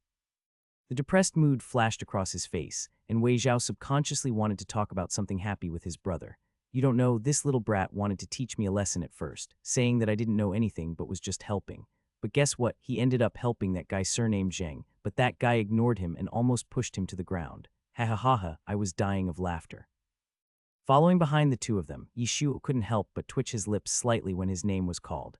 Wei Ping also didn't think too much about it and couldn't help laughing. According to what you said, this child is too stupid and naive. There are actually people who believe that person surnamed Zheng. It's obvious that person surnamed Zheng is not a good person. Who said it wasn't? Besides, he also believed that the thin one was the one being bullied, and the strong one must be the one bullying others. Don't you think that's right, kid? What else can Yishuo say at this moment? Yep, Wei Ping couldn't help laughing. Yishuo felt numb all over. I'm telling you, if you meet someone like Zheng in the future, don't be so foolish as to help him. People like him are full of bad intentions. Even if you help him, he won't appreciate your kindness. Wei Zhao saw that he was young, not even as old as his youngest brother, so he couldn't help but admonish him. But it didn't take long for Wei Zhao and Wei Ping to realize something was wrong. If the boy followed them in the beginning because he was shocked and his soul was wandering subconsciously, then why didn't he have any intention of leaving now that he has arrived at the gate of the Duke of Zhen's mansion? How come they haven't reacted yet even now? Yishuo had completely given up any hope on these two cousins. But it doesn't matter. I have 18 cousins, minus 2 still has 16. If that doesn't make up for the situation, I still have 6 uncles. According to probability, there must be a few reliable ones among them. While Wei Zhao and Wei Ping were stunned, Xiao Lu Zai, who was sent to the Duke of Zhen's mansion in advance, was about to cry when he saw his master. Your Highness, you are finally here. You made me wait so long. Xiao Luzi hesitated whether he should practice some kung fu in addition to studying. Otherwise, it would be unacceptable to be thrown down by the 9th prince every time. Wei Zhao and Wei Ping could not help but be stunned. Your Highness. When Xiao Luzi rushed down the stairs, the maids, servants, and even the housekeeper of the Duke of Zhen's mansion all knelt on the ground. The young ones pay their respects to His Majesty the 9th prince. Seeing that his 2 cousins were still in a daze, Yishuo sighed, shook his head, and walked past them without saying anything. In other words, this idiotic kid is their cousin. the son of His Majesty and my aunt, the ninth prince of the current dynasty. After realizing what was happening, Wei Zhao and Wei Ping were dumbfounded on the spot. It took about a cup of tea to walk into Duke Zhen's mansion. Before Yishu had time to look around, he was stunned by his cousins and uncles who lined up to greet him. They were all strong men with muscular bodies, dark faces, and broad backs. The only difference between them was their age. Although it is wrong to judge people by appearance, and a strong body does not mean brave but not wise, the silly smiles on these people's faces are almost identical to those of his two cousins just now, making it hard for Yishu to believe that the person he is looking for is among them. It's over. Yishu's eyes went dark. Just when Yishu's heart, liver, and lungs were trembling violently, Wei Wen finally walked out of the crowd. People who have not seen it with their own eyes will never know how great an impact it was for Yishu to see a fair-skinned, tired-looking, bookish young man walk out from a group of black-faced men. The moment they saw the young man walk out, the cousins who were originally in a state of excitement suddenly became silent. Even Wei Zhao and Wei Ping, who had rushed into the door, subconsciously stopped and then quickly lowered their heads.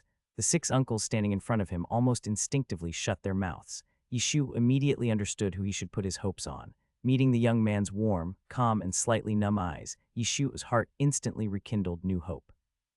At the same time, inside the palace, Emperor Jingwen soon received the news that his son was nearly knocked down while helping someone on the street in Shangjing City. The guards escorting Yishu were all the spies of Emperor Jingwen, so it was not surprising that the guards reported this episode to Emperor Jingwen. When Emperor Jingwen heard that his son subconsciously chose to help another person, even though he and the son of the Duke of Zhen's mansion did not know each other, he felt that it was only natural. After all, the little bastard said it himself that he didn't like generals who were prone to violence, and he had an even stronger dislike for people with muscles all over their bodies.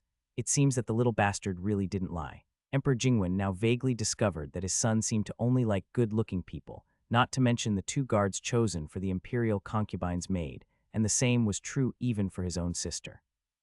Only when Jianjian gradually grew up would he reach out to hug her. When she was just born, he did not even touch her. How could anyone identify people in this way? Emperor Jingwen, who discovered this secret, was speechless for a long time. The purpose of Emperor Jingwen sending his son to the Duke of Zhen's mansion was to break his inherent impression, but why did it not only fail but make it more profound? The young master of the Duke of Zhen's mansion acted in this way. Didn't he just prove what his son said before? Emperor Jingwen frowned subconsciously, somewhat dissatisfied with Wei Zhao. After hearing the whole story, Emperor Jingwen found that it was not the case at all. It was the young master of the Zheng family who took the rouge first and then refused to pay. Emperor Jingwen was no fool. After a little thought, he realized that the young master of the Zheng family was setting a trap for Wei Zhao. Moreover, this young master named Zheng is none other than the queen's nephew. How could Emperor Jingwen not know why? The actions of the queen's family are becoming more and more absurd. The queen herself is like this, and so are her family members. Emperor Jingwen suddenly remembered that the Duke of Zhen seemed to have been reported by the censors many times because of the affairs of his descendants. From time to time, he was singled out by those censors and criticized for not managing his family well. From the perspective of the past, Emperor Wen really thought that this was the truth, but when he saw it today, it seemed that there was something else going on. As an emperor, it was quite easy for Emperor Jingwen to find out these little things. Not long after, the secret guards came back with their investigation results. Emperor Jingwen then realized that the reason why the Zhen family had such a reputation was that there were so many people behind it. The sons of the township government are unsatisfactory, but there are not many active shots in them. There are 7 or 8 times in the 10 rounds of the other party, but because the final result is basically a unilateral beating by people, the truth in front of the front is covered. The young master of the Duke of Zhen's mansion does not seem to be as bullying and hopeless as the rumors say. There are still some good points, for example, warm-hearted. If he wants to help in any situation, then he is indeed warm-hearted enough. It's just that my brain isn't working very well. To say that his brain wasn't working well was an understatement. Emperor Jingwen didn't understand how someone could be so stupid. Others' traps are almost always successful, and the same trick has been used 2 or 3 times, but these people in Zhen Mansion are still being deceived. The entire Zhen Mansion does nothing every day except losing money.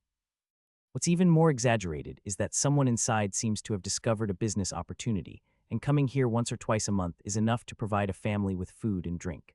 Fortunately, Madame Wei and her daughters-in-law have some business skills. Otherwise, no matter how rich the family was, the entire Duke's mansion would have been left with nothing after so many years. Emperor Jingwen had considered that this was all a show at first, until he thought about it later. how much thought must be put into it to be able to do it for more than 10 years without revealing any flaws, so it is basically certain that they are all true. Holding the pile of letters in front of him, Emperor Jingwen was speechless for a long time. In his opinion, having a child like Xiaoju who causes trouble everywhere is already a headache, but there are 17 such children in the Zhengguo mansion, and the only one who has some ability is the eldest son. However, no matter how capable the eldest son is, he alone cannot handle the whole thing. Xiaoju is smart after all. When he gets into trouble, he can make people hate him, but at the same time he can also bring him some comfort. But the group of people in front of him are really stupid. There is no hope for this duke's mansion. The other side, as the eldest grandson, Wei Wen, despite being exhausted, received his little cousin politely and warmly. After so many years, his expectations were dashed time and time again. He had become numb and resigned himself to his fate. He no longer held out any hope. Therefore, he never thought about the good things at all. "Your Highness, Grandpa has been waiting in the main hall for a long time. Please come this way." On the way, Wei Wen introduced several uncles and cousins to Yi Shu in an orderly manner. Although he felt that his cousin would not be able to remember so many people in one go, Wei Wen still called them one by one without any perfunctory attitude. But everyone whose names he mentioned, including the 6 uncles, did not show the slightest sign of dissatisfaction. Seeing Yi Shu looking at him, he subconsciously responded with a smile that he thought was gentle but was actually naive and scary. There is no way. It is really difficult to make several strong men who can kill a cow with one punch suddenly become gentle. Normally, when the children at home are naughty, the 6 of us would deal with them with our fists, but we can't do the same to my sister's children, right? Not to mention that the other party is a prince and cannot be hit. Just look at the small body of my nephew. He is so thin that he may not be able to withstand even a light punch from me. Royal children are naturally raised in a pampered manner. Yi Shu keenly noticed the almost overflowing pity in the expressions of several uncles, and he couldn't help but remain silent for a while. Although he didn't know what his uncles were thinking, Yi Shu dared to bet that it would not be a good thing. Along the way, my eldest cousin was in charge of reception almost the entire time. One could tell at a glance who was in charge and who was the boss of the house. The eldest cousin was very measured in his speech and actions, and his younger brothers were all convinced. No one dared to interrupt him when he was speaking. Seeing this clearly, Yi Shu couldn't help but increase his confidence in him. But speaking of this, if my guess is true, and only one of the 18 cousins has mutated, then what kind of life has this eldest cousin lived for all these years? 6 uncles and 17 cousins are equivalent to 23 members, and they are the more destructive ones. Yi Shu couldn't help but feel awe for the cousin in front of him. Wei Wen paused for a moment. For some reason, he felt that his little cousin was looking at him with sympathy. When he looked carefully, it seemed to be just an illusion. He was standing beside him, and his expression had clearly not changed from beginning to end. "What's wrong?" Yi Shu asked knowingly. "Nothing." Wei Wen had no doubts. Seeing that the banquet in the main hall was already in sight, he stopped and said respectfully, "Your Highness, we are here. My cheap father wasn't that stingy. He even asked the guards to follow him when he ate. The guards retreated automatically when they saw my uncle and cousin. Therefore, Yi Shu didn't have to be too careful about what he said at this moment." The young prince walked past him. For some reason, for a moment, Wei Wen felt that the other party had become exceptionally mature. However, while he was stunned, the Duke of Zhen had already reunited with Yi Shu. This was the first time in his life that he saw his grandson. Although his thin physique was not to his liking, he could still see the shadow of his daughter in his features. The old Duke Zhen's eyes were sore, and he said in a muffled voice, "Greetings to the 9th prince. Greetings to the 9th prince." Having said this, the Duke of Zhen was about to salute, but Yi Shu could not accept this courtesy. Without waiting for his grandfather to kneel, he stepped forward and held his hand tightly. "Grandfather, please stand up quickly. There is no need for this." If his mother knew about this, she would probably break his legs. Not only did Yi Shu not dare to accept it, logically he should even kowtow to the old Duke Zhen, but this was not going to work in the end. An occasional word wouldn't matter, but if he really knelt down, it would reach his stepfather's ears within an hour. Therefore, Yi Shu could only hold his grandfather's hand even tighter. "This child is quite strong." The old Duke Zhen was surprised and stunned for a moment. Then after he reacted, he immediately smiled happily. Okay, you look like someone from our family. So in this family, people make their living by strength and force, right?" Feeling his grandfather immediately holding back his grip with greater force, Yi Shu couldn't help sweating. "By the way, His Majesty asked you to come here this time because he wants to give you a martial arts lesson, right?" According to the time, the 9th prince has indeed reached the age required by the royal family to practice martial arts. The old Duke Zhen thinks that he has nothing to show for it, but in terms of martial arts, he is definitely a leader.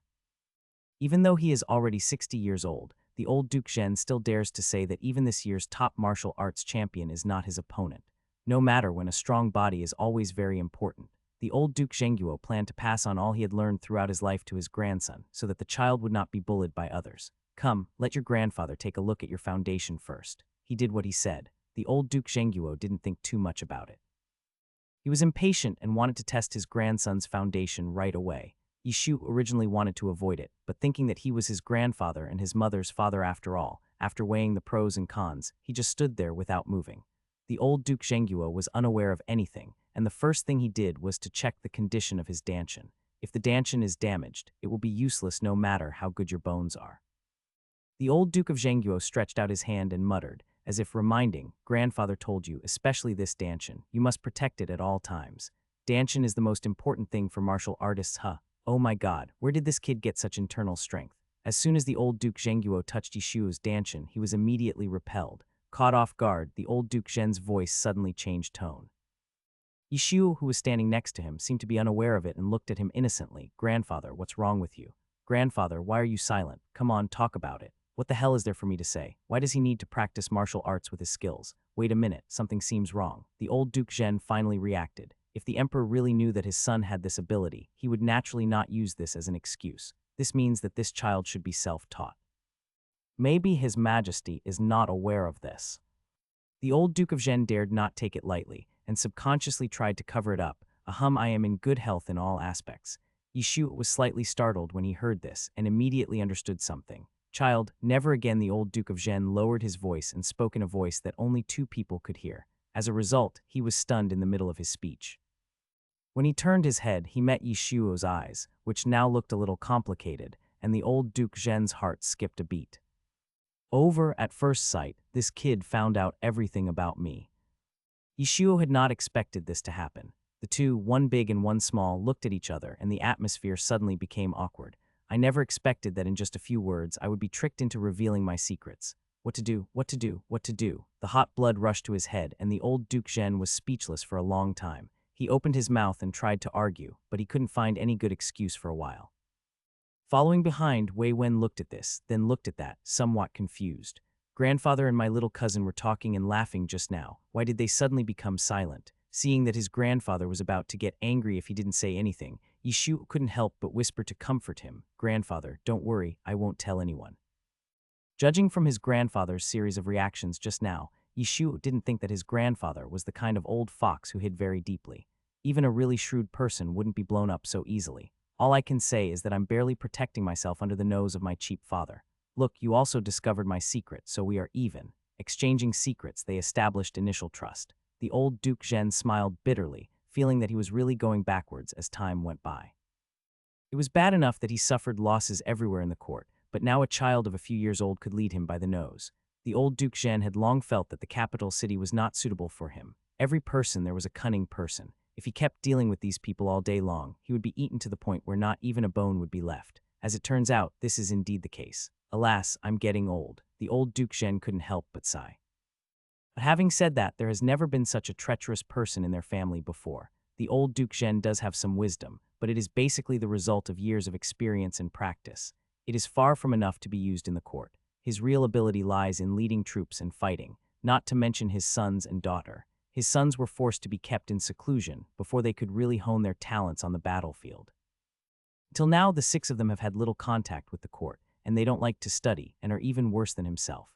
As for my daughter, I never thought of marrying her into the royal family at the beginning. After all, she was brought up to be naive. As for the grandchildren, they are even worse. The six sons have at least seen what the battlefield is like and have stayed at the border for a few years, but the grandchildren have never even left the capital. What's the use of having great skills?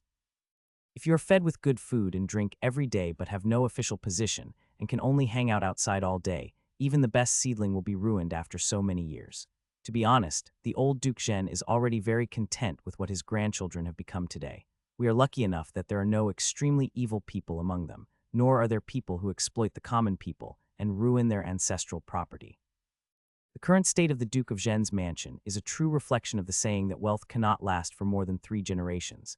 The decline of the Zhen mansion is imminent, and the only hope is the eldest grandson with outstanding talent. However, the current situation has forced the eldest grandson to be unable to get married, let alone become an official. How can he revive the family? Even though the old Duke Zhen was unwilling in his heart, he could only watch.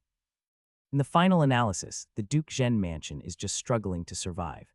If a way out of this impasse is still not found, there will soon no longer be any so-called Duke Zhen mansion in the Great Zhou. The current emperor is far from being comparable to the previous emperor. Once there is any unusual movement on his side, the emperor will certainly not show mercy. His secret guards will surely come out in full force and slaughter everyone in the Duke's mansion. Although the old Duke Zhen had never seen what a secret guard looked like, he believed that His Majesty definitely had the ability to do so. The old Duke Zhen thought that he didn't have the ability to beat those people, so he could only pull out his own teeth and claws and surrender. Maybe he could still have a chance of survival. But my grandson.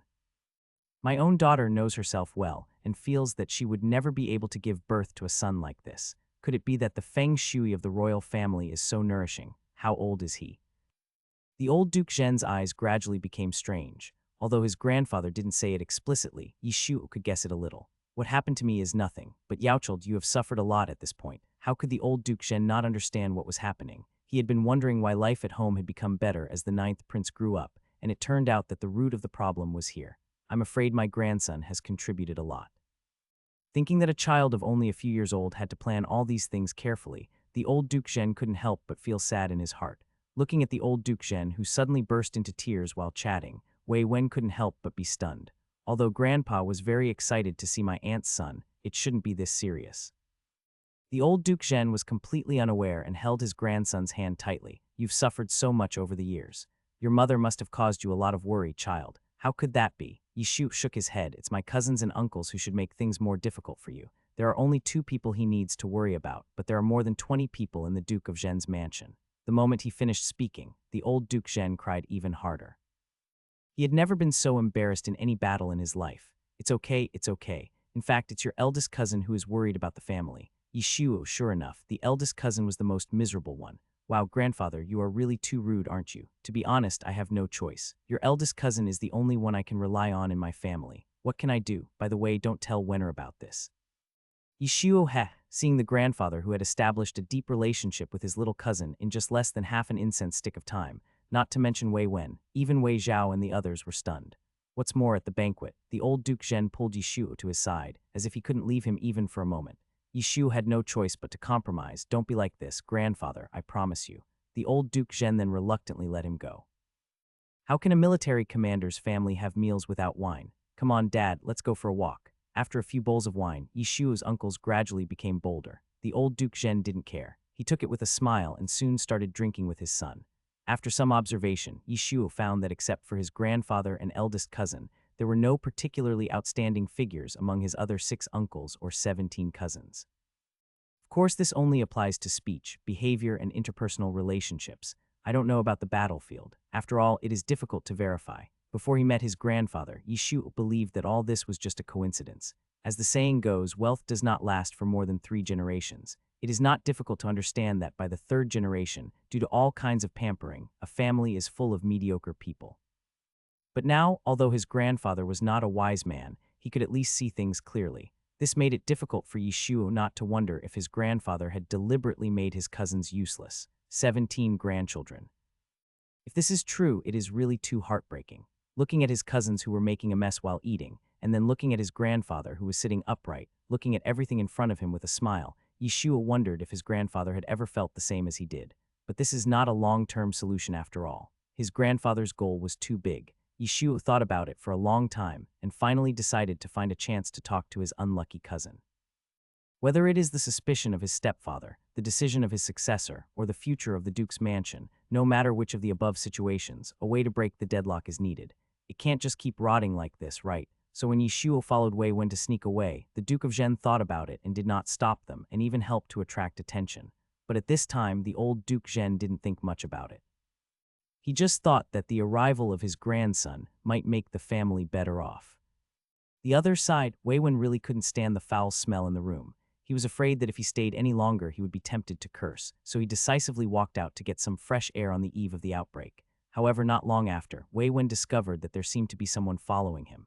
Wei Wen turned his head suddenly and was startled. Your Highness, why are you here? Are you in urgent need of going to the bathroom? The toilet is right here. Wei Wen couldn't help but point to the west. However, the little cousin in front of him shook his head and said bluntly, I'm not looking for the toilet, I'm looking for you.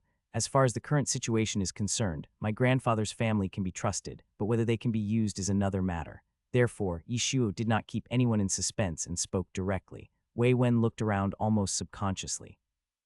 As if seeing his worry, Yishuo said, "Don't worry, I checked when I came here and the guards are not here. Who said that His Majesty would only send guards?" Wei Wen was about to say something, but Yishuo spoke before him. "The secret guard you're worried about is also not here." This sentence contains too much content. The perfunctory feeling in his heart faded away in an instant, and when Wei Wen looked at his little cousin again, his expression suddenly became surprised and doubtful. Long story short, when dealing with smart people, you don't need to explain too much. You just need to make your plans clear. My cousin will weigh the matter in his mind whether to participate or not. His mother, and the Duke of Zhen's mansion are all of the same blood, and their relationship is complementary. Even if his eldest cousin disagrees, he will not reveal it after hearing it. Therefore, Yishuo did not hide anything and directly told everyone his plan. At the beginning, Wei Wen listened very seriously, but as time went on, his expression became worse and more distorted. In the end, the corners of his mouth and eyes began to twitch to varying degrees. It turns out that I shouldn't have high expectations for my own children. Why can't I learn from this? If my younger brothers are just a headache, then my little cousin is completely whimsical. See what he is talking about. Training a person with no foundation to be an official. Wei Wen knew every word here, but when they were put together, he suddenly couldn't understand it.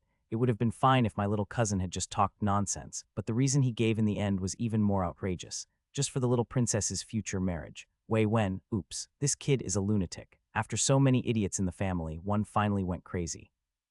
How old is the little princess now? Less than 5 months old, right? It will take at least 15 or 16 years for the little princess to get married. What else could this person be but a lunatic? Even if you are preparing for a rainy day, there must be a limit. The little cousin in front of me has obviously crossed this line and seems very abnormal. Seeing his elder cousin, who almost had a look of "Are you sick?" on his face, Yishuo also choked. So what he just said so passionately turned out to be of no use at all, and people even suspected he was mentally ill, right? But think about it, what I said does seem to be a bit exaggerated. It is normal for others to feel that it sounds like a fairy tale. Wei Wen's behavior made this plan seem even more feasible. He thought it was impossible, and others would feel the same way. This mythical story happened in reality, and no one could believe it. Wei Wen's gaze towards him did not last long. After all, he had accumulated a wealth of experience in such matters, and he quickly adjusted his mentality. Wei Wen was even in the mood to make fun of himself. He had seen so many fools that it was quite novel to see a madman occasionally. Wei Wen, who had experienced many ups and downs, had long since learned to find joy in adversity. He knew very well that the more times like this one were, the more one should not provoke the other party, so he began to automatically focus on comforting while speaking. The best thing to do now is to help my little cousin calm down, otherwise it would be bad if he gets even crazier. Just like that, Wei Wen not only did not say a word of rebuttal, but he actively agreed. "My little cousin, what you said makes sense. I really admire you." Although my cousin has not experienced that era, he has already learned how to treat mentally ill patients without any guidance, which is really cause for celebration. After Wei Wen saw that his cousin's emotions had gradually stabilized, he began to think about getting away. "Oh, Your Highness, I suddenly remembered that the jade pendant on my waist seemed to have been left in the bushes. I may need to go look for it, so I'll leave you now." Yishuo looked at him with a gloomy gaze. "When you came here today, you only had a mosquito repellent sachet hanging around your waist. When did you ever wear a jade pendant? How did he know?" Wei Wen couldn't help but be stunned for a moment. The next moment, Yishuo exhaled deeply and said helplessly, "Don't worry, cousin, I will prove to you that what I said is indeed not aimless." Wei Wen still didn't believe it. After all, what he said about water conservancy and flood control, water diversion and irrigation, textile machinery, refined salt purification, iron smelting technology didn't sound very reliable. It was extremely difficult to pick out any one of them to achieve. Just taking flood control as an example, if it could be achieved so easily, the people and emperors would not have suffered so much because of this for thousands of years. How did my little cousin know about this problem that even the current emperor couldn't solve? If there really is any good solution, His Majesty should know it before his little cousin, who is several years older. Therefore, based on Wei Wen's overall knowledge, all the things he said were impossible to achieve. Indeed, Yishuo does not have the ability to completely prevent floods. After all, floods still occur from time to time every summer in modern times. However, he can combine the thousands of years of water control history of the country he lived in his previous life with the modern experience of flood prevention and control to minimize the damage, which will always be much better than now. Although Yishuo did not do everything himself, he believed that the ancients were only limited by backward technology, but they were not fools. As long as he told the other party the principles and methods, he believed that with the wisdom of the ancients, they would be able to do it quickly. A dozen years is enough time for a person or a group of people to grow. Just wait and see, cousin. No matter how much you explain, it's useless. In the end, you have to use facts to speak for yourself. Yishuo didn't make any more excuses, but just asked Wei Wen for a crossbow, intending to try it out and gain his trust. Understanding the principles of various machines is one of Yishuo's specialties. Even if we can get the materials, all kinds of robots will be no problem. After all, the little cousin was a prince, so Wei Wen would naturally give him whatever he asked for. What's more, the old Duke Zhen was a military general himself, so he naturally had a collection of all the popular bows and crossbows. Soon Wei Wen handed the things to Yishuo. After Yishuo observed carefully for a while, he had an idea in his mind. "Brother, give me one night and I will give you the result tomorrow." After saying that, Yishuo called a servant over, handed the crossbow to him, and asked him to put it in his room in the afternoon. The servant was a little confused at first, but when he saw the eldest master nod, he subconsciously suppressed his curiosity. Yishuo discovered that his eldest cousin seemed to be very good at controlling his subordinates, and even the maids and servants listened to him very much. "This is the first time we two cousins meet, so I'll take the initiative to give the crossbow to your highness. I hope your highness won't despise it, and don't feel any pressure." It's up to him whether to play with it or take it apart. Wei Wen had a tolerant look on his face. Yishuo no longer wanted to talk at all. Soon Yishuo returned to the banquet, but Wei Wen waited for a while before coming back. Perhaps because he was a little excited to see his nephew for the first time, the banquet gradually came to an end until about 3 p.m. After drinking a few bottles of wine. Everyone felt a little dizzy and gradually lost control of their mouths and tongues. Yishuo's uncle lost control and slapped his nephew hard on the back. If Yishuo wasn't in good health, he would have been beat to death by him, but even if Yishuo was in good health, he was almost killed by his slap. Meanwhile, the uncle, totally unaware of his nephew's suddenly distorted expression, stuck out his tongue and suddenly looked sad. "Look how thin the child is. That's right, the wind will almost blow it away." Upon hearing this, the other 5 uncles couldn't help but echo one after another. They wanted to talk about this when they first met. In the eyes of the 6 people, a real man should be strong and solid. Looking at my nephew again, he is as thin as a chick, while his cousins are so fat that their arms are almost as thick as his thighs. But in fact, Yishuo's stature is more slender, and he is completely different from his cousins. It doesn't mean that people with thick muscles are necessarily strong. Some people with thin bodies have higher explosive power, but Yishuo's well-proportioned body shape makes him look weak in the eyes of a group of strong men, right? The eldest uncle couldn't help but pat his chest and promised, "Tomorrow, I will personally teach you martial arts." This would prevent his nephew from being bullied in the palace again. Caught off guard, the old Duke Zhen above couldn't help but choke and cough. "He is the master already, but you're still teaching this kid martial arts." To be honest, if he went back 10 years, he might not be this kid's opponent. Now he only has the advantage of age, and there is not much he can teach. However, what the old Duke Zhen didn't know was that Yishuo had only practiced internal strength and some hidden weapon firing techniques, and he really didn't know any specific moves. Over the years, the greatest purpose of Yishuo's internal strength training was just to keep warm, escape, climb trees, hold his breath underwater, and treat colds. If the old Duke Zhen knew that he actually used his inner strength to do these things, he would probably be furious. What's the difference between this and using gold to buy sesame cakes? However, because of his adoptive father's attitude changing too quickly, Yishuo immediately rejected it sternly. Anyway, no matter what, his stepfather would force him to learn it even if he had to force him, and it didn't matter even if his uncle took it seriously. Sure enough, under heavy pressure, Yishuo was soon forced to accept it. If the old Duke Zhen had not felt the rich energy in his danshin, he would have thought that he was particularly averse to practicing martial arts. After agreeing to gather at the martial arts arena at 1100 a.m. tomorrow, several uncles and cousins returned to their respective courtyards with the help of their servants. Yishuo also returned to the courtyard that his aunts had carefully prepared for him. All the items were brand new, and things like quilts had been specially dried in the sun, full of dead mites. The smell of sunshine. Yishuo's heart also felt a little warmer. Yishuo didn't pay much attention to the crossbow that was already placed on his desk. He even took a nap and started to modify it after getting up. Since he didn't have any suitable tools at hand, and it would take some time for Yishuo to get started with the ancient tools, he simply took out a stack of rice paper and planned to start drawing directly. First, he disassembled the crossbow, then assembled it, then disassembled and assembled it again. After repeating this process twice, Yishuo began to carefully measure the size of each component with a ruler. Subconsciously, he was about to take a pen to take notes, but looking at the ink pool on the rice paper, Yishuo was silent for a moment, and suddenly remembered that he forgot to ask his cousin to prepare charcoal pencils in advance.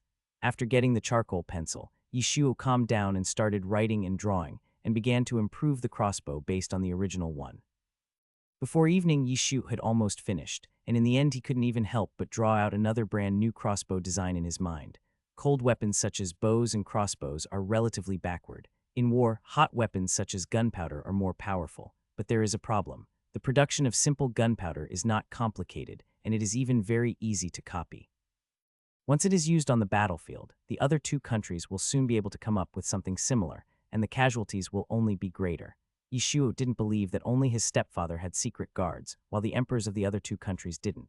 Besides, the power to use gunpowder was not in Yishuo's hands, and Yishuo had no way of avoiding the abuse of gunpowder. By then, all lives will be lost, and the only ones who will suffer will be the common people. And even if we use explosives to destroy those two countries, then what? If productivity can't keep up and there are suddenly so many extra mouths, people will starve to death if they don't have enough food. So let's do it little by little, slowly. After Yishuo finished drawing, he handed the two pictures to the servant beside his eldest cousin. Soon, Wei Wen had two more things in his hands. Because it was just casually delivered by the servant, Wei Wen didn't take it seriously at first. It was almost time to go to bed when Wei Wen suddenly remembered this, so he took it out and looked at it in the candlelight. After a quick glance, Wei Wen was stunned. Although this drawing is somewhat different from other crossbow designs, it looks quite similar. Wei Wen knows a little bit about this and has some vision. Wei Wen hesitated for a while, but finally asked his personal servant to secretly hand the two pieces of paper to the craftsman in the mansion. Let Uncle Wei take a look and see if he can do it. The old duke's surname is Wei, and the craftsman in the mansion is also surnamed Wei. It is easy to imagine what the other party's relationship with the mansion is like. Wei Wen was a very smart man, and he was also the eldest grandson of the eldest son. Naturally, he knew who in the mansion could be used, who could not be used, and who had doubts in their hearts. The servant took the order, hid the two drawings in his sleeves, and soon disappeared into the night. A night passed. The next morning, Yishuo was still immersed in a sweet dream. Before he could even open his eyes, he was carried to the martial arts field by several guards. The guards had long been accustomed to the ninth prince staying in bed and were very familiar with doing this. When Yishuo arrived, his 6 uncles and cousins had already practiced several sets of boxing. All of them had their upper bodies exposed, their skin was as white as copper, and they were sweating all over. Yishuo, with his rosy lips and white teeth, stood there looking as weak as he could be, like a rabbit that suddenly broke into a pack of wolves. My little cousin is too weak. I feel like he can be knocked down with just one finger. Wei Zhao and Wei Ping in particular were filled with worry. Come here quickly. I'll teach you the basics first. Show me how to do a horse stance. Without saying a word, the uncle took the lead in demonstrating. The horse stance mainly exercises the lower body. People who practice martial arts must have a stable lower body. Otherwise, even the most profound internal strength can be easily caught by others' weaknesses and broken. This is common sense. Even if his cheap master Wu Yi didn't say it, Yishuo would know it. While maintaining the operation of his inner strength every day, Yishuo would also secretly stand for a while in his room before going to bed at night. Children are highly malleable, and their bones are relatively soft, so over the years he has treated it as a form of physical exercise. From a few seconds or dozens of seconds at the beginning, Yishuo can now maintain this for nearly half an hour. Less than half an hour is not a lot for a martial artist who has to stand still for an hour or two at any time. But after all, Yishuo is not the kind of person who is impatient for success. He is still young and can proceed step by step. What is important is persistence. Over time, quantitative changes will eventually lead to qualitative changes. The most taboo thing for martial artists is to steal others' skills, and the old Duke Zhen's kung fu was all inherited from his family, so after sending Yishuo away, the guards left tactfully. Yishuo half knelt down as his uncle requested.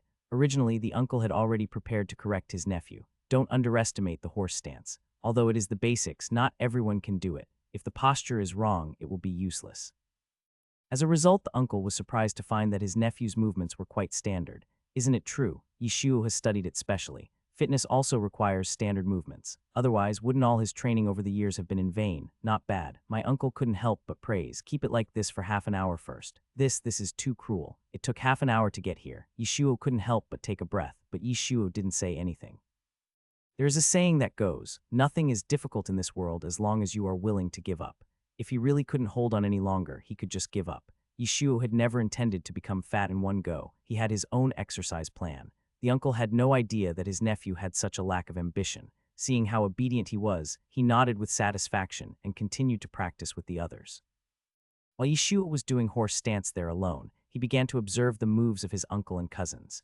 As the saying goes, reviewing the old helps one learn the new. Almost every day, my uncle and cousins would review the skills they had learned so that when they really need them, their bodies can react proactively and they won't be suddenly dumbfounded when encountering danger.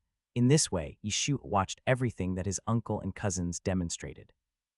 The old Duke of Zhen came over at about noon, when it was already bright and his morning exercise was about to end. Yishu stopped at around 40 minutes, about 5 minutes longer than before, and felt okay.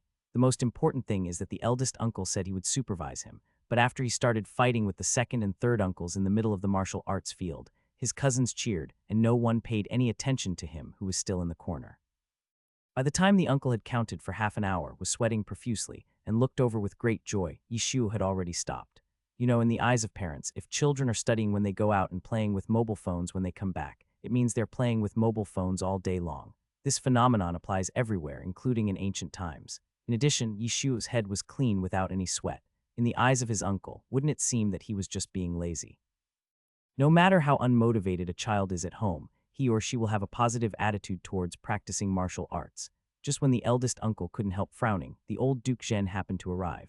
Then he saw the scene of his elder son criticizing his grandson for being unconscious. Old Zhen, if my grandson really had no self-discipline, how could he have secretly cultivated his internal strength to this level by himself? Okay, I understand. You guys go eat first. The moment the words fell, almost everyone looked at the old Duke of Zhen with disbelief.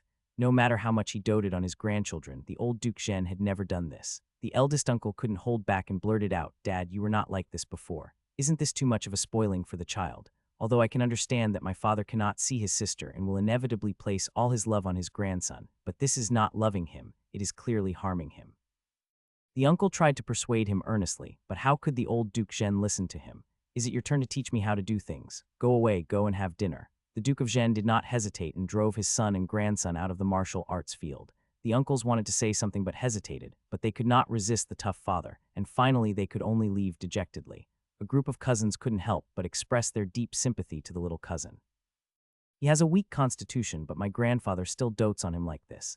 What will he do in the future?" After the martial arts arena was cleared, the Duke of Zhen asked, "How is your study going?" Yishu thought about it, then nodded, "It's okay. What will it look like now?" The old Duke of Zhen didn't understand, so he asked, "Show it to me." Yishu did not refuse. The actions of his uncles just now flashed through his mind quickly. Then Yishu imitated them and slapped out with his palm. The old Duke Zhen always felt that this palm was somewhat familiar, and then he realized, isn't this the palm method passed down from their family's ancestors? The next moment there was a click sound and the stone pier in front of me cracked. The old Duke of Zhen was speechless for a long time. The old Duke Zhen subconsciously looked around. Yishu knew what he was worried about, so he said, "Don't worry, no one is watching here. My cheap dad is not that idle. He has to send someone to keep an eye on it all the time." The old Duke Zhen is not like Wei Wen. Having lived to such an old age, he has seen more. When the old Duke Zhen heard this, he felt something was wrong. "By the way, I forgot to ask you before, where did you learn this internal strength? It stands to reason that this child was raised in the deep palace and should not have contact with outsiders." A thought flashed through the old Duke Zhen's mind, and the next moment his premonition came true. Who else could it be? I might as well learn ordinary kung fu from you. Yishu is a picky person. He won't accept anything that is not the best. Old Zhen, the old Duke of Zhen, finally understood why he knew so well whether the secret guards were nearby. You wouldn't be the one who even treats the people around His Majesty as. That's not the case. I really don't have that much ability. Yishu waved his hand quickly. I learned it from observing my master Wu Yi every day. As for secret guards, they are updated and iterated frequently, and are basically produced on an assembly line. For things like hiding and concealing, where can they change to? Where has the old Duke of Zhen ever seen anyone stealing other people's skills in this way? But judging from the skill he just showed, if it were him, maybe it would really work.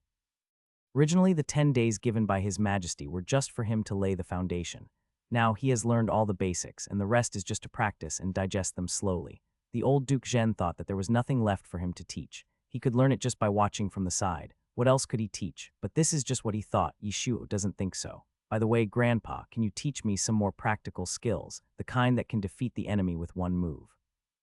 Yishuo tried it and found that the moves practiced by his uncle and others were indeed very powerful, but at the same time they also consumed a lot of energy. Whether it looks good or not is not important to Yishuo. What is important is its practicality. If he encounters an enemy, the most important thing is to survive. "What do you mean?" Yishuo cleared his cough, then stood on tiptoe and whispered something into the old Duke Zhen's ear. The old Duke Zhen's mouth began to twitch gradually.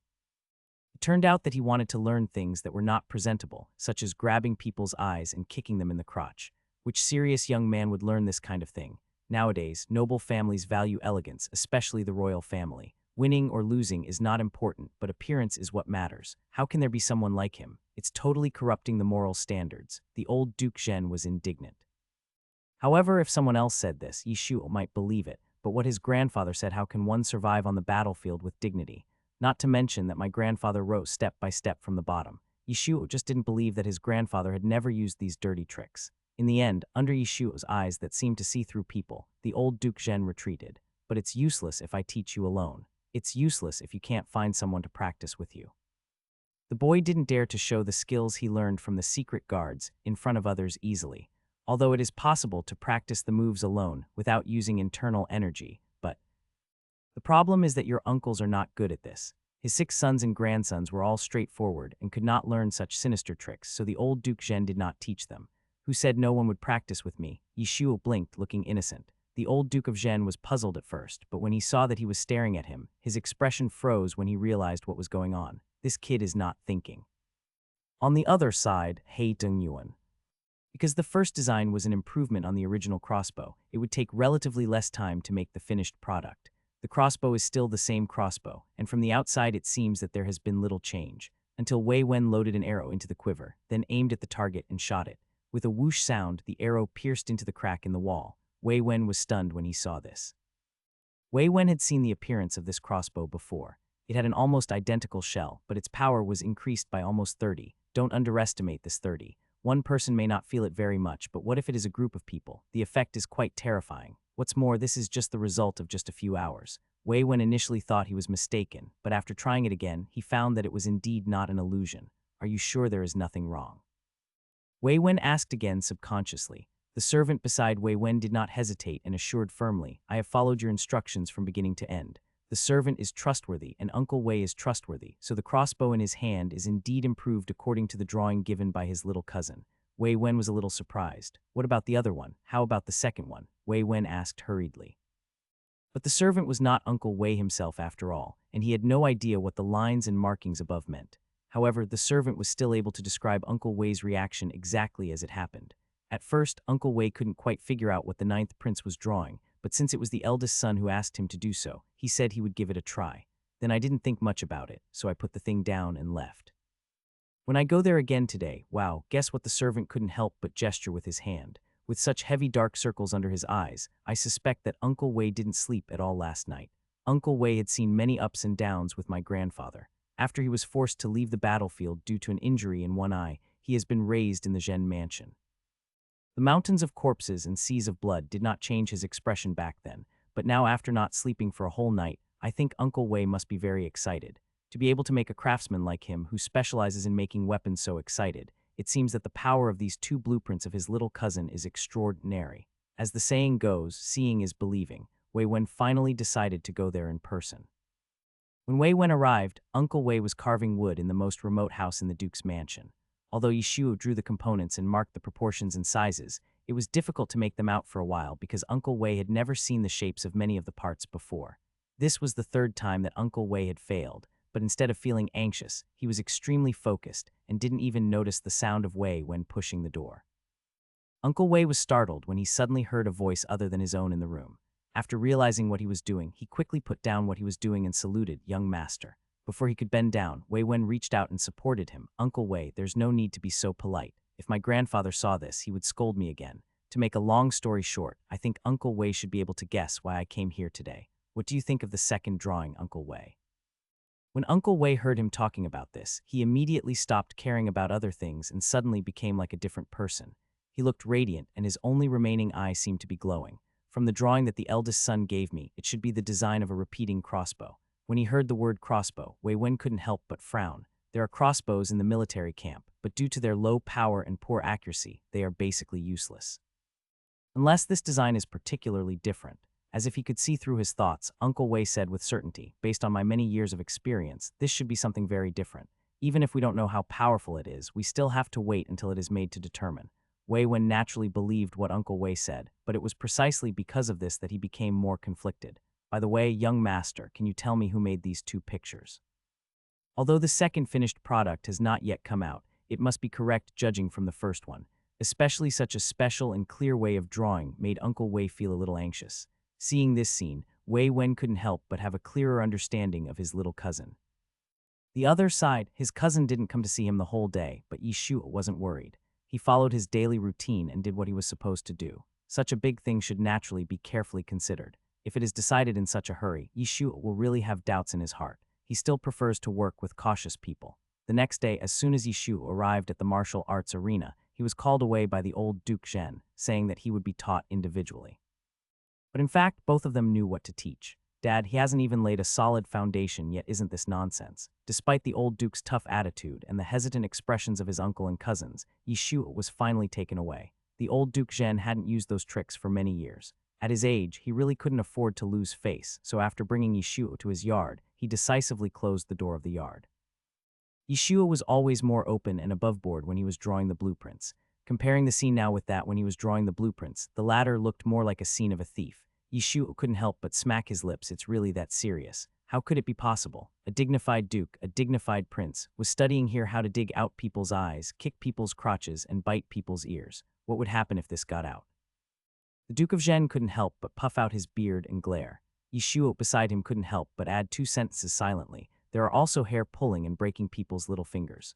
Old Zhen, if it were a few decades ago, when the old Duke of Zhen was still a small soldier, people might have praised him, saying that a real man is one who can advance and retreat. But now his status is different after all, and even the old Duke of Zhen has to have dignity.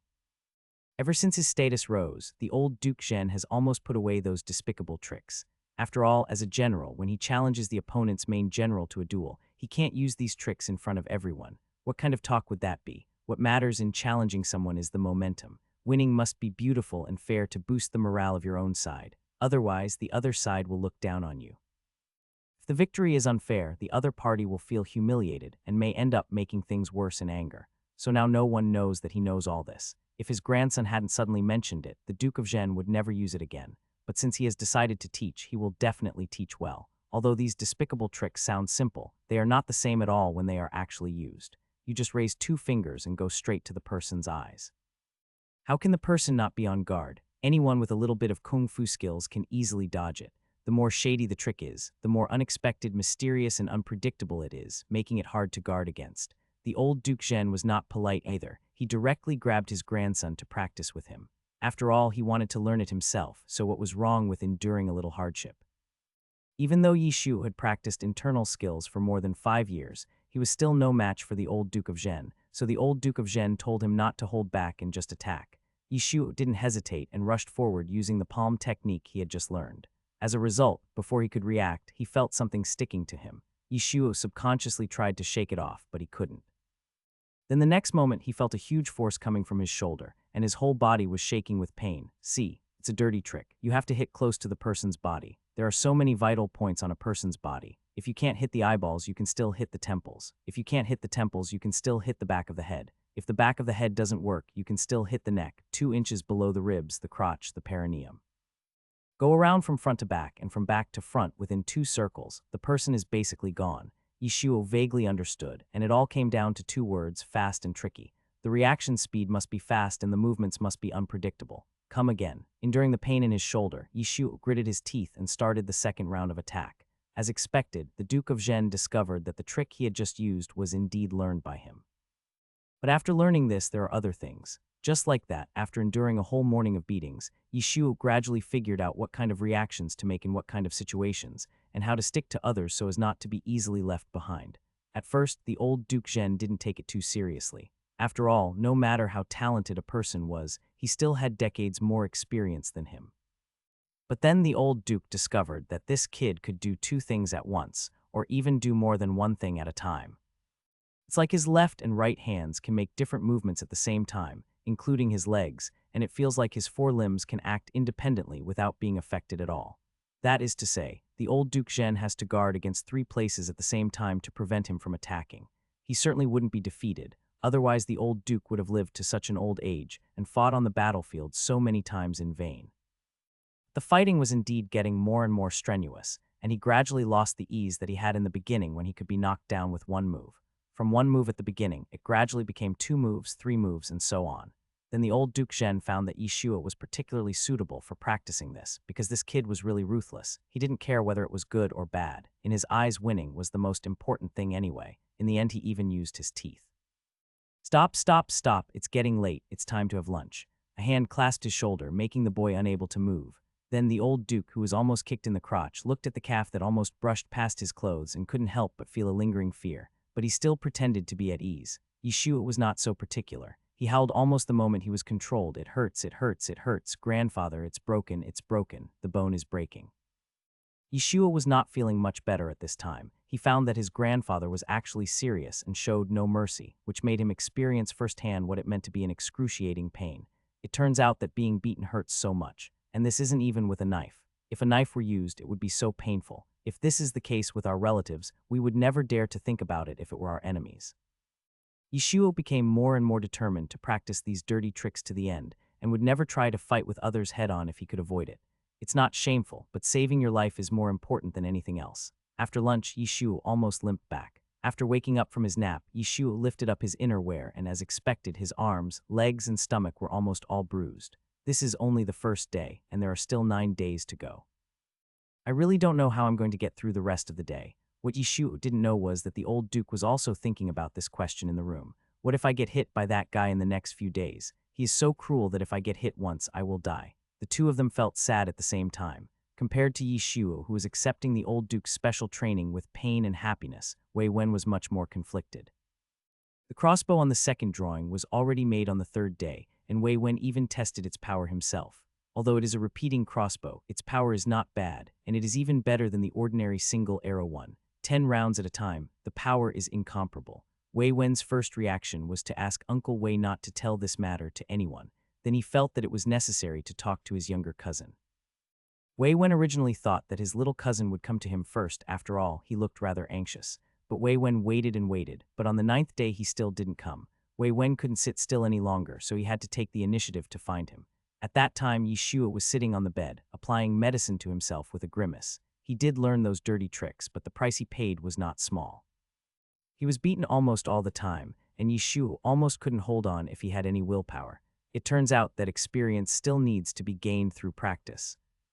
Seeing Wei Wen coming in, Yishua pointed to the medicine for injuries and sprains next to him and said, "Cousin, you've come at the right time. Please help me. It hurts anyway, so if we feel the pain together, at least it will end faster." Wei Wen did not refuse. Perhaps the situation in the Duke's mansion had lasted for too many years, so that he was somewhat exhausted physically and mentally.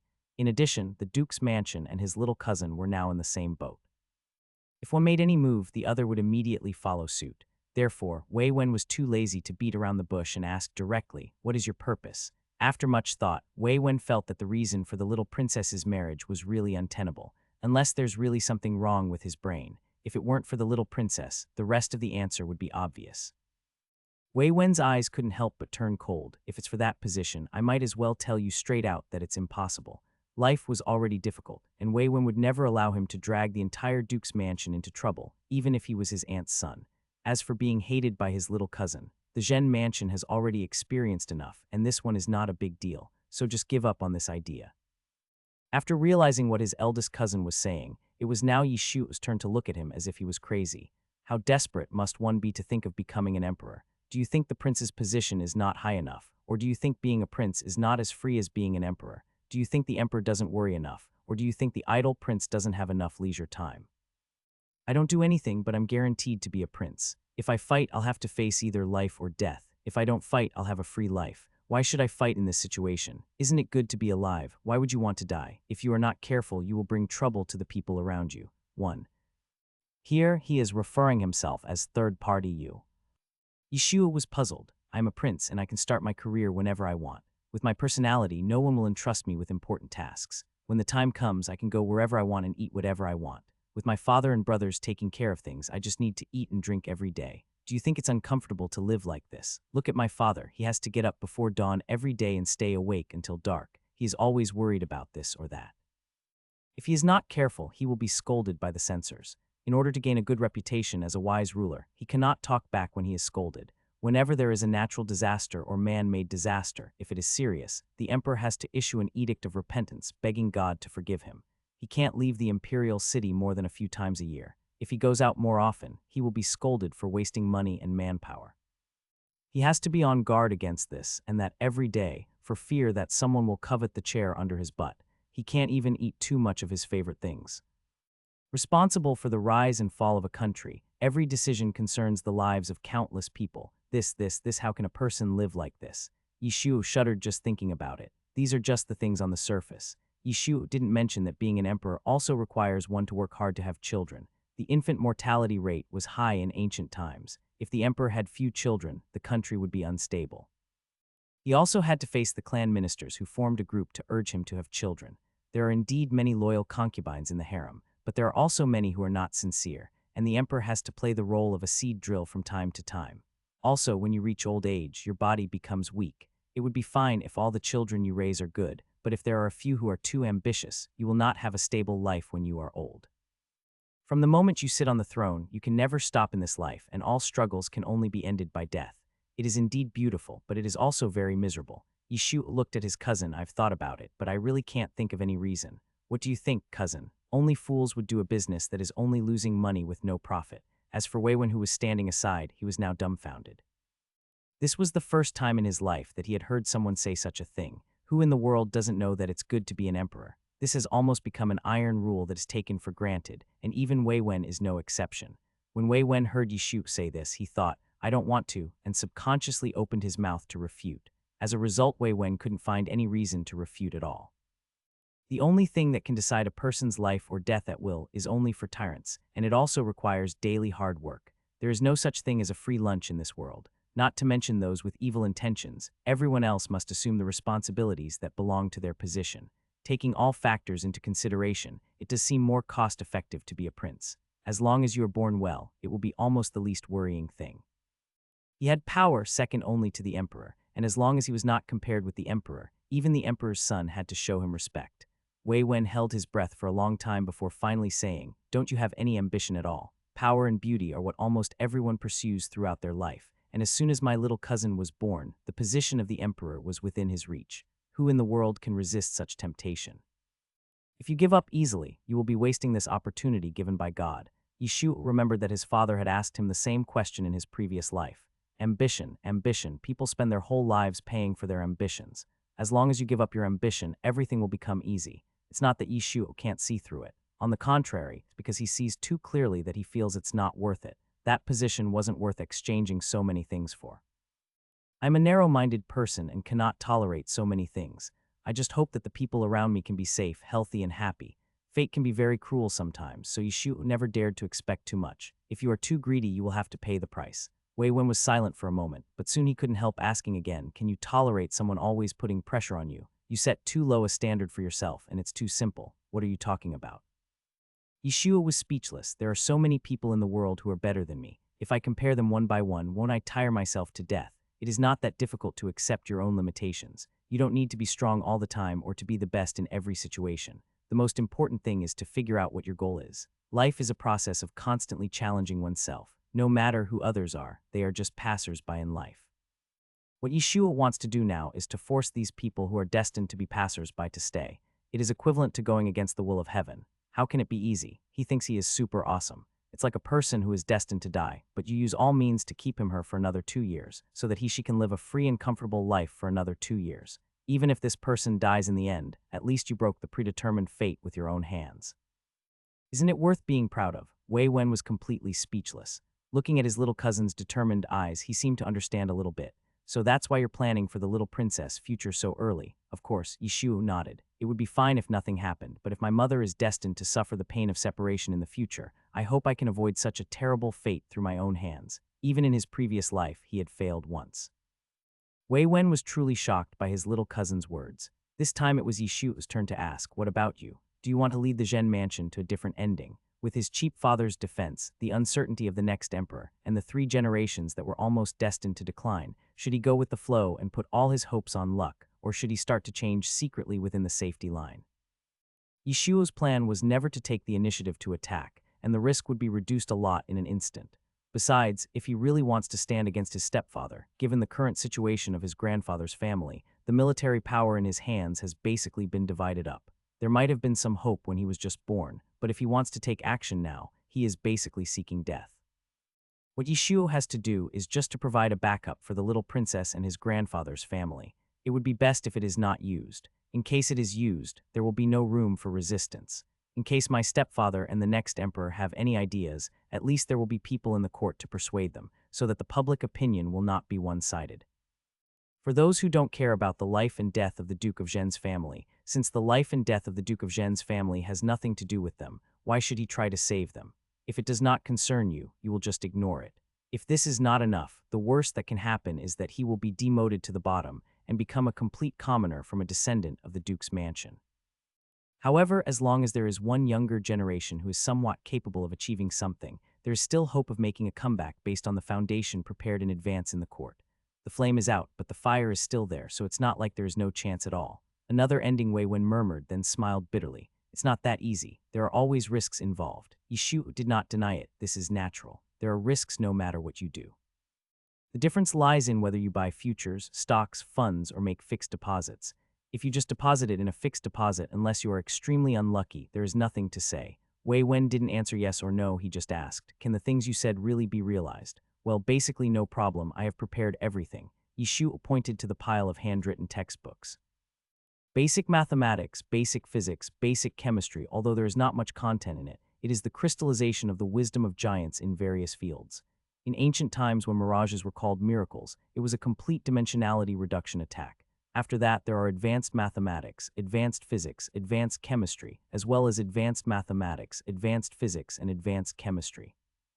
Most people in modern times will never understand these things in their lifetime, and the same was true in ancient times. They are enough for a person to learn for a lifetime. Wei Wen picked up a book and flipped through it. He thought he was knowledgeable enough, but after reading it, he found that he could not understand what was written on it at all. It's something I've never heard of or seen before, but because he had read a lot of books, Wei Wen could vaguely judge that these things were not written randomly.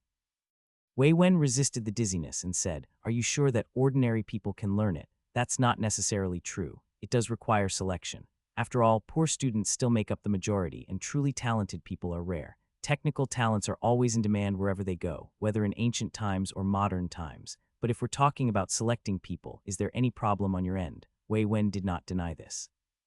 It is not without reason that His Majesty is so wary of the Duke's mansion. A lean camel is bigger than a horse. Even now, the Duke's mansion is still a behemoth in comparison. As the saying goes, imperial power does not extend below the county level. In ancient times when transportation and communications were not so developed, the emperor's control over various regions was far less strong than it is today. What's more, the old Duke Zhen has been rooted in the border for so many years that it is not an exaggeration to say that he is the local emperor. After all, there is only one eldest prince, and the other manpower arranged by the emperor with the help of the eldest prince is ultimately limited. Although most of the border areas are no longer controlled by the old Duke of Zhen, a small part of the old Duke of Zhen still has deep roots.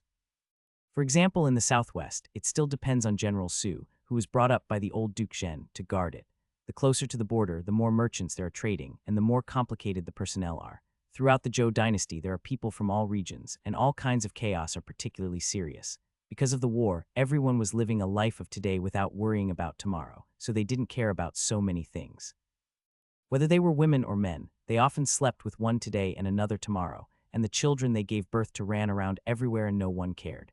Especially businessmen, they have loose belts and are promiscuous, and in the end they don't even know whose child it is after it is born. There are also young soldiers in the military camp who basically cannot go home for 1 or 2 or 3 years, so they simply marry wives locally. Local women do not have to be chaste like women in other places. If they like a man, they can just sleep with him. If their husband dies, they can just find another one. Therefore, there are still many unattended children at the border. When the old Duke was in power, he felt sorry for these children and used his own money to set up a charity to provide food for those unattended children. When they reached working age, he would expel them. This custom remained unchanged until Wei Wen's aunts took charge of the family, and they still sent silver every year. Selecting people is not a problem. With General Su here, it should be foolproof. I guess my little cousin guessed this, so he came to me. The combination of the two is definitely the best choice. As for my little cousin's brain, he can come up with so many things, which proves that it must be good. The younger cousin didn't want to fight for that position. After weighing the pros and cons, Wei Wen felt that what he said was not a lie, and he should be safe. As for Yishuo, since his grandfather was confident in his eldest cousin, Yishuo had nothing to worry about his own eldest cousin. I believe that there is no problem with the most basic things such as knowing and selecting people. Every noble family has a set of methods for training death squads, and I believe that my cousin should know it. Although the selection of people is not that exaggerated, the necessary means are still needed. Just one point, whether one is good at dancing or not is not important. What is important is whether the person is pure.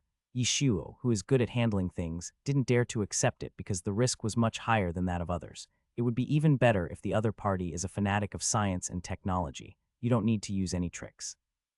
As long as you have fresh knowledge that he has not learned before, the other party will follow you obediently. After all, since we are looking for technical talents, technology should naturally be the most important. It doesn't matter if the emotional intelligence is a little low, as long as it is above the passing line, there is no problem.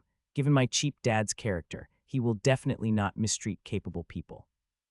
For a wise ruler, it is basic practice to be eager to seek talented people, not to mention that Yishu hit the pain points of Emperor Jingwen every time. Flood control, salt making, smelting, which of these cheap things could my father refuse? Similarly, Wei Wen could not refuse the road that lay before him. After a while, he finally nodded. I agree. Okay, I'll leave the rest to you. At that time, Wei Wen still didn't know what his cousin's words meant. Just like that, 3 days passed in a flash. After handing the things to Wei Wen, Yishu set out on his return journey. The old Duke Zhen didn't care what the two had discussed behind his back. He only knew that he was finally free. References 1 here, he is referring himself as third-party you. There are 4 types of people in Zhen Mansion, and these 4 types of people have different reactions to Yishu's departure. It's just like the old Duke Zhen, who was on guard every day against his grandson suddenly attacking him. Now that the time has come and his grandson is finally leaving, the old Duke Zhen actually subconsciously breathed a sigh of relief.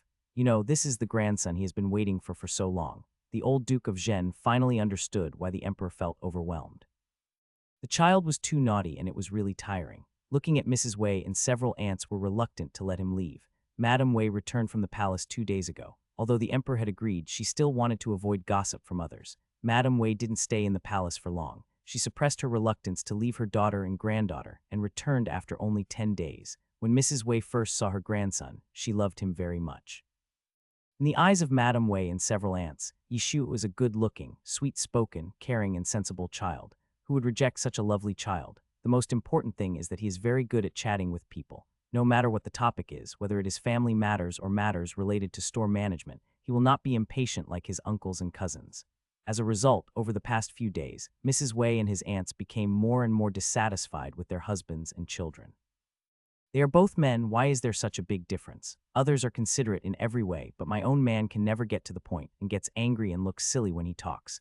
As for Yishu's uncles and cousins, they felt that their nephew little cousin had been here for so many days but had learned nothing. They thought that their father-grandfather was really something. There should be a limit to spoiling a child. As a result, such a good opportunity was wasted. But they really couldn't resist and were afraid of being beat, so they didn't dare to say a word from beginning to end. When their nephew-cousin was about to leave, they finally reacted and were quickly overwhelmed by guilt. If only they had been braver. Especially Wei Zhao and Wei Ping. They clearly knew that their little cousin was stupid, but instead of helping him, they just stood by and watched. Next time, I will never do this again. Little cousin, I stole this from my grandfather's room. Take it to the palace. While no one was paying attention, Wei Zhao secretly stuffed a book into Yishuo's arms. Yishuo took a quick glance and thought it should be something like a boxing manual. Afraid of being noticed by his grandfather, Wei Zhao lowered his voice. Remember to practice hard after you get to the palace. Although this boxing manual may not be of much use to my little cousin's brain, at least it can prevent him from falling down with just one push the next time he encounters a situation like that of Zhang. These cousins of Yishu may not be smart enough and often cause trouble for the family, but they are really simple and kind, and they will treat their family members well in their own way. This is probably the reason why Wei Wen can never let go of these younger brothers. Sure enough, Wei Zhao felt extremely satisfied in his heart all of a sudden. However, Wei Zhao didn't feel happy for long before he was pulled out by his eldest brother and thrown aside. Wei Zhao wanted to resist, but as soon as his eyes met his eldest brother's cold face, his whole body immediately became limp. Under the pressure of Wei Wen's eyes, Wei Zhao left in disappointment. You've almost done that. Perhaps they had reached a preliminary consensus that everyone was in an equal cooperative relationship, and since they were relatives, Wei Wen no longer called him Your Highness all the time. Looking at his little cousin who was playing tricks on his father, uncles, and cousins, Wei Wen couldn't help but grit his teeth. This group of people, he didn't know what to say. Didn't they know why his wife mother suddenly disliked him these days? But Wei Wen didn't come here to talk about these things. He had something serious to ask Yishuo. He had to ask clearly in advance, otherwise, when his little cousin entered the palace, he didn't know when he would be able to come out. Wei Wen made a long story short. The plan you mentioned to go to sea is probably not going to work. If you want to go out to sea and travel across the ocean, you must first build a large ship that can withstand the wind and waves. It's not that the Duke's mansion cannot build such a large ship, but the cost is too high and the noise is too loud, which will inevitably attract the attention of others. It would be bad if His Majesty knew about this. Wei Wen considered for a long time and decided to reject him. But in fact, Yishu knew it in his heart and didn't hold out much hope. Since the plan of going out to sea to dig potatoes was not feasible for the time being, he could only think of other ways. Then you should try to find such a place. The place that Yishu was referring to was naturally Champa in his previous life. Even if there are no potatoes with a short growth cycle and high-yield Champa rice that can be harvested twice a year will do. If there is Champa in this world, if there is no Champa, then we can only try our luck in places with similar climates, but it may take a long time. This is a matter of great importance. The people you send out must be reliable. Even if they succeed in finding it, they cannot just transport it back. After all, food will be their biggest trump card. The people sent out may not come back in a short period of time, and they will most likely have to stay there, so Yishu said the words must be reliable. It doesn't need to be a lot, about 7 or 8 people will be enough. They don't need to do much, as long as they can keep in touch at any time. Too many people will make things worse. If there are too many people, there will be more concerns. If there are too few people, nothing can be accomplished and no trouble will arise. Seeing his little cousin speaking with such certainty, as if he had seen it with his own eyes, Wei Wen couldn't help but feel curious about where he knew so much. However, Wei Wen was a smart man and naturally knew what to ask and what not to ask. How did my cousin know this? As long as it is useful, it's fine. Seeing this scene, Wei Wen couldn't help but want to make a joke. You leave all the things to me. Aren't you afraid that I might have problems? This is just the beginning, just some basic things. Since Yishu dares to take it out, there is no need to worry that he will take it for himself. Just the teaching materials written by Yishu are modern things after all. Even a genius cannot understand them just by reading them once. A lot of problems in the future will still need to be solved by Yishu. Otherwise, even if the things are given out, they will just be waste paper. Even one formula in it may represent the life of a great man. It would be extremely difficult to verify it yourself without the guidance of someone who knows it and without taking shortcuts. Although Yishu will not show up directly, he still serves as a teacher. It would be fine if it were applied to modern times, but if it were applied to ancient times, the phrase respecting teachers and honoring learning was not just empty talk. Even if Wei Wen really has that ability, Yishu is not worried. Whatever he gave out, he had the ability to take back. So Yishu just said, you can give it a try. Seeing that his little cousin really didn't seem to care, Wei Wen immediately understood that this might be just the tip of the iceberg. There is more hidden behind him that he doesn't know about. Wei Wen's expression couldn't help but change slightly. Just like that, Yishu got on the carriage amid Wei Wen's doubtful expression and returned to the palace. There was also a small episode outside the palace that Yishu didn't know about, and that was the granddaughter of the Grand Tutor, Liang Wenian. Liang Wenian had been thinking about contacting the 9th prince last year, but unfortunately, the imperial concubine suddenly became pregnant, so the 9th prince stayed in the palace for nearly a year before returning. After waiting for a long time for him to leave the palace, Liang Wenian finally received the news, but by then Yishu had already gone to the duke's mansion. I don't know when he will come out next time. She is already 17 years old this year, and her marriage can be postponed until she is 18 at most. As the days go by, Liang Wenian has gradually gotten rid of the idea of relying on others, from being restless at the beginning and hoping that the 9th prince can give her an accurate answer. Liang Wenian suddenly realized that no one could help her make decisions for her whole life, not even the 9th prince. You are the only one who can decide your own life. Soon, Liang Wenian made a decision in her heart, the other side. Seeing the prosperous scenes in Shangjing City getting farther and farther away, Yishu felt so reluctant to leave that it was beyond words. Alas, happy days are always so short. The first thing Yishu wanted to do when he returned to the palace was to go back to Kiwu Palace to find his mother. He missed her so much after not seeing her for half a month. Result. As soon as Yishu started to take a step, he was stopped by the eunuch 9th prince. The emperor sent a servant here to ask you to come over. Well, my cheap dad is here to check the results. It turns out that the king of volumes thinking is not good. No matter what you do, you must gain something. But Yishu was not weak either. After all, he was really studying seriously this time. This time, Yishu was not weak at all. When Yishu arrived, Emperor Jingwen had a rare moment of free time and had done nothing serious. He was playing chess and chatting with the crown prince and prime minister. You see, this is the only fun in being an emperor every day. As expected, the moment Emperor Jingwen saw Yishu, he asked, "How do you feel about staying at your grandfather's house for so long?" In reply to your majesty, I think it's great. Yishuo looked like he had discovered a new world. My grandmother and aunts are very kind to me. They bring me food and fun things every day. My grandfather also practices martial arts with me and teaches me moves. Also, my uncles and cousins will not bully me, especially my eldest cousin. He is also very kind to me. Whenever I encounter difficulties, he will help me from time to time. With his cousin around, Yishu didn't know how much less to worry about. Thinking of this, his cousin was really a very good person. This son suddenly realized that the generals were not as rude as he imagined. Although my grandfather's hands were a little strong, he was very patient with me. The more he spoke, the more excited he became, and the more he talked about the advantages of the Duke of Zhen's family. It seemed that Yishuo didn't notice the changes in Prime Minister He and the prince's expressions at all. Prime Minister He was almost stunned by the ninth prince's words. Hethaso, forget it. After hearing this, the prince couldn't help but start winking at his brother. The prince believed that his father sent Xiaoju to the Duke of Zhen's mansion in order to ease the relationship between Xiaoju and the Duke of Zhen's mansion. But now is it a bit too much? Yishu said whatever he wanted to say. It was his first time at his grandfather's house, and it was definitely better than he had imagined. Now that he's well, why can't I praise him? Father, I really like my grandfather. I think he's a really good man. Overhearing these words, Prime Minister He and the Crown Prince almost closed their eyes at the same time. This time, Emperor Jingwen couldn't help himself and slowly put down the chess piece in his hand. Although Emperor Jingwen could still remain calm at the beginning, he could no longer control himself when he heard the last sentence. He sent his son to the Duke of Zhen's mansion because he was afraid that the son would become ungrateful to his relatives and eventually disregard even blood ties. But it's only been a few days. It's become like this in just a few days. Isn't it true that children's personalities change too quickly, or did the old Duke Zhen give him some kind of magic potion? Emperor Jingwen suddenly became depressed, but he was the emperor after all, so he wouldn't be so impatient. The more unhappy he was in his heart, the less he showed it on his face. This is what is called moodiness. Looking at his son who was so excited and boastful, Emperor Jingwen narrowed his eyes subconsciously and said, "Then tell me, what have you learned in the Duke's mansion? What did the old Duke tell you?" At that moment, Emperor Jingwen felt that he should not have underestimated the old Duke, as he had been acting honestly in the past 2 years, and the people he had arranged for were becoming more and more influential. The Duke's family could not cause any trouble, so he withdrew the surveillance personnel. As expected, I cannot be careless for even a moment when it comes to the old Duke of Zhen. Yishuo didn't even think about it, no problem. It's just a performance.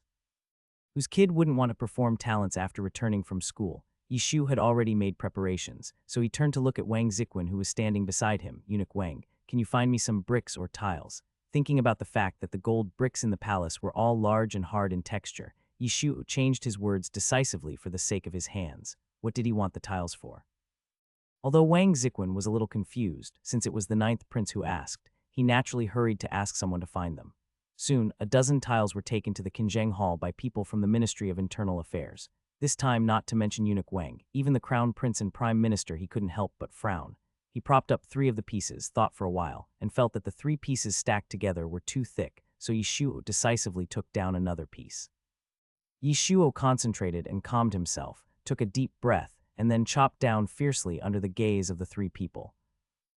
Emperor Jingwen and his men first heard a loud roar, followed by the sound of tiles breaking. After a moment, looking at the 2 tiles that broke in half, Yishu couldn't help but get excited. How is it? Emperor Jingwen, Prince Hexiang. The prince hesitated for a moment. Xiaoju.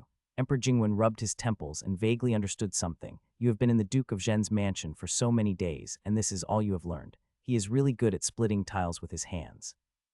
Isn't this amazing enough? Yishu was stunned. He didn't use any internal strength or any special skills. He just relied on the power of his palm to split the 2 tiles. He used the palm technique passed down from his grandfather. Isn't it enough to learn this much in 10 days? But in the eyes of Emperor Jingwen and others, this is no different from street acrobatics, and street acrobatics are even more entertaining. Apart from this, is there nothing else? Emperor Jingwen didn't believe that the old Duke of Zhen had only taught him this after so long. Or was it that the Zhen taught that little bastard to play dumb with him? Just as this thought came to Emperor Jingwen's mind, he heard Yishu speak in a slightly embarrassed tone. Yes, there is, but it's not suitable to be displayed. Emperor Jingwen was stunned for a moment, then his expression relaxed and the mist in his eyes gradually dissipated. It's okay, there are no outsiders here, just go ahead and demonstrate. Was it the old Duke Zhen's special skill, or something else? Something that could make his son so cautious must not be an ordinary thing. The little bastard never acted like this before. Emperor Jingwen gradually became interested. He suddenly remembered that he had not exercised for a long time. Today he was relatively free and happened to be tired of drinking tea and playing chess. It was a rare opportunity, so it would be okay to play with his son. So Emperor Jingwen asked, "How about I accompany you for a few moves? This will also help to improve the old duke's impression of his son." It is true that the old Duke Zhen is a skilled martial artist, but Emperor Jingwen himself is not weak either. Emperor Jingwen thought that the child was just a few years old and had only learned martial arts for a few days, so no matter how powerful he was, he didn't think too much about it. Yeshua was horrified when he heard this and waved his hands repeatedly, saying, "No, no, I won't fight with you." If he beats his adopted father to death again, wouldn't his mother's life be ruined for the rest of her life? There are so many concubines in the harem, he can't do such a sin. "Father, the moves this son has learned are really not suitable for you, so let's just forget it."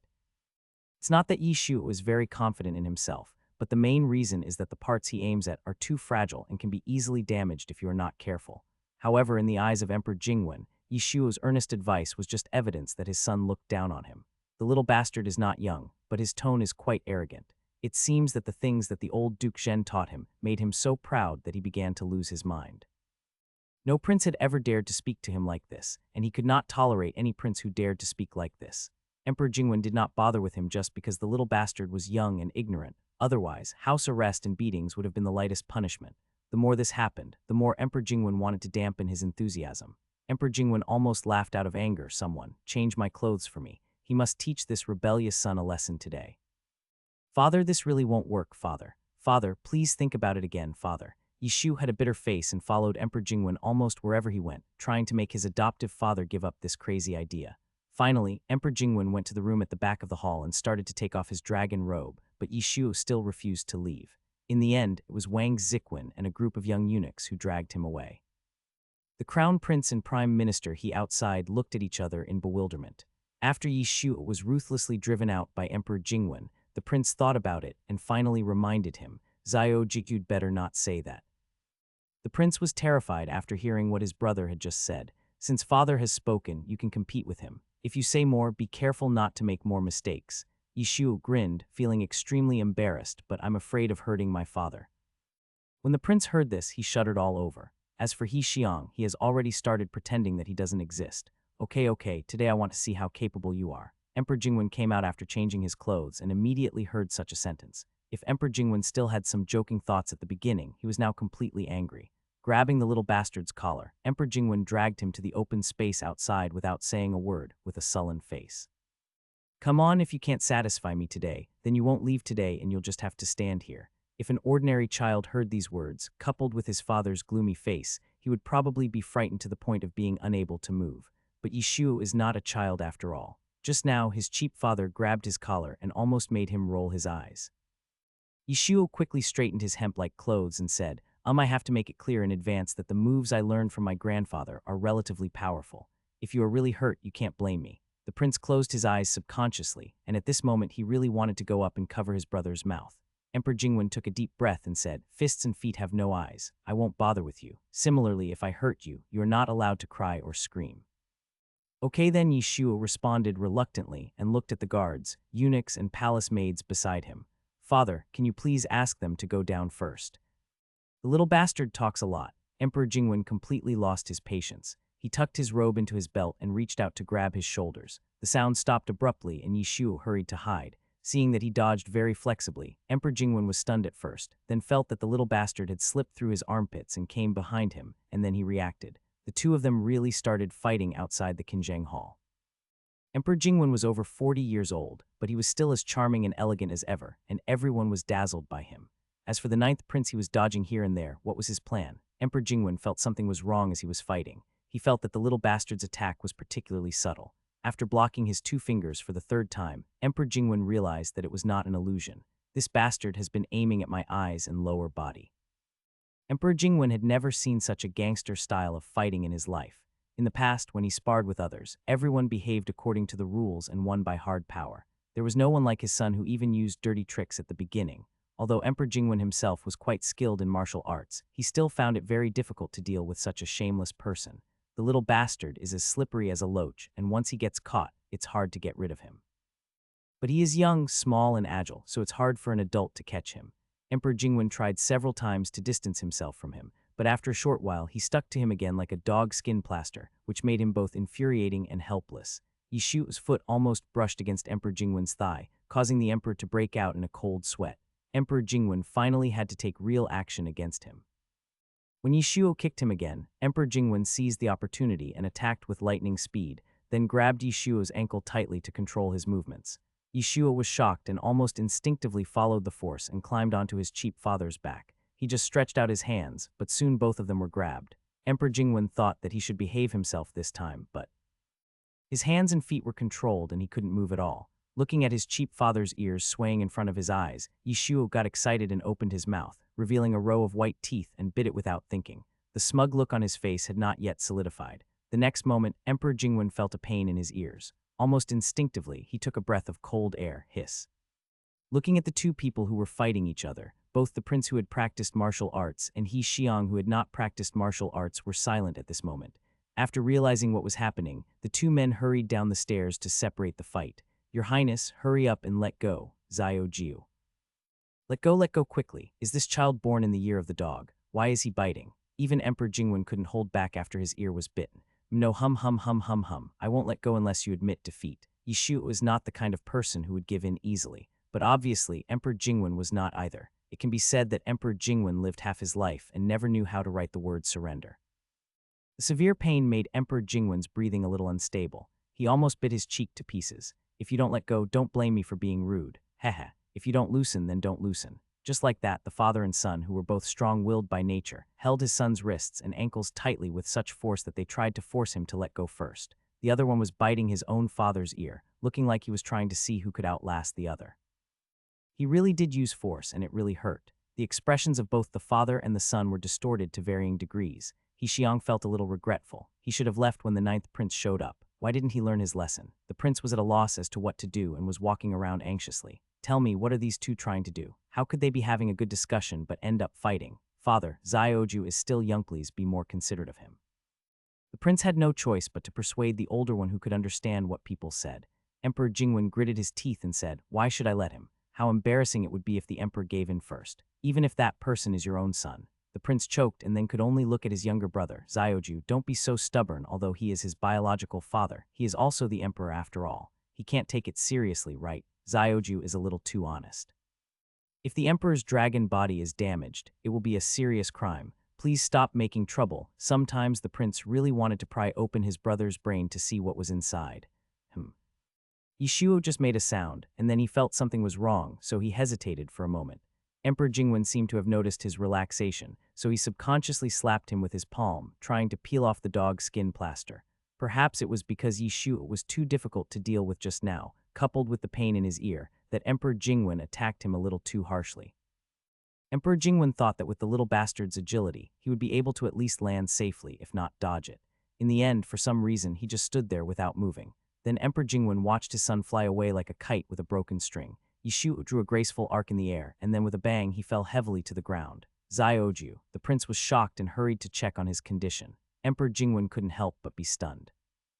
Although he was a little worried in his heart, he felt a little embarrassed because of what happened just now, so Emperor Jingwen abruptly retracted his foot that he had stretched out at some point, and his tone was a little stiff. "Prince, don't worry about him. How could he not know the temper of the little bastard? He must be pretending." Emperor Jingwen was very confident at first, until the little bastard forced himself to look up and then spat out a mouthful of blood in front of him. Emperor Jingwen froze in place all of a sudden. The prince was so frightened that he hurried to help his brother. "Xiaoju, how are you?" "Xiaoju, don't scare me." Seeing that the others were still in a daze, unable to react to what had happened, the prince almost shouted at the top of his voice, "Why are you still standing there? Someone come, call the imperial physician." Xiaoju. Third brother, stop shouting third brother. It's too close and the sound is too loud to hurt my ears. Yishuo was already a little choked and felt even more uncomfortable when the prince shouted at him. As a result, as soon as he opened his mouth to explain, he was caught off guard and burst into a series of coughs. Cough. Along with the coughing, there were mouthfuls of blood. The ninth prince was spitting out blood, and soon all the bricks and stones around him were dyed red. It was a heart-wrenching scene. Everyone, including He Xiang, was dumbfounded. How come someone suddenly gets killed while they are arguing with each other? His Majesty killed his own son with his own hands. Such a thought suddenly flashed through his mind, and he felt a chill down his spine. He secretly groaned in my heart, wondering why he had to choose today to come here. Emperor Jingwen subconsciously looked at his hands and his brain went blank for a moment. The next moment, Emperor Jingwen's fingers suddenly tightened. The prince wanted to say something else, but he saw a familiar figure passing by him and picking up his brother who was lying on the ground and unable to get up. Sending someone to invite him and then waiting for the imperial physician to come would take too long, so Emperor Jingwen planned to take him directly to the imperial hospital. Yishu turned upside down like this, and under the influence of gravity, the blood that was originally going to be spit onto the ground flowed out from the corners of his mouth, and soon his face was covered with blood. Yishuo subconsciously grabbed his stepfather's sleeve. "Father, I don't talk." Yishuo then noticed that his stepfather's cheeks had been tensed up at some point, and even the blue veins on his forehead were popping out. "I won't let anything happen to you, let alone let you die. He was just a kid, why was I competing with him? It would have been fine if I had just competed with him, but I had hit him so hard." Emperor Jingwen's expression was unusually annoyed, but he finally said that sentence. "This is my fault. For a man like Emperor Jingwen to say such a thing, it is obvious that he really regretted it." For a moment, Yishuo didn't know whether he should tell him the truth or wait until his adoptive father lost all his face before letting the imperial physician tell him, No, I'm going out soon. It will be too late if you don't say it now. By then, everyone in the palace will know about it, and with my stepfather's self-esteem, he will be furious and ashamed." So Yishuo quickly seized the last moment and quickly finished what he had just said. "Don't worry, father, I'm fine." Emperor Jingwen stopped and lowered his head subconsciously. Then he saw his son spit out 2 teeth with 2 puff sounds. Noticing his cheap father's gaze, Yishuo said with a bloody face, a little embarrassed, I accidentally broke my teeth when I bit your ear just now." Yishuo hadn't been a child for a long time, and he had even forgotten that 8 or 9 years old is the time when children start to change their teeth.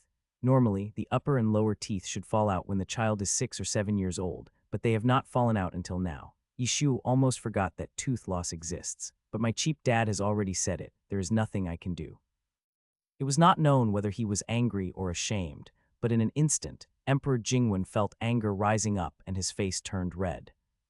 Half an hour later, in the Qinzheng Palace, Emperor Jingwen sat down with a gloomy face and said coldly to his son beside him, "Open your mouth." Yishuo knew that he was on the verge of exploding, but he didn't dare to provoke him again, so he opened his mouth obediently.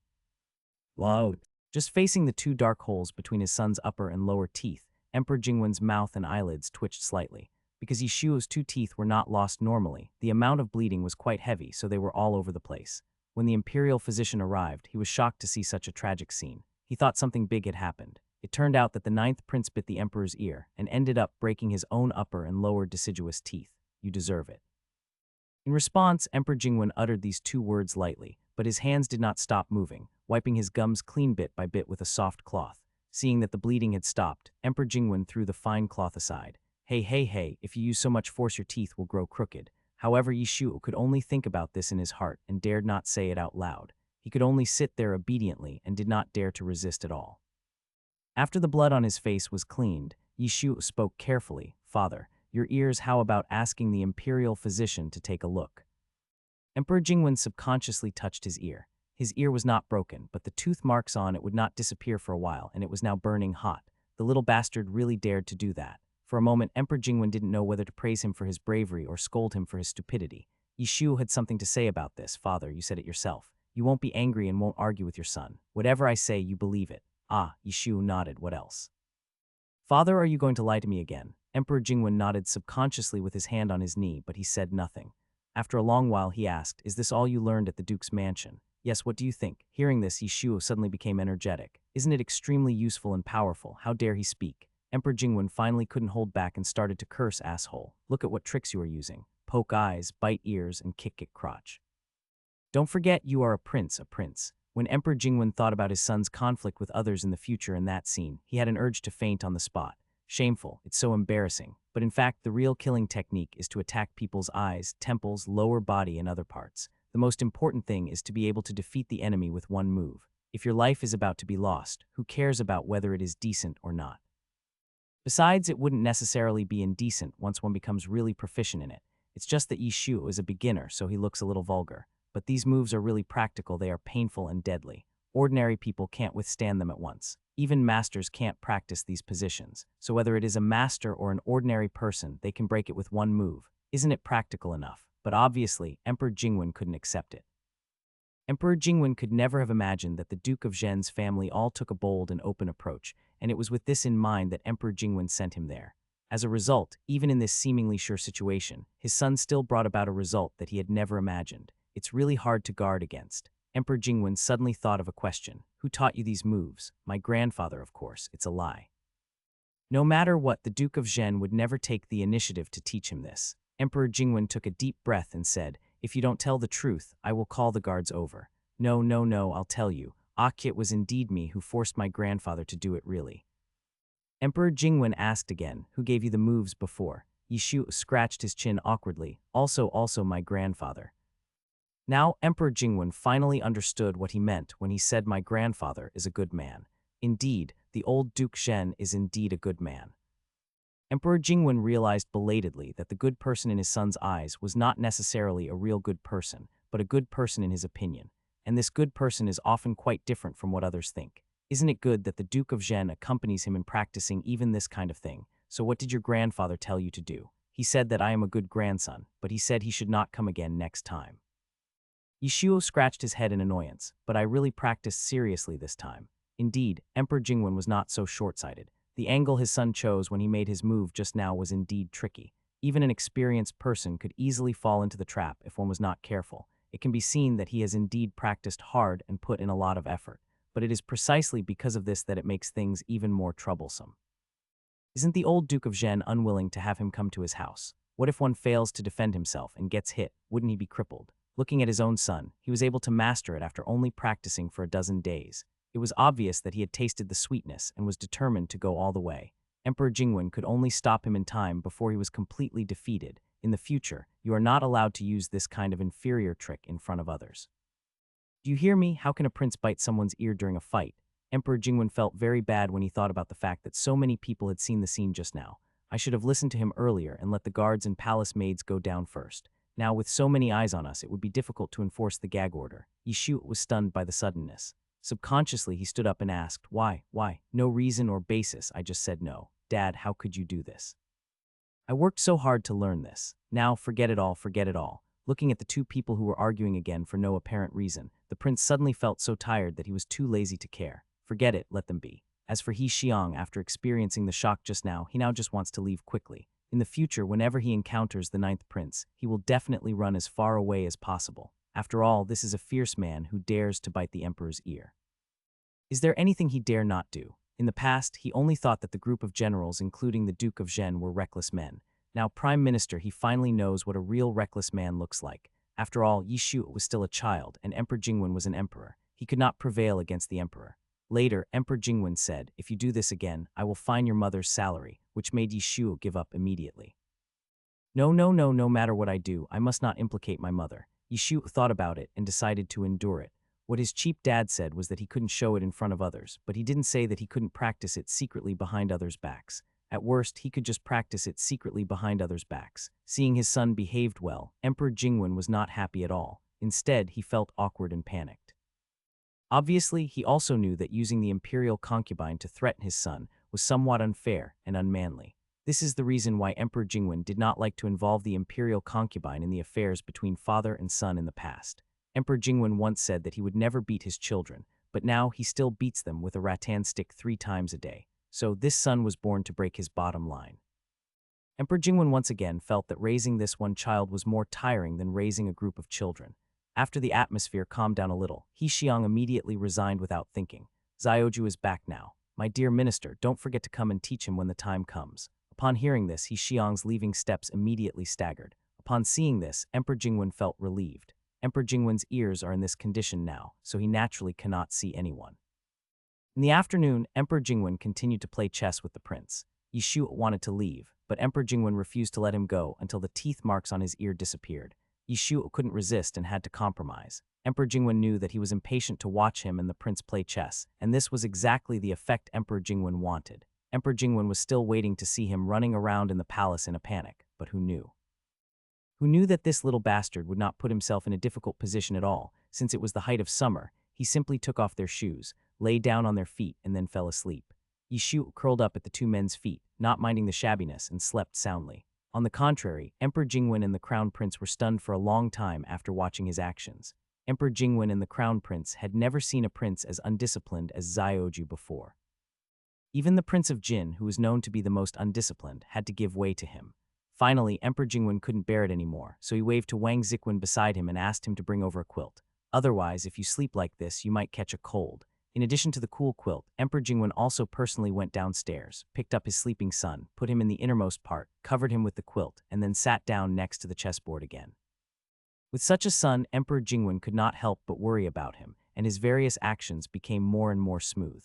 The prince has become numb by now. He imagined if it were him, if his son was like this, would he be able to be so cruel as to not care about it? The answer is yes and no. It's really not good to ignore him. Therefore, the prince could only pretend that he didn't see it. Yishua woke up from a nap and found that the two of them were still playing chess. The chessboard was almost full of chess pieces, but the winner had not yet been decided, so he yawned and tiptoed down from the side. Then Yishu began to move his body. He did the high leg stretch as usual, and when the exercises were almost finished, Yishu simply started to do the horse stance. Anyway, my cheap dad's palace is big, so it's no problem to do somersaults and run in it, let alone such a little trick. The activities were almost over, and there were still snacks specially provided by the Imperial Kitchen and top-quality tea tribute from all over the country. This life was so comfortable that Yishu didn't want to leave. He felt very comfortable here, as if this was not the Qinzheng Hall but his own Qiwu Palace, which made Wang Ziquan, who was always trembling with fear on the side, twitch his eyelids. This may be the difference. In the end, it was Emperor Jingwen who took the initiative to stand up. He could never concentrate when the kid was around. Not to mention Emperor Jingwen, the same was true for the Crown Prince. The Crown Prince just couldn't understand why it tasted particularly delicious when he saw his brother eating it, even though it was obviously the same thing, and he looked so decadent and dissolute. Don't you want to see your mother? Come on, let's go to Qiwu Palace together. When Yishu heard this, he immediately stood up and wiped off the snack crumbs on his hands. Seeing this, Wang Ziquan hurriedly handed over a clean handkerchief. Who would have thought that the ninth prince didn't even use the handkerchief to wipe his hands, but instead carefully wrapped something up? Emperor Jingwen took a look and felt his scalp tingling. Why do you still have those two teeth? It turned out that what Yishu had wrapped was nothing else but his upper and lower front teeth. Of course I have to keep it. Yishu thought about it. I have to throw one onto the roof and the other into the water. Otherwise, what if the new tooth doesn't grow out? What kind of statement is this? Emperor Jingwen and the Crown Prince had never heard of it before. It seems that this world does not have this custom. Although this thing has no scientific basis at all, Yishu still wants to seek psychological comfort. After all, this is ancient times and there are no special dental beauty projects. If the teeth fail to grow out or grow crooked, he will have nowhere to repair them. Therefore, he not only had to throw it, but also had to pray devoutly before throwing it. Emperor Jingwen didn't care about anything else, he just had one sentence. You are not allowed to throw it on the roofs of my Chengming Hall, Qinzheng Hall, Xunzheng Hall, and Tei Hall. Emperor Jingwen might not specifically explain other people's affairs, but he was really worried about his own son. Guarding against him is like guarding against a thief. Yishu curled his lips and said reluctantly, okay, then I'll throw it on my own roof. Emperor Jingwen was relieved. The prince tactfully took his leave, and Emperor Jingwen then took him towards Qiwu Palace. When passing by the Lotus Heart Pond, Yishu picked out his upper teeth and threw them in time. Emperor Jingwen was silent for a long time and finally pretended not to see it. It was almost evening when the two, one big and one small, returned to Qiwu Palace. At that time, concubine wronged people spread a few mats at the door and put the little princess on them to play. Mother. The moment Yishu saw his mother, he rushed out. Hearing the familiar voice, the imperial concubine was startled at first, and then subconsciously opened her arms. As expected, not long after, there was a burning hot stove in my arms. Emperor Jingwen, who was watching the scene from behind, couldn't help feeling a little jealous. The little bastard had never been so close to me before. I miss you so much, mother. He missed him so much after not seeing him for more than 10 days. Yishu raised his head, tears in his eyes. The imperial concubine also missed him. She found that he was not tanned at all, and then she breathed a sigh of relief. Sure seems to have lost some weight. I guess practicing martial arts must be very hard for him. Emperor Jingwen, he's suffering as hell. Of course, Yishu nodded hurriedly. The imperial concubine couldn't help feeling distressed. Father is really something. He knows you are still young, but he doesn't restrain himself. The imperial concubine knew how her father trained his brothers when they were young, and subconsciously thought that her father would do the same to his grandson. By the way, is your grandfather treating you well? Yishu said without hesitation. Grandfather is very good to this son. Yes, the old Duke of Zhen was good to him, but he was not good to the old Duke of Zhen. Emperor Jingwen, who was standing next to him, couldn't bear to watch it any longer, and promptly interrupted the imperial concubine's thoughts, which had obviously been led astray. Emperor Jingwen couldn't bear to see the old Duke Zhen being wronged, so he planned to reveal the true face of his son. Speaking of which, my cheap dad is so stingy that he even complained to his mom. Yishuo took a deep breath, and seeing that he really couldn't get a word in, he squatted down and looked at the pointy little princess on the mat. After not seeing her for a few days, the little princess's complexion looks much healthier. It must be that she's been out playing a lot in this hot summer. Seeing the wet nurse next to him seeming to want to say something but hesitant, Yishuo couldn't help but stretch out his arms and lift her up. Maybe because she still remembered him, the little princess didn't feel scared, but instead felt a sense of closeness. Suddenly thinking of something, Yishuo had a bad idea in mind, and when his sister came closer to look, he suddenly grinned. Just like that, the two black gaps between the upper and lower front teeth suddenly came into view. Caught off guard, the little princess burst into tears. Oh no, she is scared and crying. Yishuo's heart skipped a beat. Emperor Jingwen had barely finished speaking when, in the blink of an eye, his son and daughter were thrown into chaos. I even forgot how the little bastard treated his sister before. The little bastard didn't even spare his own sister. In addition, the imperial concubine has always valued the son. For example, now, the imperial concubine's first reaction is, "Oh my god, Shuor, your teeth." It's not that the imperial concubine ignored the princess. It's mainly because the two gaps above and below Yishu are too eye-catching. Well, there is an inexplicable sense of joy. You see, you can no longer count on the imperial concubine. In the eyes of Emperor Jingwen, the Qiwu Palace is now like a mountain, and his son is the biggest bandit inside. The rest of the palace servants have to submit to the bandit's order, and the little princess is the poor little thing who is abducted by the bandit and has no power to resist and can only allow him to bully her. It's really pitiful. Therefore, Emperor Jingwen picked up the little princess without much hesitation. Feeling his hands were empty, Yishuo was about to speak when he met his stepfather's condemning gaze. "What did you do to scare her?" Yishuo complained, "Dad, I said I didn't mean it. Do you believe me?" Emperor Jingwen was too lazy to pay attention to him. As for the imperial concubine, she had only heard that the emperor held the little princess in his arms before, but she didn't know how he did it. Now she finally saw it with her own eyes. It doesn't seem like a bad thing. The imperial concubine originally wanted to take care of it, but after seeing this scene, she completely gave up. Although the imperial concubine was a little slow to change her mind on other things, she knew that it would only do good and no harm for the emperor to be closer to the little princess. Jianjian is a child with a good personality. She stopped crying after being held and coaxed for a while. Only then did Emperor Jingwen remember to hand the child over to the nanny next to him. As a brother, can't you be more considerate of your sister? During dinner, when everything had calmed down, Emperor Jingwen couldn't help but give some earnest advice. The sixth prince standing by was not surprised at all and wondered what Zioju had done to the little princess again. The sixth prince didn't understand. It was fine if Zioju provoked others, but why didn't he even let the little princess go? At this moment, the sixth prince's thoughts strangely overlapped with Emperor Jingwen's. In Yishu's opinion, parents like his stepfather are the most annoying type in modern times. Look at his mother, she would never say such things. Why must the older one give way to the younger one? Yishu didn't understand. They were both children, but just because the one in front was born earlier, he was destined to give way all the time. Isn't this too unfair? If that's the case, who would want to be the older one? Wouldn't it be better for everyone to be the younger one? Emperor Jingwen thought without hesitation, "You are Jianjian's brother, so it was all natural." Yishu pondered for a long time. After a while he said, "In that case, I will call you Sister Jian from now on. It's just a name and it won't hurt to lose weight." The moment he finished speaking, the sixth prince almost choked to death on the soup in his mouth. Concubine Rong looked at her 5-month-old daughter and then at her 8-year-old son with a look of shock. Emperor Jingwen was so angry that he couldn't even speak clearly. As if that wasn't enough, Yishu started shouting at the innocent little baby girl next to him, causing Emperor Jingwen's blood to boil. Sister Jianjian, from today on, you call me brother and I call you sister, how about that?" Jianjian, who was in the arms of her nanny, had no idea what her brother was talking about. She thought he was playing with her. She blinked her eyes and looked confused. She was so cute, Emperor Jingwen couldn't help himself and slammed the bowl on the table. "Ridiculous. You are absolutely ridiculous. How could there be such a ridiculous child in this world?" Wang Ziquan, who was standing by, silently put his hands behind his back, ready to pass the cane over at any time. "Father, I have finished my meal. I will take my leave now." It's not that the sixth prince is disloyal, but his voice is too low to get a word in. "It's not like I haven't tried it before, it just never worked." Seeing that a war was about to break out, the sixth prince decisively slipped away. Yishu seemed not to notice it and continued to talk to himself. "That's right, if it was you, would you be happy?" Emperor Jingwen opened his mouth and wanted to say that he was happy to do so, but somehow he suddenly remembered something that happened many, many years ago. At that time, the late emperor was still alive. Although Emperor Jingwen was not the eldest son, he was ranked very high. In addition, he was also the crown prince, so he was often forced by the late emperor to give up things that should have belonged to him.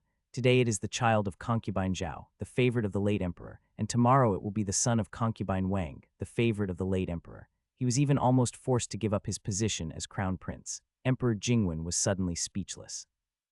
Yishuo knew that children in ancient times would definitely not be able to escape this test, but it was a little strange. His stepfather had already experienced it, so why did he still follow this so-called unspoken rule? Giving actively and giving passively were two completely different things. Emperor Jingwen didn't say anything else after that, but just warned him to eat quickly. Silence means consent, so Yishuo didn't argue and just ate his meal obediently. Wang Ziquan finally put down his hand that was touching the cane. After dinner in the evening, Yishuo thought about his hard work over the past 10 days. His hands were almost broken from writing with charcoal pencils. The more he thought about it, the more unbalanced he felt. Yishuo couldn't help but ravage the little princess. The little thing has no idea how much risk he has taken and how much effort he has endured for her future. I'm so worried about her.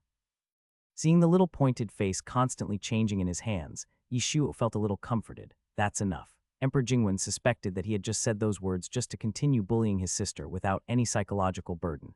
Yishuo's actions were so touching that Emperor Jingwen couldn't help but speak. The scope of my cheap dad's responsibilities is getting wider and wider now. Withdrawing his hand angrily, Yishuo returned to the side hall with a sigh.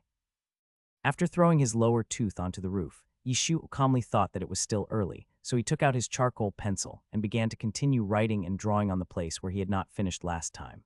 As for Zhao Luzi, although he felt that the ninth prince's recent behavior was very mysterious, he had a vague feeling that this did not seem to be a trivial matter, and Yishuo hardly avoided him. But because Zhao Luzi couldn't understand what Yishuo wrote at all, he could only guess and couldn't think that much. Anyway, ever since the day he was assigned to the ninth prince by the imperial concubine, he, a servant, had no choice but to go down this path to the end. Fortunately, although the ninth prince is not very reliable, he is very kind to his servants. They don't have to be beaten or scolded, nor do they have to worry about being pushed out to take the blame at any time. The most important thing is that they have warm quilts to sleep in during winter. To find such a master, Zhao Luzi feels that he must have burned incense in his previous life, so he is naturally loyal. Around the hour of high, which was around 9 or 10 o'clock, Yishuo stopped writing in time, closed the half-written book, and went to bed.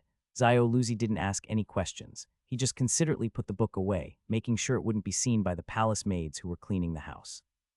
Then he fell asleep on the footstool under Yishuo. The other side, compared to Yishuo's leisure, Wei Wen is much busier. Although the most critical problem has been solved, the rest is all physical work. Wei Wen had to be on guard against Emperor Jingwen and find a way to contact General Su. Most importantly, having students was not enough. There had to be a teacher, right? Where could he find a teacher? As the saying goes, a good teacher produces good students.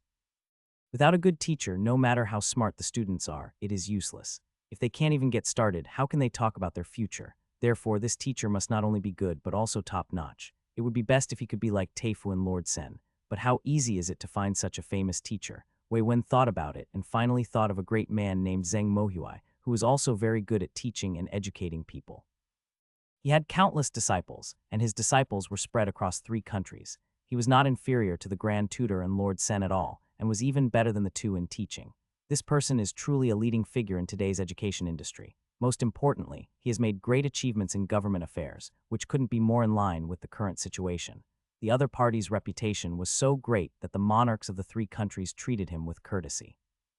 Even though he had never been loyal to anyone, including Emperor Jingwen, no one made things difficult for him. What's more, Mr. Zheng Mohuai had served as an official in 3 countries, and Emperor Jingwen had personally invited him when he first ascended the throne. Wei Wen was already old enough to remember things by that time, so he naturally remembered this incident. Although Mr. Zheng came, he did not stay for long, only about half a year. He was really not used to the environment in the officialdom, so he left again. He is a freedom-loving person by nature, and he is extremely fanatical about the things he likes, especially mathematics. The reason why Zheng Mohuai is so popular among the 3 monarchs is because of his strong personal abilities, and some of the little gadgets he makes can sometimes be of great use. The 3 monarchs were all very open-minded. Although Mr. Zheng himself never defected to anyone, the same could not be said for his disciples. When the disciples grow up and reach the age of becoming masters, they can't always stay by the teacher's side, right? At that time, everyone will fight for the position based on their own ability. Therefore, Mr. Zheng is also a big supplier of talents to the courts of the 3 countries. Isn't he respected? If he can be invited, the current problems can be solved almost instantly. There is indeed such a person in this world, but the problem is how to invite him. The emperor went to invite him personally, and Mr. Zhang only stayed in Shangjing City for less than half a year. Wei Wen thought he did not have the ability to keep him, but he was very envious. So when his grandmother sent someone to deliver something to the palace, he specifically asked his little cousin to see if he had any solution. When Yishuo learned the news, he thought in his heart that this was a simple matter. The other party seems to be studying engineering. Isn't this a good match for their majors? Not to mention that he is a good seedling. Maybe this big shot can find a way to poach him. So after listening to it, Yishuo didn't say much. He just asked someone to tell his cousin to find the person and show the thing to him. Since the other party had real ability, he might understand it immediately, and it would save a lot of trouble. Wei Wen didn't quite believe it at first, but seeing that his little cousin was so confident, he had no choice but to listen to him and give it a try. But it was not easy for Wei Wen to leave Shangjing City after all. He was afraid of alarming Emperor Jingwen, so he did not dare to make any big moves. Therefore, after Wei Wen managed to find out Mr. Zheng's current residence, he asked someone to deliver the things over. Wei Wen prayed in his heart that Mr. Zheng would not think he was being presumptuous. He really didn't have much hope at the time, but what Wei Wen never expected was that he received a reply in less than half a month. What's more, Zheng Mohuai, who is over 60 years old, plans to come to the capital in person to meet Wei Wen in person. Wei Wen was stunned for a moment. He realized belatedly that perhaps his cousin's books were even more powerful than he had imagined. A month ago in a small border town, an unkempt, sloppy-looking old man was fiddling with the objects at hand as usual. Various kinds of wood were scattered on the ground at his feet, making the place look very messy. But the strange thing is that there were so many people around the old man, but no one tried to help him tidy up. Some even tiptoed past him, as if they were afraid of disturbing anything. Perhaps it was because the old man looked too ordinary. He had lived in this small town for almost a year. The people in the town and even the county magistrate did not know that the old man was the famous Mr. Zheng Mohuai. They just thought he was an ordinary carpenter. Seeing that he had good skills, they often brought some broken farm tools here to be repaired. The group of apprentices led by the old man had good skills. It was basically not the old man's turn to repair the farm tools, but they were all repaired by his apprentices. Perhaps because they are good at different things and have different inclinations, Zheng Mohuai's students are not like the students of the Grand Tutor and Lord Sen, who wear long Confucian robes. Instead, they are dressed in shorts. In addition, they follow their teacher around all year round, so their skin is tanned and a little rough and dark. At first glance, they look more like ordinary apprentices. The old man kept moving his hands, and soon those wooden lumps of various shapes fit together and gradually became a whole, forming the shape of a bird. After the pieces were put together, the old man didn't know where he touched, and the bird's wings flapped a few times, and it flew up as if it came alive. Seeing this, the students in the yard subconsciously put down the work at hand and looked over here. It's done. I don't know who shouted this excitedly, but before he finished speaking or the voice fell, the wooden bird seemed to have run out of power and could no longer continue. First, a small piece of wood at the tail fell apart, and then the feet, belly, feathers. After about 3 or 4 breaths, the wooden bird fell apart in the air. Wood fell and flew everywhere. Everyone's expressions froze at the same time, and the whole yard suddenly became silent. It's still a long way to go. How can it be accomplished? The old man couldn't help but look at the student who had been shouting just now and said unhappily. The man didn't dare to say a word, and his expression became embarrassed. When the old man's eldest disciple came back, he saw the mess on the ground and immediately understood what had just happened. Seeing the teacher looking over, the eldest disciple's heart trembled, and he subconsciously said, "Teacher, someone asked someone to give this to me and said it was for you." After all, the old man's reputation is there, and there are a constant stream of people sending gifts to him every month or even every day. Among them are the old man's former students as well as other people, but all of them are of extraordinary status and well-informed. Otherwise, ordinary people would never be able to find this place. The old man was so annoyed that he thought it was another noble family or even the royal family. He was going to ignore it, but he found out that the other party was sending him some books. If it was something else, it would be fine, but it is really hard for the old man to refuse something like a book. He just experienced a failure and needed to calm down, so he said, "Bring it to me." The eldest disciple handed the book over subconsciously. It didn't matter that the old man just took a quick look at it. He was soon attracted by the contents of the book. These things. The other side, after receiving the reply, Wei Wen stopped it without thinking. If Mr. Zheng really came, His Majesty would definitely discover the secret activities that he and his little cousin were doing. There was no way out. Wei Wen could only suppress his anxiety and reject him. I thought Mr. Zheng would be angry this time, but who would have thought that he, who is known for his bad temper, would still be in a good mood? Wei Wen gritted his teeth and took the opportunity to propose that Mr. Zheng go to the southwestern border to teach. This time, it took a full month for the other party to reply. Seeing that the other party still had no objection, Wei Wen held the letter in his hand, feeling as if he were in a dream. What Wei Wen didn't know was that Zheng Mohuai's disciples had already been in an uproar a month ago. They had never seen such rude people, and they were filled with indignation.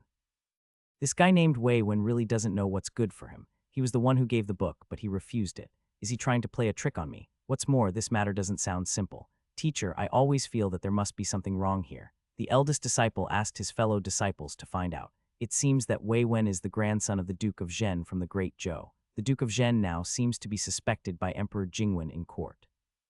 With such a sensitive identity, there must be a lot of connections behind it. If they are not careful, even they will fall into this vortex. So the eldest disciple's first reaction was to refuse. The eldest disciple had followed his teacher to the courts of various countries for a period of time, so he naturally knew how much trouble there was. The eldest disciple originally thought that with his teacher's love of freedom, he would definitely not get involved in such muddy water. However, after reading the reply, his teacher went to pack his luggage without saying a word. In just one night, Zheng Mohuai packed up all his important books, tools, etc., and looked like he was ready to set off at any time. Teacher, you. Faced with his students' doubts, Zheng Mohuai shook his head and said nothing. Although he is only obsessed with making various inventions, he is not completely ignorant of what is happening in the court. Can't he see that there is a trap here? It's just that the things written in those books are too shocking. Zheng Mohuai has a hunch that if he can understand them all, it will definitely be a very extraordinary thing. Moreover, the contents of the book seem to be more than just these. Zheng Mohuai was extremely anxious and couldn't wait to know the contents below. For someone like him who was devoted to research, nothing else mattered, and the most important thing was to keep exploring. What country, what party, what court, he doesn't care about any of it. Sometimes, for something, some people will jump in without hesitation even if they know there is a trap ahead. Zheng Mohuai saw it clearly and danced happily, but Zheng Mohuai couldn't help but turn his head and look at his disciples. If you don't want to, I won't force you. Although Zheng Mohuai is their teacher, he does not intend to force them in this capacity. If Zheng Mohuai's disciples cared about these things, they would not have stayed with him forever. They would have gone to the 3 countries to serve as officials or make a living, just like their other fellow disciples. Finally, the group bid farewell to the small border town where they had lived for a year and a half. Their original plan was to live here for 3 to 5 years, but now they had to leave before half the time was even over. Of course, it was not like Zheng Mohuai did not have no requirements. His requirement was that if he encountered any problems that he did not understand, he hoped that Wei Wen could give him an answer. Wei Wen had no idea what this was, so he could only convey it truthfully to his little cousin. The other party's attitude is so positive, it's obvious at first glance that he is a fanatic. If he really starts asking questions, it will be endless, and even he may not be able to withstand it. So Yishu thought about it and said, you can ask questions, but you can only ask once a month, and only 3 questions each time. If you ask more than that, I will not answer any more questions. Even so, it takes a lot of effort to explain just one of them clearly, and Yishu will have to put in a lot of effort to answer all 3 questions. After hearing the messenger repeat his cousin's words, Wei Wen couldn't help but feel that his cousin was too cautious. As a result, Mr. Zheng was not angry at all, but very happy instead. Even if others don't know, how could he not know how precious the opportunity to have questions answered one-on-one is? Mr. Zheng has been to all 3 countries, so he knows very well that there is only one person in the world who can produce these books. One is willing to fight, the other is willing to be beaten, and both are eager to be beaten. Wei Wen is almost unable to understand the current situation. Soon, Mr. Zheng followed the agreement and settled down at the border of Dezhou with his students. Not long after, Emperor Jingwen also received the news that Zheng Mohuai had brought a large number of disciples to the Great Zhou from a neighboring country. Zheng Mohuai had done this many times before, here today, there tomorrow, so Emperor Jingwen did not suspect anything else, and was even a little happy that this man finally came to the Great Zhou. As the saying goes, those who are close to the water get the moon first. There are many smart people in the court, and many people who know how to manage, but there is a lack of people who can personally take charge and direct how things should be done. After all, if a person himself does not understand this thing, no matter how good he is at managing others, he will not be able to accurately arrange every useful person in his place. There are some rules to follow when deciding which one to do first or which one to do later.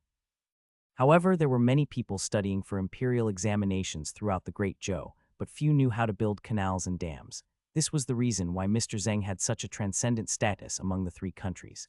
This old man knows how to do it, and the students he brings up also know how to do it, so they are very popular in the eyes of the monarch, right? Emperor Jingwen is just waiting to get the ready-made benefits. Sitting in the special seat prepared for him in the Kinjang Hall, Yishu was so happy when he heard this.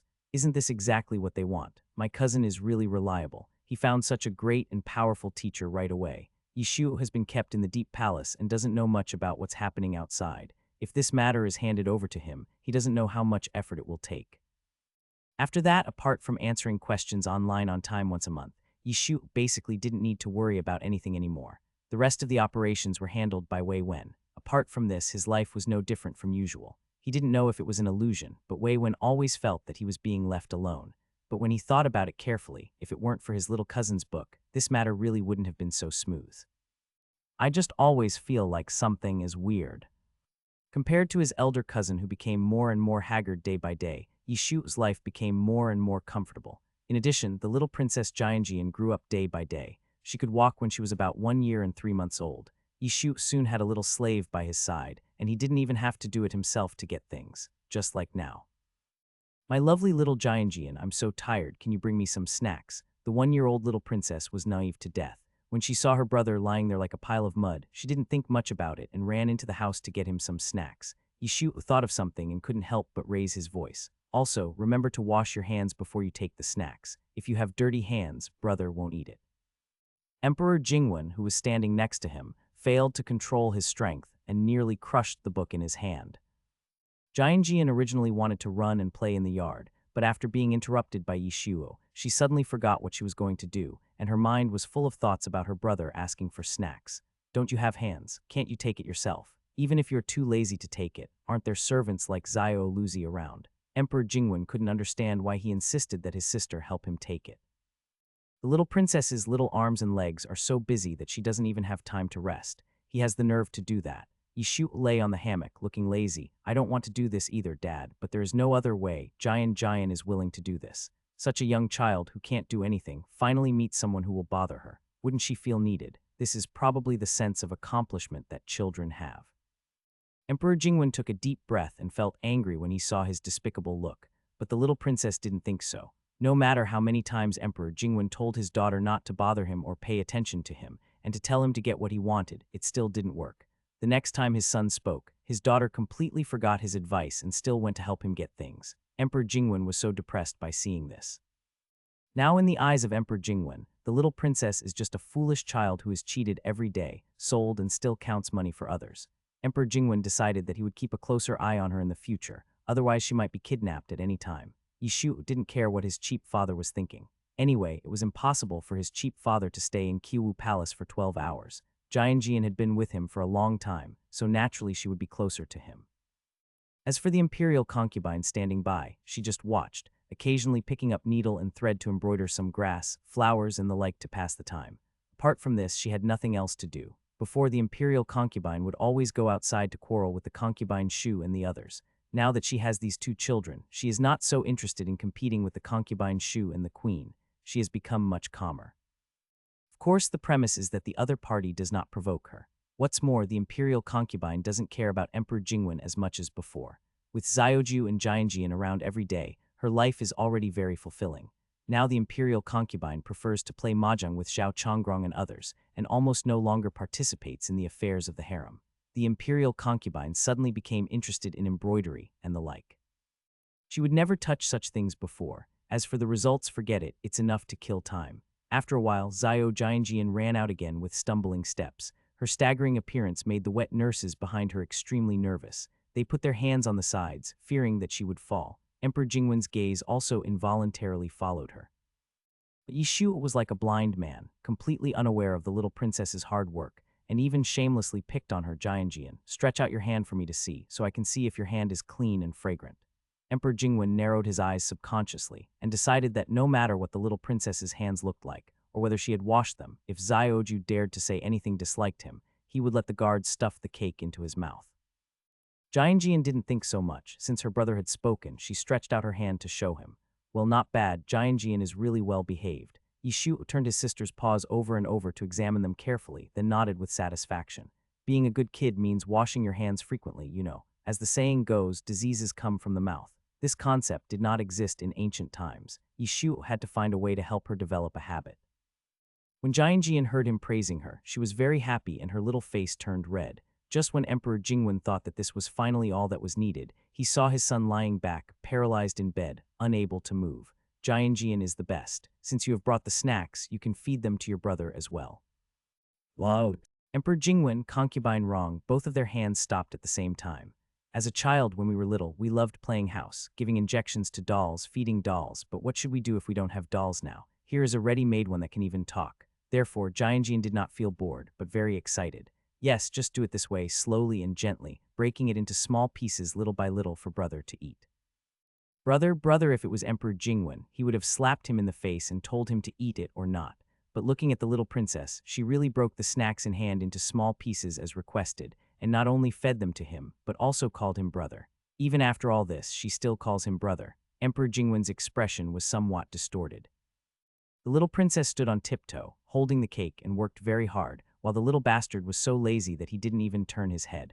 After finally finishing the meal, the little princess was exhausted. His sister was still young, and he was afraid of scalding her if he served her tea. So after finishing his meal, Yishu thought for a moment and said, "Brother can't eat alone. Go, bring some for daddy as well." Seeing my cheap dad standing next to me, he was so greedy that his eyes turned red. Emperor Jingwen couldn't hold it in any longer. "Can't you stop bullying your sister? Can't you?" Before he could finish his words, he saw a small hand appear in front of him. Father Reet. The 1-year-old little princess has fair skin and big eyes. She is as cute as can be. When she stares at people, she seems to be melting hearts. Emperor Jingwen really couldn't say no, and after a moment, he could only reach out to take it. Of course, Emperor Jingwen was definitely not as shameless as Yishuo, who let his daughter feed him. Emperor Jingwen naturally ate the food himself. Good girl Jianjian. Emperor Jingwen couldn't help but reach out and touch his daughter's head. However, even so, Yishuo still did not let the little princess go. After giving her this, he continued to nag her. "And mother, she hasn't eaten yet either. Go get her another one. Will he ever be done?" This time, not to mention Emperor Jingwen, even concubine Rong began to glare at her son. "You could clearly let her take 2 at once. Why did you ask her to take them one by one?" Emperor Jingwen gritted his teeth and tried to suppress his anger. Yishuo waved his hand nonchalantly. "What's the big deal? Children should exercise more. Does this brother have a heart?" The little princess ran back and forth. With her height, she had to climb for a long time to cross the threshold. It was heartbreaking. After the imperial concubine received the snacks, she refused to let her daughter run away again no matter what. However, at this time, Jianjian had already started rubbing her eyes. Yishuo looked up at the sky not far away. The sun was about to set, and it felt like it was about time. Sure enough, after dinner, Jianjian could no longer bear it. She was so tired that she didn't even have the energy to cry. She was held in the arms of the wet nurse and fell into a deep sleep. Because of the habit she developed since childhood, she probably won't wake up until dawn. Emperor Jingwen didn't think too much about it and just moved in Qiwu Palace directly. Even he didn't pay attention to the fact that he was staying in Qiwu Palace more and more often. I have a son and a daughter. Although the son is absurd, playing with cats and dogs all day instead of doing anything serious and making people angry, he will be fine after he gets over the anger. When it came to Xiaoju, Emperor Jingwen could say whatever he wanted and scold whatever he wanted without worrying about which words would make him think too much. Anyway, the child was thick-skinned and big-hearted, which inevitably made Emperor Jingwen feel more at ease. Although his daughter was still young, she was well-behaved and sensible, and the imperial concubine herself did not have so many twists and turns, so Emperor Jingwen also experienced the simple and warm life between ordinary couples in the palace. Just like today, I was reading a book while listening to the brother and sister playing and fighting, and the whole afternoon passed by. Managing such a large country sometimes made Emperor Jingwen feel tired, so he inevitably yearned for a moment of peace and quiet. Emperor Jingwen was satisfied, but the others in the harem were not, especially the queen. Before, the emperor would come to her palace to sit on the 1st and 15th days of every month, but now he doesn't even come anymore. Of course, what made the queen most desperate was that for some unknown reason, the emperor's attitude towards their Zheng family had gradually become colder, which made the queen even more panicked. All of the above, no matter which one it is, urgently needs something to change it. There was no other way. The queen could only force her son to learn to walk and talk, and she must make the little prince stand up in a short period of time to change everything. In just over a year, the little prince would be sent to school. Before that, the queen would make sure he became a normal prince no matter what. She couldn't beat him, but scolding him was fine. Thinking that the 1-year-old boy was already able to understand what she said, the queen subconsciously began to stimulate her son with words. Seeing that the little prince seemed to react more strongly to sharp sounds, the queen was delighted, and her attitude became increasingly harsh, causing the little prince to tremble all over when he heard it. But even though he was trembling, he didn't have enough strength to stand up, which only made him, who was already weak, even more timid. His horrible appearance made the queen even angrier. At this time, the queen couldn't help but think of the little princess who was about his age. The little princess is just a princess, but she can still please his majesty. She was given a name when she was 3 months old. Now she is often held in his arms. The difference between them is huge. It would be great if my son could please the emperor more. Since the queen had thought of this in her mind, she couldn't help but bring some of this out in her words. At first, she just wanted to stimulate the little prince to stand up, but later on, things gradually changed. It was under such circumstances that the little prince finally stood up with difficulty by holding onto a chair when he was almost 2 years old. The queen was startled, and then she was overjoyed. Meanwhile, the little princess was also growing up under Yishu's oppression. The little princess discovered that this man she called brother was really fragile. Whenever she walked away from him while strolling in the garden, he would lose his way. He would have to wait for her to turn back and hold his hand before he could barely keep up with her. You have to keep a close eye on him at all times. Otherwise, this person you call brother will get lost if you are not careful. Oh, it's so fragile. Brother, brother, this after a while, as they were walking, they found that the person who was called brother was gone again. The little princess, who couldn't control her excitement and ran a long way away, panicked and quickly turned back to look for him. As expected, my brother was mesmerized by the flowers and plants on the roadside for the umpteenth time. Jian, look, is this flower beautiful? Yishu squatted there, pointing at the green yangshan in the grass, and said. The light green chrysanthemums are now in full bloom, and they are still graceful even in the autumn wind. One of them in particular was exceptionally lush and beautiful. Yeah. Jian took a look and found that the flower was exactly the same as the other green chrysanthemums. She really didn't know what this person called brother was so happy about.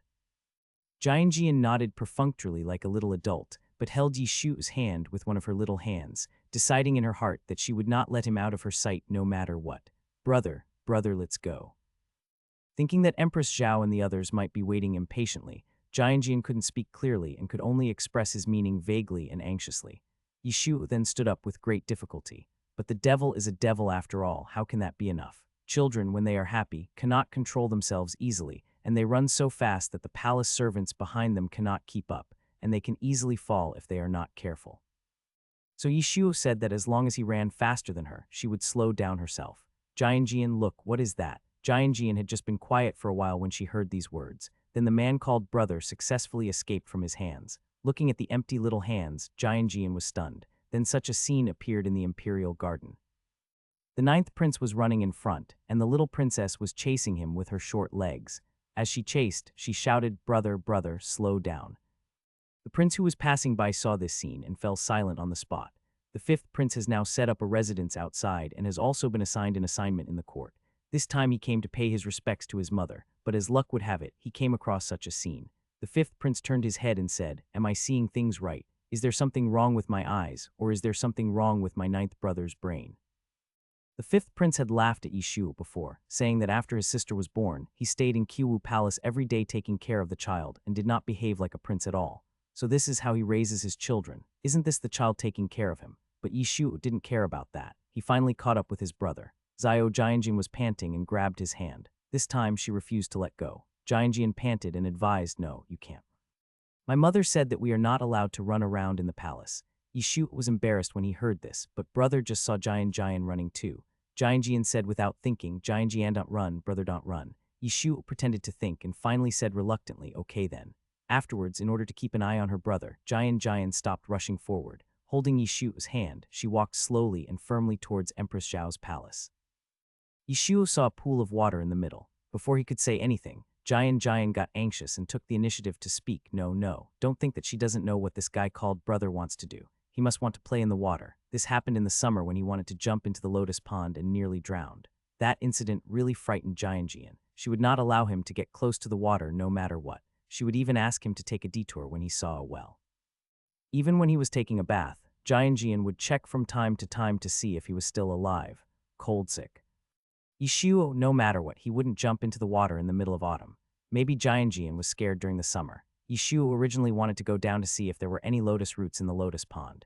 It seemed that digging 2 sections of fresh lotus roots to eat would be good, but he misjudged the thickness of the mud in the pond and his 2 feet sank into it and couldn't be pulled out. He looked like he was almost drowned in the mud. Because of this incident, Jian had a deep psychological trauma towards water. He didn't know whether it was good or bad, but at least it was good now. Jian saw that he was still staring at the pool and was terrified. She was afraid that he would think badly and jump in again, so she was anxious. Seeing that she was about to cry, Yishu quickly retracted his gaze. Jian didn't hesitate and hurriedly took him away from this troubled place. The little princess did not notice the slightly distorted expressions of Su Yue and the others behind her. It wasn't actually too far from Qiwu Palace to Empress Zhao's palace, but even so, it still took the two of them almost half an hour to walk. More than an hour was wasted on the road. By the time they got there, Jian was almost exhausted. Seeing the miserable appearance of the little princess and looking at the spirited ninth prince beside her, Zhao Chongrong and the others immediately knew that the ninth prince must have done something again. The ninth prince is really something. The little princess is still young, but he is not afraid of tiring her out. Children exercise a lot and eat a lot. Looking at the little princess's chubby face, Zhao Chongrong and the other two finally swallowed their words of advice. In fact, if the little princess is healthy, this is also good. It was Yishu's idea to have lunch at Zhao Chongrong's place. The main reason was that there were not many entertainment activities in the palace and Jian was still young. If she was not allowed to do something, she would just make trouble every day. Coming to Zhao Chongrong's place at noon every day, she treats it as a mission. When she hears the word mission, Jian works very hard. No matter how obedient and sensible a child is, there will always be bad times. During this time, the mother can feel more relaxed when the two children are not around. Every day, Yishu and the other two come over to eat, so Zhao Chongrong and the others don't feel lonely anymore. It's good for all three parties. Except that Jian feels a little tired, there is no other problem. After a long time of struggling, they finally finished lunch. Jian felt sleepy and was about to make trouble. Zhao Chongrong and the other two were ready to coax the child, but before the three of them could speak, Yishu spoke first. Jian, it's time to coax brother to take a nap. Zhao Chongrong and the other two, coming. Habit became nature. Jian ran over without thinking. While rubbing her eyes, she reached out to pat her brother's chest. The force should not be too strong or too weak. If it was too strong, he would feel the shock, and if it was too weak, he would not feel anything. After Yishu closed his eyes, Jian could hardly stand. The wet nurse was so heartbroken that she quickly picked up the little princess and put her on the small bed that Zhao Chongrong had prepared long ago. Only at this time of day can the little princess take a rest. The rest of the time, she is either being assigned work by the ninth prince or on her way to do work assigned by the ninth prince. Zhao Chongrong had imagined countless times what her daughter would look like when she was born. Although her little princess was not born successfully, she was sure that she would never be like this. At noon, Jian woke up on time and played with the three ladies for a while. When the time was almost up, Jian went to call her brother to get up, and then dragged her brother back to Qiwu Palace. Goodbye, Madame Zhao, Madame Li, and Madame Su. Alas, such a polite child, how come she has such a brother? Of course, the little princess is not always a little angel. She also has her temper sometimes. For example, in winter, Jian ran back and forth in the palace. She complained that her clothes were too thick and it was difficult for her to move, so she refused to let the imperial concubine give her a cotton coat. There's a kind of cold that makes mom feel you are cold. It just so happened that Yishu didn't like wearing cotton pants either. Seeing his sister like this, he decisively said, "Okay, then I won't wear them either." Jian was stunned. After much thought, Jian finally put on the cotton coat. How can you be so lacking in persistence? Even after walking quite a distance away, Yishu could still be heard complaining. Jian didn't want to do that, but brother, you're so thin. Jian looked at her own chubby hands with dimples, then looked at her brother's skinny hands with protruding joints and couldn't help shaking her head. Yishu looked down at his well-proportioned and slender fingers but didn't find anything wrong. Why was Jian looking at him like that? Afraid that the man called brother would freeze to death, Jian decided to put on a cotton coat.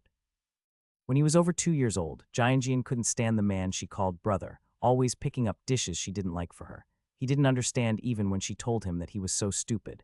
Seeing that they really couldn't communicate, one day, Jian pushed her brother's hand away in anger and went to find chopsticks by herself. Although she was extremely unskilled in using chopsticks as it was her first time, and the chopsticks fell back into the bowl at least 8 times out of 10, at least she didn't have to accept food she didn't like. You can pick up whatever you want and eat whatever you want. It's so free. After experiencing this kind of happiness once, Jian never let Yishu feed her again, and she became more and more proficient in using chopsticks, from being unfamiliar at the beginning. In less than a month, Jian could eat whatever she wanted. Emperor Jingwen, who was standing by, couldn't help but hold his forehead when he saw this scene. Silly daughter, doesn't she know that besides her brother, she can also let the maids, eunuchs, or wet nurses feed her? If she wants to eat something, she can just move her mouth. Why bother to do it herself? Until now, she still hasn't figured out why her brother always sends the maids, eunuchs, and wet nurses out every time she eats. Zioju is really something. He even lied to his own sister. The next day after his stepfather left, Yishu suddenly remembered something and went to tell his mother. After hearing this, concubine Rong looked incredulous. Are you going to ask your sister to go to school? Yes, Yishu said without thinking, as if it was a matter of course. She's almost 3 years old now, so she should start learning calligraphy and reading. Putting aside the question of whether to invite the princess to the study room, based on his previous actions, he shouldn't have thought of this. When Shuor was 3 years old, he refused to go to the study room. Now it's Jianjian's turn, but he looks like he's determined to send her in no matter what. I really don't know what's going on in his little head. As if he had seen through his mother's doubts, Yishuo cleared his throat and said seriously, I'm just thinking, there must be someone in our family who can study, right? It's not like you can't even come up with the last one, right? Concubine Rong was stunned for a moment, and suddenly felt that her son's words seemed to make sense.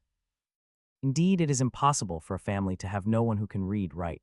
But if that's the case, won't Jianjian be too tired? The other princesses didn't have to do so many things. When they reached a certain age, they could read, but there were no strict requirements. It was up to the individual whether to read or not. If you want to study, there will be special female officials to teach you. If you don't want to study, you won't be forced.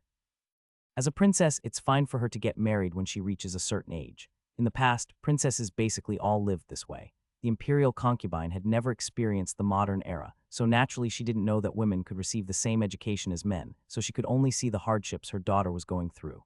If you study, you will naturally suffer, and studying itself is an extremely hard thing. But if it is not bitter now, it will be very bitter in the future. Dying consciously or living in confusion, Yishu didn't know which option was better for Jianjian.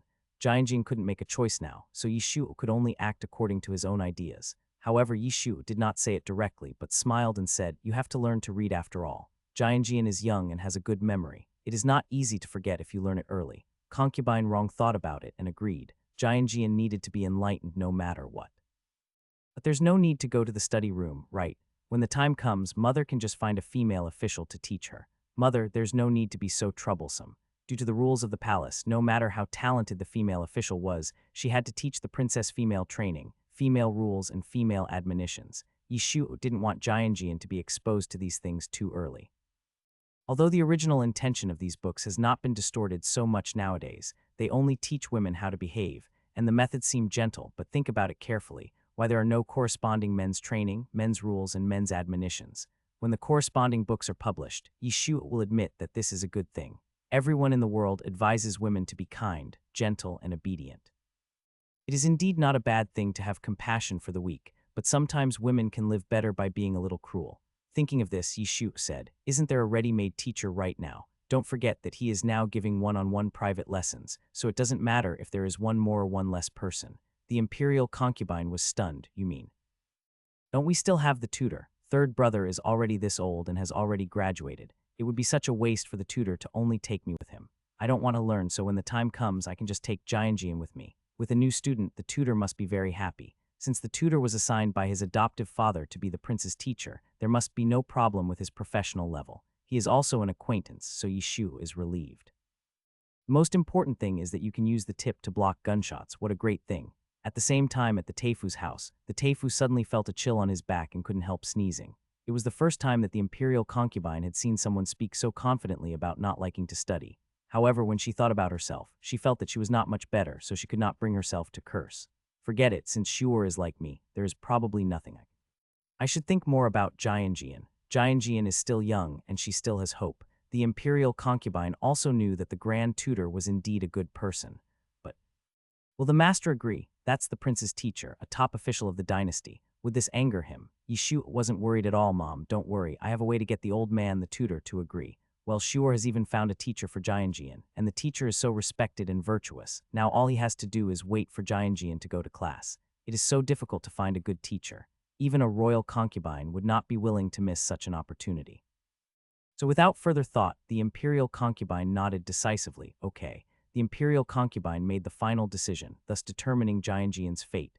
Poor Jianjian is still sleeping soundly and has no idea that her mother would sell her out so easily. The two maids next to them didn't even say a word. After all, it wasn't the first time. Since the decision had been made, Yishu had already started making preparations.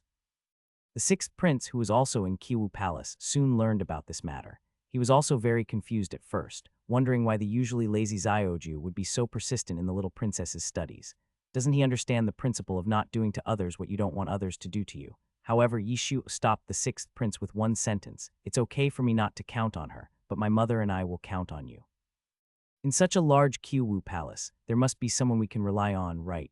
He felt that he was not capable enough and was ready to rely on his sister. The sixth prince was almost exhausted from studying seriously every day, so how could he have the leisure to follow his brother to fight in the arena? The sixth prince couldn't help but twitch his lips slightly. I think you are much more reliable to rely on yourself than on Jianjian.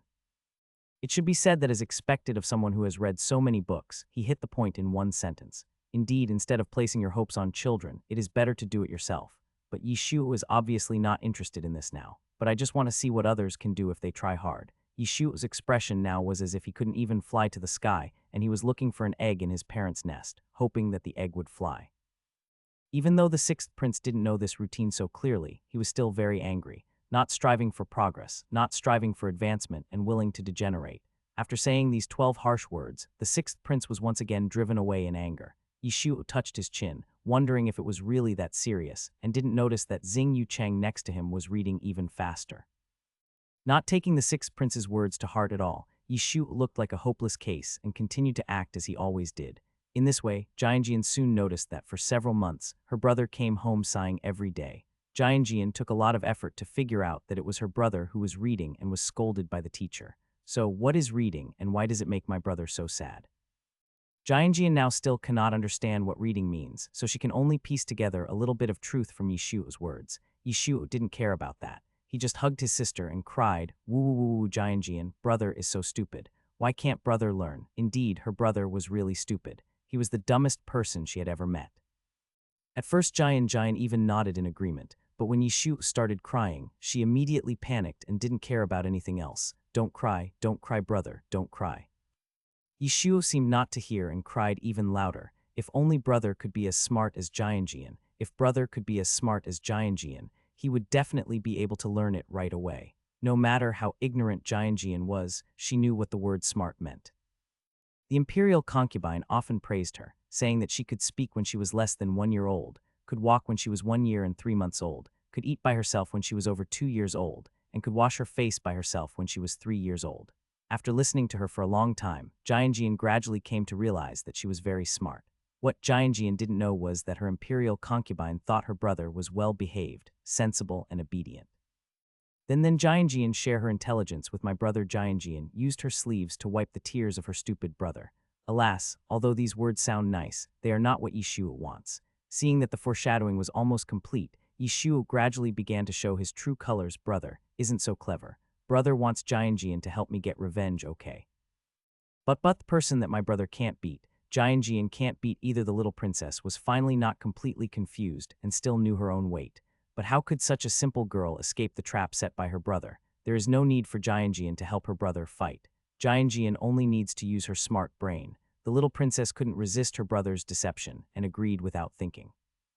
For a period of time afterwards, Yishu would remind her every day for fear that she would forget. Later on, Jianjian herself became more anxious. There are still 10 days left. Jianjian, are you ready? There are still 7 days left. Jianjian, I believe you can do it. 5 more days. 3 days. Jianjian, you will be able to see the master tomorrow morning. I'll leave my brother's affairs to you then. 1. Using my for himself or oneself.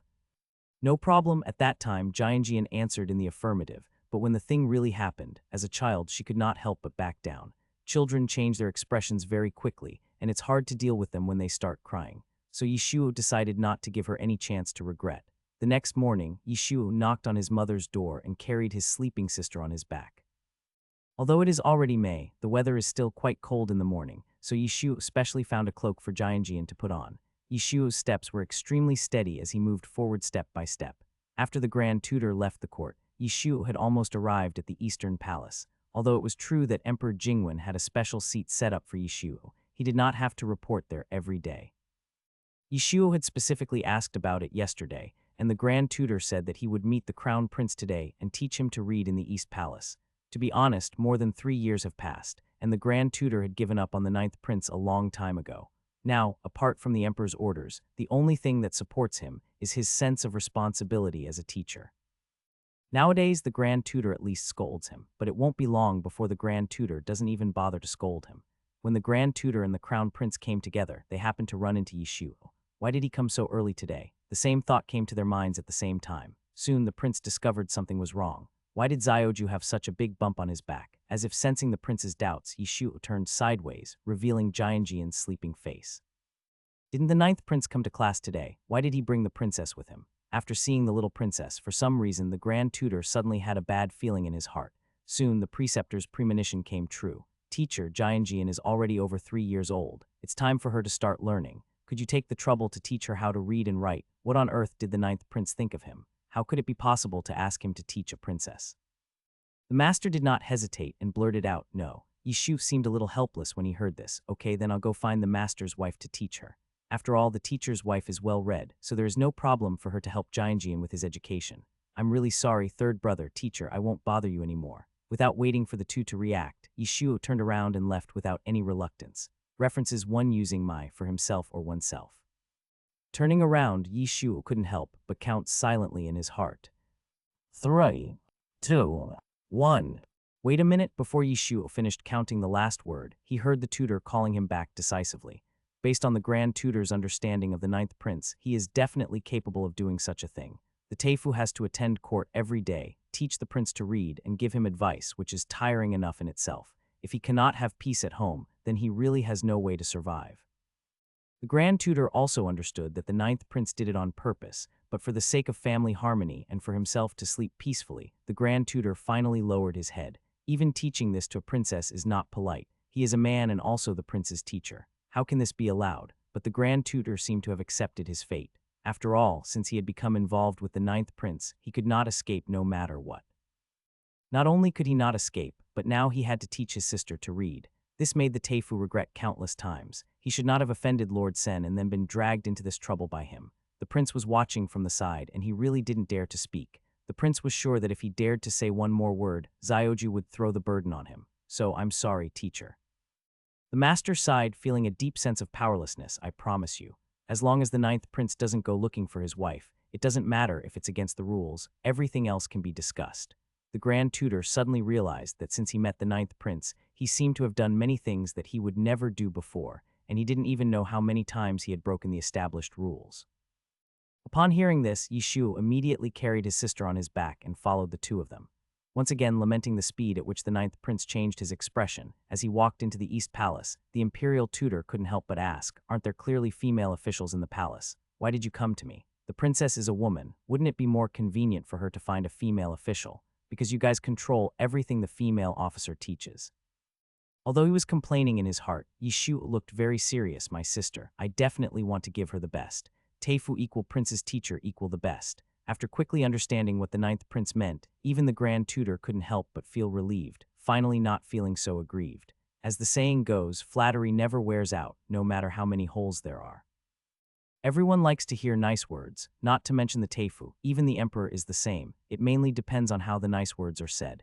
If it is too straightforward, they will feel that their intelligence is being insulted, which is why simple flattery will not make them happy but will make them angry. It's like this, a casual sentence. It's best to think about it and figure out its meaning. Anyway, the Grand Tutor is feeling quite comfortable right now. However, the Grand Tutor was not fooled by Yishu's short words. It was fine if he did not explain it in advance this time. If the imperial concubine gave birth to another prince or princess in the future, he would not be the one to teach them, right? If he did not refuse in advance, his life would be in vain. Therefore, the Grand Tutor decisively said, this is just the first and last time, it won't happen again. No problem. Let's not talk about whether his mother will have another child in the future. Even if she does, it will be several years later. Let's finish the current things first and think about the future later. When Yishu was walking inside with Jian on his back, he faintly heard the voice of a child in the distance. He knew without thinking that it must be the prince's other children. In the few years since Jian was born, the Eastern Palace has added a lot of people, both boys and girls, but they were all born to concubines and other women. Yishu did not know the details. After all, he was only familiar with the crown princess and the little grandson of the emperor. Apart from the crown princess and the little grandson of the emperor, Yishu naturally would not pay attention to others. And now the little grandson was still taking classes in the study room, so Yishu had even less interest. With his younger brother, the ninth prince, around, the crown prince and the grand tutor naturally wouldn't bring up overly confidential topics. They only talked about the things happening in the court. As Yishuo listened, he couldn't bear it anymore and lay down on the table. Soon, Yishuo and the little princess were sleeping soundly, each one more than the other. The grand tutor and the crown prince were already accustomed to this scene, and the little ninth prince was also like this in the Kinjang palace. In the end, the little princess woke up first. Seeing the unfamiliar environment and the strange old man, she became flustered and subconsciously called Yishuo. Brother, where on earth is this place? Jian still remembers that she was sleeping in her mother's room. As if he didn't see that the little princess was about to cry, Yishuo pointed upwards. Third brother, you should know this, right? The prince held his forehead with his hand, smiled at the little princess very friendly, and called her Jian. After careful identification, Jian breathed a sigh of relief. Here, this is the master Teifu I mentioned to you before. He is my brother's teacher and will be your teacher from now on. The grand tutor was stunned when he heard this. Wait a minute, didn't he say that it was just the beginning of the study? Why did he call for a teacher? Perhaps it was because Yishuo's description before was too terrifying, which made Jian think that the man called Teifu must look ferocious and particularly vicious. But now, it seems that he is not so bad. Jian gradually let down her guard, and her hands, which were tightly holding onto the corner of Yishuo's clothes, gradually loosened. But after all, he was a stranger, so Jian just called out timidly, Master Teifu. Teifu himself had 2 daughters. Although his wife was in charge of raising his daughters, he at least held them in his arms when they were young. As for the granddaughter, she grew up day by day under the supervision of the grand tutor. When the grand tutor saw the little princess, he couldn't help but think of his daughter and granddaughter when they were young. His expression subconsciously softened, no longer as stiff as it was when he was facing Yishuo.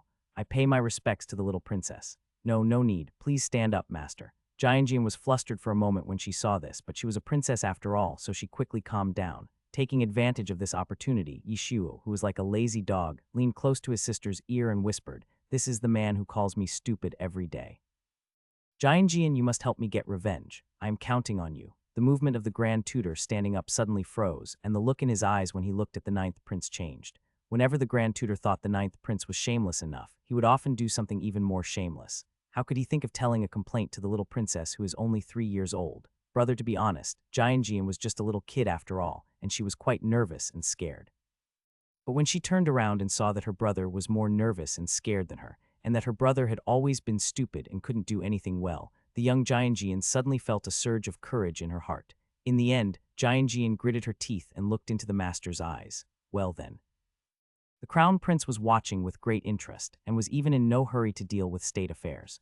The grand tutor suddenly had the urge to curse. In this way, Jian started the first day of study in a daze. She didn't even know she was in school, she just thought she was getting revenge for her brother. This has always been the method for educating children. The little princess was ignorant. When people are born, their nature is good. Teifu, nature is similar, but habits are different. Jian, we are similar in nature, but different in habits.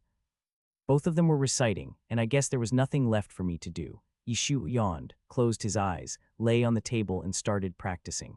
The same thought flashed through the minds of the crown prince and the grand tutor at the same time. The ninth prince said he was looking for a teacher for the little princess. Was his purpose to divert attention? I knew he was not so kind. After counting the time, which was almost enough for a class, Yishuo woke up on time. At that time, Jian was in high spirits and had already learned that there are insects, fish, birds, and beasts, and this animal can fly away. At first, the grand tutor was quite dissatisfied, but he found that teaching the little princess was much easier than teaching the ninth prince, even though she was only 3 years old. But children also have their advantages. One of them is that they are very obedient, especially when facing teachers. They naturally have a sense of awe. The most important thing is that the little princess is smart and able to learn, which makes the tutor, who has not taught students for a long time and only taught Yishuo, suddenly feel astonished. The prince was also a little surprised. He vaguely remembered that his own son was just like this when he was just starting out. Yishuo was even more generous, and he clapped non-stop beside him, with a look of amazement on his face. Jian is great. Jian is amazing. The grand tutor couldn't help but praise him as well. She is much better than you. The little princess had never experienced the dangers of the world, and she soon lost herself in the praises, and her little face turned rosy. Then Yishuo immediately carried her out. Brother, Jian was puzzled. Didn't he tell her to study? You have to study and play. If a child is so young, she will get sick if she sits for a long time. However, Yishuo's action made the Teifu very angry. He said he would teach, and he said he would play. This is simply too much. Even if you, the ninth prince, don't learn, the little princess still has to learn. Hearing this, Yishu couldn't help but frown and look down Jianjian. Do you still want to continue learning? Jianjian didn't know actually. She just simply felt happy when others praised her, so she nodded in confusion. Yes, Jianjian wants to learn. Then let's do this. Yishu looked embarrassed. How about we have a discussion? As long as you can play for a quarter of an hour, I'll let you go to school for half an hour. How about that? In Yishu's words, playing has become a burden while studying has become a reward. But it was true that because of what he had done before, in Jianjian's eyes, wasn't studying much easier than playing with him. At least she didn't have to run around with him, and she didn't have to worry about him getting lost. Jianjian nodded without hesitation. Okay. Oh, children are so easy to deceive. In this way, Yishu forced Jianjian to play hide and seek with him for half a day. Every time Jianjian acted like a ghost, Yishu would find her accurately, but when it was Yishu's turn to act like a ghost, Jianjian just couldn't find him no matter what. This one-sided massacre is really not fun at all. So as soon as Yishu announced that the time was up, Jianjian immediately ran back to the house without looking back. Yishu couldn't help laughing, holding his stomach and bending over with laughter in the yard. The other side. The Empress was also worried about her son's studies, because the prince had a teacher specially appointed by Emperor Jingwen, and since they were both legitimate sons, they were naturally treated differently from his illegitimate brothers. Therefore, the Empress was unwilling to accept this and also wanted to find a teacher to teach him individually. As a result, before she found a solution, she heard that the 9th prince had brought the little princess directly to the grand tutor. In the past, the queen never took the little princess seriously. In her opinion, how could a mere princess be as noble as a prince? But the fact is that the little princess is treated much better than her little prince in every aspect. This fact was hard for the queen to accept from the bottom of her heart. What's even more hateful is that this matter was instigated by the 9th prince. He brought the little princess directly to the grand tutor and begged him to teach her to read. Most people would never do such a thing. Only the 9th prince, who was so thick-skinned, could do it. But it was because of the 9th prince's shamelessness that this thing actually happened. There is nothing more absurd and bizarre in the world than this. After hearing this, how could the queen not feel upset? But no matter how upset she was, she couldn't use the same method to force the tutor to agree. Not to mention that the queen didn't want to be associated with the prince's teacher at all. It was not certain whether the other party could teach her son wholeheartedly. Even if the other party was willing to teach wholeheartedly, the queen couldn't bring herself to ask him for help. There are some things that are okay for children to do, but it would be inappropriate for adults to do them. There was no other way. The queen could only ask Emperor Jingwen to appoint a private tutor and ask her brother to report the 9th prince's deed.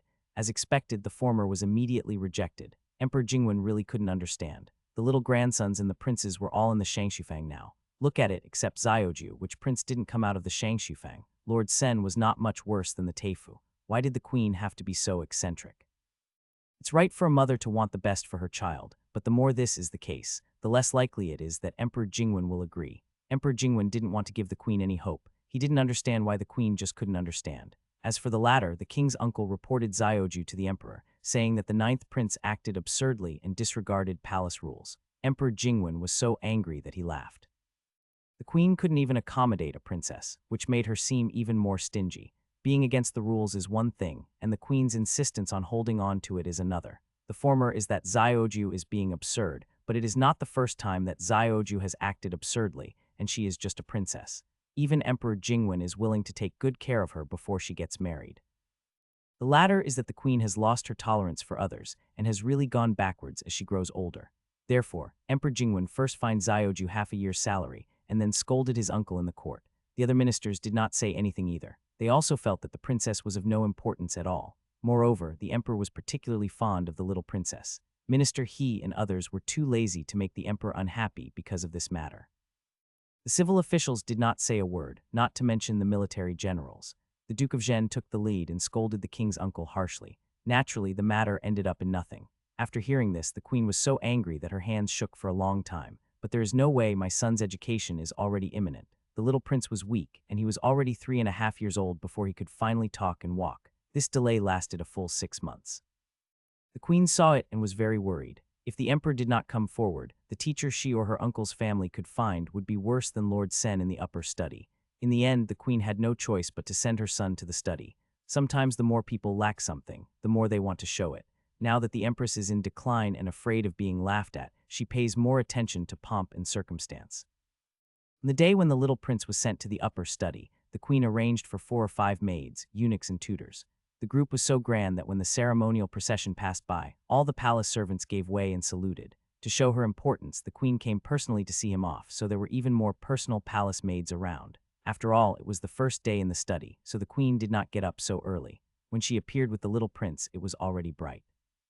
The queen held her son's hand and walked slowly along the path in the palace. She had a smile on her face and would lean over to give him a few words of advice from time to time. She looked like a real loving mother. But the little prince was not moved at all and even seemed to want to break free. But how could the queen, an adult, do as he wished? She immediately held her hand tighter. Little Prince's expression was excited for a moment, but when he met the queen's gaze, he shuddered suddenly and then immediately lowered his head. The queen was satisfied, and her voice became softer. When the time comes, my son will go to the upper study room. He must study hard and not disappoint his mother's expectations. So far, the only thing that comforts the queen is that her son has a good brain. Although he is not talkative, he is very smart. You are the only hope for your mother in this life. You must perform well and strive to surpass everyone else. You are not in good health. Only if you study hard, your brothers won't look down on you. The queen kept on giving instructions and didn't notice the change in her son's expression at all. Just at this time, Yishu also came to send his sister to school. He said he was sending his sister away, but in fact it was Jianjian who was dragging him away. Yishu's old habit of sleeping in the morning came back again, but this time it was not Emperor Jingwen or the guards who called him, but the little princess Jianjian. After all, the master said yesterday that we must arrive before the hour of Chen. In Jianjian's opinion, since the master has already set the time, how can she be late? Jianjian, why don't you go first and let your brother sleep a little longer? Yishu yawned and begged.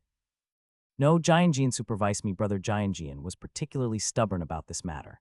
Yishu wanted to cry but had no tears, having completely forgotten that she was now at the age where she should take her teacher's words as imperial decrees, and that the words of the Grand Tutor were even more effective than those of her stepfather. The Grand Tutor casually asked her to supervise herself, and Jianjian really carried out her orders meticulously. Yishu was annoyed. What a mistake. What a mistake! Just as the brother and sister were trying their best to pull and drag the baby, they happened to run into the queen's procession. Yishu was stunned at first, then he put away the playful smile on his face, and then pulled Jian to salute, greetings to the queen. What the queen was most impatient about now was seeing him, and the little princess secondly, so she didn't stay for long at all. She coldly told the two of them to get up and leave with her people. The queen's procession almost passed by Yishu. Yishu once again saw the little prince whom he seldom met. If he remembered correctly, the little prince should be 3 months older than Jianjian, but now the little prince is more than half a head shorter than Jianjian. Other aspects are even more incomparable. Jianjian is white and plump like a lucky doll, but the little prince is very thin, and his expression is dull, and he does not have the liveliness and cuteness of a child at all. The little prince was surrounded by maids and eunuchs. The maids and eunuchs formed a wall and imprisoned the little prince firmly inside. For some reason, this thought suddenly flashed through Yishu's mind. Not sure if the little prince noticed Yishu's gaze or if the queen said something to him, but he turned his head for no reason. Just as Yishu was about to smile, Jian had already subconsciously waved at him. How could a child understand the complicated thoughts of adults? Jian was an extrovert by nature. Wouldn't he be more enthusiastic when he saw his peers? The little prince seemed to be startled and wanted to respond, but the queen pulled his arm hard. The little prince staggered and immediately couldn't take care of this side. That's the 9th prince and the 7th princess. Especially the 9th prince. Mother warns you that no matter what, you must not become a person like him in the future. Remember, I remember. These two siblings, one is uneducated and the other breaks the rules. In short, neither of them is good. The imperial concubine is vulgar and unlettered, so she raised such children. The queen was worried and couldn't help but remind him again, you are not allowed to get close to them or play with them in the future. Do you hear me? The little prince hesitated and did not dare to resist at all. The other sighed. Yishu had long known that the king's uncle had reported him, and he had roughly guessed who came up with the idea. But what's the use of this? He is now just an oligarch prince. His cheap father can't take away his prince status because of this matter, right? Yishu plans to participate in politics in the future. Whether he participates or not has no effect on him at all. As for the salary, to be honest, his mother gives him more pocket money every month. Therefore, the king's uncle and the people behind him were completely wasting their time. As for the reason why the other party did this, Yishu almost knew it. All I can say is that Yishu would never stop sending Jianjian to school because of something like this, and it is even more impossible for him to give up his own life because of considering other people's feelings. People who are malicious towards him will be malicious towards him no matter what he does. The feelings of others are not within Yishu's consideration. Soon, Yishu and Jian came to the East Palace together. Having spent a long time in contact with the little princess recently, the Grand Tutor's mood has become increasingly complicated. He has sighed in his heart for who knows how many times. wishing that the ninth prince could be swapped with the little princess. If only the ninth prince could be as smart and studious as the little princess. Although the Grand Tutor did not say it directly, the look he gave the two of them was full of regret. A princess will eventually get married, so no one would say anything even if she is not very well educated. It is such a waste of intelligence on a princess. If it were an ordinary child, he would not take this matter to heart at all, but Jian was brought up by Yishu himself after all, so she inexplicably began to feel unhappy about the attitude of the tutor. Yishu felt somewhat relieved when he saw this. In Yishu's opinion, what others think of her is not important. What is important is Jian herself and how she sees herself. Teifu had never read books like Instructions for Women and did not know how to teach girls. He taught Jian in the same way the Teifu taught boys. Women are no different from men if they learn the same things as men. Just wait and see the day when the cloth that is now covering women's eyes in this world will no longer be able to hide their sharp eyes. The so-called choice is not to go with the flow and finally get married when you are old enough. It is a choice to understand all the things and the truth and then decide to get married. It is completely different in nature, so we still have to find a way to make her study hard. Yishuo touched his chin and came to this conclusion. For some reason, the little princess with pointy hair, who was only 3 years old, suddenly felt a chill on her back. Just when Yishuo was hesitating whether to teach Jian martial arts, the sixth prince quietly celebrated his 15th birthday. The sixth prince had finally reached the age to leave the Shangshufang, participate in state affairs, and build his own residence outside the palace. And then there is. The eldest prince is coming back. Because of the relationship with the imperial concubine, the Ministry of Internal Affairs had already started preparations for the sixth prince's residence 2 years ago, and it has just been completed now. 10 years have passed since the sixth prince was 5 years old.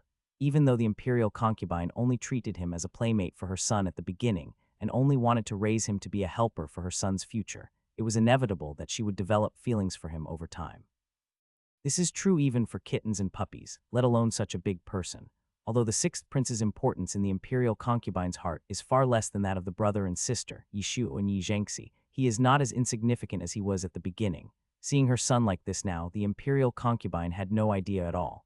It was obvious that her son was not that kind of material. It made no difference whether the sixth prince, the trained helper, was there or not. Today was probably the sixth prince's last day to spend the night in the palace. Even the imperial concubine couldn't help feeling sad, so she asked the small kitchen to prepare a large table of dishes. The scene and scale were even grander than those of Yishu and Jian's birthdays. Emperor Jingwen originally had no plan to come. After all, in his view, it was not a big deal for his son to leave the palace and build a mansion. Every prince had gone through this. It proved that the prince had grown up. It was a happy event and a good thing. Besides, even if he moved out of the palace and built his own residence, he still had to attend court every day. He could still be seen every day, so Emperor Jingwen felt that it had no impact at all. But the imperial concubine didn't think so. The child had grown up and was different after all, so she sent someone to invite him early in the morning. For the sake of the imperial concubine, Emperor Jingwen did not refuse and came over in the evening. During dinner, he drank 2 cups of wine with the sixth prince, which made the sixth prince so excited that he felt like he had picked up money. No one can be a better father than this one. After dinner, while Emperor Jingwen and his 2 children were outside digesting their food, the imperial concubine couldn't help but wave to the sixth prince and called him to her side. The sixth prince was only slightly tipsy to begin with. It was the first time that Emperor Jingwen drank with him. The sixth prince was so excited that it showed on his face, showing a bit of drunkenness. The imperial concubine called him over and he sobered up immediately. The sixth prince was not stupid. How could he not know why the imperial concubine picked him up? If it wasn't for Zioju, why would the imperial concubine bother to raise someone else's child? From the very beginning, it was nothing more than an exchange of interests, so the sixth prince was just a little sad, but not very heartbroken. To be honest, the 10 years he spent in Kiwu Palace were the happiest and most comfortable 10 years since the sixth prince was born. Just based on this, if the imperial concubine asked, the sixth prince would not refuse now. What the sixth prince did not expect was that the imperial concubine did not give him instructions as he had expected, but instead asked Su Yue, who was beside her, to push a box in front of him. The imperial concubine says whatever she wants. If he is not her biological son, then he is not her biological son. The imperial concubine will never be able to treat the sixth prince as her own son. If he can accept it, then accept it. If he can't, then just let it go. If you are interested in the future, please come to Kiwu Palace to have a look. If you are not willing, I will not force you. I can't help you with anything else. Your future will depend on your own luck. The sixth prince was startled and looked up subconsciously. Then he saw that the box was filled with large denomination silver notes such as 1,000 taels and 500 taels. There were at least a dozen or 20 of them, which was about 20,000 taels. The sixth prince had spent less than 200,000 taels of silver to build his mansion outside the palace. These 20,000 taels would be enough for him to spend for 3 to 5 years based on his current spending. After 3 to 5 years, the sixth prince would have established a firm foothold in the court, which would be just the right time for him to take over, and would be enough for him not to worry about money matters. In order to pay less, the imperial concubine had someone specially calculate it. When the time comes, you can find a better housekeeper and ask him to set up a few shops for you in Shangjing City. Who knows, you can make money from this money. Anyway, you just need to be careful. The imperial concubine gave a few casual instructions and didn't seem to take it seriously. The sixth prince knew the imperial concubine's temperament. He knew that she was straightforward and would not think too much. Adding the slight, insignificant feeling of alcohol, the sixth prince blurted out, "Concubine wrong." The imperial concubine couldn't help but look over. The sixth prince hesitated for a moment, but finally he gritted his teeth and asked, "Madam wrong, there are still 5 years before Xiaoju goes to court. If you need anything, I can." "Forget it, just forget it." I knew what he wanted to say, but I felt bad when he mentioned this. There is hardly a parent in the world who does not hope that their children will become successful. The imperial concubine also wants her son and daughter to be successful, but the key is that she really does not have the ability to do so. People only accept their fate when they feel there is really no hope. As long as there is even a little hope, they will never accept their fate. Isn't it just irrelevant for the sixth prince to bring up things that are not relevant? When she thought of this, the imperial concubine's mood became particularly bad, and her tone became not so good. "You should take care of yourself first." After she finished speaking, the imperial concubine did not notice the change in the sixth prince's eyes. The haze in his heart gradually dissipated, and finally, the sixth prince knelt down and kowtowed 3 times to the imperial concubine. On the other side, in the yard, when Emperor Jingwen heard that his son wanted to teach his daughter martial arts, his first reaction was to oppose. "I won't allow it." Emperor Jingwen knew his son's unique skills. When he thought about his son teaching his daughter such despicable tricks, he couldn't help but raise his voice. Due to physiological limitations, women are inherently weaker than men. Unless they are gifted, women will always be at a disadvantage in a fist-to-palm fight. Therefore, practicing more dirty tricks is the best choice. Yishu really couldn't understand why his cheap father was so strongly opposed. "Nonsense, all his tricks are aimed at hurting people. How can a girl do this? My daughter is a precious little princess. It is really inappropriate to let a princess do such a thing. Besides, the princess is always surrounded by people when she travels, so he wouldn't have to worry about Jianjian being bullied, and his little hands would become rough from practice." Seeing that Xiaoju was still eager to try, Emperor Jingwen took his ignorant daughter away without saying anything, and kept warning her, "I don't care what happens to you, but you can't lead Jianjian astray. If you really want Jianjian to learn martial arts, I will find a martial arts master to teach her someday." Xiaoju wanted to do it himself. Emperor Jingwen sneered, "No way." When it comes to this matter, Emperor Jingwen can be said to be endless, and he talks much more than before. "And look at you, you've made Jianjian suffer so much. She's learning calligraphy and now martial arts, and her schedule is even busier than that of a prince, so why doesn't he stop doing this to her? Jianjian is just a princess. She will have me and her brothers to protect her in the future." Well, this is another person who thinks it's useless for the princess to study and practice martial arts. Everyone here thinks so. Influenced by everything, the princess naturally cannot escape from such an environment. When she wakes up one day, it is already too late. Before Yishu could open his mouth to refute, Jian started shaking her head. No, I don't mind the trouble. I want to learn." Practicing martial arts looks great. Jian witnessed with her own eyes the scene of 2 guards fighting in the palace's martial arts field. Each of them held a long sword and stood facing each other. The atmosphere was murderous, and in an instant, sand and rocks flew everywhere, making the onlookers dizzy. Even though Jian was still young, she couldn't help but feel her blood boiling when she saw that scene. The fight between the 2 guards happened 10 days ago. Perhaps the impression was too deep that Jian has been thinking about it until now. The look of longing on her face was beyond words. Jian couldn't help but demonstrate it to Emperor Jingwen in his arms. However, what Jian didn't know was that Yishu deliberately let her see that scene, and the 2 guards were also specially arranged by Yishu. It doesn't matter whether the weapon has high lethality or not. What matters is that it must be cool enough, handsome enough, and able to scare the little girl. Jian is naive and could be deceived by him, but Emperor Jingwen is an adult and the emperor. How could he not know the tricks here? He uses the same trick every time. He is really good at deceiving his own sister. However, Yishu not only did not feel ashamed, but instead looked righteous. When Emperor Jingwen saw this, the veins on his forehead twitched. Just when Emperor Jingwen was about to curse, the 6th prince finally walked out of the room. although the sixth prince had never been listed in the imperial concubine's imperial edict. After all, the imperial concubine had raised him for so many years. Before the sixth prince left the palace, the imperial concubine naturally had something to tell him, but Emperor Jingwen did not ask in detail. This is the most complete version of the 5 animals exercises that I specifically requested from the old doctor. You must remember to practice it more often in the future.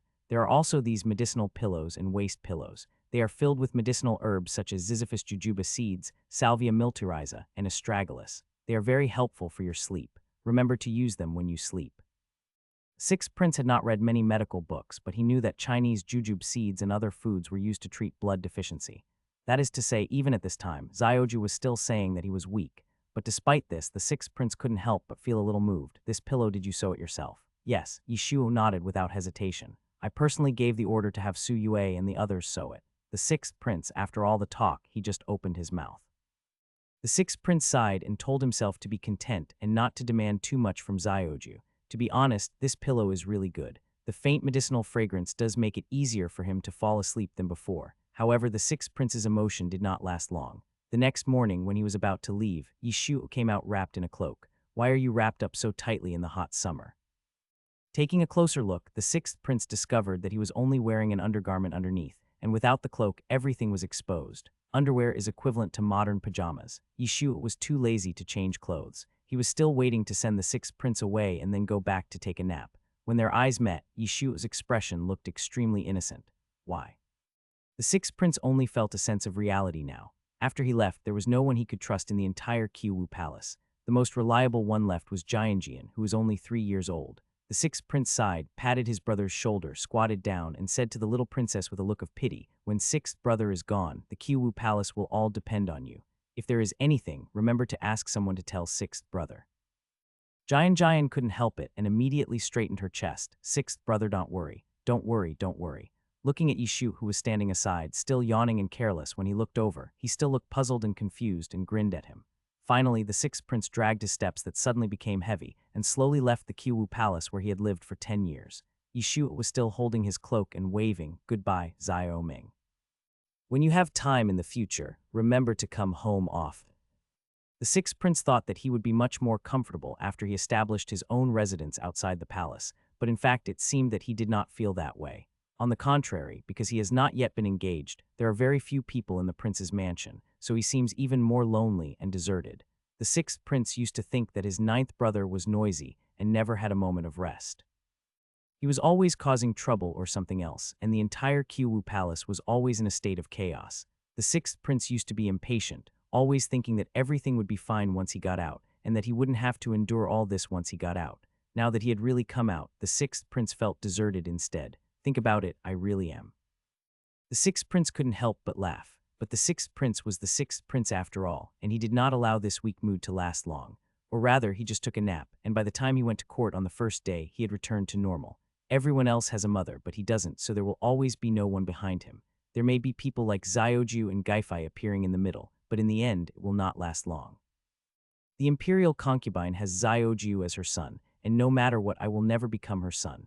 Zioju, the little princess, and the imperial concubine, the 3 of them are a family. The sixth prince felt that he must be strong so that he could walk the next path without fear. And now that he has finally come into contact with court affairs, a new journey has slowly come into view. Although Emperor Jingwen had a mediocre feeling towards this son, he also knew that the sixth prince was outstanding, so Emperor Jingwen did not treat him unfairly in this regard.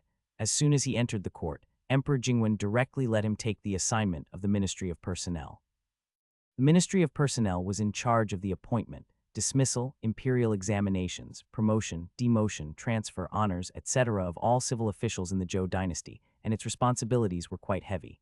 Although Emperor Jingwen only asked him to participate instead of being in charge, it was also a sign of his great importance. As the saying goes, hard work pays off. Emperor Jingwen naturally noticed the efforts of the sixth prince. The sixth prince was extremely ambitious, but he also knew that this matter could not be rushed, so after entering the Ministry of Personnel, he did not rush to show his abilities.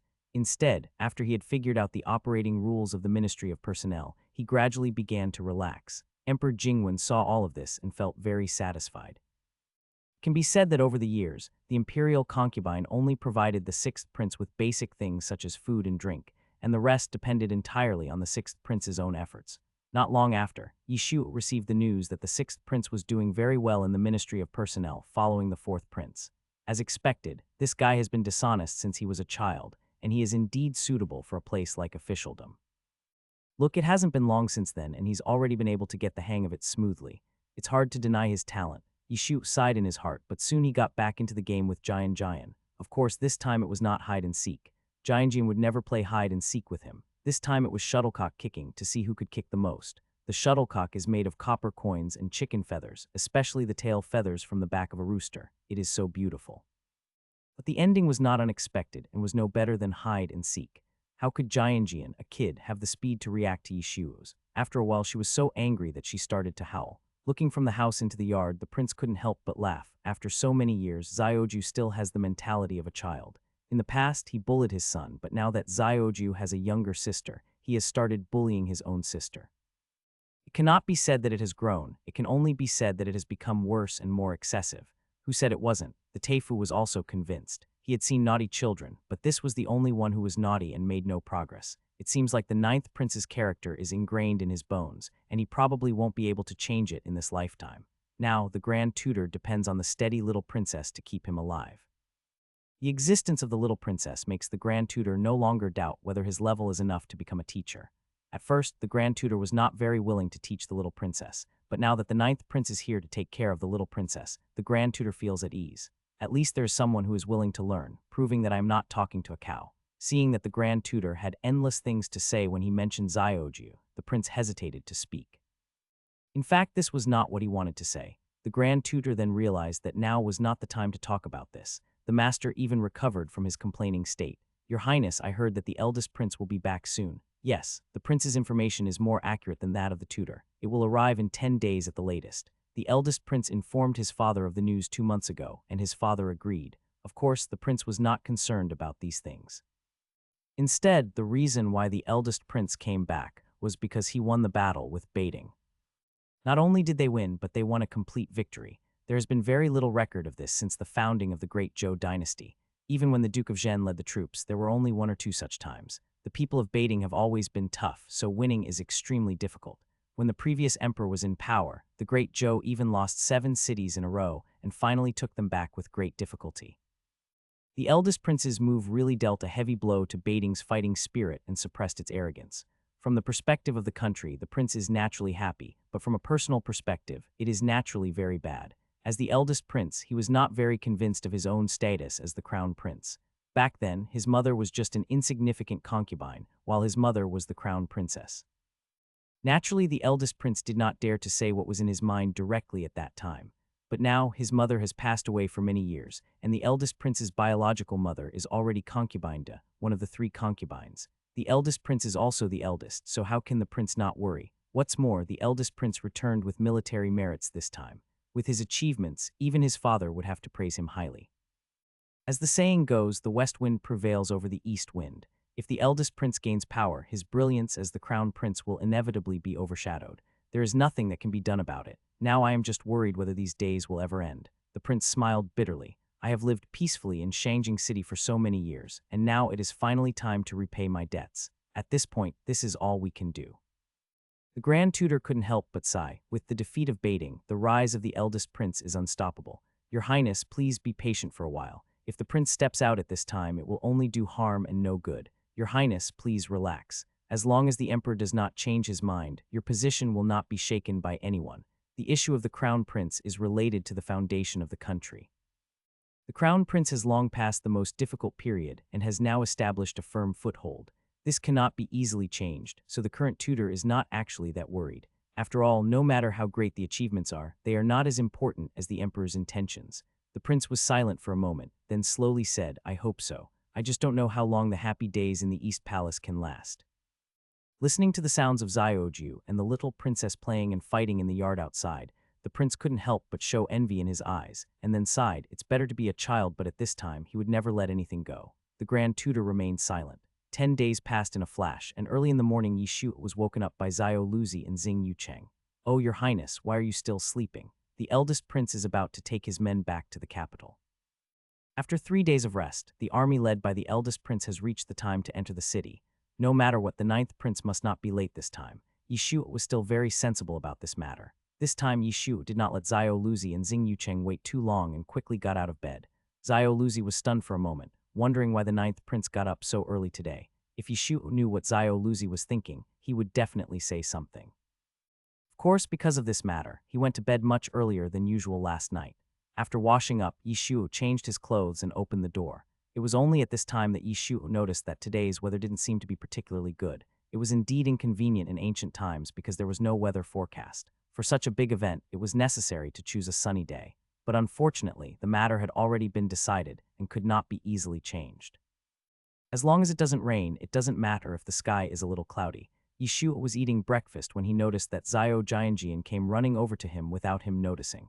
Yishu originally wanted to go find her specifically, but now it seems that there is no need. Without waiting for Jian's response, Yishu quickly said, "Eat quickly. I'll take you to see the big scene later." After saying that, Yishu stuffed the bean bun into the little princess's hand without saying anything. The imperial concubine, who followed closely behind, could not help but be stunned when she heard this. Why did you take Jianjian to do something like this? Yishu didn't even think twice. The army is entering the city. It's a rare sight. It would be a pity not to bring Jian to see it. Imperial concubine, there would be people everywhere, so what was so interesting about it? Was he just taking it as a normal trip? But Jian didn't care about that. When she heard about going outside the palace, it was quite attractive for a child, so she subconsciously started to eat the bean bun in her hand.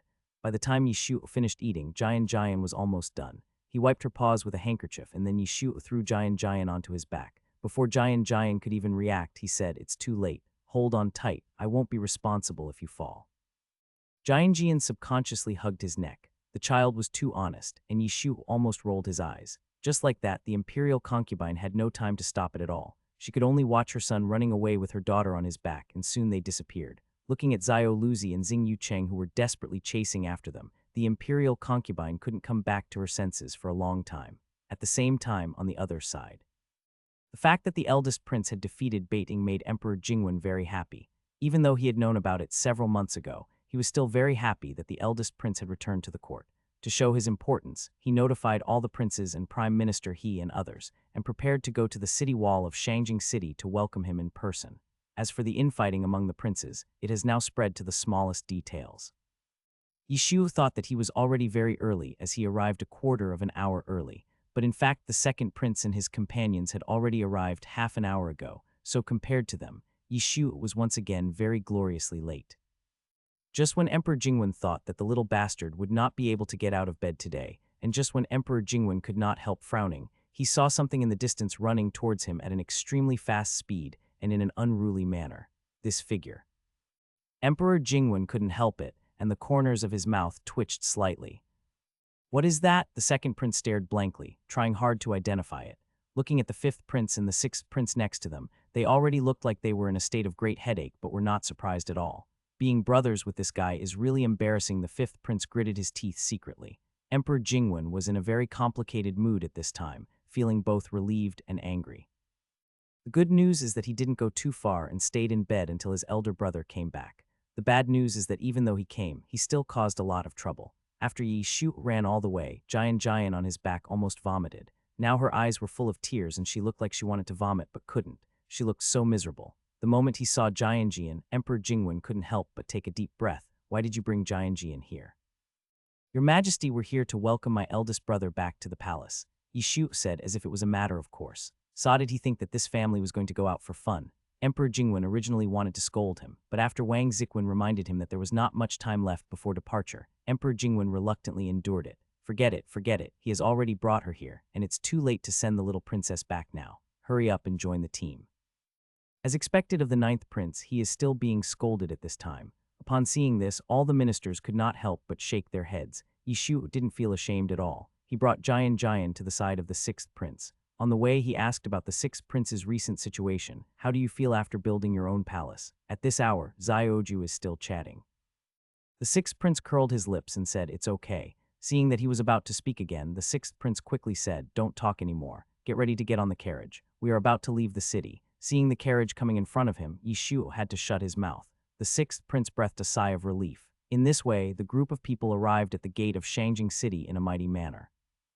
Probably because they had also received the news of the great Zhou's victory, The people around were jubilant, and the entire Shangjing city was filled with joy and peace.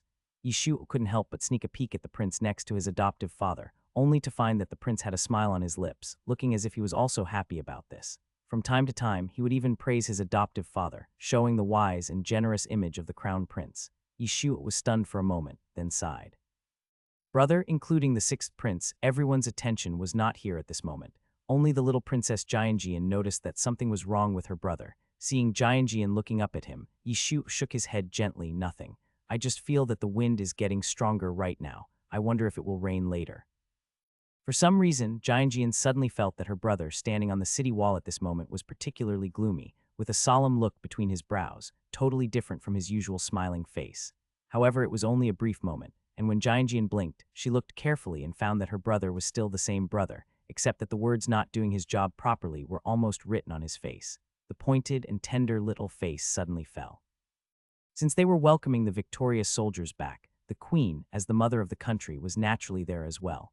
Not only was the queen there, she even brought the little prince with her. The queen held the little prince's hand and never let go for a moment. You must take a good look at what the eldest prince looks like today. Pretending to straighten the little prince's clothes, the queen said softly. She wanted to let her son see how high-spirited and energetic his elder brother is now. Almost as soon as the words fell, the little prince suddenly became nervous. Not to mention the queen, even the second prince and the others couldn't help but feel nervous. On the city wall, the people looked all different, and Yishu felt tired just by looking at them. Just when Yishu was feeling bored, he suddenly felt the city wall under his feet shaking slightly. Listening carefully, he could hear the sound of galloping horses in the distance, like fine drum beats becoming closer and clearer. Yeshua was startled, then suddenly looked up. I saw the small black dots that were the size of ants just now gradually enlarged, and one by one their figures gradually appeared. When they were about 2 or 3 miles away from Shangjing City, the eldest prince made a gesture and all the soldiers stopped. Looking at the towering Shangjing City in the distance, a complex look flashed across the eldest prince's eyes. After 10 years of hardships at the border, I finally returned here alive. I just wonder if my brothers are living a comfortable life in the capital. Go. Quickly restraining the various emotions in his eyes, the eldest prince gently patted his beloved warhorse. The warhorse had followed the eldest prince for several years and was naturally familiar with every command of the eldest prince. It quickly changed from its previous wild galloping state to slowly walking forward. The road of more than 2 miles was neither long nor short. It took no more than a quarter of an hour for the large army to appear in front of them. Yishu had excellent eyesight and immediately saw the man at the front of the team. The man was tall and strong, with deep facial features. Perhaps due to years of fighting, he exuded a murderous aura that was intimidating without even getting angry. Compared to him, the other princes, including the crown prince, were like flowers in a greenhouse. The prince's hands tightened for a moment, but soon relaxed again before anyone else noticed. Yishu was ready to watch it a few more times. It was a live version of the ancient military parade. The scene was indeed spectacular enough and rare to see in many years. But after a while, he saw Jianjian below desperately pulling at his sleeves. Brother, I want to see, I want to see. It turned out that Jianjian was young and short and couldn't see what was happening below at all. Yishu didn't think much about it. He just picked up Jian and put her on the top of the city wall. Jianjian still didn't know what fear was. She was so brave that even Yishu had to admit defeat, so she was not afraid and looked over with curiosity in her eyes. Wherever the main force below went, the 2 scorching gazes followed. The eldest prince, who was leading the group, raised his head sharply, and then he saw 2 figures moving along with his movements. They were completely fake and completely different from the others. The amazement in his eyes was almost overflowing. They are exactly the same as the common people they met along the way. When he reached the bottom of the city wall, the 2 children bent their bodies lower and lower, and finally they were lying on the wall to watch. Yishu couldn't help but touch his chin, so impressive. Jianjian nodded repeatedly. That's right.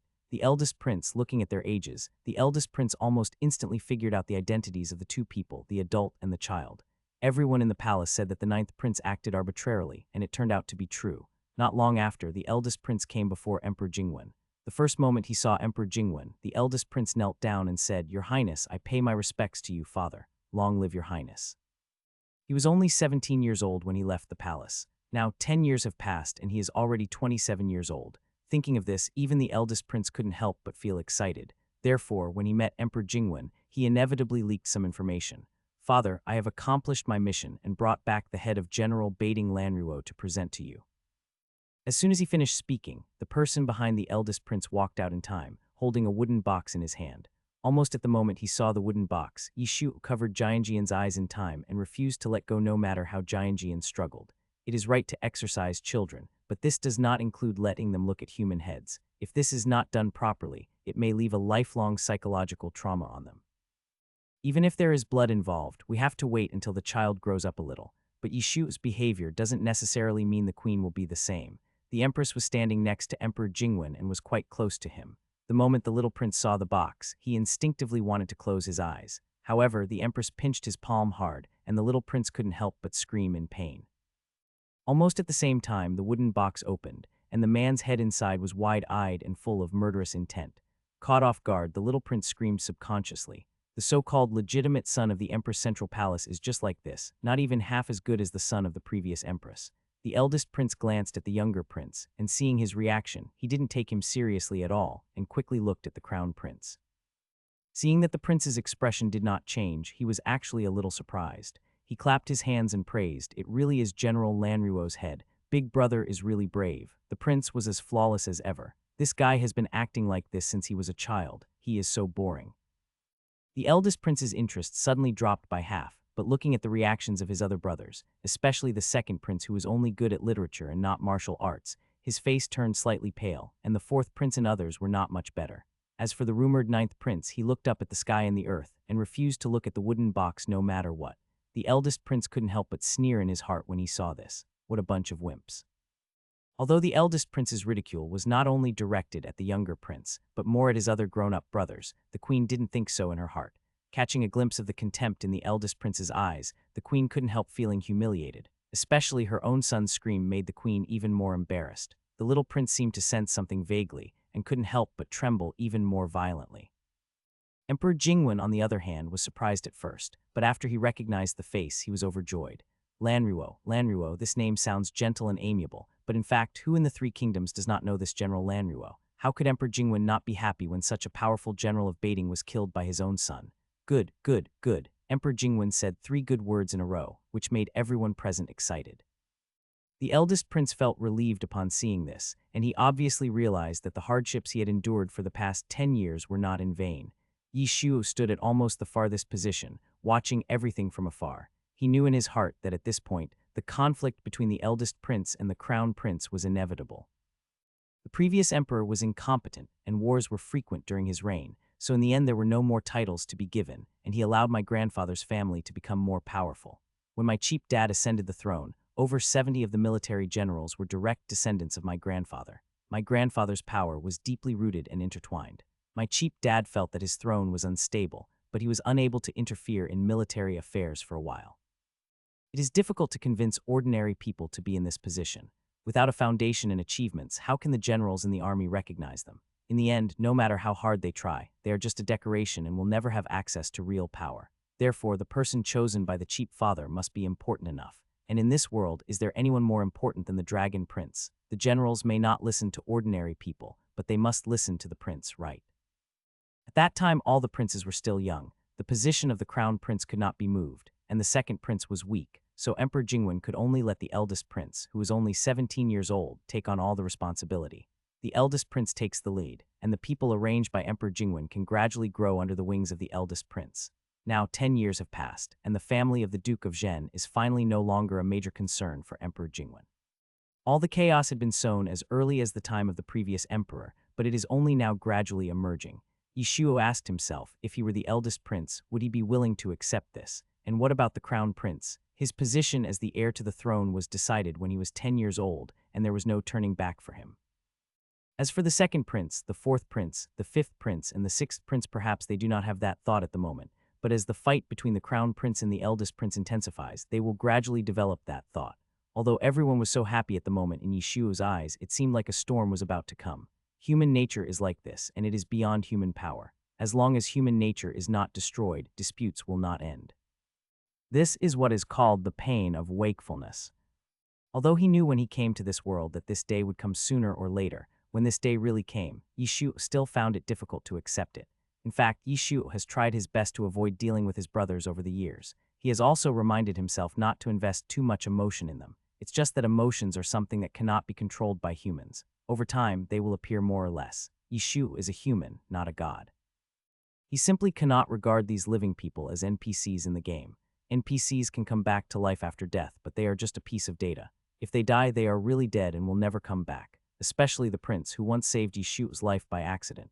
If the prince's attendant had not happened to come by, causing the midwife's hand to tremble, he would have been dead by now. Of all people, what Yishu least wanted to see was something happening to the crown prince. But now that the eldest prince is back, the possibility of nothing happening to the crown prince is extremely low. Yishu knew very well that once a person reached that point, he would feel helpless. Even if the prince did not want to fight, reality would force him to do so. The eldest prince has made great contributions and is very popular for a while. If you want to compete with him, you will definitely need more followers. How can the party develop? Don't even think about it if there is no sufficient benefit.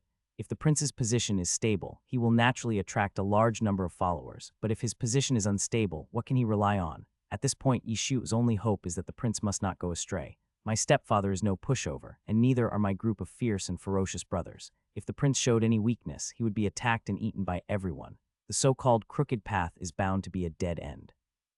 As for asking the eldest prince to give up voluntarily, if you put yourself in his shoes, it's impossible. Otherwise, why would the eldest prince risk his life and stay at the border for 10 years? Sometimes people just can't see things too clearly. If they see too clearly but are powerless to do anything about it, all that will result is endless torture. Yishuo subconsciously closed his eyes. He had never hated his own intelligence so much. It made him unable to harbor any hope of luck. Elder brother. I don't know if it was telepathy, but when Jianjian looked up, she was immediately frightened by her brother's pale face. Brother, what's wrong with you? Although Jianjian usually disliked him, she was still very nervous when she saw him like this and even spoke in a much softer voice. Seeing that he seemed to have frightened her, Yishu was startled, then shook his head. Nothing, I was just frightened by General Lan Ru's head just now. Is it really scary? Jianjian was originally unhappy that he suddenly blindfolded her, causing her to not see anything.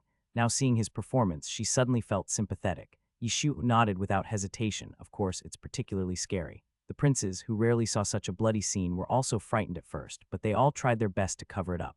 He was the only one who said it so bluntly. Even the eldest prince couldn't help but look at his younger brother a little more.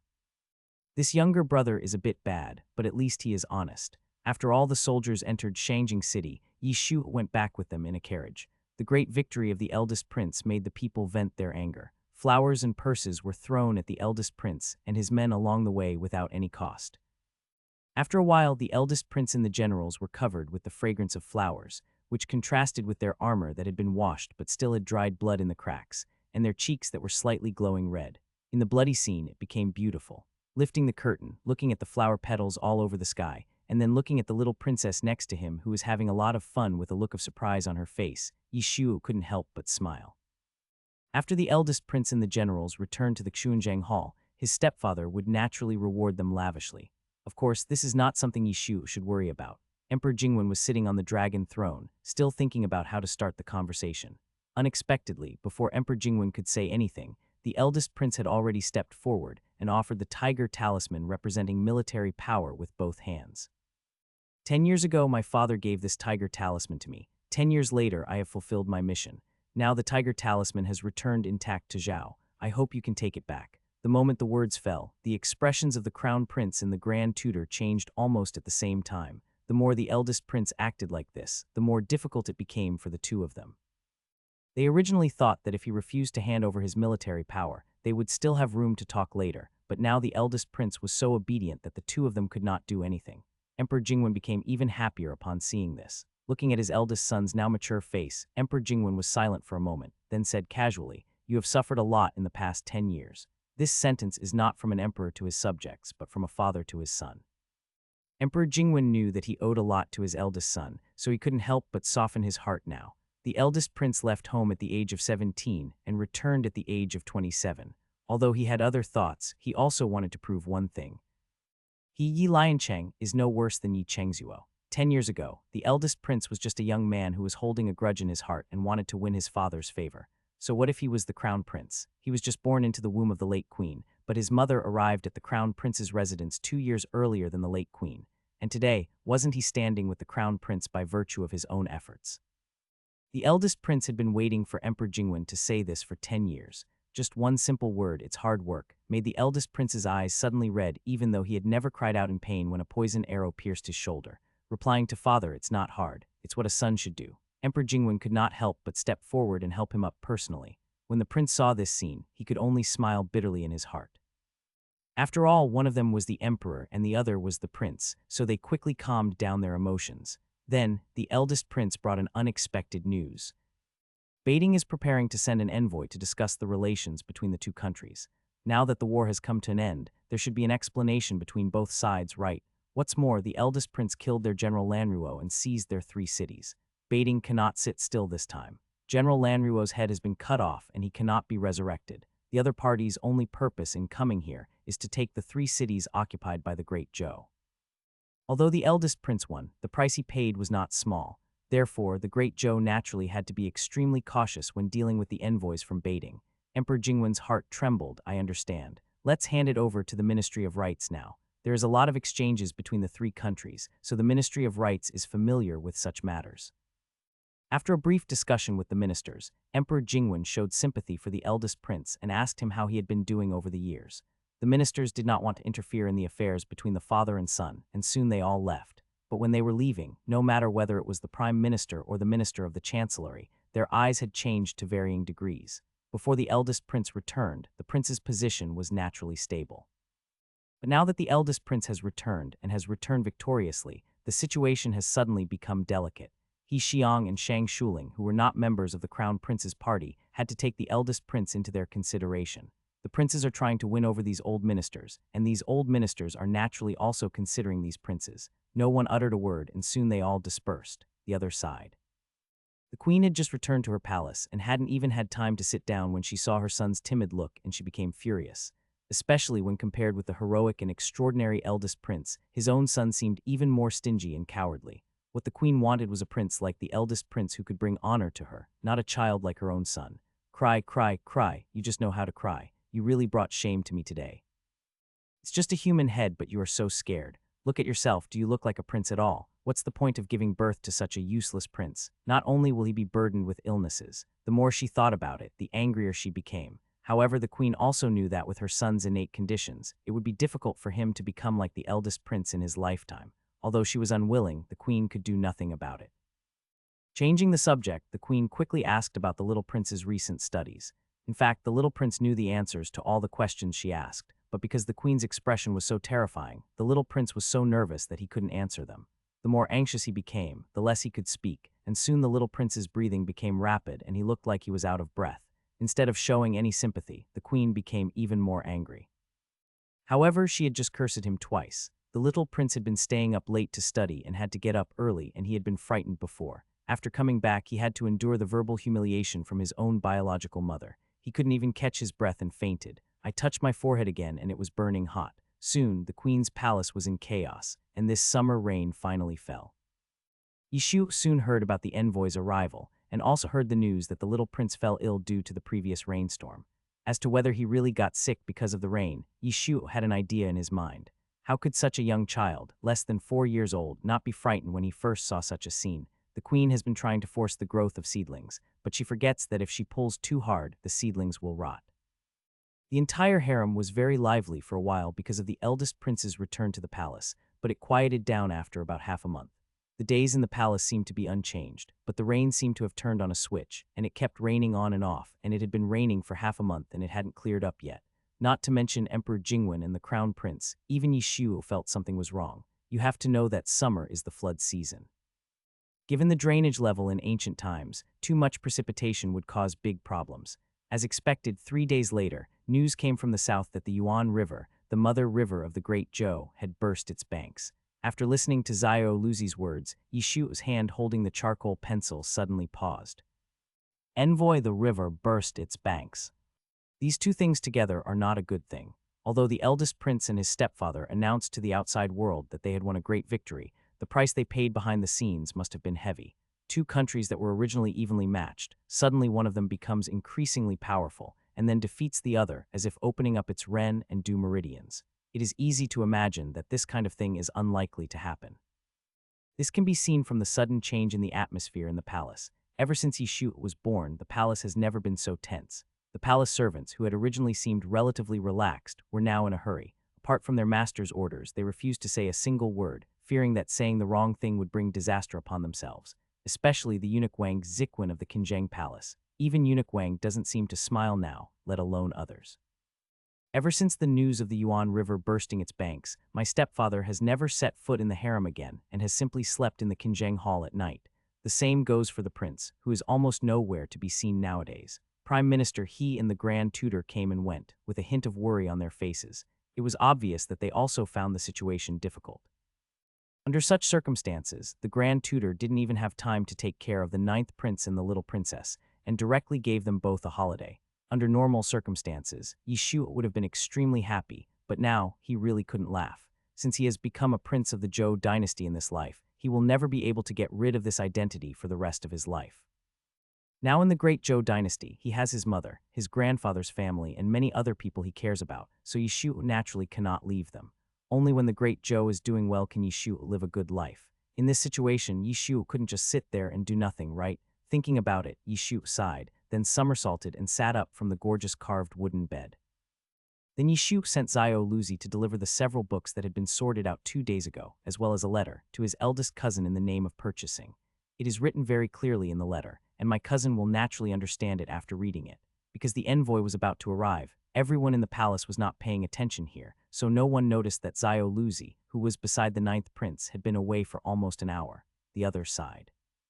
Although the officials below had notified the people downstream before the water level surged, many people were still killed because the dam of the source river burst too suddenly. In some places, there was even an entire village with no one left. Large areas of villages are now submerged by floods. In order to prevent the concealment of the news, Emperor Jingwen promptly sent imperial envoys out of the capital. Now news came one after another from various places downstream. The scope of the impact was getting wider and wider. The number of casualties was increasing, and Emperor Jingwen's face was getting uglier and uglier. From a few hundred at the beginning, it grew to a few thousand, and now it has reached tens of thousands. Water sources are an indispensable part of people's lives. In the absence of modern facilities, most people like to live near water. While this facilitates farmland irrigation, they also have to bear the risk of floods. The casualties were increasing, and more people were being displaced. Emperor Jingwen did everything he could, and his eyes were red from staying up late. However, in the face of natural disasters, human power is always so powerless. If this continues, the situation will be bad. The most important thing at the moment is to curb the spread of the flood, as well as the resettlement of the victims, the reconstruction of villages, and the repair of dams. Each and every one of them requires a lot of effort and money. Leaving aside the mind and money, the issues of containment, reconstruction, and renovation alone are already quite tricky. There are too few talented people in this area in the court. Because of the geographical location of Dezhou in the lower reaches of the source river, Dezhou suffered far more flood disasters than the other two countries. However, people who know how to manage water are always extremely scarce. Just when Emperor Jingwen was suffering from a splitting headache, he suddenly thought of a person, and that person happened to be within the territory of the Great Zhou. Emperor Jingwen made a prompt decision and invited Mr. Zheng Mohuai over. Things are different now. Emperor Jingwen no longer cares about using any conciliatory tactics. At such a critical moment, he will tie Zheng Mohuai up even if he has to. In addition to improving various tools and designing mechanisms, this man is also very capable in controlling floods and building dams, otherwise he would not be so respected. Zheng Mohuai had served as an official in the Great Zhou for half a year. Although Emperor Jingwen knew his character and was even more aware that he was stubborn and never considered himself a subject of any of the three kingdoms, people like him would be less willing to work the more they were forced to do so. Emperor Jingwen was even prepared to massacre all the disciples around Zheng Mohuai in order to force him to submit. However, as soon as he made the decision, and before he could tell the secret guards to do it immediately, Zheng Mohuai took the initiative to send a message saying that he was willing to come forward and do his best. People with ill intentions would rather watch the joke of Dezhou, so it is unlikely that someone with bad intentions would take action at this time. Zheng Mohuai had 3,000 disciples, and the breach of the Yuan River caused such a big commotion, so it was not difficult to understand that he knew about it so quickly. Therefore, when Emperor Jingwen learned the news, he was not surprised but happy. Several years ago, the Yuanqing Canal, which Zheng Mohuai participated in building when he was young, is still standing today. After more than 20 years of wind and rain, the surrounding embankments have collapsed countless times, but the Yuanqing Canal is still strong. Zheng Mohuai's ability is evident. However, while he was happy, Emperor Jingwen was also a little puzzled. Normally, he wouldn't worry about such things. Why did he suddenly become so kind-hearted this time? However, being puzzled does not mean that Emperor Jingwen doubted him. After all, Zhang Mohuai was used to doing whatever he wanted. He had never had any rules in doing things, so it was not strange for him to act on impulse occasionally. When Zhang Mohuai arrived at the lower reaches of Yuan River in a carriage, Emperor Jingwen sent secret guards to investigate. They found out that it was not for any other reason, but that Zhang Mohuai had accepted a large number of new disciples in recent years. Zhang Mohuai felt that it was not a good idea to let them study all the time, so he brought them out this time to practice. Of course, Zhang Mohuai has high standards and he doesn't want everyone. This time, he only picked out 7 or 8 students from thousands of them. Although the number of people is small, they are the most outstanding among my teaching achievements in the past 3 years and can be called masterpieces.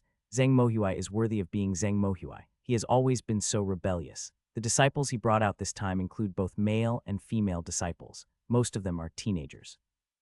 What's more, there are even children who are 12 or 13 years old. Emperor Jingwen felt overwhelmed at the thought of asking these young boys and girls, especially the girls, to participate in the flood control.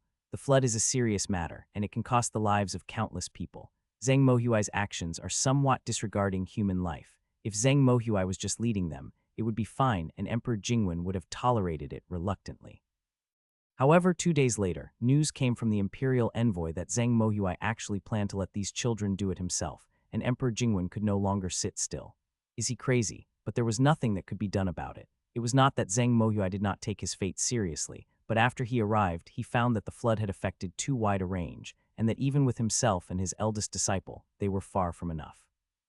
No matter how capable Zhang Mohuai is, he is just one person. He can only take care of the areas most affected by the disaster, and other places are out of his reach. Although this group of young boys and girls are still young, they have learned it after all, and they are the best ones. They are better than those who know nothing about water control, and these good things are equivalent to many lives. Zhang Mohuai's actions may seem absurd, but he is actually acting according to the actual situation. Appearances are not important to him. What matters is the results. In order to curb the current flooding of the source river, different analyses should be conducted based on different situations. Some require strengthening of embankments, while others require adjustment of flood diversion channels. If the river is silted up, the river channel needs to be narrowed, etc. Dredging and blocking require specific analyses of specific situations. People without a basic understanding simply cannot do this job. Besides, if it really doesn't work, isn't there someone who can give me guidance remotely? This was that person's idea. He asked me to bring my students to help, so he naturally had to help finish it. Besides, with his ability, it shouldn't be difficult for him to provide some effective suggestions. Thinking of this, Zhang Mohuai no longer felt worried. No matter how precocious the boys and girls in ancient times were, they were only in their teens after all. When such an important task was handed to them, they would naturally feel panic-stricken and at a loss. Even if a genius is selected from thousands of people, before he has gone through the hardships, he is nothing more than a useless bud. But when Master Zhang mentioned the person who would deliver news to them on time every month, the people's originally tense hearts suddenly became less panicked. Yes, if all else fails, they can seek help from that mysterious and powerful teacher. Because there are many orphans who are unattended at the southwestern border, and there are many people watching, the news might leak out.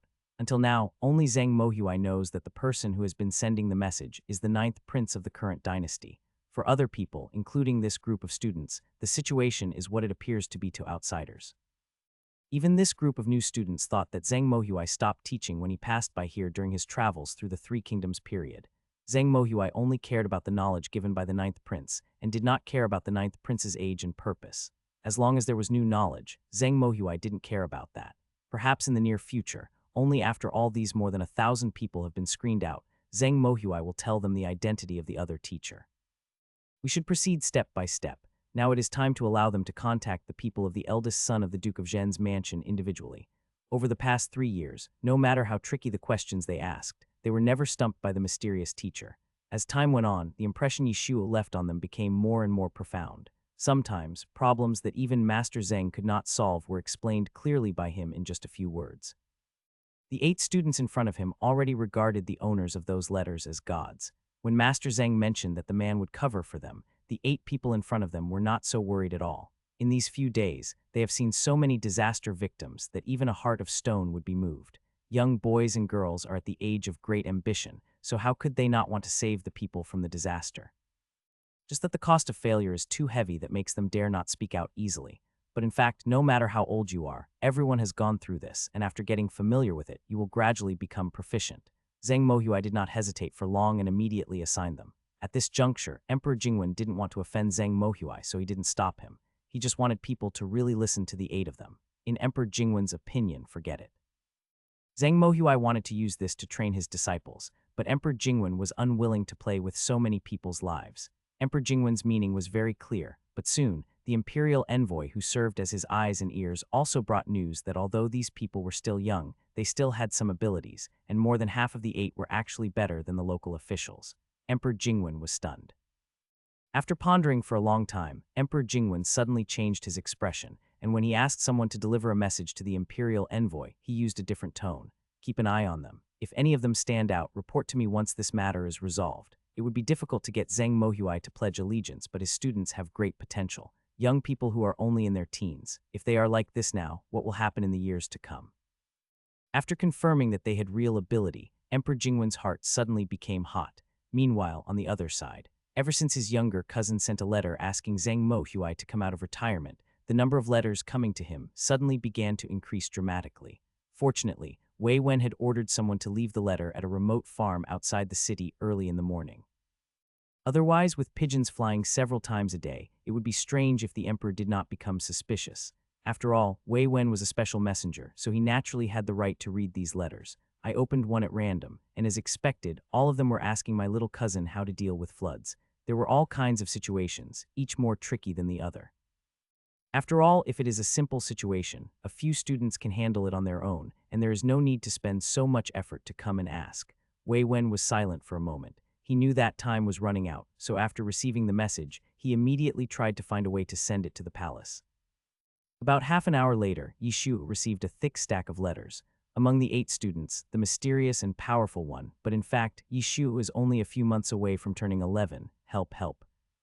Sure enough, this kind of task is not so easy to take, but since the letters for help were already in front of him, what else could he do? Yishu could only help read them one by one. I opened one of the letters casually. After all, we were all engineers, so there was no nonsense and we got straight to the point. It turned out that the girl named Zhu Wu came to ask him how to close the dragon gate. The so-called dragon gate is the last opening left after blocking the gap, so it is called the dragon mouth. Whether the breach control can be successful depends entirely on closing the dragon's mouth. If it is successful, the gap can be blocked smoothly. If it is unsuccessful, the flood will continue to spread. The girl named Zhu Wu was assigned to a large tributary in the lower reaches of the Yuan River. Now the dam of the tributary is about to be destroyed. The river is nearly 50 meters wide and the water is rushing, so the gap has been blocked many times but has not been successfully blocked. The water flow is fast and the water pressure is high. There is no crane now, so the things that can be lifted by manpower are extremely limited. The wood and stones are not heavy enough, and the objects being suppressed will soon be washed away. The river channel is nearly 50 meters long and it is impossible to seal it. There was really no other way, so Zhu Wu wrote to ask for help. Yishuo quickly searched to see if there were any similar experiences. After a moment, he picked up a pen and wrote down his suggestions. Zhao Luzi, who was standing by, only knew that his master seemed to be extremely busy and had no idea what kind of big thing he was doing. It took Yishuo 2 full days to process this batch of letters. Every great disaster will be followed by a great epidemic. Yishuo finally wrote down some modern epidemic prevention experiences, such as the fact that the water from the current Yuan River cannot be drunk, and that well water must be boiled before drinking. After explaining all these things, Yishuo was already exhausted. However, saving a life is like putting out a fire. Yishuo did not dare to delay at all. He immediately asked Zhao Luzi to quickly deliver the reply letter to his cousin. Looking at the thick pile in front of him, my cousin was so shocked that he couldn't recover for a long time. He can actually answer them one by one. His eldest cousin asked someone to send these letters out of Shangjing City almost overnight. 2 days later, a group of 15 people, including Mr. Zhang Mohuai and his eldest disciple, all received reply letters. Although Zhang Mohuai was familiar with flood control, the breach of the Yuan River this time was unusual, and even he found it difficult. Therefore, Yishuo's reply could also provide him with more ideas. However, Yishuo was far away in Shangjing after all, and did not see the real situation with his own eyes. He could only give answers based on their written descriptions. As for whether it should be used or not, it would ultimately depend on them, but even these are enough. Zhang Mohuai's expression changed after reading the sentence in the letter. Source rivers are prone to siltation, bursting, and moving. I listened to your advice, sir. Now the north side of the source river is higher than the south side. There is a risk of bursting and changing course in the south. I hope you will carefully judge. Then he counted the days and found that it had indeed been nearly 100 years since the last time the Source River burst its banks. There is a saying that the Yuan River bursts its banks twice every 3 years and changes its course once every 100 years, so the ninth prince's guess is not groundless. Although the great Zhou lacks talents in flood control, it is not that there are no talents to be found. It's just that there are too few people and not enough manpower. Zhang Mohuai quickly informed the two adults who were working with him to control the flood about this matter. The two adults were startled, and the three of them quickly led everyone around and began to carefully observe the direction of the river. The three of them were suddenly shocked when they discovered that the riverbank dozens of miles away was indeed disappearing and collapsing. Then Zhang Mohuai made a decision that shocked everyone. Rush to harvest and abandon the city. Of course, the so-called abandoned city does not refer to this place, but the risky places downstream. According to Zhang Mohuai's estimation, there are about 3 cities that are at extremely high risk of being affected. If we rush to harvest in large quantities, this year's grain output may not be optimistic. But if we don't rush to harvest, if the Source River really changes its course or floods to the south, it will not just be a matter of reduced grain production. The foundation of the entire Great Zhou will inevitably be shaken.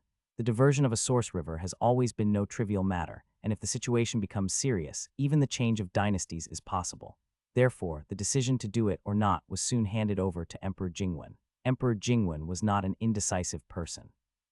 He would rather have a false alarm than take this gamble. Soon, Emperor Jingwen made a decision.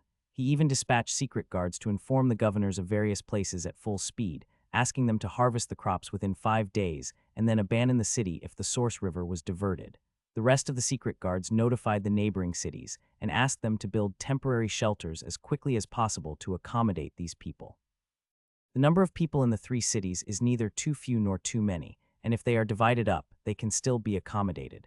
As for the ideological work of the people, it is not so easy to do. After all, most people were not happy about being suddenly notified to move from their homes, and they didn't understand when they were told that the source river was being diverted, and the grain in the fields is not so easy to harvest. If this happened in modern times, it would definitely be difficult to do, but you have to know that this is a feudal society, so it is actually easier to do.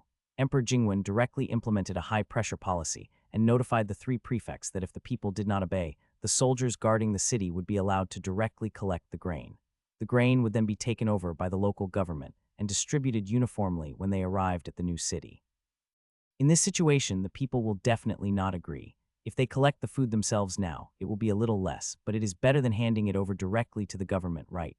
Seeing that the soldiers defending the city were serious about their attack. After this happened once or twice, the rest of the people had no choice but to rush to harvest, suppressing their heartache and cutting down the crops even before they were fully ripe. Wherever there is food, there are people.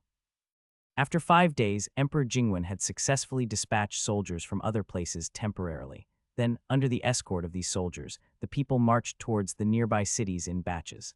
Of course, there were many who refused to leave even at the cost of their lives, including ordinary people and wealthy families. There was really no way to deal with this small group of people. The secret guards killed several of them on the spot, but they still showed no sign of compromise, so the local prefect had no choice but to give up. Life and death are determined by fate. Personal choices are different and cannot be forced. The thatched cottages and tiled houses had now become sheds that could barely keep out the wind and rain. Just as the people in the 3 places were filled with resentment, they suddenly heard a report from afar. My hometown was flooded. Overnight yesterday, the source river seemed to carry the power of destruction, and countless streams of water rushed over like an overwhelming force. In just over 2 hours, one of the 3 cities was flooded so deeply that even the city tower could not be seen. The remaining 2 were not much better, with more than half of the buildings and houses gone. Standing on a high ground, looking at the floodwaters dozens of miles away, the people in the 3 places were speechless for a long time. The resentment in their hearts was swept away and turned into gratitude. The other side. Perhaps it was because several students and Zhang Mohuai communicated with each other too frequently, and Yishu's reply was not conspicuous among them, so it did not attract the attention of others. After receiving Yishu's reply, Zhu Wu thought for a moment and felt that this method was feasible. The 50-meter river channel is too wide, but it can be divided into several parts. In this way, although there are more breaches, the water flow will be smaller. Then they can be blocked one by one. Although the project is large, it is very likely to solve the current dilemma. Zhu Wu immediately conveyed her meaning as soon as she said it. However, what she did not expect was that her proposal was soon opposed by the local prefect. The other party even felt that Zhu Wu was harming people. Do you know that doing this may very well cause the dam to burst? Zhu Wu was stunned, and naturally knew that the real test was coming. Zhu was young but not stupid. It was impossible for her not to see that the people around her seemed to respect her but were actually neglecting and disdainful of her.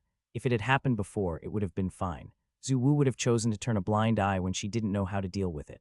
But now that she has found the method, and it is estimated to be feasible, Zhu is determined to give it a try no matter what. The prefect on the other side continued. It is not easy to divide the original dam pier into 3 parts. If so, wouldn't all the previous efforts be in vain? This is the first time I heard that a gap was smashed into 3, and it is also the first time I heard that the gaps became more and more blocked. Originally, we were just going to block 1, but now the dam pier is divided into 3. Doesn't that mean we need to block 3? Wouldn't the prefect think that the girl in front of him was fooling around? But in fact, ordinary wood and stone are powerless to deal with a 50-meter-wide river. Dividing it into 3 parts and treating each part as a whole is equivalent to dividing the water flow into 3 parts. If there is only one portion, the water flow is too large to be blocked. Is it possible that 1/3 cannot be blocked? Taking risks is inevitable, but if this continues, it is only a matter of time before the dam collapses completely. After her thoughts were opened, Zhu Wu's mind became clearer and clearer, and she could not help but argue with the prefect. But unfortunately, no one had ever done this before, and the prefect relied on past experience and refused to give in no matter what. Seeing that time was dragging on, the already broken dam was becoming more and more shaky and could collapse completely at any time. Zhu Wu became anxious. Most people won't cry until they see the coffin. They would rather deceive themselves and let it rot than eliminate the stubborn disease by self-mutilation. Although the dam was rotten at the moment, it was still effective. What if the other 2 gaps were opened and it was completely ruined? Zhu Wu was finally forced to send a letter to the imperial envoy directly by carrier pigeon, bypassing the prefect. Today's imperial envoy is the eyes and ears of Emperor Jingwen, and like Emperor Jingwen, he is a man of swift and decisive actions. In addition, the flood is an urgent matter. After careful consideration, he is sure that it will not be able to be stopped by traditional methods, so he makes a prompt decision and decides to take a risk. After the reply came, if I tried to stop it, I would have to bear the consequences myself. But if the imperial envoy agreed, then if there was any problem, it would be the imperial envoy who would bear the consequences myself. After seeing the reply, the prefect knew that his official hat was saved, so he stopped making things difficult for Zhu Wu. Zhu Wu gave an order, and the others began to move. In this way, under Zhu Wu's command, the first gap was successfully blocked, and then the second, and when it came to the third, everyone's heart was in their throat. After all, whether the flood could be successfully stopped here depended entirely on this last one. It did take a little more effort to plug the last gap than the first 2, but it was finally successful. It actually worked. Standing on the shore, faintly listening to the cheers of the river workers in the distance, the prefect couldn't help but widen his eyes. It's amazing. Surrounded by everyone in the center, ignoring the unanimous voices of admiration and compliments around her, she stared blankly at the river that was no longer spreading. At this moment, the teacher whom she had never met before was like a god in Zhu Wu's eyes. In the next 2 days, the weather was cloudy and rainy, and when it rained, the riverbed continued to rise. Even though the dam had been successfully blocked, everyone couldn't help but break into a cold sweat when they saw this scene. If the water level rises again, it will inevitably cause a second dam breach. At that time, this method may not be effective. Everyone, including Zhu Wu, prayed madly in their hearts day and night. Finally, on the 3rd day, the sky cleared up, and the intermittent rainfall that had lasted for more than half a month finally came to an end, and the flood was finally stopped here successfully by them. Such a feat is truly shocking. After the storm, the 8 people seemed to be reborn. Their will became stronger and stronger. The childish innocence on their faces gradually disappeared, and finally a hidden determination was revealed. Even the imperial envoy couldn't help but sigh when seeing this scene, saying that the young are to be feared. Thinking of the emperor's previous instructions, the imperial envoy pondered for a moment, and finally compiled his own observations and the voices of his subordinates, and then sent them to Shangjing along with the disaster situation at full speed. Despite the tireless work day and night, the imperial envoy's letter was delivered to Emperor Jingwen's desk in just a day and a half. After seeing the 3 cities being flooded, now Emperor Jingwen couldn't help but breathe a sigh of relief. Fortunately, I caught up in the end. Because of advanced preparations, the losses caused by this incident were not great, far from being serious. In addition, Emperor Jingwen had been in power for so many years, and the national treasury was still relatively full. It would take a period of recuperation for the country to recover, but if you don't prepare in advance, the outcome will be unpredictable. But the more this happened, the more complicated Emperor Jingwen's mood became. When he saw that the first person to bring up this matter was Zheng Mohuai, Emperor Jingwen suddenly became very conflicted. How can't we use such good talent for our own benefit? The more he thought about it, the more uncomfortable he felt. Emperor Jingwen quickly looked at the next letter. However, he couldn't help but read it. When he saw Zhu Wu and the other 8, he stood up suddenly. God bless my great Zhou. Although the flood caused a lot of losses to the imperial court, it is comforting that these young heroes emerged. Except for Zhu Wu, the performances of the others were also quite impressive, which was a blessing in disguise, so much so that Emperor Jingwen felt sincerely surprised. Especially at this critical juncture, the envoys will arrive in a few days. The flood was successfully contained on the eve of the envoys' arrival. Doesn't it just prove that God does not want to destroy the great Zhou? The flood receded in time. This is a sign of great prosperity, a sign of great prosperity. When a dynasty prospers, many heroes emerge. If I remember correctly, the oldest of these 8 people was only 16 or 17 years old, and the youngest was only 12 or 13 years old. They were all young talents, the likes of which could not be produced even by an ordinary emperor during his many years in office. There were even fewer historical records about them. Zhu Wu and the others happened to all be from the great Zhou. It was hard for Emperor Jingwen not to wonder whether this was a reward from God for his diligent governance of the country over the years. All in all, this is not a bad thing. After so many days, His Majesty finally smiled. Prime Minister, he and the others were also very happy. Congratulations, Your Majesty. Congratulations, Your Majesty. God bless the great Zhou. Long live our emperor. Emperor Jingwen looked at the ministers kneeling on the ground and breathed a sigh of relief. At the same time, he was thinking in his heart that although these 8 people were still young, their significance was extraordinary, especially since the envoys from Beiding are about to arrive and the flood has just passed. The great Zhou cannot afford to show any weakness. Talent is also a way to demonstrate a country's strength and prove that a country has successors. Especially since these 8 people are so young, they are even more different from ordinary people. As he thought about this, an idea flashed through Emperor Jingwen's mind, and then he said, "Pass on my order to summon these 8 people to the capital." In addition to showing Zhu Wu and others to Beiding, Emperor Jingwen also planned to strike first to avoid delaying for too long and letting others reap the benefits. He Xiang and the others quickly understood what Emperor Jingwen meant. While they were amazed, they also agreed with it very much. Zheng Mohuai's disciples have rarely been those who play power games. As long as they are not in competition with them, the more such talents there are, the better. The more the better, and the great Zhou will become more prosperous. So that was settled. When they received the news, Zhu Wu and the others were in disbelief for a moment. You have to know that 3 years ago, they were still orphans wandering around the border. In just over 3 years, they have come into the emperor's sight. Under the guidance of Master Zheng and the deliberate selection of Wei Wen, Zhu Wu and others were influenced by them and actually did not have much desire for power. They still prefer the atmosphere of discussing academics with seniors and teachers. The sense of accomplishment when they work together and successfully verify a certain formula is incomparable to anything else. Zheng Mohuai is devoted to research, and the students he teaches are naturally no less capable. Therefore, Zhu Wu and others were only slightly excited, and after calming down they felt that it was nothing. They even worried about what would happen if they could never come back. Before they came out, the formula at hand was only half proved, and the other half had not been verified yet. They didn't know how long it would take to go back and forth. In fact, Zheng Mohuai was reluctant to part with these 8 people. They were such good assistants and much smarter than his eldest disciples. But think about it, these people are not his real students, but are sent to him by others for foster care. Even if Zheng Mohuai is reluctant in his heart, he can't go against the one in the capital. Seeing that the 8 people seemed somewhat reluctant, Zheng Mohuai changed their attitude instantly with just one sentence. The other teacher you have been talking about is now in Shangjing City. Zhu Wu and the others opened their eyes wide almost instantly. Doesn't this mean that as long as they arrive in Shangjing City, they will be able to see the mysterious and powerful teacher they have always been thinking about? Zhu Wu and the others were immediately as if they had been injected with chicken blood, and they became excited at a speed visible to the naked eye. However, what Zheng Mohuai did not say was that their so-called teachers were actually younger than them. I just hope they won't be too surprised by then. The other side, during these days, Yishu's one hand was almost worn out from writing. From the disaster area to here, he received an average of 10 letters a day, and Yishu had answered at least dozens of questions. Now that he finally heard the news that the flood had receded, Yishu couldn't help but breathe a sigh of relief. It's finally over.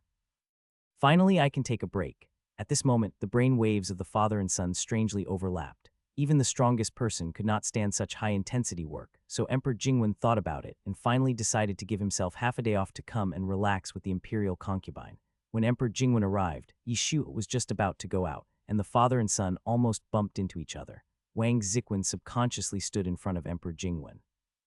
After reacting, Wang Ziquan was stunned. Ninth Prince, your servant greets His Majesty the Ninth Prince. Emperor Jingwen also noticed the huge dark circles under his son's eyes. Subconsciously, he frowned and blurted out, "How did you become like this? Did you become a thief?" Yishuo was exhausted from doing homework continuously. He finally had some free time to go to the Imperial Garden for some fresh air, but he was caught red-handed and was mistaken for a thief. Emperor Jingwen had just solved such a big problem, and he felt relaxed and energetic. Looking at Yishu again, he looked like an eggplant hit by frost, very wrinkled. The images of the father and son were completely reversed. On the other hand, the ninth prince looked like the one who was always worried about the disaster ahead. Similarly, Yishu was also shocked when he saw his stepfather. Didn't my cheap father say that he had been busy for half a month? He hadn't even returned to his own bedroom in the past half a month. He had been staying in the Qinzheng Palace, meeting ministers every day. How could he still be so energetic? He recovered in less than half a day. Are all emperors so resistant to pressure? Think about the eldest prince who stayed at the border for 10 years. Think about the crown prince who had to suppress all his younger brothers at a young age. And then look at the second prince, the fourth prince, the fifth prince, and the sixth prince. Yishuo suddenly felt that the people in the royal family were so resistant. Unlike him, he was already exhausted after just a short while. After seeing his adoptive father, Yishuo suddenly had a better understanding of his own abilities. It turns out that the job of emperor is not something that a normal human being can do. On the other hand, when Emperor Jingwen saw his son's slightly dull look, he was thinking the same thing. Look at Zhang Mohuai's 8 students and then look at his own son. They are completely different. The gap is really obvious. Emperor Jingwen couldn't help but ask, "Why haven't you been sleeping at night lately? What have you been doing?" The Grand Tutor and Lord Sen have been too busy to take care of him recently, so he must have been having too much fun. Yishuo pulled the corner of his mouth. "Well, I really haven't done anything." Then Yao, forget it. Emperor Jingwen was too lazy to ask in detail and even felt that it was pretty good to be able to do this. At least the little bastard didn't cause him any trouble when he was in a state of panic, nor did he add fuel to the fire, so let him have fun. Emperor Jingwen was already very satisfied. From the looks of you, it seems like you're going out right. In that case, play outside for a while longer. Don't rush back. Emperor Jingwen came to the imperial concubine's place to relax. He really didn't want to bring Yishuo, the little bastard, with him today. When Yishuo was leaving, Emperor Jingwen even threw the little princess to him. Without the disturbance of children, Qiwu Palace was indeed much quieter. The imperial concubine felt sorry for him, so she did not stop him. During this rare leisure time, after Wang Ziquan and the others had left, Emperor Jingwen laid his head on the imperial concubine's lap and gradually relaxed. "Let's not talk about anything else today. I have a headache. Please massage my head for me." The imperial concubine smiled, placed her finger on Emperor Jingwen's temple, and said softly, "Your Majesty has worked hard these days." Emperor Jingwen was greatly pleased by the rare gentleness of the imperial concubine, and the atmosphere between the two of them was as sweet and tender as when they first met. Compared to their stepfather and imperial concubine who suddenly became disgusting, Yishuo and Jian, who were thrown out without mercy, stood at the gate of Qiwu Palace, staring at each other. Jian couldn't help but pursed her lips. "Brother, Jian is sleepy." Usually at this time, it was her time to take a nap, but obviously she couldn't sleep today. Yishuo reached out and patted her head. "Why are you so sleepy? The sun is finally out. Come on, I'll take you to the Imperial Garden to play. My cheap dad is really something. He's not ashamed even at his old age." Although he felt disgusted in his heart, Yishuo couldn't wait to go to the Imperial Garden to relax and breathe some fresh air. Seeing that her brother's old illness had recurred, Jian trotted after him. Brother, slow down." Sure enough, after staying with Yishuo for a while, Jian was no longer sleepy. Instead, she was very energetic, as if she was afraid of losing him. After holding it in for so long, Yishuo finally came out. His steps were naturally very cheerful, and the word happy was almost written on his face. The result of such reckless behavior is that excessive joy will lead to tragedy. As soon as he turned a corner, Yishuo bumped into someone again. What happened today? Why are people walking close to the wall? It was his cheap dad before. This time let him see who he bumped into again. It felt like this must be a very important person. After all, Yishuo was knocked away in an instant, and after staggering 2 steps, he sat down directly on the ground. I'm sorry. Yishuo apologized repeatedly. When he looked up, he found that the person he bumped into was none other than the eldest prince. But the eldest prince doesn't look very happy right now. Yishuo thought that the other person's bad face was because of him. Indeed, no one would be unhappy if they were bumped into like this out of nowhere. So Yishuo quickly patted his butt and stood up, and bowed with a slightly awkward look. "I'm sorry, brother. I was in a hurry just now and didn't notice you were here." But in fact, the eldest prince's anger was not directed at Yishuo, and he was walking faster than Yishuo just now, but Yishuo couldn't see it from his angle. The reason why the eldest prince was so angry was because of the unlucky second prince. The eldest prince originally thought that after his return, the first one to get restless would be the crown prince, but he didn't expect that the first one to jump out would be the second prince. The second prince probably couldn't stand the two of them just sitting there like turtles, so he tried every way to muddy the waters and try to fish in troubled waters. The second prince knew that his elder brother was not the type to cooperate with others, so he had no intention of putting any effort into it. He just wanted to make the situation more chaotic. The second prince didn't do anything big, he just disgusted the eldest prince openly and secretly. The eldest prince had just returned when a flood occurred. It was really unlucky, so the second prince's people hinted in the court that it was because the evil spirit in the eldest prince was too strong and he returned before he had completely dispelled it. People didn't attack him directly, but kept persuading him to go to the royal temple to worship, which made the eldest prince very angry. This second brother has been very sinister since he was young. I didn't expect that after not seeing him for so many years, his skills have not only not diminished, but have become even better than before. The eldest prince feels unlucky, so shouldn't he show some of that when he walks around? And Yishuo just happened to run into his trap. According to the eldest prince, none of his younger brothers are easy to deal with, especially since he hasn't been here for so long. Eldest prince also learned from his mother that the ninth prince has a close relationship with the crown prince, and they were taught by the same teacher. Naturally, the eldest prince conceived that his ninth younger brother is the crown prince's man. The impression I had of him when I first met him suddenly plummeted to the bottom. Seeing him bump into him, the eldest prince narrowed his eyes subconsciously. I'm afraid that the ninth prince is so domineering in the palace that he has forgotten the rules of the palace. After all, he was the crown prince's man, so the eldest prince had no intention of giving him any face. Besides, the eldest prince's current status was entirely due to his military exploits, so naturally he looked down on princes like Yishuo who relied on acting like a spoiled child to win the favor of Emperor Jingwen.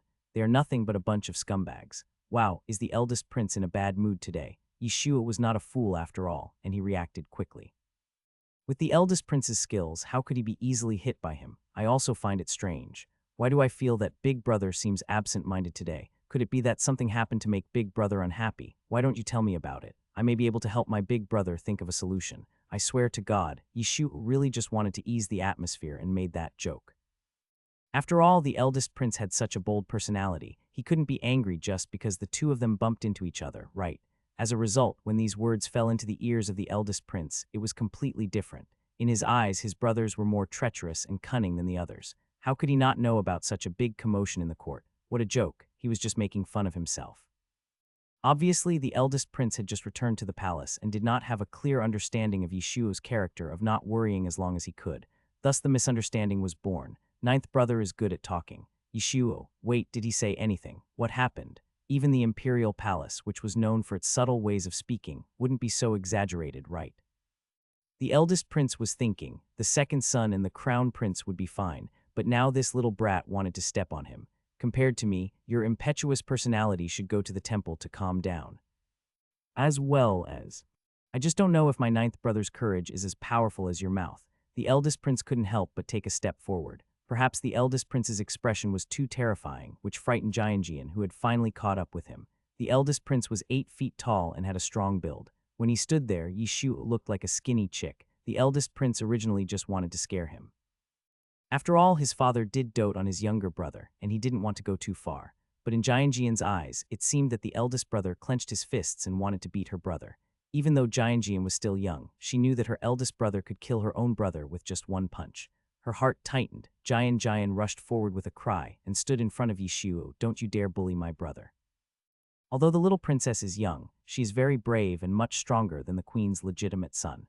But the eldest prince still wanted to embarrass his younger brother who was laughing at him, so he gave him a sharp look. The princes raised in the imperial city are just flowers that have never experienced the wind and rain. Why should the eldest prince do it himself? The eldest prince has been fighting on the border for 10 years and has scared away countless enemies with just a glance. This is certainly not something a child can endure. Jianjian was really scared and couldn't help but burst into tears. Then her crying directly annoyed Yishuo. Looking at the little princess crying loudly standing in front of him, Yishuo's eyes changed slightly. But Yishuo was not stupid. In terms of martial arts, he was definitely no match for the eldest prince. If he wanted to defeat the eldest prince, he would still have to practice for a few more years even if his grandfather taught him all his unique skills. If the direct approach doesn't work, then we can only use the covert approach. Lian Cheng, just wait for me. Yeshua was so angry that he even called out the eldest prince's real name. The eldest prince was stunned. How come his younger brother wasn't just bluffing? Eldest prince thought that children who were spoiled like this would usually be bullies at home. However, by the time the eldest prince reacted, Yeshu had already left with his sister. However, the eldest prince did not think much about it. After all, it was just a child. Even if he was angry, could he hurt himself? So when he saw concubine Da, he told her about the second prince, and he also told her about the episode on the way. The eldest prince had been away from the palace for a long time. Even if someone sent him messages from time to time telling him the news in the palace, he still didn't understand because he hadn't experienced it personally. But just because the eldest prince didn't understand didn't mean that concubine didn't understand. After listening to what her eldest son said, concubine's heart suddenly skipped a beat. It's over. This time I've stirred up a hornet's nest. The eldest prince thought about it over and over again, but he couldn't think of any way the prince could hurt him. He couldn't let the Duke of Zhen report him, right? Father mustn't listen to the words of the Duke of Zhen. No matter how noisy he was, his father would not touch him. Therefore, the eldest prince still didn't care. It's just a child's joke, mother. Don't take it to heart.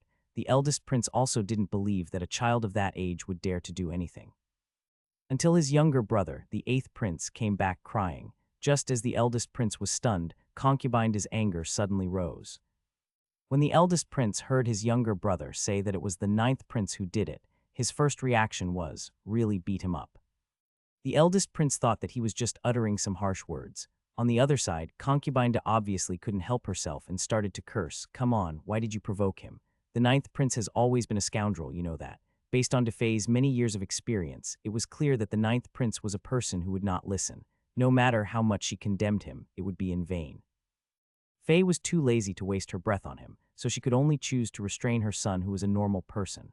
What's more, this time it was his own son who took the lead. Who in this palace doesn't know to stay away from the ninth prince? I had clearly said this when my eldest son came back, but it was all in vain. In the end, my eldest son still offended the ninth prince. When concubine thought of the ninth prince's past deeds, she was so angry that she wanted to punch her eldest son twice. Seeing his brother's miserable state and his mother's furious expression, the eldest prince knew he was in the wrong and lowered his posture. I see he is so arrogant, I think he wouldn't. How could he not dare? Concubine raised her voice. He even dared not listen to your father's words. How could he be afraid of you? No matter how powerful the eldest prince is, he can't surpass the emperor, right? This is the first time the eldest prince has dealt with his younger brother, and he was shocked for a moment. He started to act as soon as he said he would, without any ambiguity, which was rare even for the eldest prince in the army. But my son has already offended someone. What else can I do? It's not necessary to ask him to lose face and apologize to such a young child, right? Upon hearing this, concubine couldn't help but choke. Indeed, it was really embarrassing for the eldest brother to apologize to the ninth brother. But if you don't apologize, I'm afraid this matter will never end. The eldest prince couldn't help but look at the eighth prince beside him and said, "Why are you crying? Aren't you ashamed?" The eighth prince doesn't want to do that either. He was having a good time in the study room today, feeling very happy, but when school was over, he was blocked by Zioju. Zioju didn't give him any time to explain and started beating him up while apologizing to him, saying, "I'm really sorry, brother. The more I think about it, the angrier I get. I really can't swallow this anger. You know me, I can't stand seeing others happy when I'm unhappy. If you want to blame someone, blame Big Brother, and I feel the pain from the beating. I believe Big Brother will soon understand how I felt at that time." The eighth prince was 3 years older than Yishuo. It was fine that he couldn't beat his younger brother, but the reason he got beaten was because of him. He was also the one who was implicated. This was the so-called sudden disaster from heaven. How could the eighth prince not cry? The eighth prince couldn't help but retort, "If it wasn't for my elder brother to provoke Zioju, my younger brother wouldn't have to suffer this beating." It was a painful spot, and the eighth prince's eyes became more resentful as he felt the pain. The eldest prince is now almost unable to understand his mother and brother's thoughts. "It was the ninth prince who beat you. Why don't you blame him but blame me?" Yes, the eldest prince admitted that he was also wrong in this matter, but it was too unreasonable for the ninth prince to do this. Looking at his mother and younger brother, it seemed that neither of them was targeting the ninth prince. What the eldest prince didn't know was that over the years, concubine and the eighth prince had already become accustomed to Yishuo's style of doing things. It's like when you know someone has problems, but you still go and poke him. Don't you deserve to be bitten? Between a psychopath and a normal person, the normal person will naturally be more likely to condemn him. The eldest prince's mistake was that it was too normal. Unexpectedly, the ninth prince would use such a trick on him. The eldest prince was a little annoyed now. You don't pay more attention to martial arts and archery on weekdays. The 14-year-old, who was about to leave the palace to build his own residence, was beaten by an 11-year-old who hadn't even fully grown his hair. The eldest prince felt a little embarrassed. What's the point of you saying this now? Besides, it's enough that the youngest son is good at studying. It's normal that he can't compare with the ninth prince who runs around every day. Concubine couldn't help but glared at her eldest son. Think about what to do. The eldest prince frowned slightly and said, "What can I do? The ninth prince has already beaten him, so it's time for him to calm down." As soon as the words fell, the atmosphere instantly became solemn. Concubine, I'm afraid it's not as simple as you think. The eighth prince, brother, you think Zioju is too easy to fool. The eldest prince held his breath and said, "Why, do you really want me to apologize to him? Yishu has a stubborn temper, and the eldest prince is even more stubborn than him. Just go out there and do what you need to do as usual. I don't believe he would dare to do anything to you." Hearing this, the current eighth prince was even more horrified. "Brother, don't say it, he really dares. The most important thing is that this matter has nothing to do with me. Isn't it too unfair for me to suffer this unexpected disaster?" The eldest prince couldn't help but slap the table and said, "Why, in such a huge palace, no one can control him, right? He is simply lawless. No, they are just angry with each other. What does it have to do with me?" You have to know that it was him who got beaten, not his elder brother. The eighth prince had a bitter face. Seeing that the eldest prince was angry, he really didn't dare to persuade him anymore. Of course, the eldest prince is the eighth prince's elder brother after all. Although he is angry, he would not really sacrifice his younger brother. And so the eldest prince returned home with a lot of anger. The eldest prince sat down on the chair, and he also became angrier the more he thought about it. If he really wanted to fight with a child, he didn't have the face to do so, but if he just let it go, he really couldn't swallow this anger. At this time, several sons of the eldest prince came over. After hearing what happened, they patted their chests and said, "Father, don't worry. Just leave this matter to your sons. As long as my son is here, my eighth uncle will be safe." The eldest prince left the capital soon after his marriage. The eldest prince's wife and two concubines took the trouble to follow the eldest prince to the border, so the eldest prince's children were basically born at the border.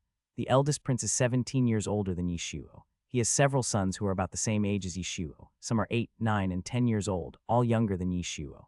Besides, the ninth prince is still their uncle. Even if the ninth prince is unruly, he would not fight with his own nephews, right? If Yizun knew what his uncle was thinking at this time, he would definitely give a heartfelt advice. Don't disbelieve it. The ninth prince is really brave. Children's problems should be solved using children's methods. No one can find fault with it. Compared to their weak eighth uncle, these sons of theirs who grew up at the border have not fallen behind in martial arts. Almost instantly, the eldest prince's brows relaxed, and he thought he had found a way to restrain his ninth brother, so he agreed to their request. Seeing that they finally had the chance to share their father's worries, Yi Yan and the other three were naturally extremely excited. They were ready to go, just waiting for tomorrow to come. The other side. After shedding 2 crocodile tears for the innocent eighth prince, Yishu finally felt a little better. On the other hand, the pointed little princess at the side had stopped crying and was now trying to persuade him. Brother, the eighth brother is innocent." When Jianjian saw his own brother blocking the eighth prince there and then beating him up without saying a word, she was so shocked that she even forgot to cry. "Obviously, it has nothing to do with my eighth brother. This is the truth, but..." Yishuo touched his chin and said innocently, "But brother doesn't care about that. Brother has no morals. It's okay as long as I can vent my anger. He is the only one who can talk about being a scoundrel so confidently."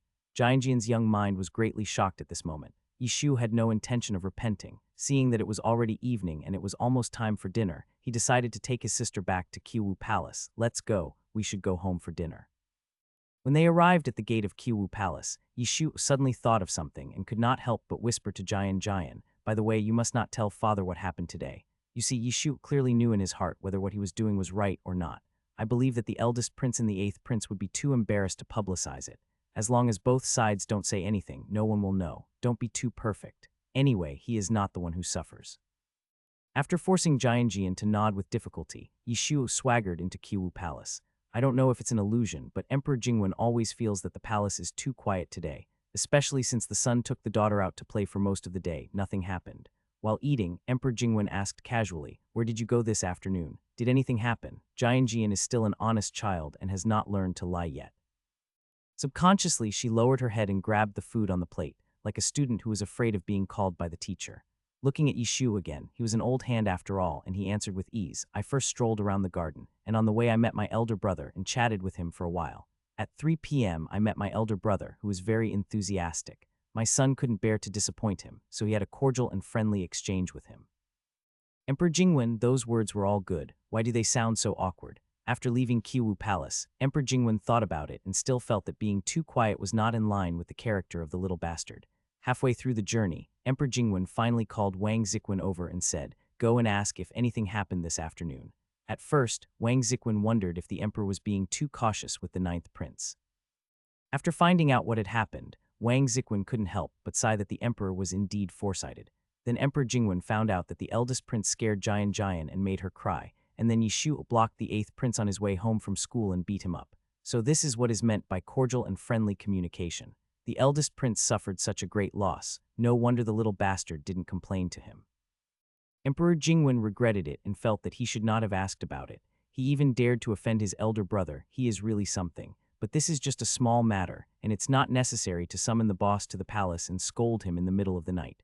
Forget it, let's talk about it tomorrow. As for the crown prince and the second prince, they felt the same way.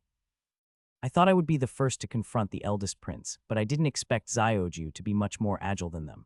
The most important thing is that this child is really brave. Upon hearing the news, the crown prince and the grand tutor, who were discussing something, suddenly fell silent. This Zioju, the prince, had a terrible headache. While the grand tutor was gritting his teeth, he was already prepared in his heart to report to the crown prince. The four of them were ready to go, determined to perform well and help their father solve his problems. Although Yi Yan and his brothers are young, they are very strong. The four children, each stronger than the other, stood guard at the door of the upper study room like an iron tower. When Yi Zun saw them, he subconsciously asked the eunuch beside him to pass the message to the ninth uncle. Obviously, Yi Zun also heard about what happened yesterday. Although Yi Zun didn't quite understand how the great uncle could compete with the ninth uncle, as there was obviously such a huge gap between the two, but when he thought about the ninth uncle's ability to get into trouble, Yi Zun suddenly didn't find it strange anymore. As the ninth prince, it's not surprising that he would have conflicts with anyone, the other side. At the hour of Chen, Yishuo slowly woke up from his sleep, washed up and finished his meal, and then at the urging of Princess Jianjian, Yishuo reluctantly prepared to go find Lord Sen. Well, the Grand Tutor has been worrying a lot about flood control lately, and his body is a little exhausted. He needs to take a break before he can continue to endure teaching the ninth prince. As it happened that it was soon to be Lord Sen's turn, Lord Sen simply asked the ninth prince to report to him 2 days in advance. These two people who had been fighting for most of their lives actually began to sympathize with each other because of Yishuo. Now, the ones who are most afraid of something happening to each other are the Grand Tutor and Lord Sen, because if one of them falls ill, the ninth prince's studies will be completely placed on the shoulders of the other person. Therefore, when the two meet now, they are no longer sarcastic to each other, but are caring about each other and worrying about each other's health every day. The ninth prince will graduate in 4 years. If he persists a little longer, he will be free in 4 more years. In this case, Lord Sen will naturally take better care of the Grand Tutor. While teaching the ninth prince, other princes also cannot slack off on their studies. In this case, Yishuo will definitely have to run to the upper study. For fear of affecting the mentality of other princes, Yishuo usually stayed in Lord Sen's tea room. Xing Yucheng never thought that the ninth prince would get into such trouble just because he hadn't been here for a short time due to the holiday. The eldest prince has now returned to the court and is in the limelight. How can the ninth prince go against him directly? Xing Yucheng suddenly felt that his decision to take part in this year's imperial examination was so wise.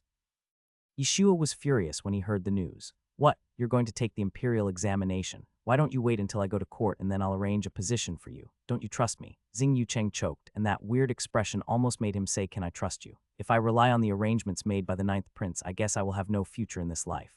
Xing Yucheng will be 17 this year, and he is still neither high nor low. It is impossible for him not to be anxious.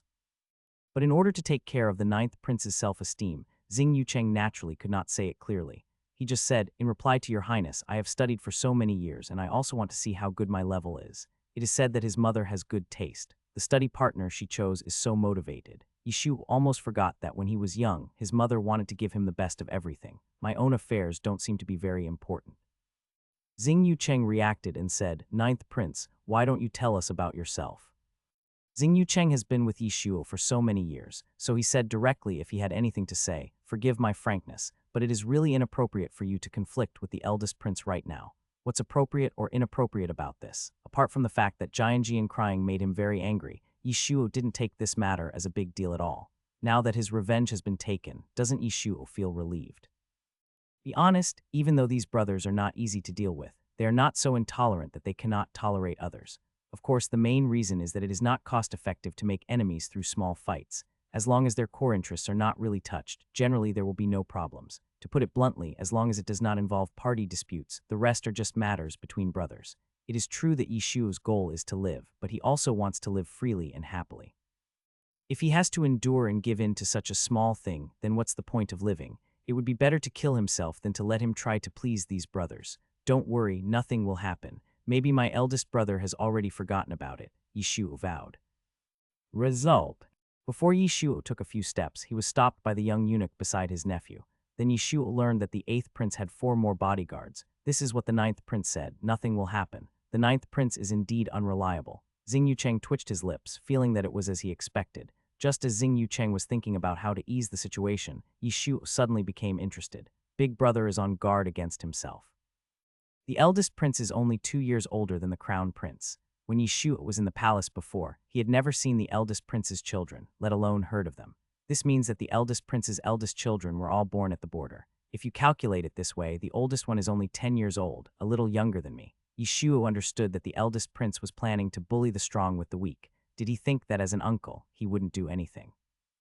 Brother Jianjian couldn't help but tug at his brother's clothes after hearing this. The next moment, the 9th prince made the decision. Let's go, I'll take you to meet these nephews. Seeing the 9th prince so excited, Xing Yucheng couldn't help but feel dizzy. Finished. Xing Yucheng looked very familiar with this performance, but there was no way. Xing Yucheng and the others couldn't stop him at all. Even the little princess, who had the highest status and the most influence, tried her best to stop him, but still couldn't stop Yishuo. The little princess almost hugged his thigh. The little princess was about to cry. Just like that, under the desperate gaze of Xing Yucheng and Xiao Luzi, Yishuo came to the upper study. It was after school hours, and the second class in the upper study was about to end. Since the 6th prince left, the 7th prince also left the palace to build his own residence.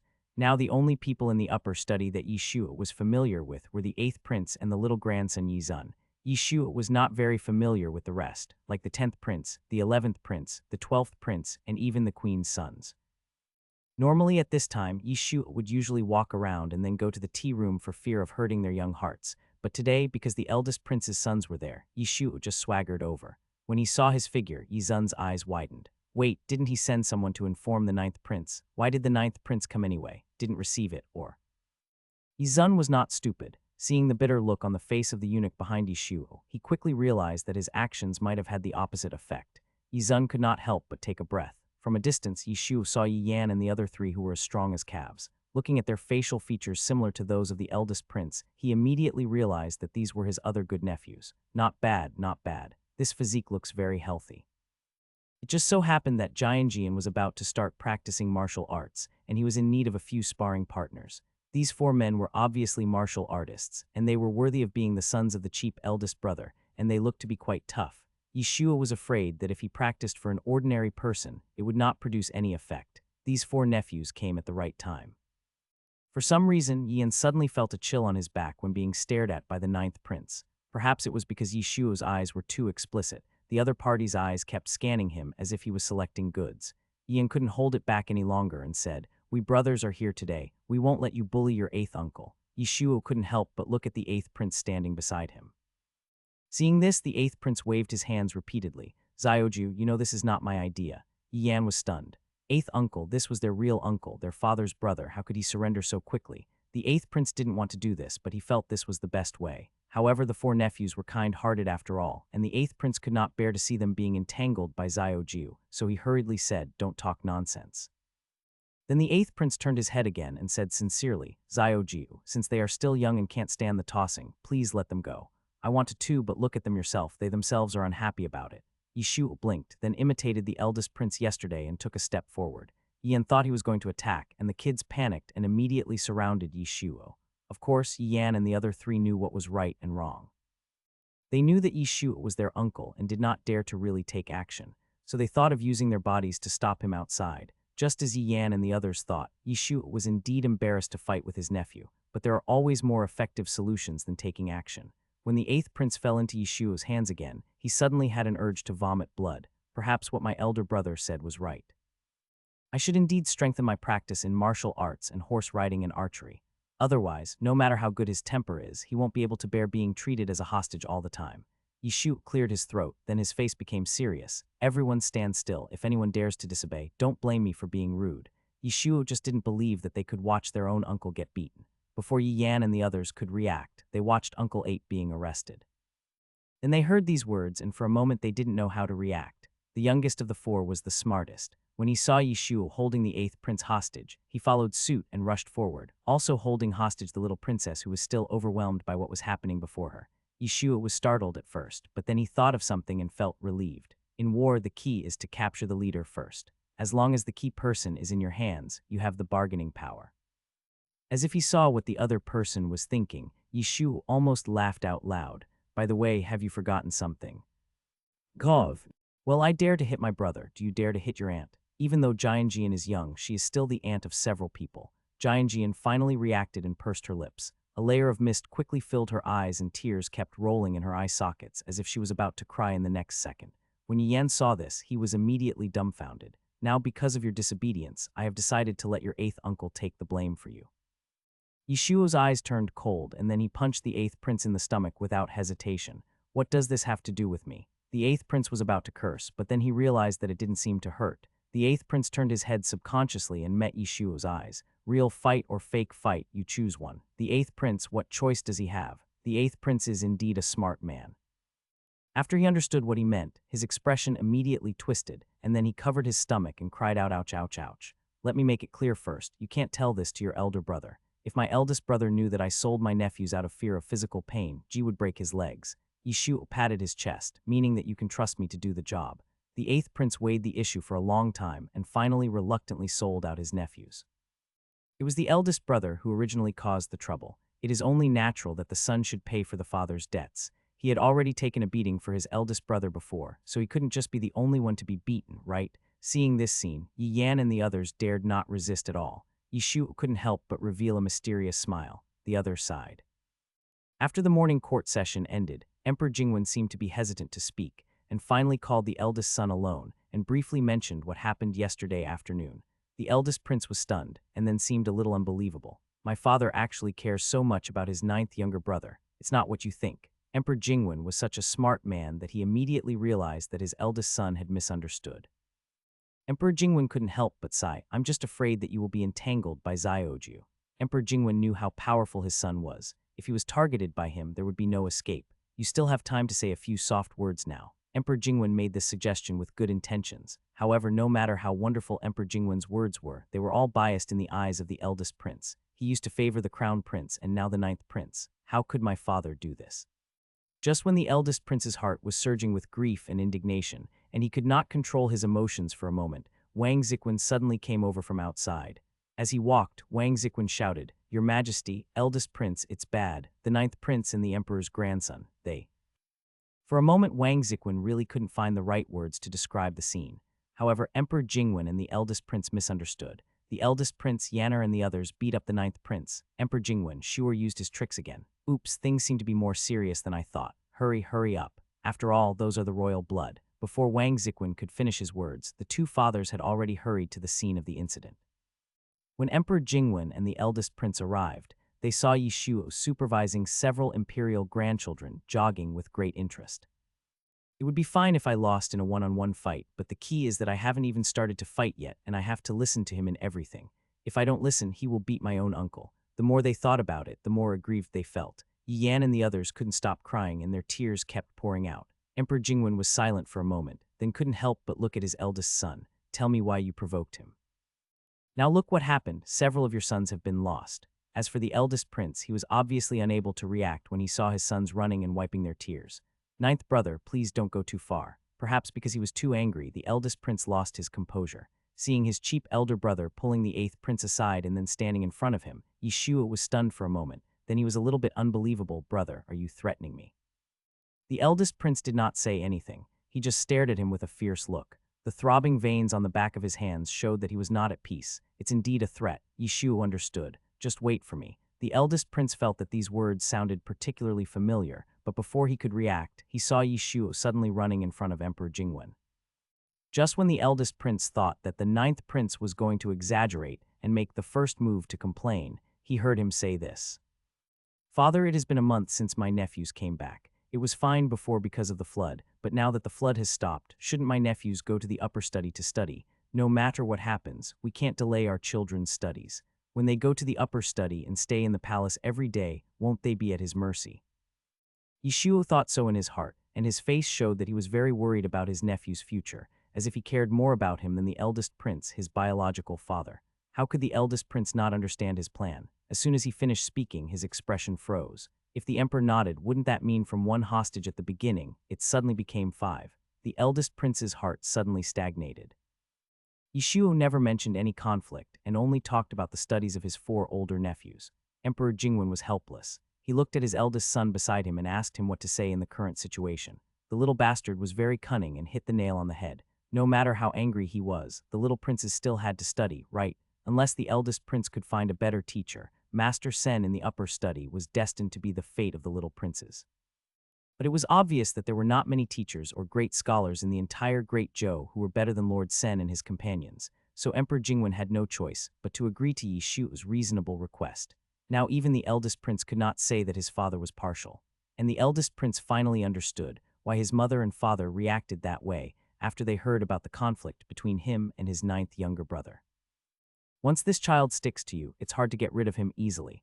In fact, Yishuo's idea is very simple. If he can't deal with his cheap elder brother, how can he not deal with his cheap elder brother's younger brother and son? I have seen many shameless people, but I have never seen someone so shameless and scoundrel. Other brothers, like the crown prince and the second prince, at least have some dignity, but this one is different. He has no dignity at all. The current situation is that he can't deal with him but no one else around him can deal with him Holding your breath, it's really too suffocating. The eldest prince also understood why his sons, who had always been strong, were wiping tears while running. The eldest prince was trying to suppress him with his momentum, but as soon as he looked over, Yishuo glared back at him, unwilling to be outdone. He looked even more ferocious than him. The eldest prince, the eldest brother, is really something. He is so old but still behaves like a child. Emperor Jingwen next to him frowned, completely forgetting that he had just argued with his son in the same way a few years ago. While the 2 men were exchanging glances, Yi Yan and the other 3 could no longer sit still and surrounded them, panting. "Father, I don't want to come to the study. Grandpa Emperor, I don't want to." "Father!" The 4 children shouted in unison. They were not stupid. If the 9th prince threatened them with the 8th prince every day, wouldn't they have to listen to the 9th prince every day? Obviously, Yi Yan and the others knew that the 8th prince was their uncle and they couldn't just sit back and watch. So once you enter the palace, you're doomed. However, before Emperor Jingwen could even say anything, the eldest prince shouted, "Shut up. Starting tomorrow, all of you come here and study. There is no other way. It is not enough to just know kung fu. You must also read books." The eldest prince, whose lifeline of education was strangled, turned pale. They didn't expect their father to suddenly get angry, and Yi Yan and his 4 brothers were dumbfounded. As for Yishuo standing aside, he made a victory gesture. "So what's the point of fighting for that position? Because of this, you will be controlled by others in every way and you won't be able to speak or do things with confidence." Seeing the little bastard openly provoking his eldest son, Emperor Jingwen felt a terrible headache. Emperor Jingwen really wanted to ask him how confident he was to feel that he could withstand a punch from his eldest brother. After the eldest prince finished scolding his son, he almost gritted his teeth and said, "Well done, 9th brother." The eldest prince didn't know what was wrong. He couldn't control his temper when he saw his younger brother. Oh my God, he's coming again. The cheap elder brother is indeed extraordinary. People who have led soldiers are more stubborn than others. Yishuo stretched out a finger and said once. The eldest prince narrowed his eyes. "What do you mean? You've threatened me again." Yishuo said seriously, "That's 3 times in total. Don't blame me for randomly picking one of your sons." Emperor Jingwen, the eldest prince, asshole, you. Yishuo didn't even blink and decisively raised another finger twice. The eldest prince was so angry when he realized what was going on. It's already this time, the little bastard should stop adding fuel to the fire, okay? Emperor Jingwen didn't dare to let the 2 of them stay together anymore. If his eldest son really didn't care and hung up on the little bastard and beat him up, he might not be able to stop him. Someone, send the 9th prince back to Qiwu Palace. Emperor Jingwen's order, Yishuo was almost dragged away by the guards. Before leaving, he glared at several of his nephews. "My dear nephew, see you tomorrow." Yi Yan and the others couldn't control themselves and shivered. "Well, calm down too." After a while, facing the mess left by his youngest son, Emperor Jingwen had to clean up the mess for him. Fortunately, Emperor Jingwen had done a lot of this over the years and had long been accustomed to it. "Your brother is still young, don't bother with him." The eldest prince curled his lips, but what he was thinking in his heart was that although his younger brother was young, he seemed more annoying than the crown prince. But since Emperor Jingwen has spoken, the eldest prince certainly cannot go against him. The eldest prince finally regained his senses and lowered his head. "Father is right. It was I who was reckless and started a quarrel with my 9th brother. There's no need to say that." Emperor Jingwen paused strangely, obviously knowing the little bastard's ability to irritate people. Xiaoju is also wrong in this matter. The eldest prince was stunned. In the past, his father doted on the prince, but he never said such words. The eldest prince felt a little comforted and was not so angry anymore. As he walked along the road, Emperor Jingwen could not help but slowly recount his experiences over the years. Your ninth brother broke my pair of jade unicorns when he was born. When he was 1 or 2 years old, he teased me. When he was 3, 4, 5 years old. The more Emperor Jingwen talked, the more silent the eldest prince beside him became. He suddenly began to wonder how his father had survived all these years. It's infuriating enough if it happens once or twice, but if it happens every day, every year, no one can stand it. If this was his own son, the eldest prince would definitely beat him 3 times a day until he became obedient. As if he had read his mind, Emperor Jingwen sighed. I have beaten and scolded him, but your ninth brother is just a piece of tough meat. I really have no choice. Fortunately, he is not a bad person by nature, and I have no intention of entrusting him with important tasks, so I indulge him a little. What are the other sons? They are the future pillars of the great Zhou. As for the little bastard, Emperor Jingwen will be thankful if he doesn't commit crimes and bring harm to the people in the future. 1,000 words could not outweigh the words of Emperor Jingwen. Although the eldest prince had some guesses in his heart, he was still surprised when he heard Emperor Jingwen admit it himself. A prince who is not valued by his father is useless. Even if we are glorious and glorious at this moment, we are ultimately just a rootless duckweed, a flash in the pan. Why should I bother with such a brother? While the eldest prince was stunned, Emperor Jingwen said, in fact, today I am really worried that Xiaoju will take action directly. The eldest prince originally thought that Emperor Jingwen was worried that his ninth brother would suffer a loss if they really fought, but Emperor Jingwen immediately said, it would be bad if little Nine hit hard and hurt the grandson of the emperor. It would be fine if it comes to studying, as there are no good teachers at the border, so Yanner and the others are naturally worse at studying than the prince's sons. But when it comes to martial arts, the eldest prince is confident that no one of his peers can be a match for his son. Your Majesty, you underestimate Yanner and the others. Even if the ninth prince was taught by the Duke of Zhen, it would not be like this. The first prince was confident that he was no worse than the Duke of Zhen. Therefore, the eldest prince couldn't help but defend his sons. Upon hearing this, Yi Yan and the others immediately straightened their chests.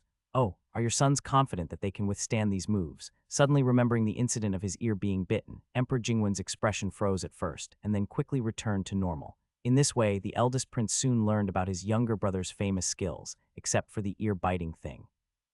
These are all tricks that the eldest prince would never use even if he were beaten to death. Since the eldest prince doesn't use it, his sons naturally won't use it either. For some reason, Yi Yan and the others suddenly felt a chill between their legs. I didn't expect the ninth prince to be like this. The eldest prince was now completely speechless, and even felt a little regretful for provoking such a scoundrel.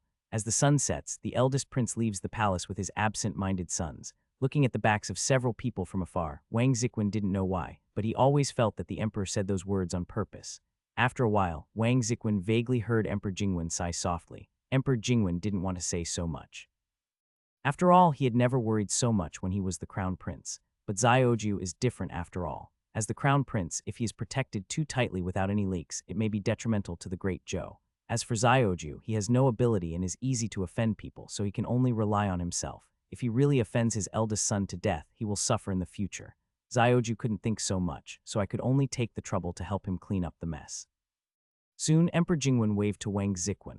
Let's go, we're going back too. The other side, Yishu had a good sleep. The next morning, he packed up and took Jian to the study. The 4 brothers Yan no longer had the arrogance they had yesterday. Time was too tight, and they didn't even have time to find a study partner. They just came to the upper study room like they had lost their parents. Although Yi Yan and others were already prepared, they were still very panicked when they saw the ninth prince walking towards them after the second class. Yi Yan subconsciously wanted to resist, but Yi Shu seemed to see through his intention and immediately turned his gaze to the 8th prince standing beside him. The 8th prince felt that he had offended someone and secretly made up his mind that when Master Wu arrived, he would learn well this time. Forced by Yishu's tyranny, Yi Yan could only follow Yishu out reluctantly. However, what they were thinking in their hearts was that 8th uncle would leave the palace and build his own house in less than a year. By that time, 8th uncle would not be in the study, so who could 9th uncle threaten? Thinking of this, they suddenly had hope, and Yi Yan and the other 3 felt much more relieved. As the saying goes, it is never too late for a gentleman to take revenge. Yi Yan made a decisive decision and endured it. Satisfied to see that they were obedient, Yishu threw Jian to a few people and told her to go for it as her nephews were so strong that she would definitely not be able to hurt them with her current strength. Just like this, Yi Yan and others, who were still children themselves, were forced to take care of children. Looking at Yishu on the side, after doing horse stance and 2 sets of boxing, he flipped over the hammock, closed his eyes, and took a good rest. It was unexpected that he wanted to let his nephew teach his aunt martial arts. However, Emperor Jingwen was no longer surprised. He didn't even blink when he heard the news and continued to discuss the follow-up issues of the flood with Prime Minister He and others. On the other side, after hearing the news, the Grand Tutor couldn't help but frown and seemed a little angry. How could His Highness do this? How could His Highness hang out with the eldest prince's sons? The Grand Tutor, who had already included the 9th prince in his own camp, obviously found it difficult to accept this matter. He even thought that Yishua's move was an attempt to please both sides. To put it bluntly, the Grand Tutor thought Yishua was one of his own, which is why he feels betrayed now. As for the prince standing aside, he was stunned for a while, then said in a deep voice, "Master." The Grand Tutor subconsciously turned his head and heard the Crown Prince slowly speak. "This matter has nothing to do with Xiaoju. Xiaoju is free by nature. He can be with whoever he wants. Don't involve him in the affairs of the court. Those things have nothing to do with him. Let a child like that do whatever he wants." Upon hearing this, the Grand Tutor fell silent. If this is true, then wouldn't the previous closeness be in vain? Although the 9th prince is useless, the Emperor's favor is quite helpful. Although thinking this in his heart, the Grand Tutor opened his mouth and finally said, "In that case, I will follow your Highness's wishes." For a long time afterwards, the two of them looked at the yard in front of them without saying a word. The days passed one by one, and just when the foundation laying of Jianjian was in full swing, the 8 people from Zhaowu and the envoys from Beiding arrived almost at the same time. Another month has passed. Although the flood is gradually receding, the follow-up matters have not decreased at all. Fortunately, during the years when Emperor Jingwen was in power, the Great Zhou had developed well and the treasury was full, so it still had enough strength to deal with this sudden crisis. However, if Beiding took the opportunity to join in, it would be hard to say what would happen. Fortunately, compared with the victims who died in the disaster, more people were saved. I think with the addition of these people, they will be able to restore their previous order soon. When Emperor Jingwen received the report about the disaster area from the imperial envoy, he was not optimistic at first. It has been so many years since he became the crown prince, and the Yuan River has been flooding all year round. After each flood, typhoid fever and malaria would be rampant. This time the collapse of the Yuan Dam was so massive that it would be even more so. Emperor Jingwen had already prepared for a drastic population decline.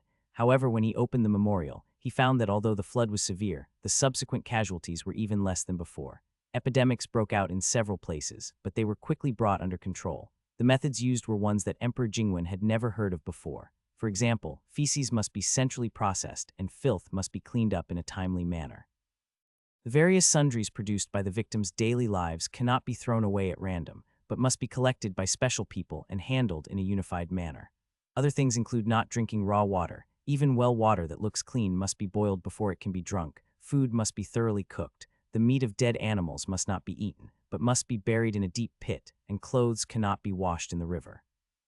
The places where the victims live must be fumigated with large amounts of wormwood every day, etc. At first, the imperial envoy thought it was troublesome. After all, everyone felt extremely tired after the disaster. Who could care so much? But there was no way. The 8 people forced him to do it. Those people are now heroes who played a big role when the flood occurred. They are also the ones specifically requested by the emperor. Even the imperial envoy has to take their feelings into consideration. After much deliberation, the imperial envoy finally did as he was told. The people's daily lives are not very particular, so it is quite difficult to get them to behave themselves all of a sudden. But it didn't matter. The imperial envoy had soldiers at his disposal. Emperor Jingwen temporarily gave him the power to dispatch the nearest troop. Under the concerted efforts and strict supervision of everyone, the epidemic that had raged in the past was miraculously reduced a lot. It was truly a miracle. If this method had been known before, the Great Zhou would have suffered fewer casualties during the flood. Shocked, the imperial envoy hurriedly reported the matter to Emperor Jingwen. Although they did not know the reason behind it, the doctors around them, including the imperial physician sent by Emperor Jingwen, recorded the above methods in a book to pass on to future generations. After reading this thick book of memorials, Emperor Jingwen regarded those 8 people even more highly. With such talented people, why should the Great Zhou dynasty worry about its prosperity? It so happened that the envoys from Beiding were about to arrive, and the significance of the 8 representatives was even more different. The other side. After setting foot in Shangjing City, Zhu Wu and the others were very excited. Some of this excitement was due to the prosperity of Shangjing, but more of it was the anticipation for the teacher whom they had never met. Master Zheng said that their other teacher was a member of the royal family. If they were lucky enough to meet him, he would wear a jade pendant shaped like a lily flower around his waist, and they could recognize him by the pendant. However, the lily of the valley is always small and more suitable for women, so the 8 people couldn't help but wonder whether their other teacher would be a woman. Thinking of this, Zhu Wu and the other 2, who were also women, couldn't help but feel excited. The other 5 people felt a little embarrassed. Although there were many women among the people who studied with him, they were still influenced by the current secular world. They still felt naturally embarrassed when facing women, and their faces turned red in a short while. Obviously, they have already imagined the image of a noble and elegant female teacher in their minds, but at the same time, the 5 of them were a little worried. If this was the case, wouldn't it be inconvenient for the other party to teach them again? Rather than the so-called gender distinction, they care more about whether they can learn something. In order to leave a good impression on the mysterious teacher, Zhu Wu and her companions, who originally did not care much about their appearance, ordered hot water and dressed up properly the day before they were summoned to the palace. Now they are still young and energetic, so even though they have been busy in the disaster area for such a long time, they can have a good sleep after cleaning up, and when they wake up, they have regained the vitality that young people should have, which makes the young eunuchs on the side envious. Although the group of people in front of them looked rustic and were far less graceful than the nobles in the palace, at this critical juncture, the significance represented by these 8 people was extraordinary. Even though they are still commoners now, if they perform well when the envoys come, they will surely be able to rise to prominence. Thinking of this, the young eunuchs became even more respectful. Zhu Wu and her companions felt a tightness in their hearts at first, and they breathed in and out for a long time. After they calmed down, they quickly boarded the carriage to the palace. About half an hour later, looking at the white marble stone steps in front of them, the majestic white jade dragon head on it looked down from above, with solemn and dignified eyes, which made people feel intimidated. Even Zhu Wu and the others wanted to retreat for a moment. This is the imperial palace, where the most honorable emperor of the great Zhou dynasty lives. It is a place that ordinary people would never be able to set foot in their entire lives, but now it is right before their eyes. If it weren't for the 2 teachers and General Wei who had always supported them, they would definitely not be where they are today. The more this happened, the more they could not embarrass the 2 teachers. After all, he was the person Zheng Mohuai liked. He hesitated for only a moment, and soon Zhu Wu and the others took the first step without fear. At the 15th hour in the morning, inside the Xunjiang Hall, Emperor Jingwen and the ministers stopped at the same time as if they had sensed something.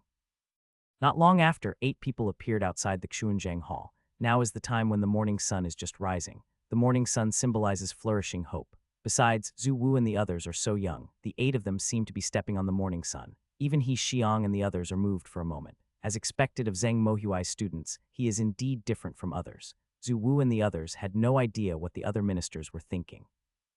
After they entered the palace, they seemed to be intimidated by the emperor's holy face on the dragon throne. They all lowered their heads and said in a loud voice, "We greet the emperor. Long live the emperor." Although these 8 people were a little nervous, they were not timid. The saying, "A newborn calf is not afraid of a tiger," was almost fully reflected in them. When Emperor Jingwen saw this scene, a thought subconsciously crossed his mind. It would be great if his son could be like this. Without saying too much, Emperor Jingwen would be satisfied if he could have half of what they have.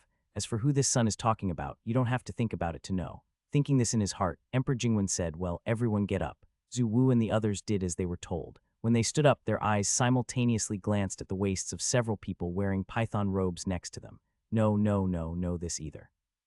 Since it was an early morning court session, basically all the princes and nobles who had reached the age were here. If nothing had been discovered, then the possibility that the teacher was a woman increased a little. Just as the 8 people were thinking about it, Emperor Jingwen asked a few more questions. Seeing that most of them answered fluently, he was satisfied. At the same time, he was certain in his heart and asked, "The envoy is coming. If I want you to show the power of my great Zhou in front of the envoy, can you do it?" Master Zheng had already explained this matter to them when they arrived, so the 8 people were not particularly surprised. "I will do my best to obey the orders of His Majesty." They didn't know what would happen at that time, so they didn't say anything definite. Upon hearing this, Emperor Jingwen was not dissatisfied at all. Instead, he nodded in praise. Of course, along with the arrival of the 8 people, there was also news that the eldest prince was promoted to prince. 1.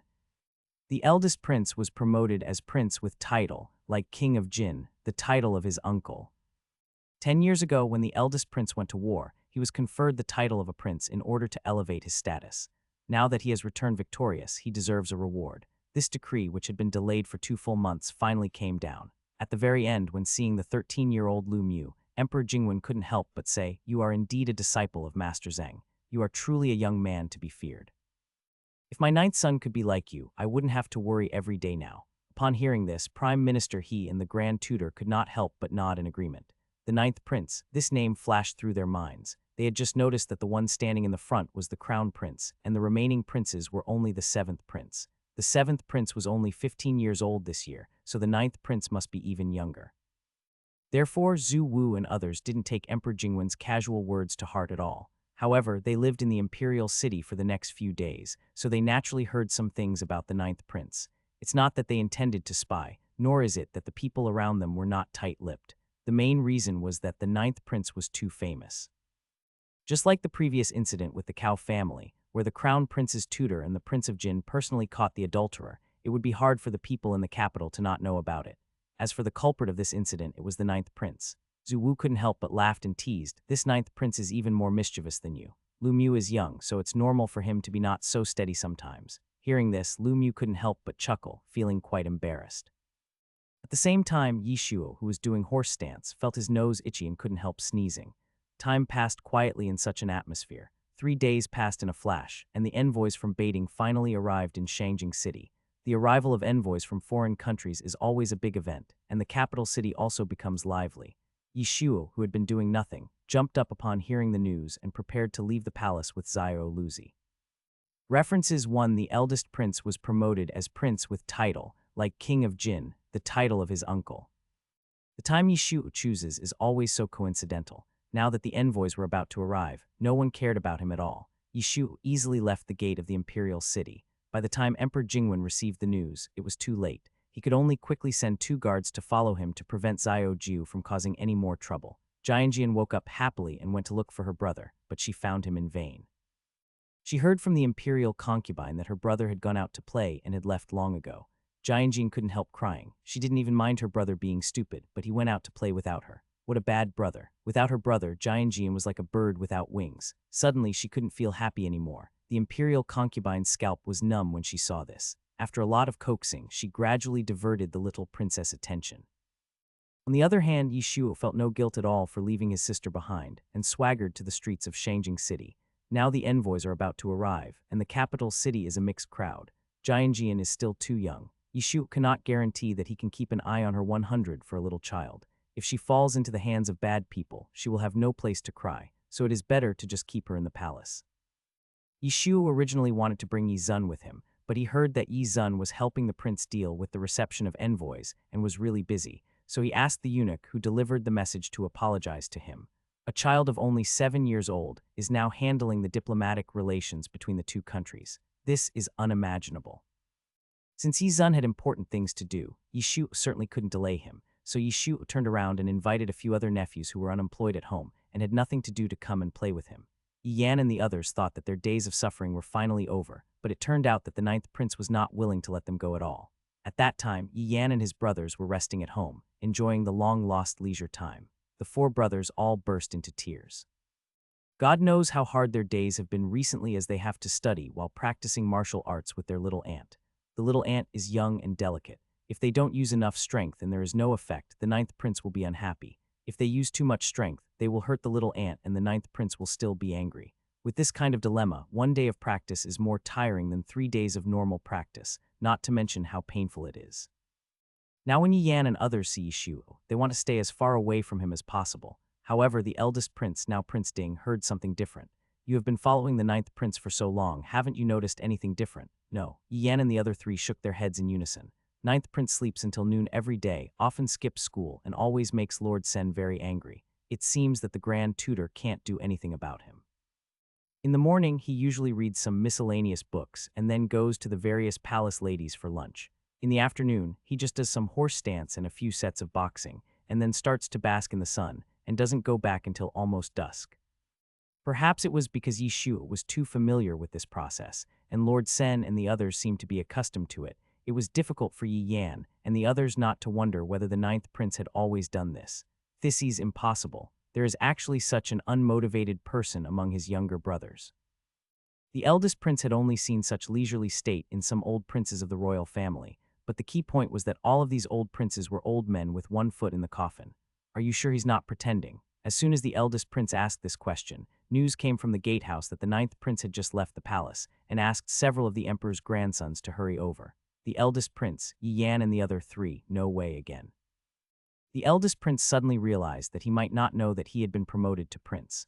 The four little ones looked at their father eagerly. Yi Yan and the others had originally planned to let the eldest prince make the decision for them, but who would have thought that after hesitating for a while, the eldest prince actually waved his hand at them. Forget it, since he asked you to go, then go. It seems that what the emperor said before was true. The ninth prince is indeed a fool. The eldest prince felt that he was even more stupid for arguing with a fool. The eldest prince suddenly became too lazy to argue with his younger brother. Just like that, Yi Yan and his brothers failed to take charge and were instead kicked out of the house by their father. The four little ones had no choice but to follow Xiao Luzi dejectedly to Yi Shu's side. Then Yi Shu learned that the eldest prince had just been conferred the title of prince. As for the title of his cheap elder brother, it was even more interesting. King Ding. The word Ding has the meaning of stabilizing the country, but it also has the meaning of fixed or established. I just don't know whether my cheap dad is thinking the former, the latter, or both, if that's really what he thinks. It is a decision that should not be regretted. The stepfather must have already thought about the position of his son when he sent the eldest prince to the military camp. The emperor's heart is as deep as an abyss, and his will is the truth, which cannot be resisted in the slightest. What is fate? What my cheap dad arranged is fate. If this is true, the crown prince can be saved, but the eldest prince will be in danger. What would he do with those who were beyond his control? While Yi Shu was stunned, Yi Yan and the others couldn't help but straighten their chests. So is the ninth prince scared. Now his father is a prince, and his status is much higher than his, the oligarch prince. Their status also rose with the tide. Now they were the sons of a prince. Who had ever seen a prince's son being a playmate? However, the next moment their fantasies were shattered. Your father is a prince, and my father is the emperor. Stop showing off and go to the front to lead the way. Seeing their smug looks, Yi Shu couldn't help but patted each of them on the head. How could he not be afraid? Yi Yan turned his head with an expression of disbelief. Yi Shu glanced over, and the chests of Yi Yan and the others rose and fell violently. Thinking of their father's instructions before returning to the capital, the four brothers of Yi Yan finally gritted their teeth and went to the front to clear the way. The kids were as strong as calves and had great strength. Soon, a large open space appeared around Yi Shu. Yi Shu had brought enough money with him on this trip. When he passed by the candied haws stand, he casually asked, "Do you want to eat candied haws? As an uncle, it's normal to buy snacks for your children." But Yi Yan and the others were the grandchildren of the emperor, so how could they not look down upon the food of ordinary people? So they all shook their heads. What about pea yellow, lotus crisps, donkey meat hot pot? Yi Shu mentioned several snacks in a row, but Yi Yan and others still refused. Okay then, if you don't want to eat it, I'll eat it myself. Yi Shu didn't force him. Soon the small path beside him and the hands of the two guards were occupied, while Yi Shu took a bite of the donkey meat hot pot and drank a sip of the ancient handmade lotus root powder. Yi Yan and his brothers were children after all. They get hungry quickly if they exercise a lot. It didn't take long for them to digest their breakfast. Then, surrounded by the aroma of meat and the sweet smell of snacks, they suddenly felt tormented. Seeing how happily the ninth prince was eating, the youngest one couldn't help but look back again and again. Yi Shu pretended not to see it and took another big bite of the fire in his hand. As the saying goes, there is dragon meat in the sky and donkey meat on the ground. Donkey meat itself is particularly fresh and fragrant. Coupled with the good skills of the stall owner, the braised donkey meat is even more tender and juicy. The emperor's grandson watched helplessly as a trickle of oil slid down from the fire and seeped into the oil paper bag. Gyudong, the child swallowed hard. Ninth uncle. Why you want to eat? The child hesitated for a moment and finally nodded vigorously. Yi Shu raised his eyebrows, then motioned Xiao Luzi to come over and open the oil paper bag in Xiao Luzi's hand. Yi Shu deliberately picked out a piece of fattier donkey meat and stuffed it into his little nephew's mouth. The little grandson of the emperor suddenly discovered that folk snacks seemed to be quite good and had a different flavor than those cooked by the imperial chefs. Once there was one, there were two. Soon the remaining few also fell. Yi Yan, the eldest brother, tried to struggle, but he couldn't resist the temptation of food at all. Just when the group was enjoying their meal, the envoy from Baiting finally arrived and revealed his true appearance. That was an extremely powerful team. Baiting was located in the north of Dezhou. The subjects of Baiting had been eating cattle and sheep all year round, and they were all fat and strong. Yi Shu estimated that one of them was almost as powerful as two people in Beijing. If all the soldiers in Baiting were like this, it's no wonder that my cheap father would regard them as a thorn in his side and treat them so cautiously.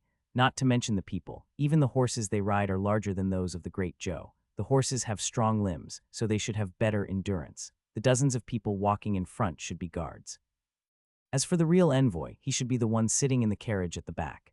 Yishu noticed that these people all looked extremely arrogant. No matter if it was real arrogance or fake arrogance, just by looking at the disdain and arrogance flashing in their eyes when they looked at the people of the Great Joe, Yishu knew that this group of people probably had bad intentions. That's right. After all, there had just been a flood in the Great Joe. Even if the Great Joe had won the previous battle, it could just start over now. When the Minister of Rights also came on horseback to greet them, he passed by the surrounding shops. Originally, his attention was all on the envoy's team, but he accidentally saw a few very familiar figures. Who else could it be but the ninth prince and his nephews? And now the ninth prince and the emperor's grandchildren were squatting under the eaves of the shop, each holding an oil paper bag, eating food like donkey meat and hot bread without any image. Seeing that the other party seemed to have recognized his identity, Yishu not only had no sense of shame, but waved to the other party happily. Minister of Rights, oh my God, we must not let the people of Baiting know that these are their prince and grandson. Otherwise, Dezhou would lose all face. The Minister of Rights had prepared a lot of things to say, but now he couldn't say them. When the previous emperor of the Great Zhou was in power, he was extremely polite to the Baiting people. Even amidst his politeness, there was a hint of fear. But the officials under the current emperor are quite arrogant. The Baiting envoy in the carriage frowned, and after a moment, he signaled everyone to follow the Minister of Rights.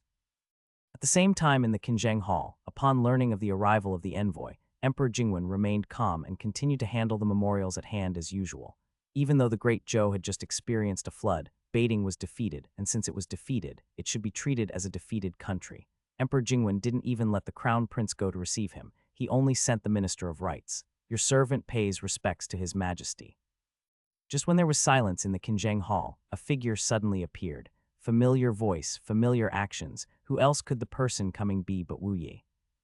After many years, Wu Yi has become more mature. When Emperor Jingwen saw him, he didn't say anything but asked, "How is Baiting doing recently?" It turns out that Wu Yi's mission back then was to lead a group of people to collect intelligence about Baiting, and now the time has finally come when it can be put to use. After receiving the order, Wu Yi rushed back without stopping and finally arrived just before the envoy arrived. Wu Yi briefly reported the recent situation in Baiting to Emperor Jingwen. As expected by others, the envoys from Baiting came with ill intentions. It has rarely rained in Baiting since spring this year, and there was no rain at all throughout the summer. The grain planted by the people of Baiting this year was almost a failure. That would be fine, as even without food there were still cattle and sheep, but the problem was that there was no rainfall. The grassland was so dry that a large number of cattle and sheep also starved to death. Baiting is now facing a famine. According to Baiting's brutal nature, once it reaches the end of its rope, it will inevitably march its troops southward, start slaughtering the people of other countries, and occupy other countries' lands in order to survive. The question now is whether the enemy's target is the Great Zhou or the Chen state in the west. Although Chen was the weakest of the three countries, it was easy to defend but difficult to attack due to its complex terrain and many mountains and rivers. In addition, Dezhou had just experienced a flood, so Emperor Jingwen was almost certain that the enemy was most likely targeting Dezhou. Fortunately, Zheng Mohuai led his disciples to take action in time. Otherwise, if the flood was allowed to rage, Baiting would probably have taken action by now and would not even have gone through this. Especially this time, the envoy sent by the other party was Huyanju. Huyan is the surname of the Baiting royal family, and Huyanju is the uncle of the current Baiting Wolf King. Such an important identity is naturally extraordinary. Other party is probably trying to determine whether the Great Zhou still has the strength to fight against them. The best outcome would be to let Baiting confront the state of Chen, while the Great Zhou would sit on the mountain and watch the fight between the two tigers and reap the benefits. But how to make Baiting give up this idea is a problem. The envoys from Baiting will stay in Shangjing for about 7 days. A solution must be found within these 7 days. The most important thing today is tonight's banquet. I understand, you go down first. After pondering for a long time, Emperor Jingwen waved at Wu Yi. Wu Yi bowed his head and said, "I will take my leave." Soon the Qinzheng Hall returned to peace. The other side, Yishu pondered for a long time and finally decided to join in the fun. It was so hard to have an outsider come, and he was very curious. Let's go and take a look. Yishu wrapped the food in oil paper and handed it to Zio Luzi beside him. He wiped his mouth and stood up. Yan and the other three were stunned for a moment, then quickly stuffed the remaining steamed bread into their mouths and followed. After spending a few days with the ninth prince, Yan and his companions clearly discovered that the ninth prince seemed to particularly love joining in the fun. Wherever there was fun, he would be there. Led by the Minister of Rights, the envoy's team soon arrived at the post station. Baiting is Baiting after all.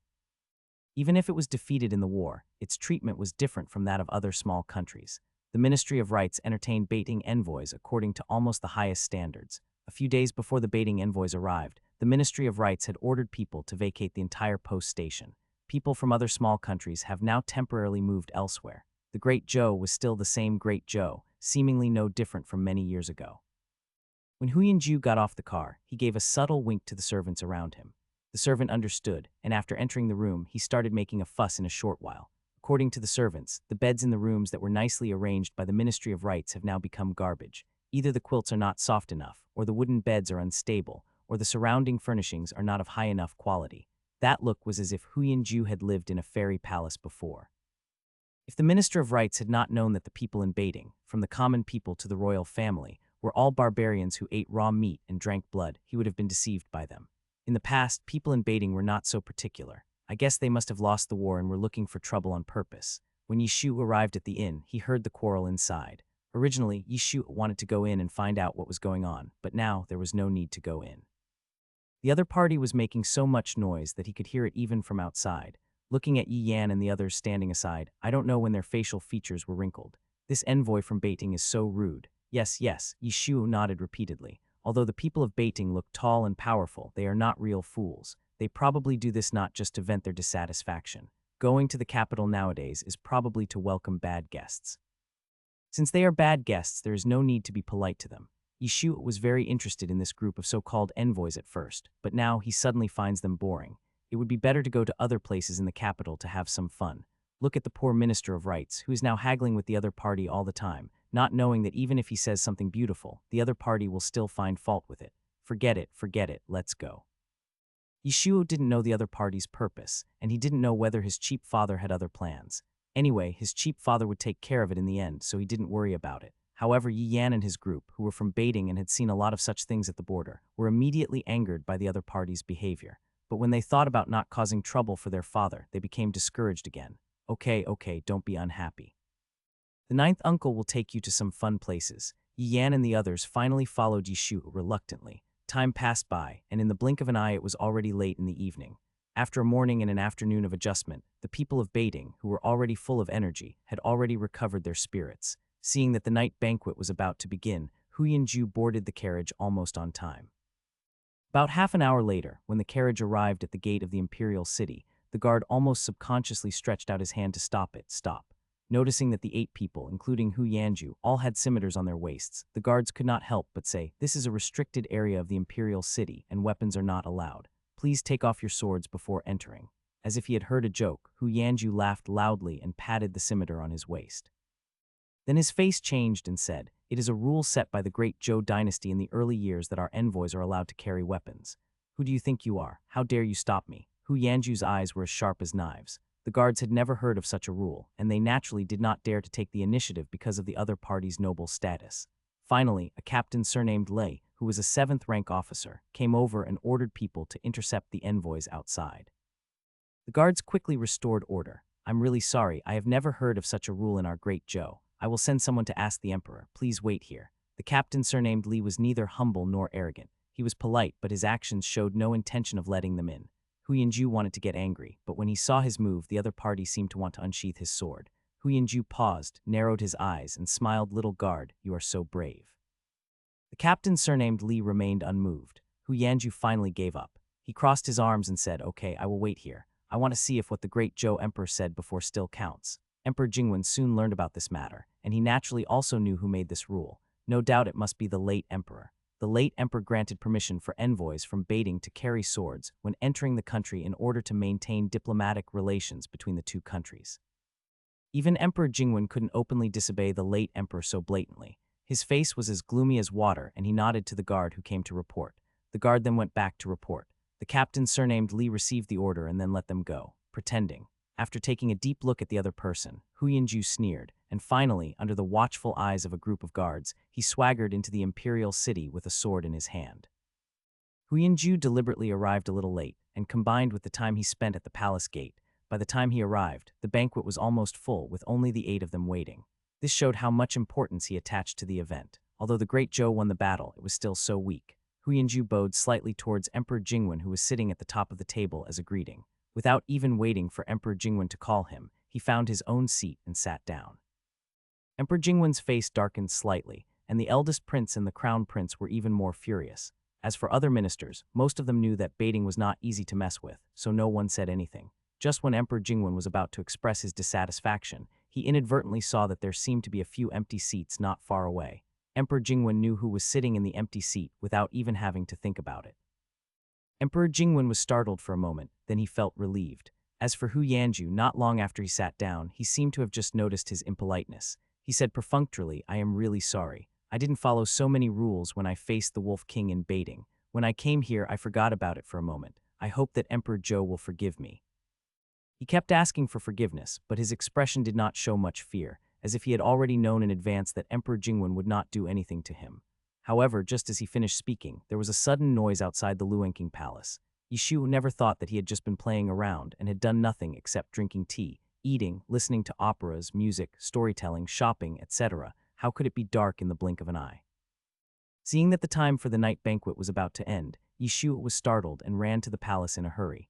When he arrived, he was covered in sweat from running, but thinking that those envoys didn't look like guests at all, Yishu didn't care much. He was afraid that his cheap father would be angry, so after Yishu rushed in, he hurriedly apologized to the envoys and then shifted all his attention to his cheap father. I'm sorry. I'm late, but considering my young age, I think you won't mind, right? Why does this sound so familiar? It seems like I have heard it somewhere before." Everyone's attention inevitably shifted to Hu Yanju and his companions. In an instant, Hu Yanju's expression became extremely ugly. Zhu Wu and the others who had already taken their seats did not take this scene to heart. They were not interested in such things, and it was not their job, so Zhu Wu and the others just watched at first. The jade pendant is densely carved with various flowers, which are so eye-catching. It was the first time they had seen such a fancy jade pendant, but that was fine. The key point was that surrounded by thousands of flowers, right in the center of the jade pendant, was a jade hairpin. The one wearing the jade pendant with a jade hairpin flower around his waist is the mysterious master they have been thinking about all the time. Zhu Wu and the other 8 young men were all stunned. Having no time to pay attention to them, Yishu only noticed that the moment he walked in, 2 pairs of eyes full of resentment suddenly fell on him.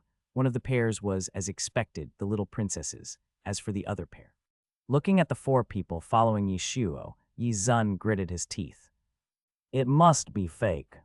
This thought flashed through the minds of Zhu Wu and the other 8 people at the same time.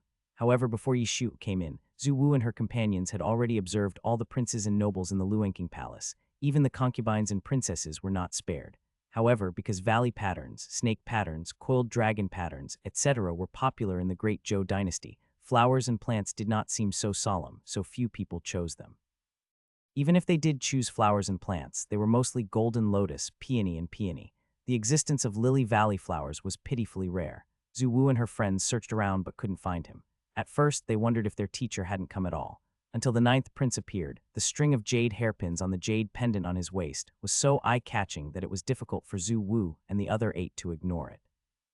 No wonder Master Zheng was so confident before, saying that they could recognize people by their jade pendants.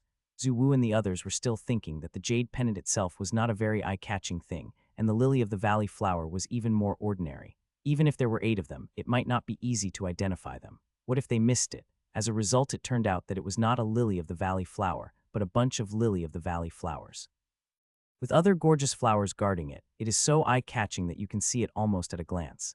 The eyes of Zhu Wu and the other 8 people were wide open. As if he had guessed what they were thinking, Yishu looked down at the jade pendant on his waist and couldn't help but have the urge to tease them.